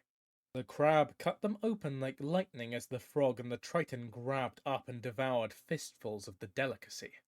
When the titular head of the attack force arrived seconds later, he found the group busy enjoying their loot. A snarl of disgust showed, but he dared not discipline the ambassador's jack. The command staff arrived and began opening the sealed pigeonholes and the chests in the room. A pair of soldiers came and searched through the food crates the trio had opened, their contempt plain as the triton growled and the crab clacked its claws. "Sir," called an orderly, opening up a pigeonhole. A major swam over to it and inspected the contents. He tensed in excitement, diving in to find the rings and seals that Turg had planted. The sound of a struggle was heard from the hallway. A huge crab eased his way through the door, pulling a tether. A merman came through, his flukes beating to escape as he was reeled in. Another line leading out slackened as a nearly identical crustacean followed. The aristocrat suspended between two soldiers. "What is the meaning of this?" the prisoner roared, his muscles straining in vain against the pair of armored monsters. "You have no right to invade my home. I am a loyal servant to the emperor." The leader swam over to him and struck him with one of the seals clenched in his fist, the metal edge tearing the noble's skin. "Traitors have no rights," the officer snarled. He gestured to the writing implements and letters being impounded. "You are in service to the Southern Queen and will die for your treachery. Your alliance with the air breathers always inflamed suspicions, but for the action documented here, you will die." The noble went goggle-eyed with incredulity. "Lies!" he cried, surging against his tether. "It's all lies!" He looked to his luxuries stored in the back and recognized Turk. "Everything is a lie spread by his master. He planted these forgeries." The major looked at the frog, whose face was smeared with stolen booty. The officer's laughter filled the room as the frog swam closer, his face showing no signs of intelligence. "His master is a beast and a bigot," the prisoner snarled. "So superior to those who breathe, though he spent years on the land. Even his chief lackey is an amphibian." The merman twisted on the line, attempting to smash the frog with his flukes. The jack dodged the blow, and electricity surged through the champion's hand into the tail. The attack reduced the noble to a glassy-eyed wreck, small globes of blood drifting up from an open mouth and breaking up in the water. The major looked at the amphibian in anger, but remembered whose patronage the frog enjoyed. "We do not need his confession anyway," the attack leader groused. We have enough to convince any that he conspired against the crown. The dungeon will soon drag the truth out of him. He called for the incriminating evidence to be sealed for immediate transport and left his orderlies searching through the rest of the archives. Turg swam back to his cronies and enjoyed the fruits of the noble's larder. Loquatus came out of the trance pleased with all he had seen.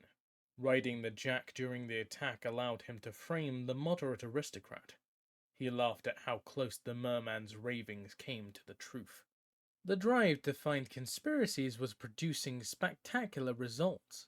Every day brought new arrests and revelations of treachery. The ambassador admired the unrelenting torturers in their efforts to gain confessions. Perhaps they even extracted the truth from someone, but the aristocrat doubted it. The emperor, feeling more besieged than ever, granted Loquatus more and more authority to pursue his inquiries. Today's raid was the culmination of his attempts to stir up trouble, and he could not be happier with its success. Even the imperial officers started to believe the propaganda he spread. Loquatus had expected them to be much more cynical and jaded. The sprawl of chaos was a work of joy. Sometimes he even forgot it was only a cover for his thievery. Fuller had excavated 5 rooms without locating Kitar's prize. Several loads of damaged goods had gone to the Cabal, and Loquatus was obliged to search all of them. He found no sign of the orb and wondered if perhaps she had no plans to betray him. Finding that conclusion highly unlikely, he was careful to document her thievery through the exact manifests minus, of course, items of power interesting enough for him to steal. Dementia Caster had no contact with the Cabal and was unlikely to complain of thefts from her own looting operation. The Emperor engaged himself in touring the army and moving against signs of discontent. The real bonus from his violent flailing against conspiracy was that his actions were undoubtedly creating real plots against him. The cycle of violence was increasing, and the ambassador swam at the center, still untouched. He readied himself for court, putting on his finest jewelry. He swam through the palace corridors, the building pumping light from above to the halls. Abashan had called a meeting of nobles to go over the reports Loquatus gave him the day before. In the name of preserving theoretical contacts with the Queen's court, he was spared from attending except occasionally. The door to the throne room was closed, but the Emperor's shouting bled through in a wordless howl. The ambassador ignored it, waiting for an end to the audience. Abashan's rants had become distressingly predictable, often ending with a wild accusation that took a noble away to be investigated. Only the identity of the prisoner changed, and Loquatus thought it best to be absent when the sacrificial lamb was selected. Danger could add spice, but maintaining a fictitious wave of conspiracies provided enough entertainment. While the ambassador waited, he saw another merman furtively hovering down the corridor. Thinking he recognized the courtier, Loquatus swam towards him. The merman remembered the other with a start. It was Petard, a lower noble who had withdrawn to the southern court years before. He was dressed in palace livery, but Loquatus was sure of his identity. The noble realized himself recognized and swam into the side room, gesturing for company. Loquatus cast a spell, sending an image of himself down the corridor to his quarters. He vanished into the other room as well, making sure that no one saw him. The door closed behind him as soon as he went through. "Thank goodness I found you," said Petard in a panicked voice. The merman nervously twisted rings on his finger as he swam to check the door. "I did not know who to turn to." He reached as if to pat the ambassador's shoulder, only to stop at a forbidding gaze. "Court felt too dangerous for me to declare myself," Petard said wretchedly, seeming to collapse internally. Loquatus remembered him as weak-willed. "I came as an unofficial representative from the Queen. Her Majesty is understandably upset at the attempt to kill her husband, and wished to reassure him that she was not involved. I hope to serve as a private courtier between the two monarchs." "Lawan sent you?" Loquatus asked in disbelief. Petard was a poor choice from his memory, given to rash judgments and poor decisions. Loquatus thought her a better leader than that. Of course not, the self-selected emissary said. The nobles who fled south would view such a move on her part as unacceptable. I took it upon myself to offer my services, he finished, smugly. The ambassador nodded. Petard was a fool, but he could be quite congenial in social situations. Perhaps he was familiar in the southern court. Lawan would never use a back channel because her integrity would force her to inform her allies. Why the disguise? He asked. If I declared myself, I feared being called a spy or an assassin, Petard confessed. Loquatus said nothing, though sneaking into a palace under false pretense made such a fate inevitable. I hoped to find an ally that might help me meet secretly with the Emperor. I heard of your return from exile and knew you could help. Two thoughts surged through the ambassador's mind. First, such an action was suicidal with the Emperor in his current mood. Second, Abashan's ridiculous pretense of clemency to a returned exile had indeed enabled him to contact a member of Lawan's court. He soon shook off the surprise. He could not afford any knowledge of the southern plans reaching the Emperor. Already he had taken over the Emperor's spies who reported from the south. The ambassador recast Lawan's actions to make her appear more hostile to the Emperor. Petard must not meet Abashan. I am astounded at your actions, my lord, Loquatus said, his voice filled with warm regard. Your close knowledge of Lawan's policies and private feelings could alter the history of the seas.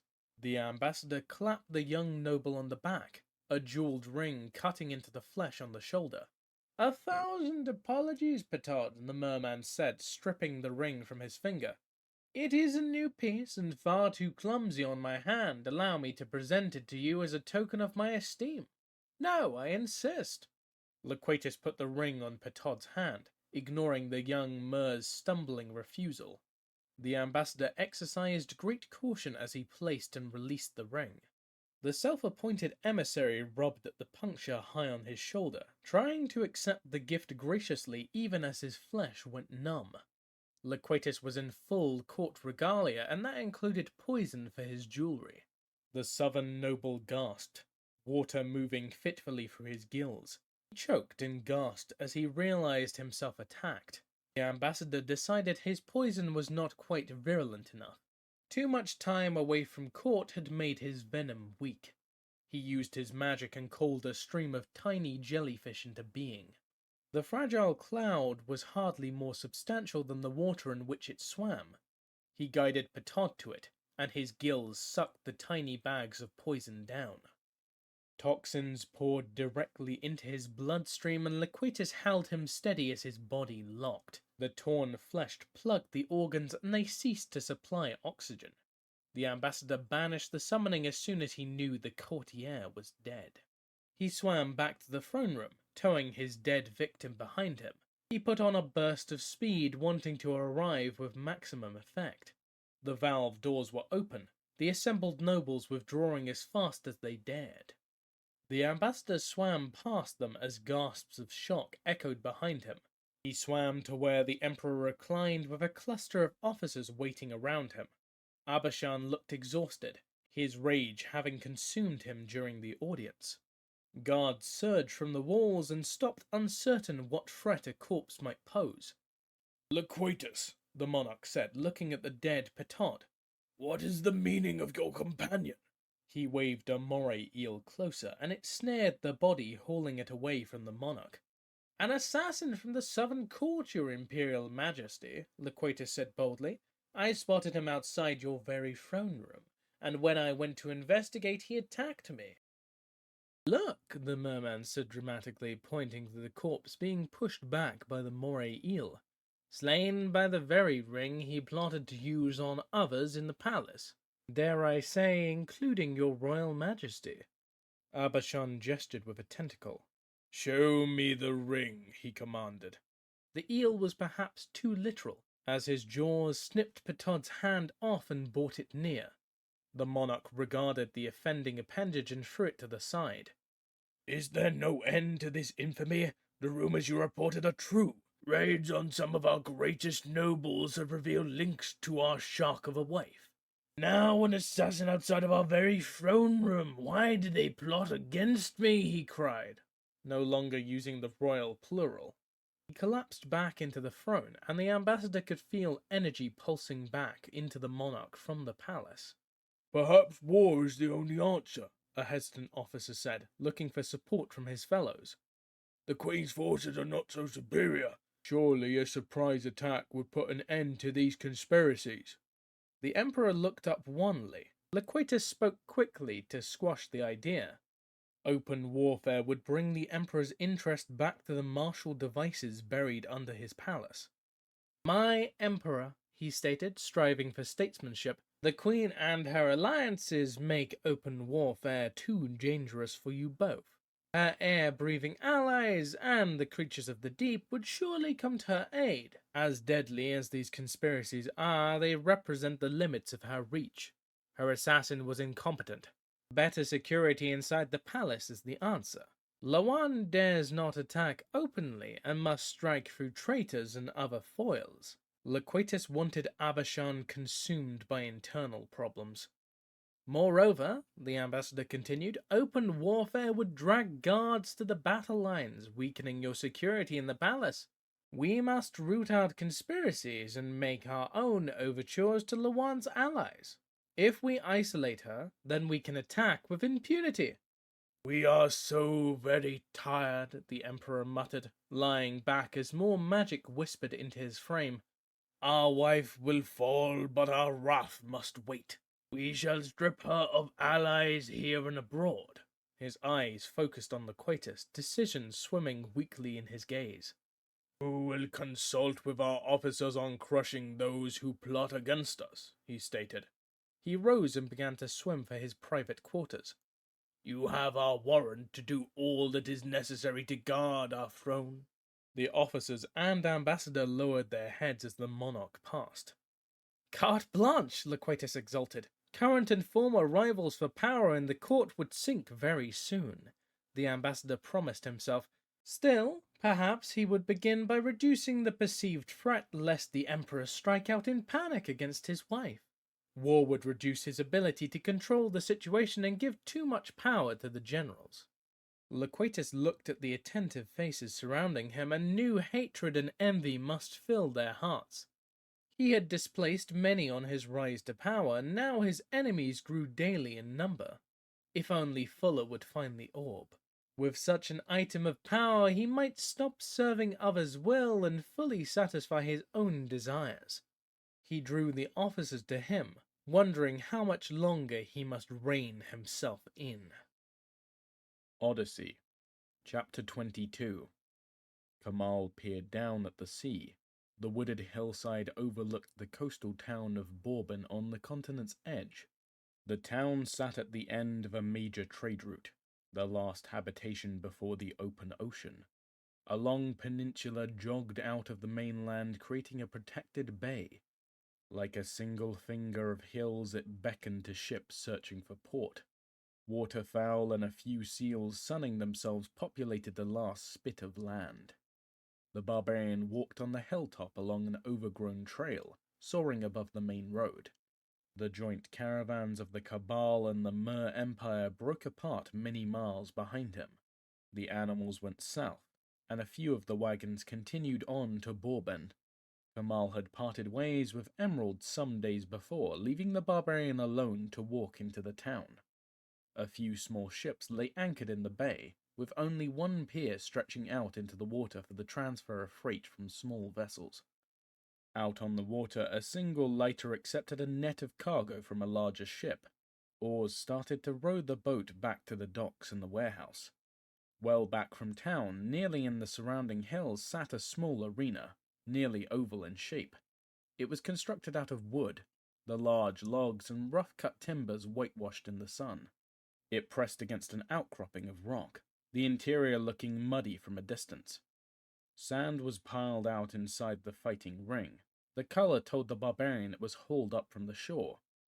The arena stood deserted now, but the mountain mage knew it would be crowded during market days and festivals. The best source of information regarding the ambassador and his stolen prize would undoubtedly be the bars around the docks and the arena. He was no seaman, and he resolved to try the inns close to the fighting ring, knowing he could mix with the jacks. The town looked still now, but when the fishermen returned to port, the docks would teem. He wondered when the bouts would start in the arena, so he could interact with familiar types of people. He considered his own appearance as he thought about poking around for information regarding the troubles in the East. The Order would distribute descriptions, and the ambassador might have left word of him as well. He wore a grey cloak now, the Ellen garment gradually shrinking to fit him as he plied needle and dagger. The metal-hued races were uncommon, but by no means unknown on the continent. Only two things were uniquely his own, his name and his sword. He drew the weapon, holding it in his open palms as he considered it. Long as he was tall, the massive blade showed little signs of wear. Rings rattled softly on the blade as he rotated it.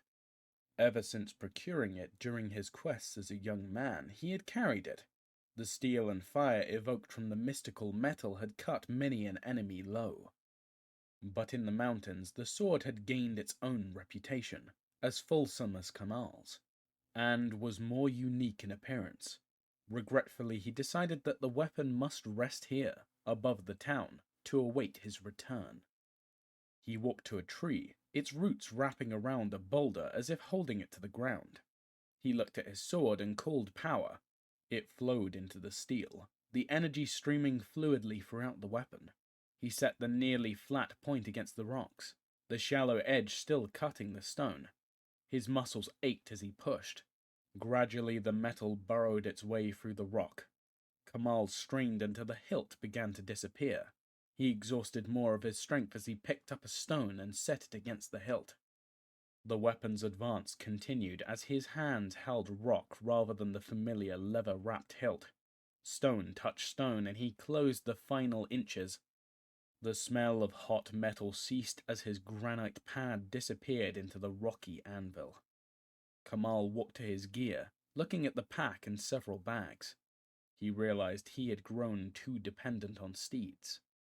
He separated out the essential from the merely convenient and laid out tops to encase the saddle and gear too heavy to carry into town. He opened a bag he intended to cache by the boulder holding his sword. Arms picked up during his travels rattled as he searched. Near the bottom, he withdrew a weapon found just days before. Roving bands of Order knights swept the roads looking for signs of Kamal and the animals whose attacks had been so disruptive. The soldiers also inspected wagons for forbidden objects. News of the disastrous spell in the citadel drove the knights to new heights in destroying past evils. The mercenaries driving caravans of excavated treasures lacked the will to fight the Order. During his trek here, the barbarian had come across a few of their abandoned wagons. He drew forth a massive hammer. The head was black iron. Magic reinforced the metal and the haft. The long handle was white ivory, perhaps from some fallen mammoth or some other such beast. The dense grip and the oversized head made it a weapon for a giant rather than something the size of a man. His muscles bunched as he hefted it. He remembered Emerald's look of momentary outrage when he loaded the hammer. He had found it lying in the open near another cache of weapons. Knowing it abandoned, he had still dropped most of his money in the resting place. Whoever came looking for it would be disappointed but surprised at the consideration of the person who rescued it from destruction by the Order. Perhaps the Cabal or a corrupt bird warrior had his money even now, but it would have felt wrong to take it without any attempt at compensation. He stuffed his sword scabbard in his bags and hid them and the saddle. He held the hammer in his hands and felt the weight. Only his constant practice with his own massive sword allowed him to swing it with assurance. He took one last look and started through the trees to the road. It took some time to reach the highway, even with the barbarian's rapid pace and sure feet. It drew towards evening as Kamal came into the town. The streets led down to the docks, but he took a switchback trail to the arena. On the bay, the last of the fishing vessels were coming in, the catch being transferred to the packing houses. Lights came up around the arena as street musicians began to play. Reeds and strings duelled in melody, as fighters soon would inside. The local inn competed with men selling food on the street, and clusters of fishermen up from the docks drifted towards the bars. Kamal shouldered patrons aside as he came into the inn. "What might I do for you?" A barman called, drawing drinks for the house. The light was dim and the room close and crowded. The smell of the food cooking in the kitchen and the proprietor's face both seemed pleasant enough. "I need a room and meals for the next several days," Kamal said, resting his hammer on the bar. The fighting weapon drew only a few glances. Perhaps they were used to jacks from the arena. The coins he threw down attracted substantially more attention. The barbarian recalled how much he spent at the inns at the tourney in Cabal City. From the respectful glances, the cost of room and board in Bourbon was substantially less. "We can accommodate you, sir," the bartender cried, grabbing up a set of keys. He came around the bar, ignoring the empty tankards waved in his direction. The proprietor's bald head sweated from exertion and the heat in the crowded room. He picked up the barbarian's saddlebags and tried to pick up the hammer as well. The unexpected weight left him standing still for a moment, before Kamal lifted the heavy weapon onto his shoulder. "I want a room with a view of the harbor," the mountain mage said as he followed the owner up the stairs. The steps were narrow, and the light peeked over the solid banister. A single lamp lit the hall. The keys rattled briefly as the innkeeper unlocked the door. The room was small, and the window sealed off. Kamal's guide dropped the bags and threw the shutters open, letting a salty breeze carry over the sash to the barbarian. "Best view in the house," the owner said. The makings for a fire were laid in a fireplace, and the linens looked clean. "There are chops and a roast for dinner tonight and rabbits tomorrow. We always prepare food for the arena crowd. After that, the kitchen shuts down for a week, unless a guest makes private arrangements. I'll send a girl with a coal to start a blaze and bring you whatever you want from the kitchen." Kamal waved, and a glowing ember seemed to float through the air and land on the prepared wood. The logs burst into flame, instantly pouring out heat with no showers of sparks. "I will take my own meals tonight," the barbarian said, laying the hammer on the bed, which sagged. "I prefer my privacy and will have no trouble tending my own fires, if you would give me the key to this room and any spares." The owner hesitated as the mountain mage approached. He laid the brass in the jack's hands and bowed his way out, eyes flickering from the fire to the weapon on the bed. Kamal closed the door and went to the window. The townfolk flowed up from the sea's edge towards the entertainment offered behind him at the arena. A few heavy wagons were left on the pier, a luckless sentry standing guard as his friends climbed the hill. The wagons had the look of long-haul freight, and the barbarian resolved to make inquiries about them tomorrow. The crowds in the street and bars drained away as he left the inn. The arena was small, and Kamal was immediately conducted to a box seat with a small tray of refreshments as he entered. Someone from the inn had obviously informed the arena operators of his presence. This was not the reception the barbarian, now unknown outlaw, expected. A porter waited to the side, ready to speak as the entertainment commenced. First was a light and easy comedy of the blood sports. Two groups of men, fishermen from the gate, came into the arena. Kamal looked for an emblem of the fight, and the porter swept forward. "Just two crews who had a disagreement over boundaries, sir," the servitor explained. "The winner of the bout fixes the new fishing boundary of the disputed area." Kamal turned to see if anyone else received such specialized service, but the layout of the boxes prevented him from observing others. A piercing whistle sounded, and the crews rushed each other. Men were clad in padded jerkins, and their clubs were wrapped in cloth. They fell to like madmen, flailing at heads and joints. The fishers only disengaged when armed guards dragged away the wounded. Within minutes, only one staggering figure remained, though most of the others appeared to be recovering off on the sidelines. The winner left with his arms held high, though attendants came out to guide him to the exit. The next act was simple acrobats and tumblers, their antics entertaining the crowd as the next bill readied themselves. "Here we are too short of fighters and beasts to have more than a few matches during any night," the servant said nervously as he watched the barbarian eat. Kamal cast only occasional glances towards the exhibition. Finally, the signal was given, and the acrobats somersaulted free, leaving the floor clear. The servant left as two fighters emerged, each wearing colors of arena staff. One was tall and scarred, wearing a steel mask and leather armor. A short flail with two spiked heads swung slowly at his side. The other opponent leaned on a staff of black wood, a brazier producing smoke in different colors that swept over him. He was short and spindly, dressed only in the tattered clothes that ruffled slightly as a gust of wind swept the arena. The servant glanced in from his rounds of the other boxes. "Does your staff fight, or is it just the fishermen?" Kamal asked as hoots began to rise up from the audience. "We are very small compared to the inland arenas, my lord," the servitor said, projecting obsequiousness in the face of perceived disappointment. "The large gladiatorial companies avoid us, the crowds being too small and the gambling syndicates unable to handle serious betting. We must rely on house fighters for the majority of the bouts."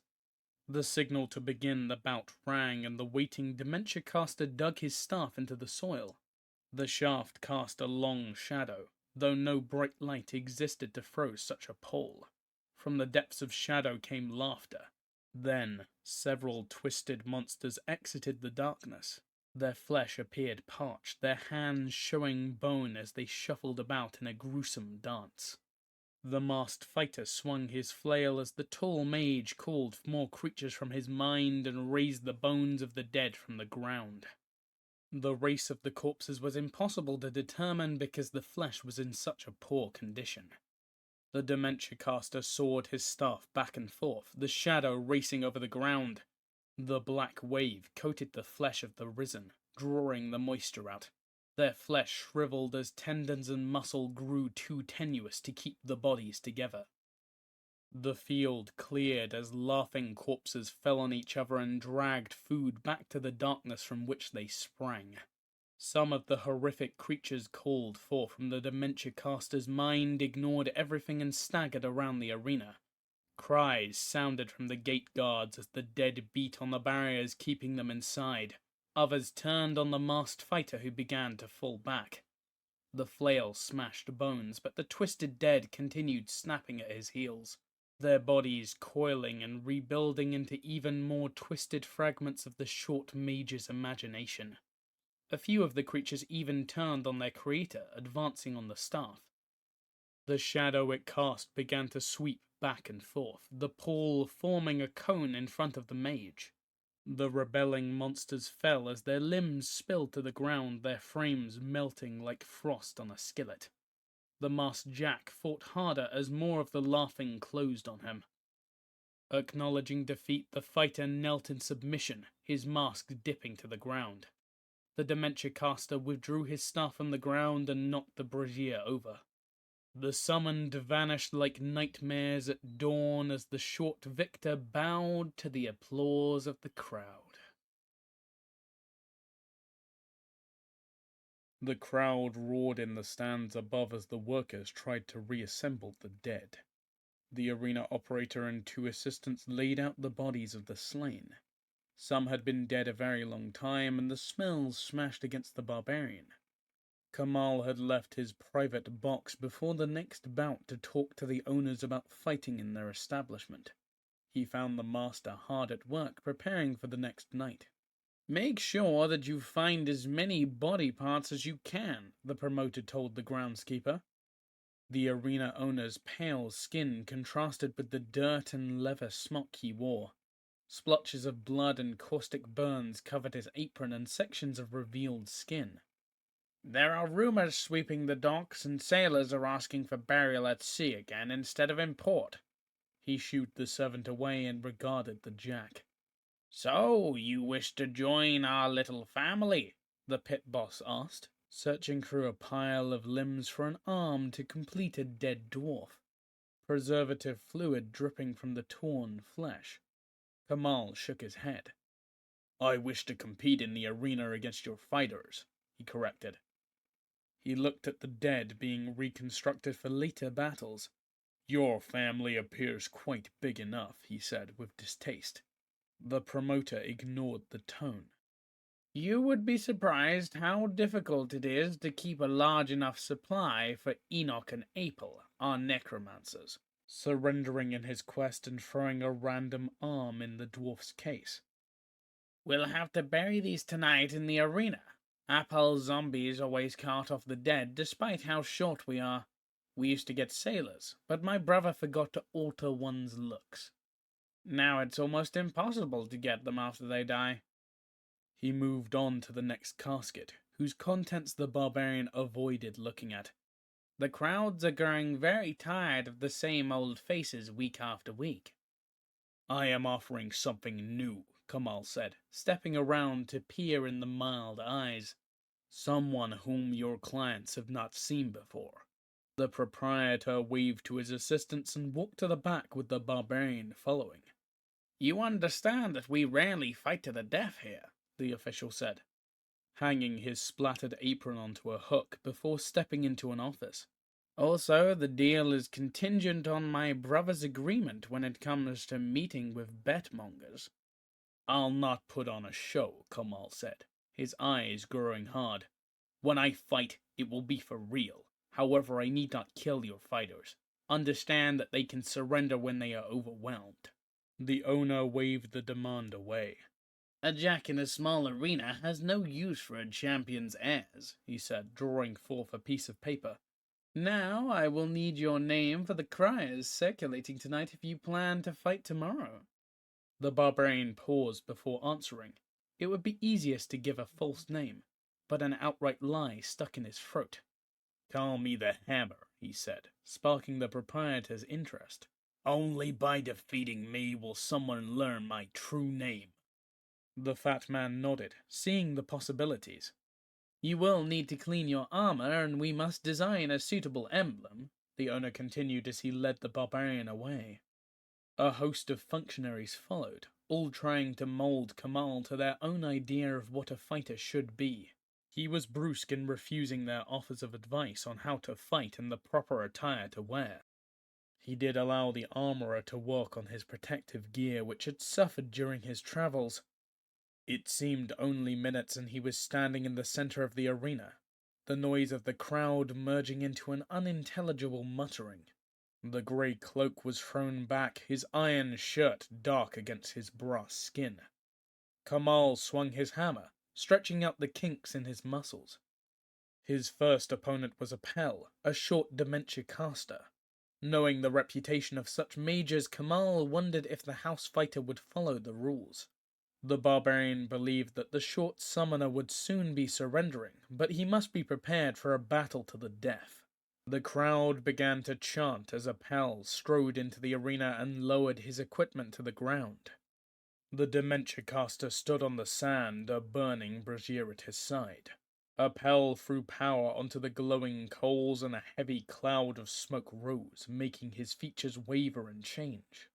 The dark mage dug his staff into the ground and a thin shadow stretched out from the shaft, advancing towards the light behind Kamal's head, rather than away. The familiar shuffling figures of the mirthful dead began to appear, cackling perhaps at the joke of life itself. Kamal wondered how predictable his opponent would be. The barbarian called forth his own magic, a field of possibility forming over the sand. He would experiment, use the arena to teach himself new methods of attack and defense. Several cougars surged out of nothingness onto the arena floor, their roars stilling the cries of the crowd. The zombies came on, their laughter continuing even as many were pulled down and savaged by the great cats. If any of the dead were reconstructed corpses, the mountain mage did not envy the mortician's tasks in repairing the bodies. The dementia caster seemed oblivious to the failure of his forces, ignoring the feasting cats. Appel sent more undead onto the arena floor. A tattered wave threatening to overwhelm Kamal's spell by choking his beasts under the wave of cold flesh. The barbarian concentrated again, the cloud of his summoning stretching wider as he played a little to the crowd. A flock of mountain sheep stormed onto the sand. They milled for a moment, their waist-high bodies losing themselves in a blur as the fierce rams fought for possession. Kamal nudged them into action with a mental command, and the beasts lowered their tightly curled horns and stormed forward. The rams struck hard, shattering bone and bringing the dead down. Clawed hands and fangs struck at Kamal's creatures but could not penetrate the dense wall that defeated the cold wind of the mountains and the hot breath of timber wolves. Appel lifted his staff into the air, his face now agitated as his forces fell to mere sheep. In frustration he speared the oak into the sand. Power poured into the soil. Like cobras rising to strike, dark spears rose from the ground. The shadowy weapons bobbed and weaved before falling on the animals that ground up the dead. The wool that resisted the strength of the zombies sundered as the beasts were transfixed. The few remaining cougars expired in yowling pain. The rams fell as mutton, the undead rising up as Appel poured new strength into their shattered bones. The bodies tottered towards the barbarian more twisted and cackling than before, but the upright spears of night were straight as they drifted towards the mountain mage. Kamal stepped forward, his brow wrinkling as he once again contested with the universe. Now hulking figures came onto the arena sands, their roars of displeasure shaking the crowd until the mighty monsters choked off their cries with dead flesh. Their white fur grew stained with blood and gore as they tore apart those coming too close to their master. The Yetis discarded limbs as they worked their way back to the dementia caster. The enemy mage's black spears dived to spill life to the ground, but despite the humanoid's bulk, they dodged the dark weapons with ease. Their agility honed by the mountain cliffs their kind regularly traveled. They wrung their way up the line of zombies, and Kamal raised his hammer, waiting for the next attack. The crowd cried out as the Yetis approached their enemy, their bloody hands reaching for the weedy mage. The dementia caster dropped, his body heaved. Kamal paused, holding his minions in case his opponent was surrendering, uncertain with all the particulars of this arena. A wave of corrupting flesh seemed to spew from the underworld. The zombies Appel called forth vanished, disappearing or devoured by his newest creation. The mass lunged for the approaching Yetis, lifting itself into the air and spreading out in a great sheet of corruption. The mountain apes disappeared under the dark spell as the mound fell with a thunderous retort. The impact ruptured coffins buried in the dirt. Bodies lolled to the ground and were swallowed by the spreading wave. The crowd called for Kamal's defeat, cheering on their favorite. The barbarian was done with calling monster and readied his hammer. The iron head fell as the first tendrils reached him. The mole struck the ground, a shattering concussion setting the sand rolling, flinging back the formless flesh. The jack took a step forward as his hammer thundered again. The magic concussion splattered the corruption back, the waves of power shaking the stands. The strength of his attack diminished as Kamal controlled his power. He cleaved a path with reverberating blows, working his way across the arena until he stood before Appel. The power assaulted the mage's bones and he leaned on his staff, too unsteady to remain upright without the support. The barbarian raised his hammer and paused to allow the dementia caster to forfeit. The necromancer bowed his head in defeat. Cheers sounded as Kamal nodded magnanimously, and offered his hand in a show of sportsmanship. The barbarian turned, and bowed to the proprietors in their box and the crowd in the stands. The fighters started for the exit and the alehouse, anxious to wash the stench of the dead from his frame. The serving girl scooped meat onto the barbarian's trencher, and the gravy started to sink into the bread. Kamal took a bite, and the juices tasted delicious as he washed the meal down with ale. The other customers regarded him warmly, despite his defeat of the local fighter. The novelty of a new opponent gave him popularity he had not received in Cabal City. The Hill Tavern was full. As a new patron came into view of the stranger, his deliberate air of mystery was another draw. So far, Kamal had given no name except that of his new weapon. The ivory and iron creation lay across the table as enthusiasts walked slowly by it, caressing it with their eyes. The dementia caster's defeat and the adulation of the crowd pleased the barbarian. His battle had been the climax of the night. It had been a short bill, with only the duel between an unknown and local champion bringing any crowd. The enthusiasm and respect was heady, but Kamal remembered this was only a single step in his quest for the orb. A group crowded closer to his table and he looked up. 3 young men, dressed in armor and carrying brand new weapons, coughed for his attention. None of their gear showed wear, and most appeared of indifferent quality. 2 of them were dark, their skin rough from exposure to the weather. They were fit, but were uncomfortable with their weapons. The middle boy was tall and thin, with muscle showing but lacking the calluses of his companions. He wore his clothes and elegant boots well enough. However, he seemed no more at ease with the sword at his hip than his companions. The barbarian wondered if they were working up the nerve to challenge him or pick a fight to show their own bravery. Many Jacks revelled in such fights, but not Kamal. "You have a question?" he growled, his irritation deepening his voice. They jumped back, then 2 pushed the center of their trio forward. "If you please, sir," the blonde said hesitantly, his hands falling to his belt. "We wondered if you might be available for students seeking instruction?" Kamal laughed shortly, the boys' faces reddening. His mirth was more at his own expense than the youngsters', but the adolescents were wound too tightly for any hint of humor. They started to withdraw, but the barbarian called them back. "Your pardon, sirs," Kamal apologized. "I expected a different question. Please join me." The 3 drew up stools and sat down. The serving wench brought more tankards at the barbarian's wave. "I am Girder, son of Chandler," the blond boy said, giving a seated bow. "These are my friends Wazzle and Burden. Their father owns 2 fishing boats. We hope to learn magic from you," he added bluntly. "Why me?" the mountain mage said. "Surely there are others willing to teach. Fighters from the arena, perhaps." He took a sip as he thought. To be a fighting master was a serious relationship in the mountains.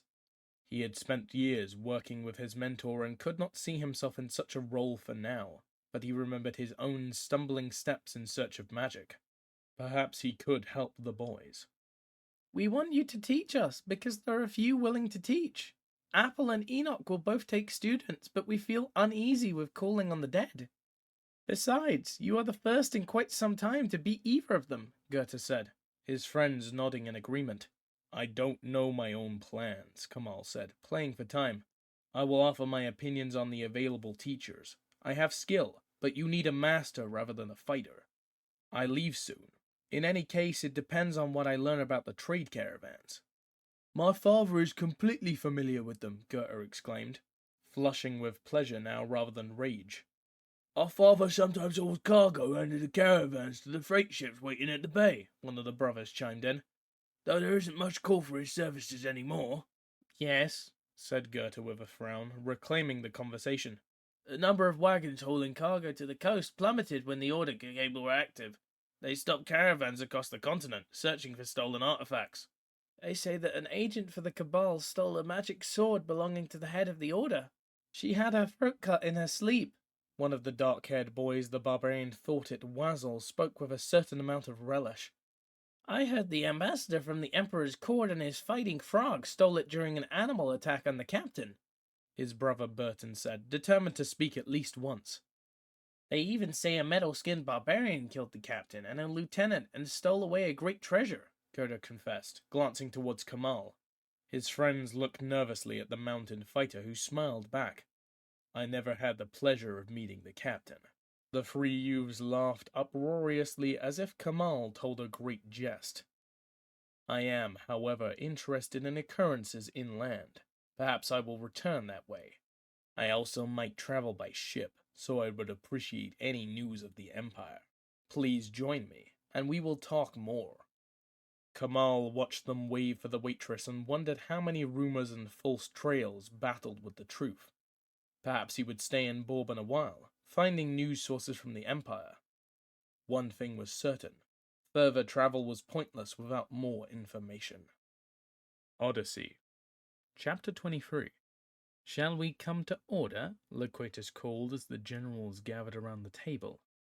The delicate murals on the throne room walls twinkled like submerged stars, the Emperor's image looming over his counselors and servants.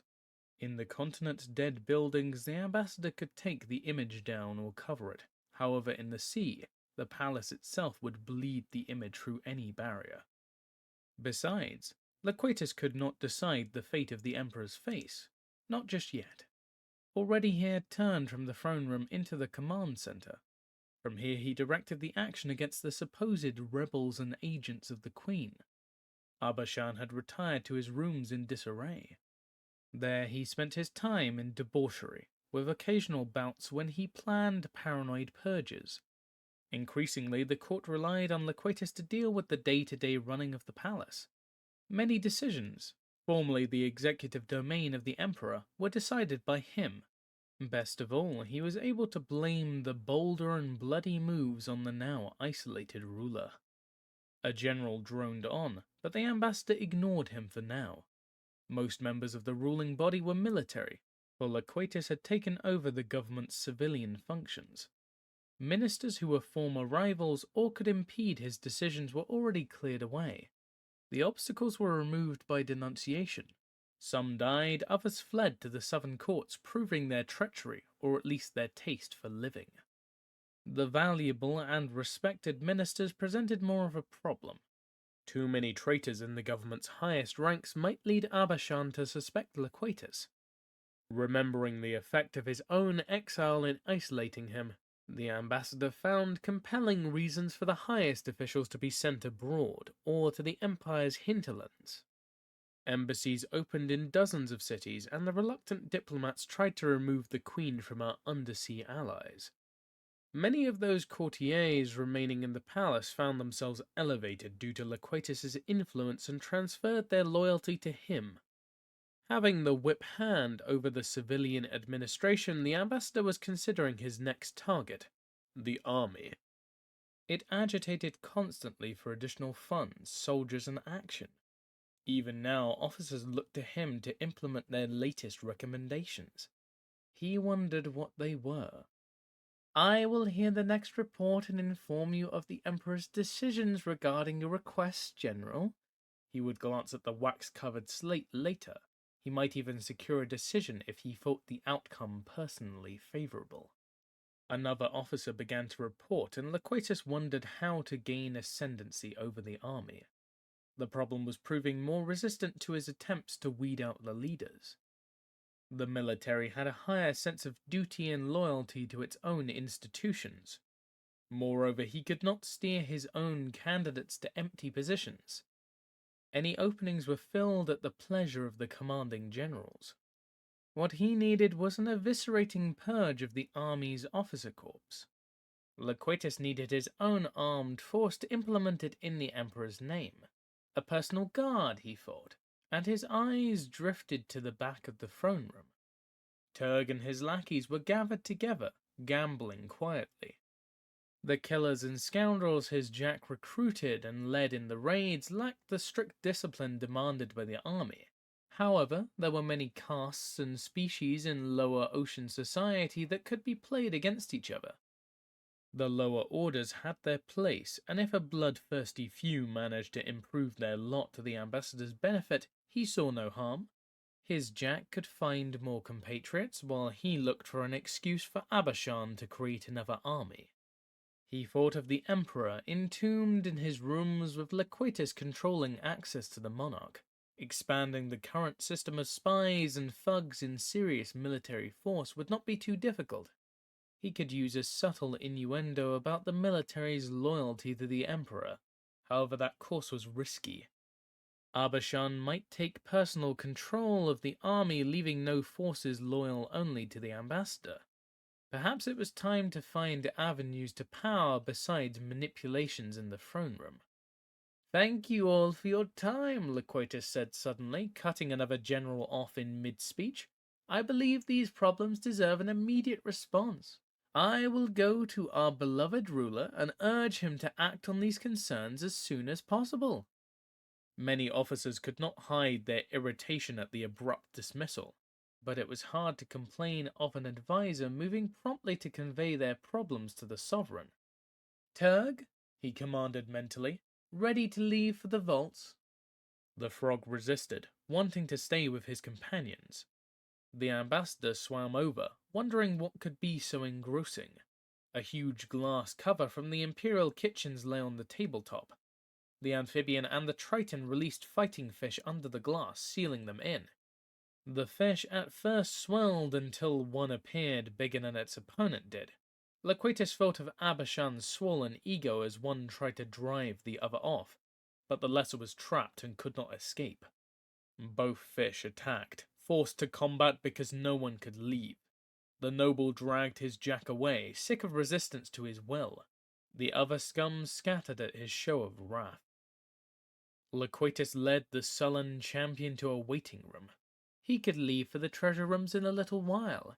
He could afford a little time to adjust his servant's attitude. The frog's sounds of distress carried into the throne room as his master took pains to educate him. My enemies decay in the depths. Abashan, Emperor of the Seas, chuckled as he reviewed the execution lists. The wax showed his enemies' names, and he rubbed them out in glee, imagining himself rubbing them out of existence. He had erased them. No one mentioned their names for fear of contamination, and the state already held their property, appropriated in his name. The past weeks had been difficult. He constantly feared conspirators might break in despite the increased guards and secret police. He stopped allowing his attendants into his quarters because assassins might infiltrate them. He had been reduced to looking at the names of his dead enemies. Suddenly he was afraid. Perhaps removing them from his death list would bring them back to plague him. He rolled in the water several times, trying to shake off his black thoughts oppressing him.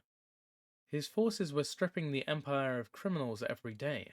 Arrest and execution warrants traveled with the army and the police. He was growing safer, he reminded himself. The Emperor needed to get out, to make sure that something existed outside of these rooms, but where could he go where his enemies might not find him? Abashan suddenly remembered the vaults and the land dwellers that he employed to service his treasures. Surely in the depths of a palace he would be safe. Yes, he would go and see what wonders had been reclaimed. "Guards!" he screamed, wanting to leave but afraid to unless surrounded. The waters frothed with predatory fish seeking attackers as mermen sped from their posts at the doors. "What is it, your majesty?" a guard asked, his fellows splitting to sweep the room for intruders. "We wish to inspect the treasure rooms under the palace," he commanded, his voice stronger than it had been in some time. "Have them cleared of undesirables for our tour." The guards stared slackly, then retreated at Abashan's angry expression. Servants streamed in as the announcement spread of the Emperor leaving his rooms. They brought his jewelry and work to make him presentable. The uneasiness made him wonder if he should stay, but it had been too long. He must not allow his subjects to think him cowering in a corner. He was in control. Not the rebels or his wife, not even his loyal servant Loquatus directed the path of the Empire. The realm was his to use as he saw fit. Abashan resolutely swept out into the halls. Guards raced down side passages to clear a path for the monarch, unable to cut in front of the Emperor. The halls appeared deserted. The ruler, knowing many feared to be in his presence while his moods were so unpredictable. They must learn to live with it, he decided. He would not be a pariah in his own house. The passage wound down to the sea floor. Light blazed from normally dark walls as the palace reacted to his presence. Abashan reached the bedrock. A shimmering bubble stretched across the room to a partition. He could see a squad of Tresius chivying someone behind the screen. At least he would not have to soil himself by looking upon the land-bound. The sentry bowed to the ground, his stalk pivoting to bring his torso flat to the rock. The Emperor ignored him as he swam closer to the bubble of air. The monarch remembered his ministers creating this spell. The problems with item preservation dictated that Abashan, who despised all above the sea, have a pocket of air and dry land in his own house. Worse, he could not swim among his treasures, but must walk on legs. "Avert your eyes as we inspect our treasures," the Emperor told the guards. He swam closer, then passed into the bubble.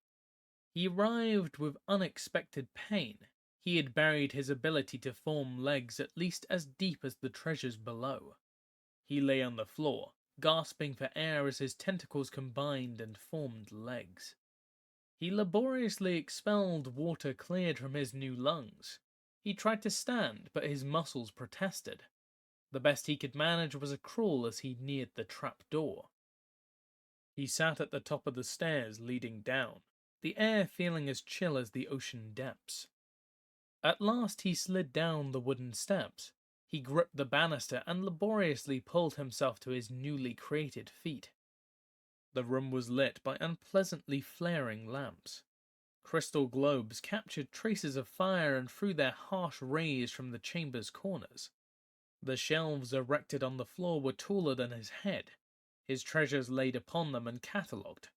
He tottered towards the first set, gripping the sides as his feet shuffled over the uneven floor. Some of the wooden planks groaned under their loads. The steel and glass heads of forgotten fighting machines stared at him as he worked his way down the aisle. Mechanical limbs threw threatening shadows. He passed a section of knives, their wavy edges promising death to whoever touched the blade. The wielder as well as the victim. A pile of jewels separated by type covered the wood at the end of the aisle. "Is this all?" he asked himself. Where were the magics to sweep away his enemies? He had no interest in baubles or small devices. He could draw on an empire to build his armies. These items were inconsequential compared to the might under the sea.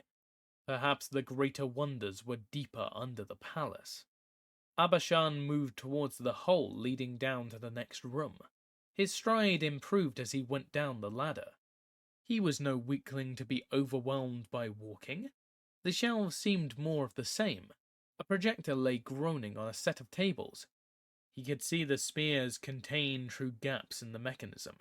The weapon might make a single warrior or machine nigh unstoppable, but that was of no use against the hordes a war would bring. He strained to topple the trestles. He snarled at his impotence as he tried to move the weights unsupported by water for the first time. Dry land oppressed him, but all the tiny fractions of his forces could not leave the water at all. The continent's interior seemed remote as distant islands to the savage inhabitants of the world of air. The real weapons must be hidden. He stretched out over his senses, drifting between the shelves. He could smell the water and mud down in the lower levels. His eyes saw little signs of hidden cases or rooms as he worked his way back. It was only his meticulous attention to the walls that tipped him off. One section of rock changed slowly as the light brightened. The shift reminded him of the palace walls, but it appeared bare rock. He approached and let his senses wash over it. The surface was a facade, and he felt the thrill of discovering a secret trove. His will grated against the surface, and the covering slowly sloshed away. Water poured out, murky and stinking of metal and rot. The cache must predate the Cabal's arrival, Abashan realized. The former curator must have hidden the object before dying in the rebel attack. A leather sack lay on the floor. The Emperor knelt down, nearly falling as he performed the maneuver. He opened the bag, the material tearing like paper. He held the world in his hands. The orb was a brilliant blue, the globe's surface covered in places by chop. As waves and weather collided, the depths of the sphere called to him, speaking its name. "Mirari," the Emperor whispered. He stared in wonder, his senses diving beneath the surface to explore the world he ruled. The abysmal depths called to him, and he raced to answer. The orb spun out of his hands as he toppled the ball, rolling away to fetch up against a shelf. The Emperor's legs split into tentacles. He thrashed in panic as his lungs tried to turn back into gills, his mind convinced he swam in the ocean. His body had attempted to adapt to the new reality. Abashan shuddered as his magic slowly halted the transformation and forced himself to revert to his land-bound form. He rolled upright, furious that his being could betray him so. He walked quickly to the orb, the sphere's glory feeling slightly less. He stooped to pick it up and rapped his head against the wood. Everything conspires against us, Abashan swore, closing his eyes against the pain. Forced to walk on legs like a common animal. How I despise them all. The ruler put his tentacles to his head as if to press the anger back in. The land assaulted his mind. Even for care of treasures like the orb, he depended on the Cabal. He wondered what trick they had prepared for him. He held the Mirari before his eyes. The sphere's endless seas were swept by waves without land's interruption. That's what I want, for my kingdom to stretch on forever. Perhaps his wife might even come back to him if he were more powerful. But the continent seemed forever beyond his reach. We will sweep you all away, he said madly and thrust his magic into the sphere. Odyssey, Chapter 24. Loquatus swam down the corridor, his jack struggling to keep up with him. He had waited too long and now everything might be at risk. He did not hear the Emperor's excursion until after he finished chastising Turg. Only after he started for the vaults did another courtier ask him if he was joining Abashan's tour of the treasure rooms. "What do you mean?" Loquatus bellowed. As he crowded the noble back, his champion took hold of the aristocrat's limbs. Outrage filled the minister's face as the amphibian laid hands upon him. "I demand you to let me go," he hissed. The frog broke the prisoner's collarbones at his master's surge of irritation. "You might heal if you hurry to a doctor," the ambassador said intently, giving the broken bones a nudge with his hand. "Or you could suffer injuries leaving you with flippers instead of hands." Turg gave the noble a simple fracture in the lower arm. Guards and servants ignored the impromptu torture session. It was unhealthy of late to be interested in Loquatus's business. He's clearing the treasure rooms of workers and will inspect the rooms in person. He left while you talked with this animal. Turg broke his other arm in passing as Loquatus rushed to the vaults in the depths of the palace. The way was clear, the servants keeping as much space as possible between themselves and their sovereign. The aristocrat passed guards and checkpoints, but they were never challenged. The ambassador was now the second most powerful person in the northern court, but he could be cast down at the emperor's whim. Loquatus passed the interior banquet rooms, ignoring the delicacies that eternally waited at the courtiers' dining. The hall changed shape and direction as he passed chambers that had been sealed at the emperor's pleasure. Rumors abounded of disloyal subjects interred in the finest rooms, lacking nothing but an exit. The swim was taking too long and the ambassador accelerated, cursing the grand airs of the marine rulers. He and Turg neared the lower passages leading to the vaults. There were few doors here, most of the space devoted to the organs which allowed the palace to live. Loquatus passed members of the Imperial Guard posted to protect the Emperor as he toured the bowels of the palace. A giant squid jetted back and forth through the narrow corridor. The ambassador wanted to force it inside, however he knew how aggressive the cephalopods were, so he slowed and gave it as wide a berth as possible. A huge eye looked him over as the ambassador continued on. It took seconds to pass the monster. The long whip stretched beyond the other tentacles. Loquatus dodged the long clubs with their oversized, hooked suction cups. The squid was one of Abashan's proudest achievements, recruited from the Queen's allies in the Abyss. The Emperor proved at least his own mind could compete with his wife. The pair neared the entrance to the vaults. The sessile warrior still floated on his stalk. He held a trident in his hands as he directed the guards in a moving partition. Loquatus was surprised to see Fuller and her companions penned in the bubble set over the trapdoor. The air was stretched until it resembled a loaf of bread. The spell seemed to be straining. The dementia caster poked her hand out through the water barrier, watching the boundary ripple with interest. "Guard," the ambassador said, drawing the stationary fighter to attention. The arms on the rooted figure crossed as he drew himself upright. "I would speak to the Emperor." Loquatus wondered how he would deal with an outraged sovereign. He had no idea how obvious the Cabal's looting operation of the vaults was. Arbashan might have no idea anything untoward was happening. The flare of powerful magic seemed to fill the room. A massive spell's presence set the magical field to vibrating. The air bubbles shook violently as the palace spells interacted with the new force. With a sinking heart, Loquatus realized Arbashan must have found the orb. I must see the Emperor now, the aristocrat demanded, determined to find out what was happening. The guard twisted his stalk, the trident no longer at attention but lowered for use. Absolutely not, the sessile warrior said flatly, coiling on his long stalk as if to lunge forward. His Imperial Majesty did not wish to be disturbed, so none shall pass. The Emperor allowed for no exceptions. The soldier waved for reinforcements from the corridor. These guards might move from where they were rooted only a few times in their lives. As a result, Loquatus believed they were the most stubborn and unyielding guards in all of existence. Rigid obedience to all orders was their trademark. Another pulse shook the ether, but this time the concussion was also physical. The ambassador felt the water surging in sympathy to some spell perpetuated by Arbashan. Loquatus remembered the disaster that had struck the order. Arbashan had no interest in what happened to the citadel, and Loquatus neglected to share the information for fear of drawing the Emperor's attention to the orb. Even now a spell might be encasing the vaults in impenetrable crystal. The palace walls shivered as a new wave of energy blasted through the living tissue. There is no time, Loquatus growled as his commands leaped from his mind to the palace walls, his authority unquestioned by any in the court. The building obeyed.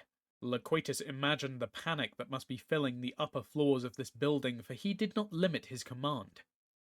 He wondered how many troops would die as the passage pinched shut, sealing the troops away from the Emperor. The giant squid the ambassador had passed jetted down the corridor, its speed blinding as it tore into the vault's antechamber. Getting through the door before lattices of chitin and coral could crimp the passage shut. Take it, the ambassador ordered Turg and moved against the rooted guard. The stubborn whelk directed a sudden current at the ambassador, threatening to batter the merman against the walls.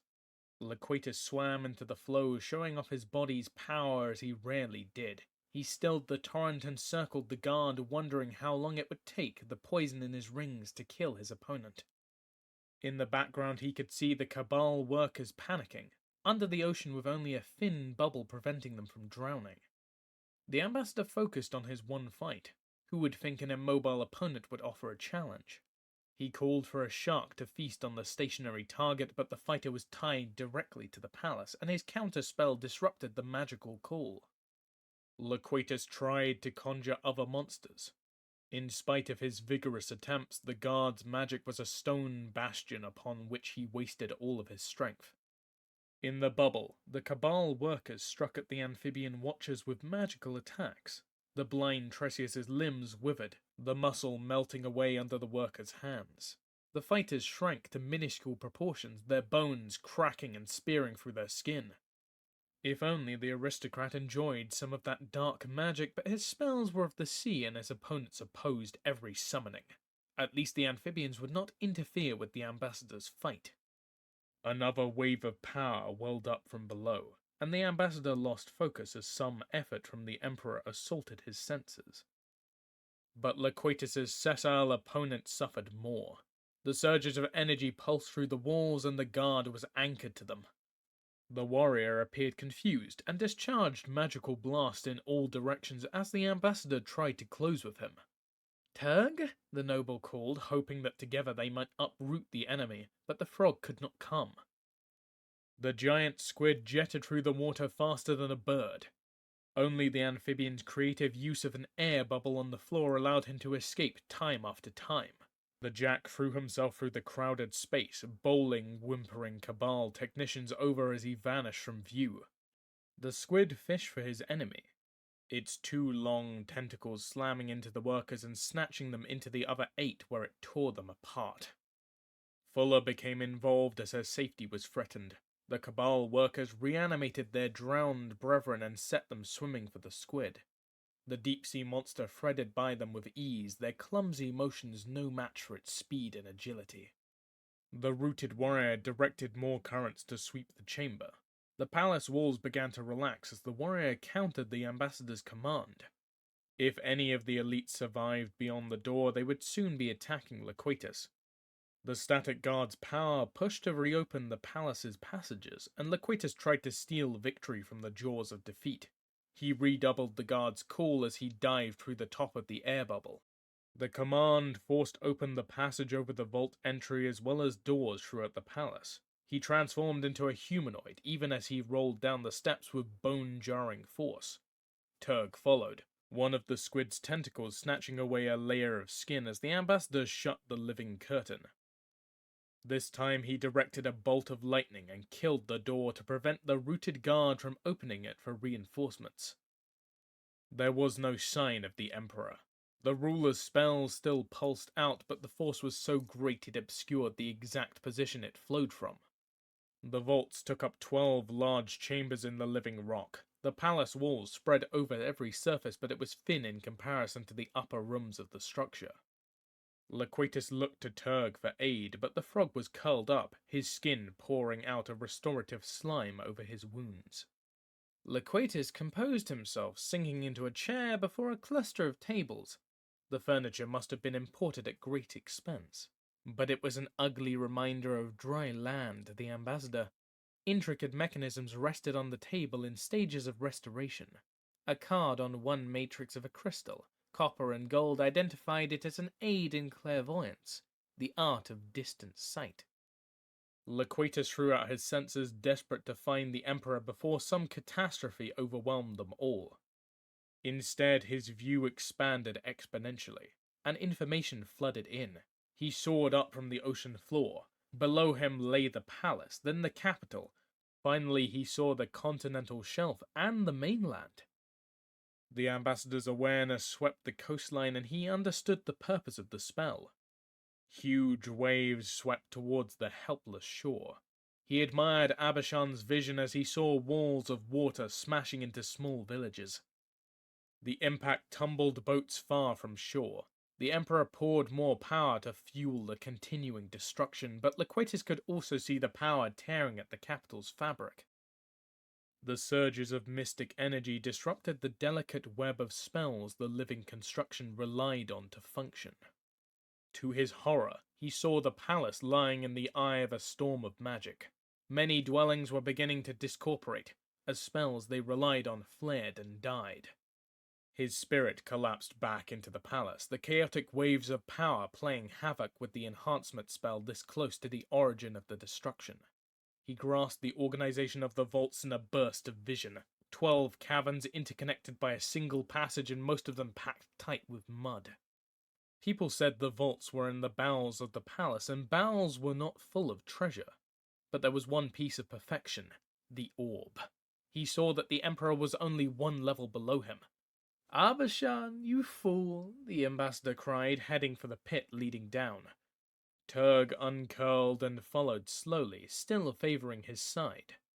Water began to cascade down the stairs as the temporary hatch locking out the Imperial Guards began to fail under repeated blows from the other side. Loquatus flew down the steps, racing for the chamber's corner. There the Emperor knelt entranced, his hands holding the sphere. Waves crawled over the miniature globe's surface as the monarch sent another burst of power through the orb, only to have it magnified 1,000-fold. The ruler was lost in his personal visions of a landless world. "I should have killed you months ago, you deluded idiot," the ambassador said as a tremor shook the room, sending artifacts crashing to the floor. Turg moved forward, savoring his first taste of regicide. "Guards!" cried the Emperor. Perhaps the palace was dying, but it struggled to obey its master's voice. The hatch above broke, and water roared into the upper chamber, forming a cataract down the stairs. The long whips of the giant squid curled around the shelves below as it pulled itself down the stairs. It rushed to protect its Emperor. Wooden planks buckled off of their frames as the body slammed into piled treasures. The hole leading down to the next room plugged up, and the water level began to rise. A few mermen slid down the stairs on their bellies, thrashing around in the water. However, unlike Loquatus and Abishan, they were unable to form legs. They ducked their heads into the water, trying to breathe. The soldiers sent arc after arc of lightning flying towards the ambassador. The noble retreated, an image of charred flesh left behind him in his place. However, the palace guard knew his reputation, and spears of power smashed through the illusion, searching for him. Seeing their bloodthirstiness and indiscriminate attacks, Loquatus sent his image racing among the guards. It ran as if insanely desperate to flee. Spears and gouts of power from the guards devoured their own ranks as the elite tried to kill the traitor. "Where is my champion?" the ambassador wondered as he sent a snake of lightning writhing among the prone guards. Turg fled before the giant squid.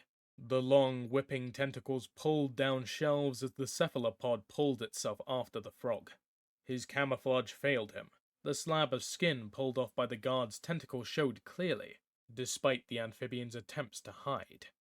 The Jack tried to cast a spell of blindness, but Loquatus was too involved to send too much power through the link.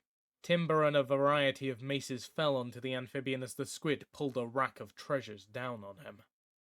In desperation, Loquatus tried to feed on the palace's remaining magic. The spell gained him little power. Turg, in turn, siphoned most of it through the pair's link. He needed every scrap as he fought to survive in this battle against the deadly guard. The ambassador felt spells failing as he sent a weak blast against the guards. The water was waist-deep and he thought of returning to his swimming form. A converging series of blasts sent him scrambling up a set of shelves, his hands bleeding as he gripped the tangled metal of a recovered artifact.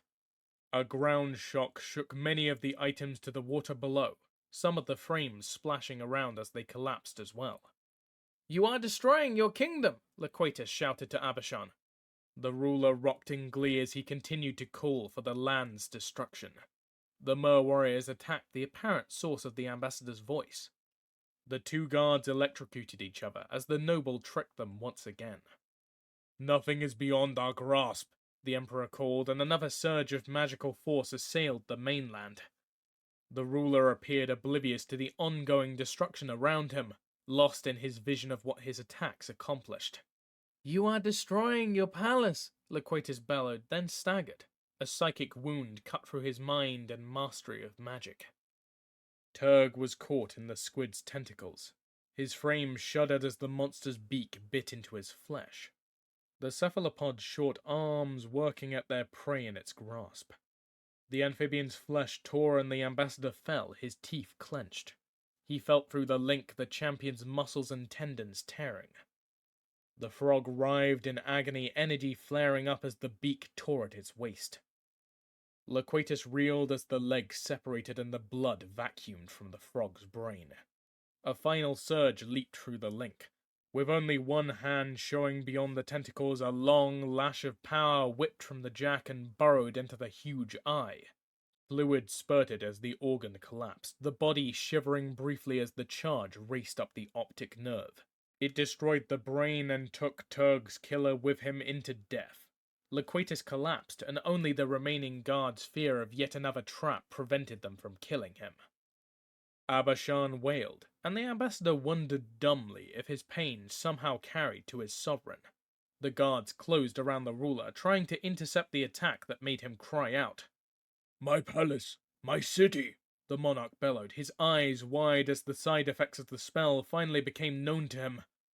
Another ground shock hit, this one finally tearing free the blockage from the levels below.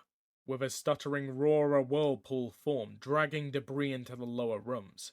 Turg and his killer slowly slid from sight as Loquatus gripped the shelving he fetched up against. The guards' flukes beat as they held the Emperor against the current. "This is your fault," Abishan cried out, searching for someone to blame. "None of this would have happened without your treachery." Loquatus ignored the lie, staying still as he tried to marshal his strength. Perhaps he could still escape. His body ached to transform to its tailed state, but any magical movement might bring the guards down upon him. The warriors stayed clustered around the sovereign. Another pulse of power fed into the Emperor's spell despite Abishan's efforts to stop it. Loquatus remembered Qatar, and doubted the ruler would survive his ambassador by more than a few minutes. A fresh wave of guards flowed down the staircase. the cephalids holding tridents. The aristocrat readied himself to meet his death, but was unexpectedly reprieved. The guards retreated from the upper room in defeat. A giant newt moved to the head of the stairs. It was the size of a crocodile, but it showed no teeth. Its dark red flesh was covered in weeping sores. Its skin extruded a thick gel, especially on its hindquarters. The animal turned and whipped its tail, launching globs of muck at the retreating soldiers. They tried to dive beneath the water, but its level had fallen. A merman was hit in the back, and his skin blackened. It began to slough off.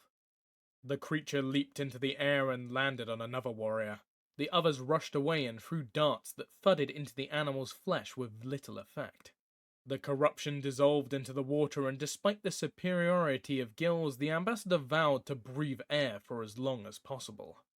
The supply of water running down the stairs diminished, though now air began to bubble at the hole leading down to the next floor. The ground shocks must have opened other leaks. Soon more palace soldiers would be able to enter the treasure rooms. A figure leaped down the stairs, sending a wave of water up as she skidded into the pool. It was Fuller, and she grinned like a madwoman. Her sword swept aside the merman's trident strike, and her return cut laid a tentacle open. Loquatus could see the slash turning dark as the infection deepened the wound in seconds. The soldier thrashed in the water and stopped as the toxins reached his heart. A soldier managed to summon a school of poisonous jellyfish, forcing the dementia caster to jump out of the water to the high shelves. She crawled along the framework as magic strikes darkened the wood around her. The guards closed as she neared the Emperor. Abashan was gasping, his body slowly transforming back and forth between free swimmer and landwalker. His eyes pleaded for help, but he lay draped over a pile of rubble, unable to move. Loquatus slowly moved to greater cover, the guards too busy dealing with the Cabal fighter to waste time on him. Fuller splashed behind some fallen shelving, her sword ready. But it was her mind that attacked, calling up magic to slay her enemies. Gigantic black cranes stepped into existence. The birds' heads ducked to avoid the ceiling as they stalked from the dementia caster's mind. Their scummy plumage drifted to the water as they surrounded their mistress and waded out to the soldiers. Their long bills speared down to lift cephalids from the water, avoiding the tridents with ease. The tentacles tried to pull the fighters free of the bills. Blood poured from their transfixed torsos as they struggled to escape. One bird was somewhat small and could not lift its target free of the water. Instead, the fowl stabbed multiple times, churning the water into a bloody froth. Blood gushed from the wounds, and those able to escape the bird's vicious stabbing after only a single blow did not last long. Their eyes and noses began to leak blood as the crane's magic destroyed their ability to heal or prevent the rupture of delicate membranes. Blinded warriors spread panic as the birds played with their victims, pricking limbs and watching the warriors quickly bleed out from minor wounds. The merman panicked and attempted to flee, his tail beating wildly. He rushed the stairs and leaped like a salmon towards the next room. He smacked into loops of rotting vine. The plant filled the hole, choking off the last of the water flowing down the steps. The warrior tried to pull free but could not move as more vegetation covered him. A crane flapped its wings and jumped to the top of the stairs. There it plunged its beak into the warrior's heart. "Fuller, I am over here," Loquatus cried, cursing his bad luck. A crane was headed his way, and he was within seconds of being punctured. The Cabal commander dismissed her birds back from whence they came. "Why, Ambassador, did you have anything to do with this party?" Fuller asked sweetly, turning him over with the point of her sword. "I and my people were left out in the cold, while you had all the fun for yourself," she gently chided him. "I do not see Turg, my favorite playmate," she said, looking at the destruction of all her work. Artifacts once more were immersed, and some of the tags identifying pieces were already dissolving in the water. "I had to kill my way through the guards to find the person who called for this outing." She walked to the Emperor, stepping around the dead and the other remnants of the fight. Abashan could only blink, being too exhausted to move as the orb drained the last of his magic and his life. As it appears that you no longer need my services, I will take my leave of you, she said in an arch tone. While the going-away party was amusing, it was unexpectedly early. I think it's only fair that I receive severance pay. She reached down and carefully swept the orb from the Emperor's hands. Odyssey, Chapter 25. Kamal wondered if he should move down the coast. He had become a successful fighter, though still not accepted by the arena staff. He was popular with the crowd, but his string of victories had become predictable. The limited pool of opponents was drained of any challenge after the second week. Seeing the same faces day in and day out was one of the reasons he left the mountains. But he would stay a little longer. One possible lead might yet yield fruit. Goethe, one of the young men he was friendly with, knew of secret shipments between the Empire and the fighting pits. A servant of the Cabal had come to Bourbon to discuss the gladiatorial companies that toured the continent. The Chandler's son told Kamal that the official had ties to the Empire. He's definitely dealt with the shipment of precious cargo to and from the Mur. The barbarian left word at the Traveller's Inn that he wished to talk with the go-between. A substantial portion of his winnings over the past week was included to convince the man to come. He stepped outside the hillside tavern to look down on the town. Instead of staying near the arena, the official had taken dockside accommodations. The need to conduct business down by the water belied the official explanation for the man's journey. Perhaps he might learn something to direct his quest. The fishing fleet straggled back in, the docks beginning to bustle. Wagons hauled the catch away as a few freight wagons waited on the pier. The lighter ferrying cargo and special items to the ships was out in the bay. There were ships waiting at the anchorage that had been there for quite some time. Perhaps the goods were particularly important to the Empire. He needed to get on board. Perhaps one of the fisherman's brothers could take him out. Kamal felt reality pause, and a great noise filled the world. He dropped as a pulsing headache ripped through his head. Rage and bile seemed to wash him away, and he drew a knife to defend himself from attack.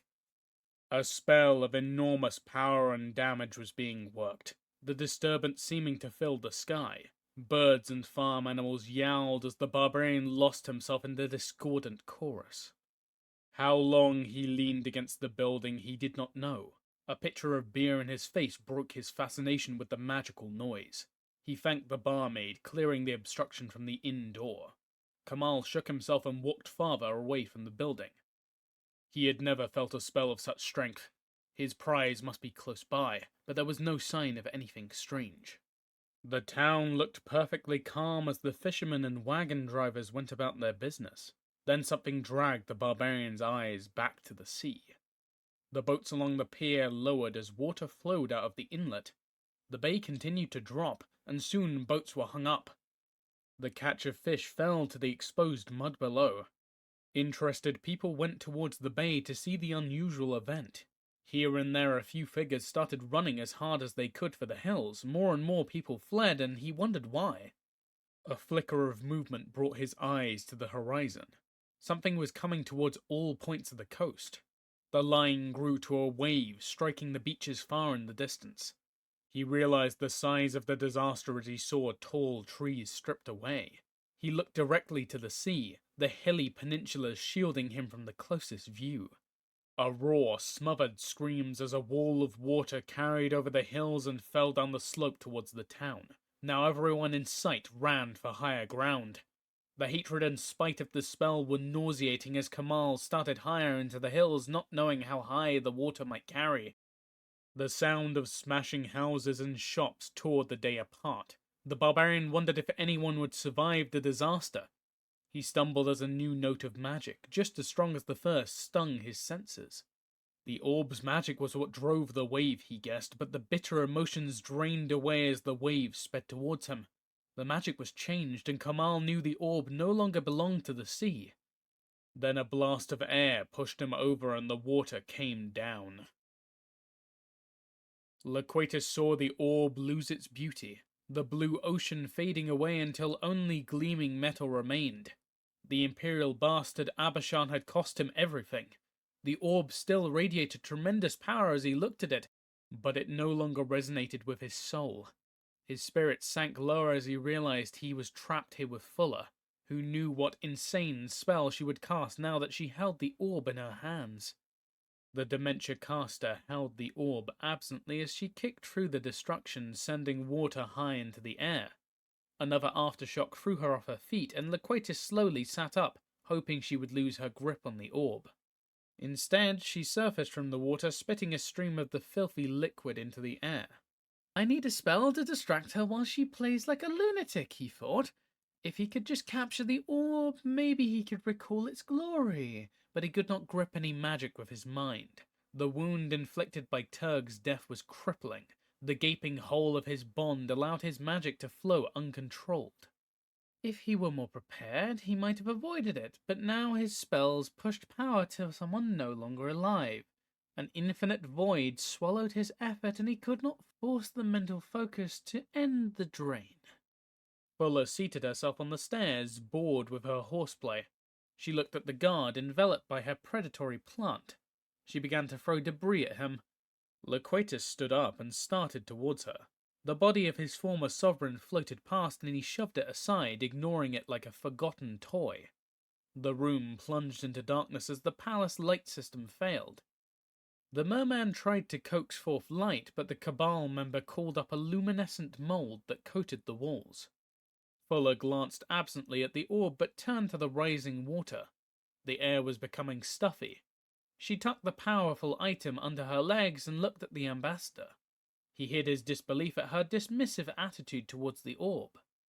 Laquatus decided that her resistance to its attractions was related to her resilience to his own magical attacks on her mind. Dementia casters simply lived in a different world. Their perceptions of reality were so strange that perhaps the orb appeared mundane. Maybe it replicated some other effect they experienced often. Regardless, she showed little interest, and perhaps he could procure the sphere from her at a later date. We must escape, he told her, sitting down close to her, but out of sword's reach. This air bubble will disperse sooner or later. Unless you wish to die, you must flee to the surface. Why not swim away, little fish? She asked, kicking the orb back and forth between her feet. It's a big pond, and you're old enough to be on your own. Laquatus curbed his first answer. There was every chance that some of the guards survived to report his treachery. At this very moment his name might be added to the execution warrants that he signed this morning. The blanks concealed in his office with the Emperor's seal already imprinted seemed a very bad idea now. The orb might be the only thing rescued from this debacle. If only he had thought to bring his poison rings. You saved me. I owe you a debt I can't repay, he said, curbing his nausea at the sentiment. Perhaps working together we can reach the surface. If she would just help him clear the way, she could drown. A corpse had no possessions. Another shock collapsed the stairs and they fell into the water. The ambassador saw that she swam with difficulty, though she still managed to find the orb. She struggled to one of the few shelves still standing. Next time she's in the water, I'll pull her under, Laquatus promised himself. Fuller looked down on the merman, who stood smiling like a shark. The bodies, the threat of death, and the danger of betrayal was comforting, just like home. If she returned to the Cabal, it would be a disaster. Her mission to the sea had failed. Despite her manic outer denial, she could feel depression threatening to crush her. Returning as a failure was not an option. But perhaps she could return to the arena instead of being bundled off to distant postings. She weighed the orb in her hands.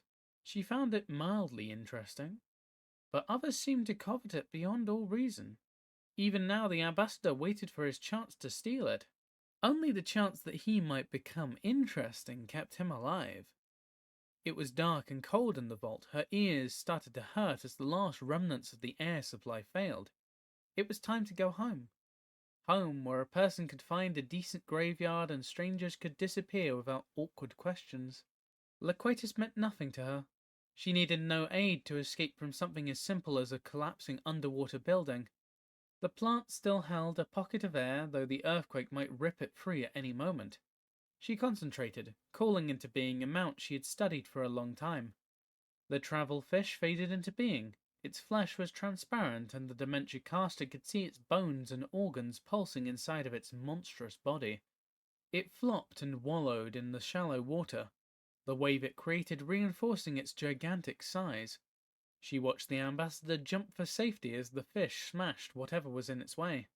"Be still," she commanded, and it was. Loquatus was talking, but she ignored the words, lost in her new creation. She stood before a blind eye, the monster unable to see except through her. The pressure was increasing, and she knew that the chamber must be moments away from catastrophic failure. The fish turned, and its mouth gaped open, the toothless jaws stretching wide, inviting her in. She laughed, waved to the merman, and leaped into the monster's throat. She slid down the tube of its stomach, still able to see the outside. It reminded her of her childhood, and she wished she could go again, but time was running out. She knelt in the monster's belly, the chamber draining of water that accompanied her on her entrance.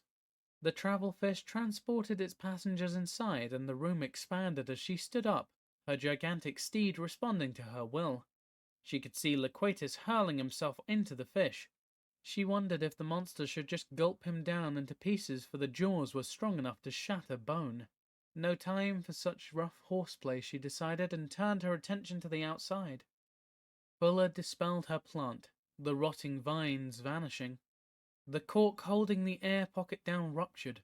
The corpses caught in its grip floated free as the travel fish wriggled through the hole to the first room and the trap door.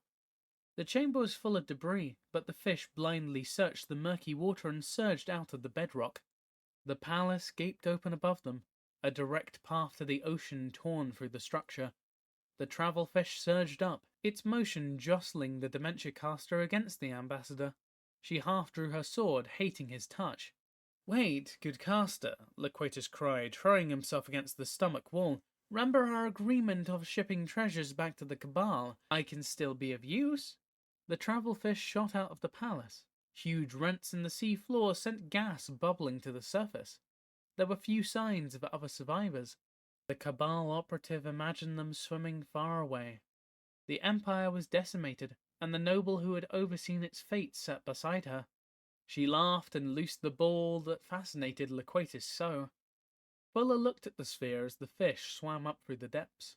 The orb called to her, entreating her to commune, telling her its name, Mirari, but she ignored it. Most of her attention went to directing her steed. The glassy fish swam away from the destruction and violence that even now reduced the Mer capital. Fuller turned the beast to avoid the currents rising from the seafloor. The dementia caster regarded her stolen prize. The Mirari had turned from liquid metal as she rescued it from the dead Emperor's grasp. A ball of dirt lay in her hands, the black soil reminding her of a grave. She believed the change inconsequential as her senses often misled her. Still, something lay beneath the surface, and part of her ached to raise it up. Perhaps the orb really did promise power. She noticed Loquatus's trepidation as he regarded her in the dull light glowing from the fish's belly. Fuller chuckled and tossed the sphere into the air, laughing harder as the ambassador barely restrained himself from diving for it. She opened a pouch and dropped it in, closing the leather bag without hesitation. "It offers you what you want, not what you need," she crowed to Loquatus, thumping her purse. The call of the globe was lost and muted in the fractured horror of her mind. Its visions overwhelmed by the dementia of her calling. Grim merriment filled the undead steed as she directed it to the shore, leaving the corpse of a kingdom behind her. The end.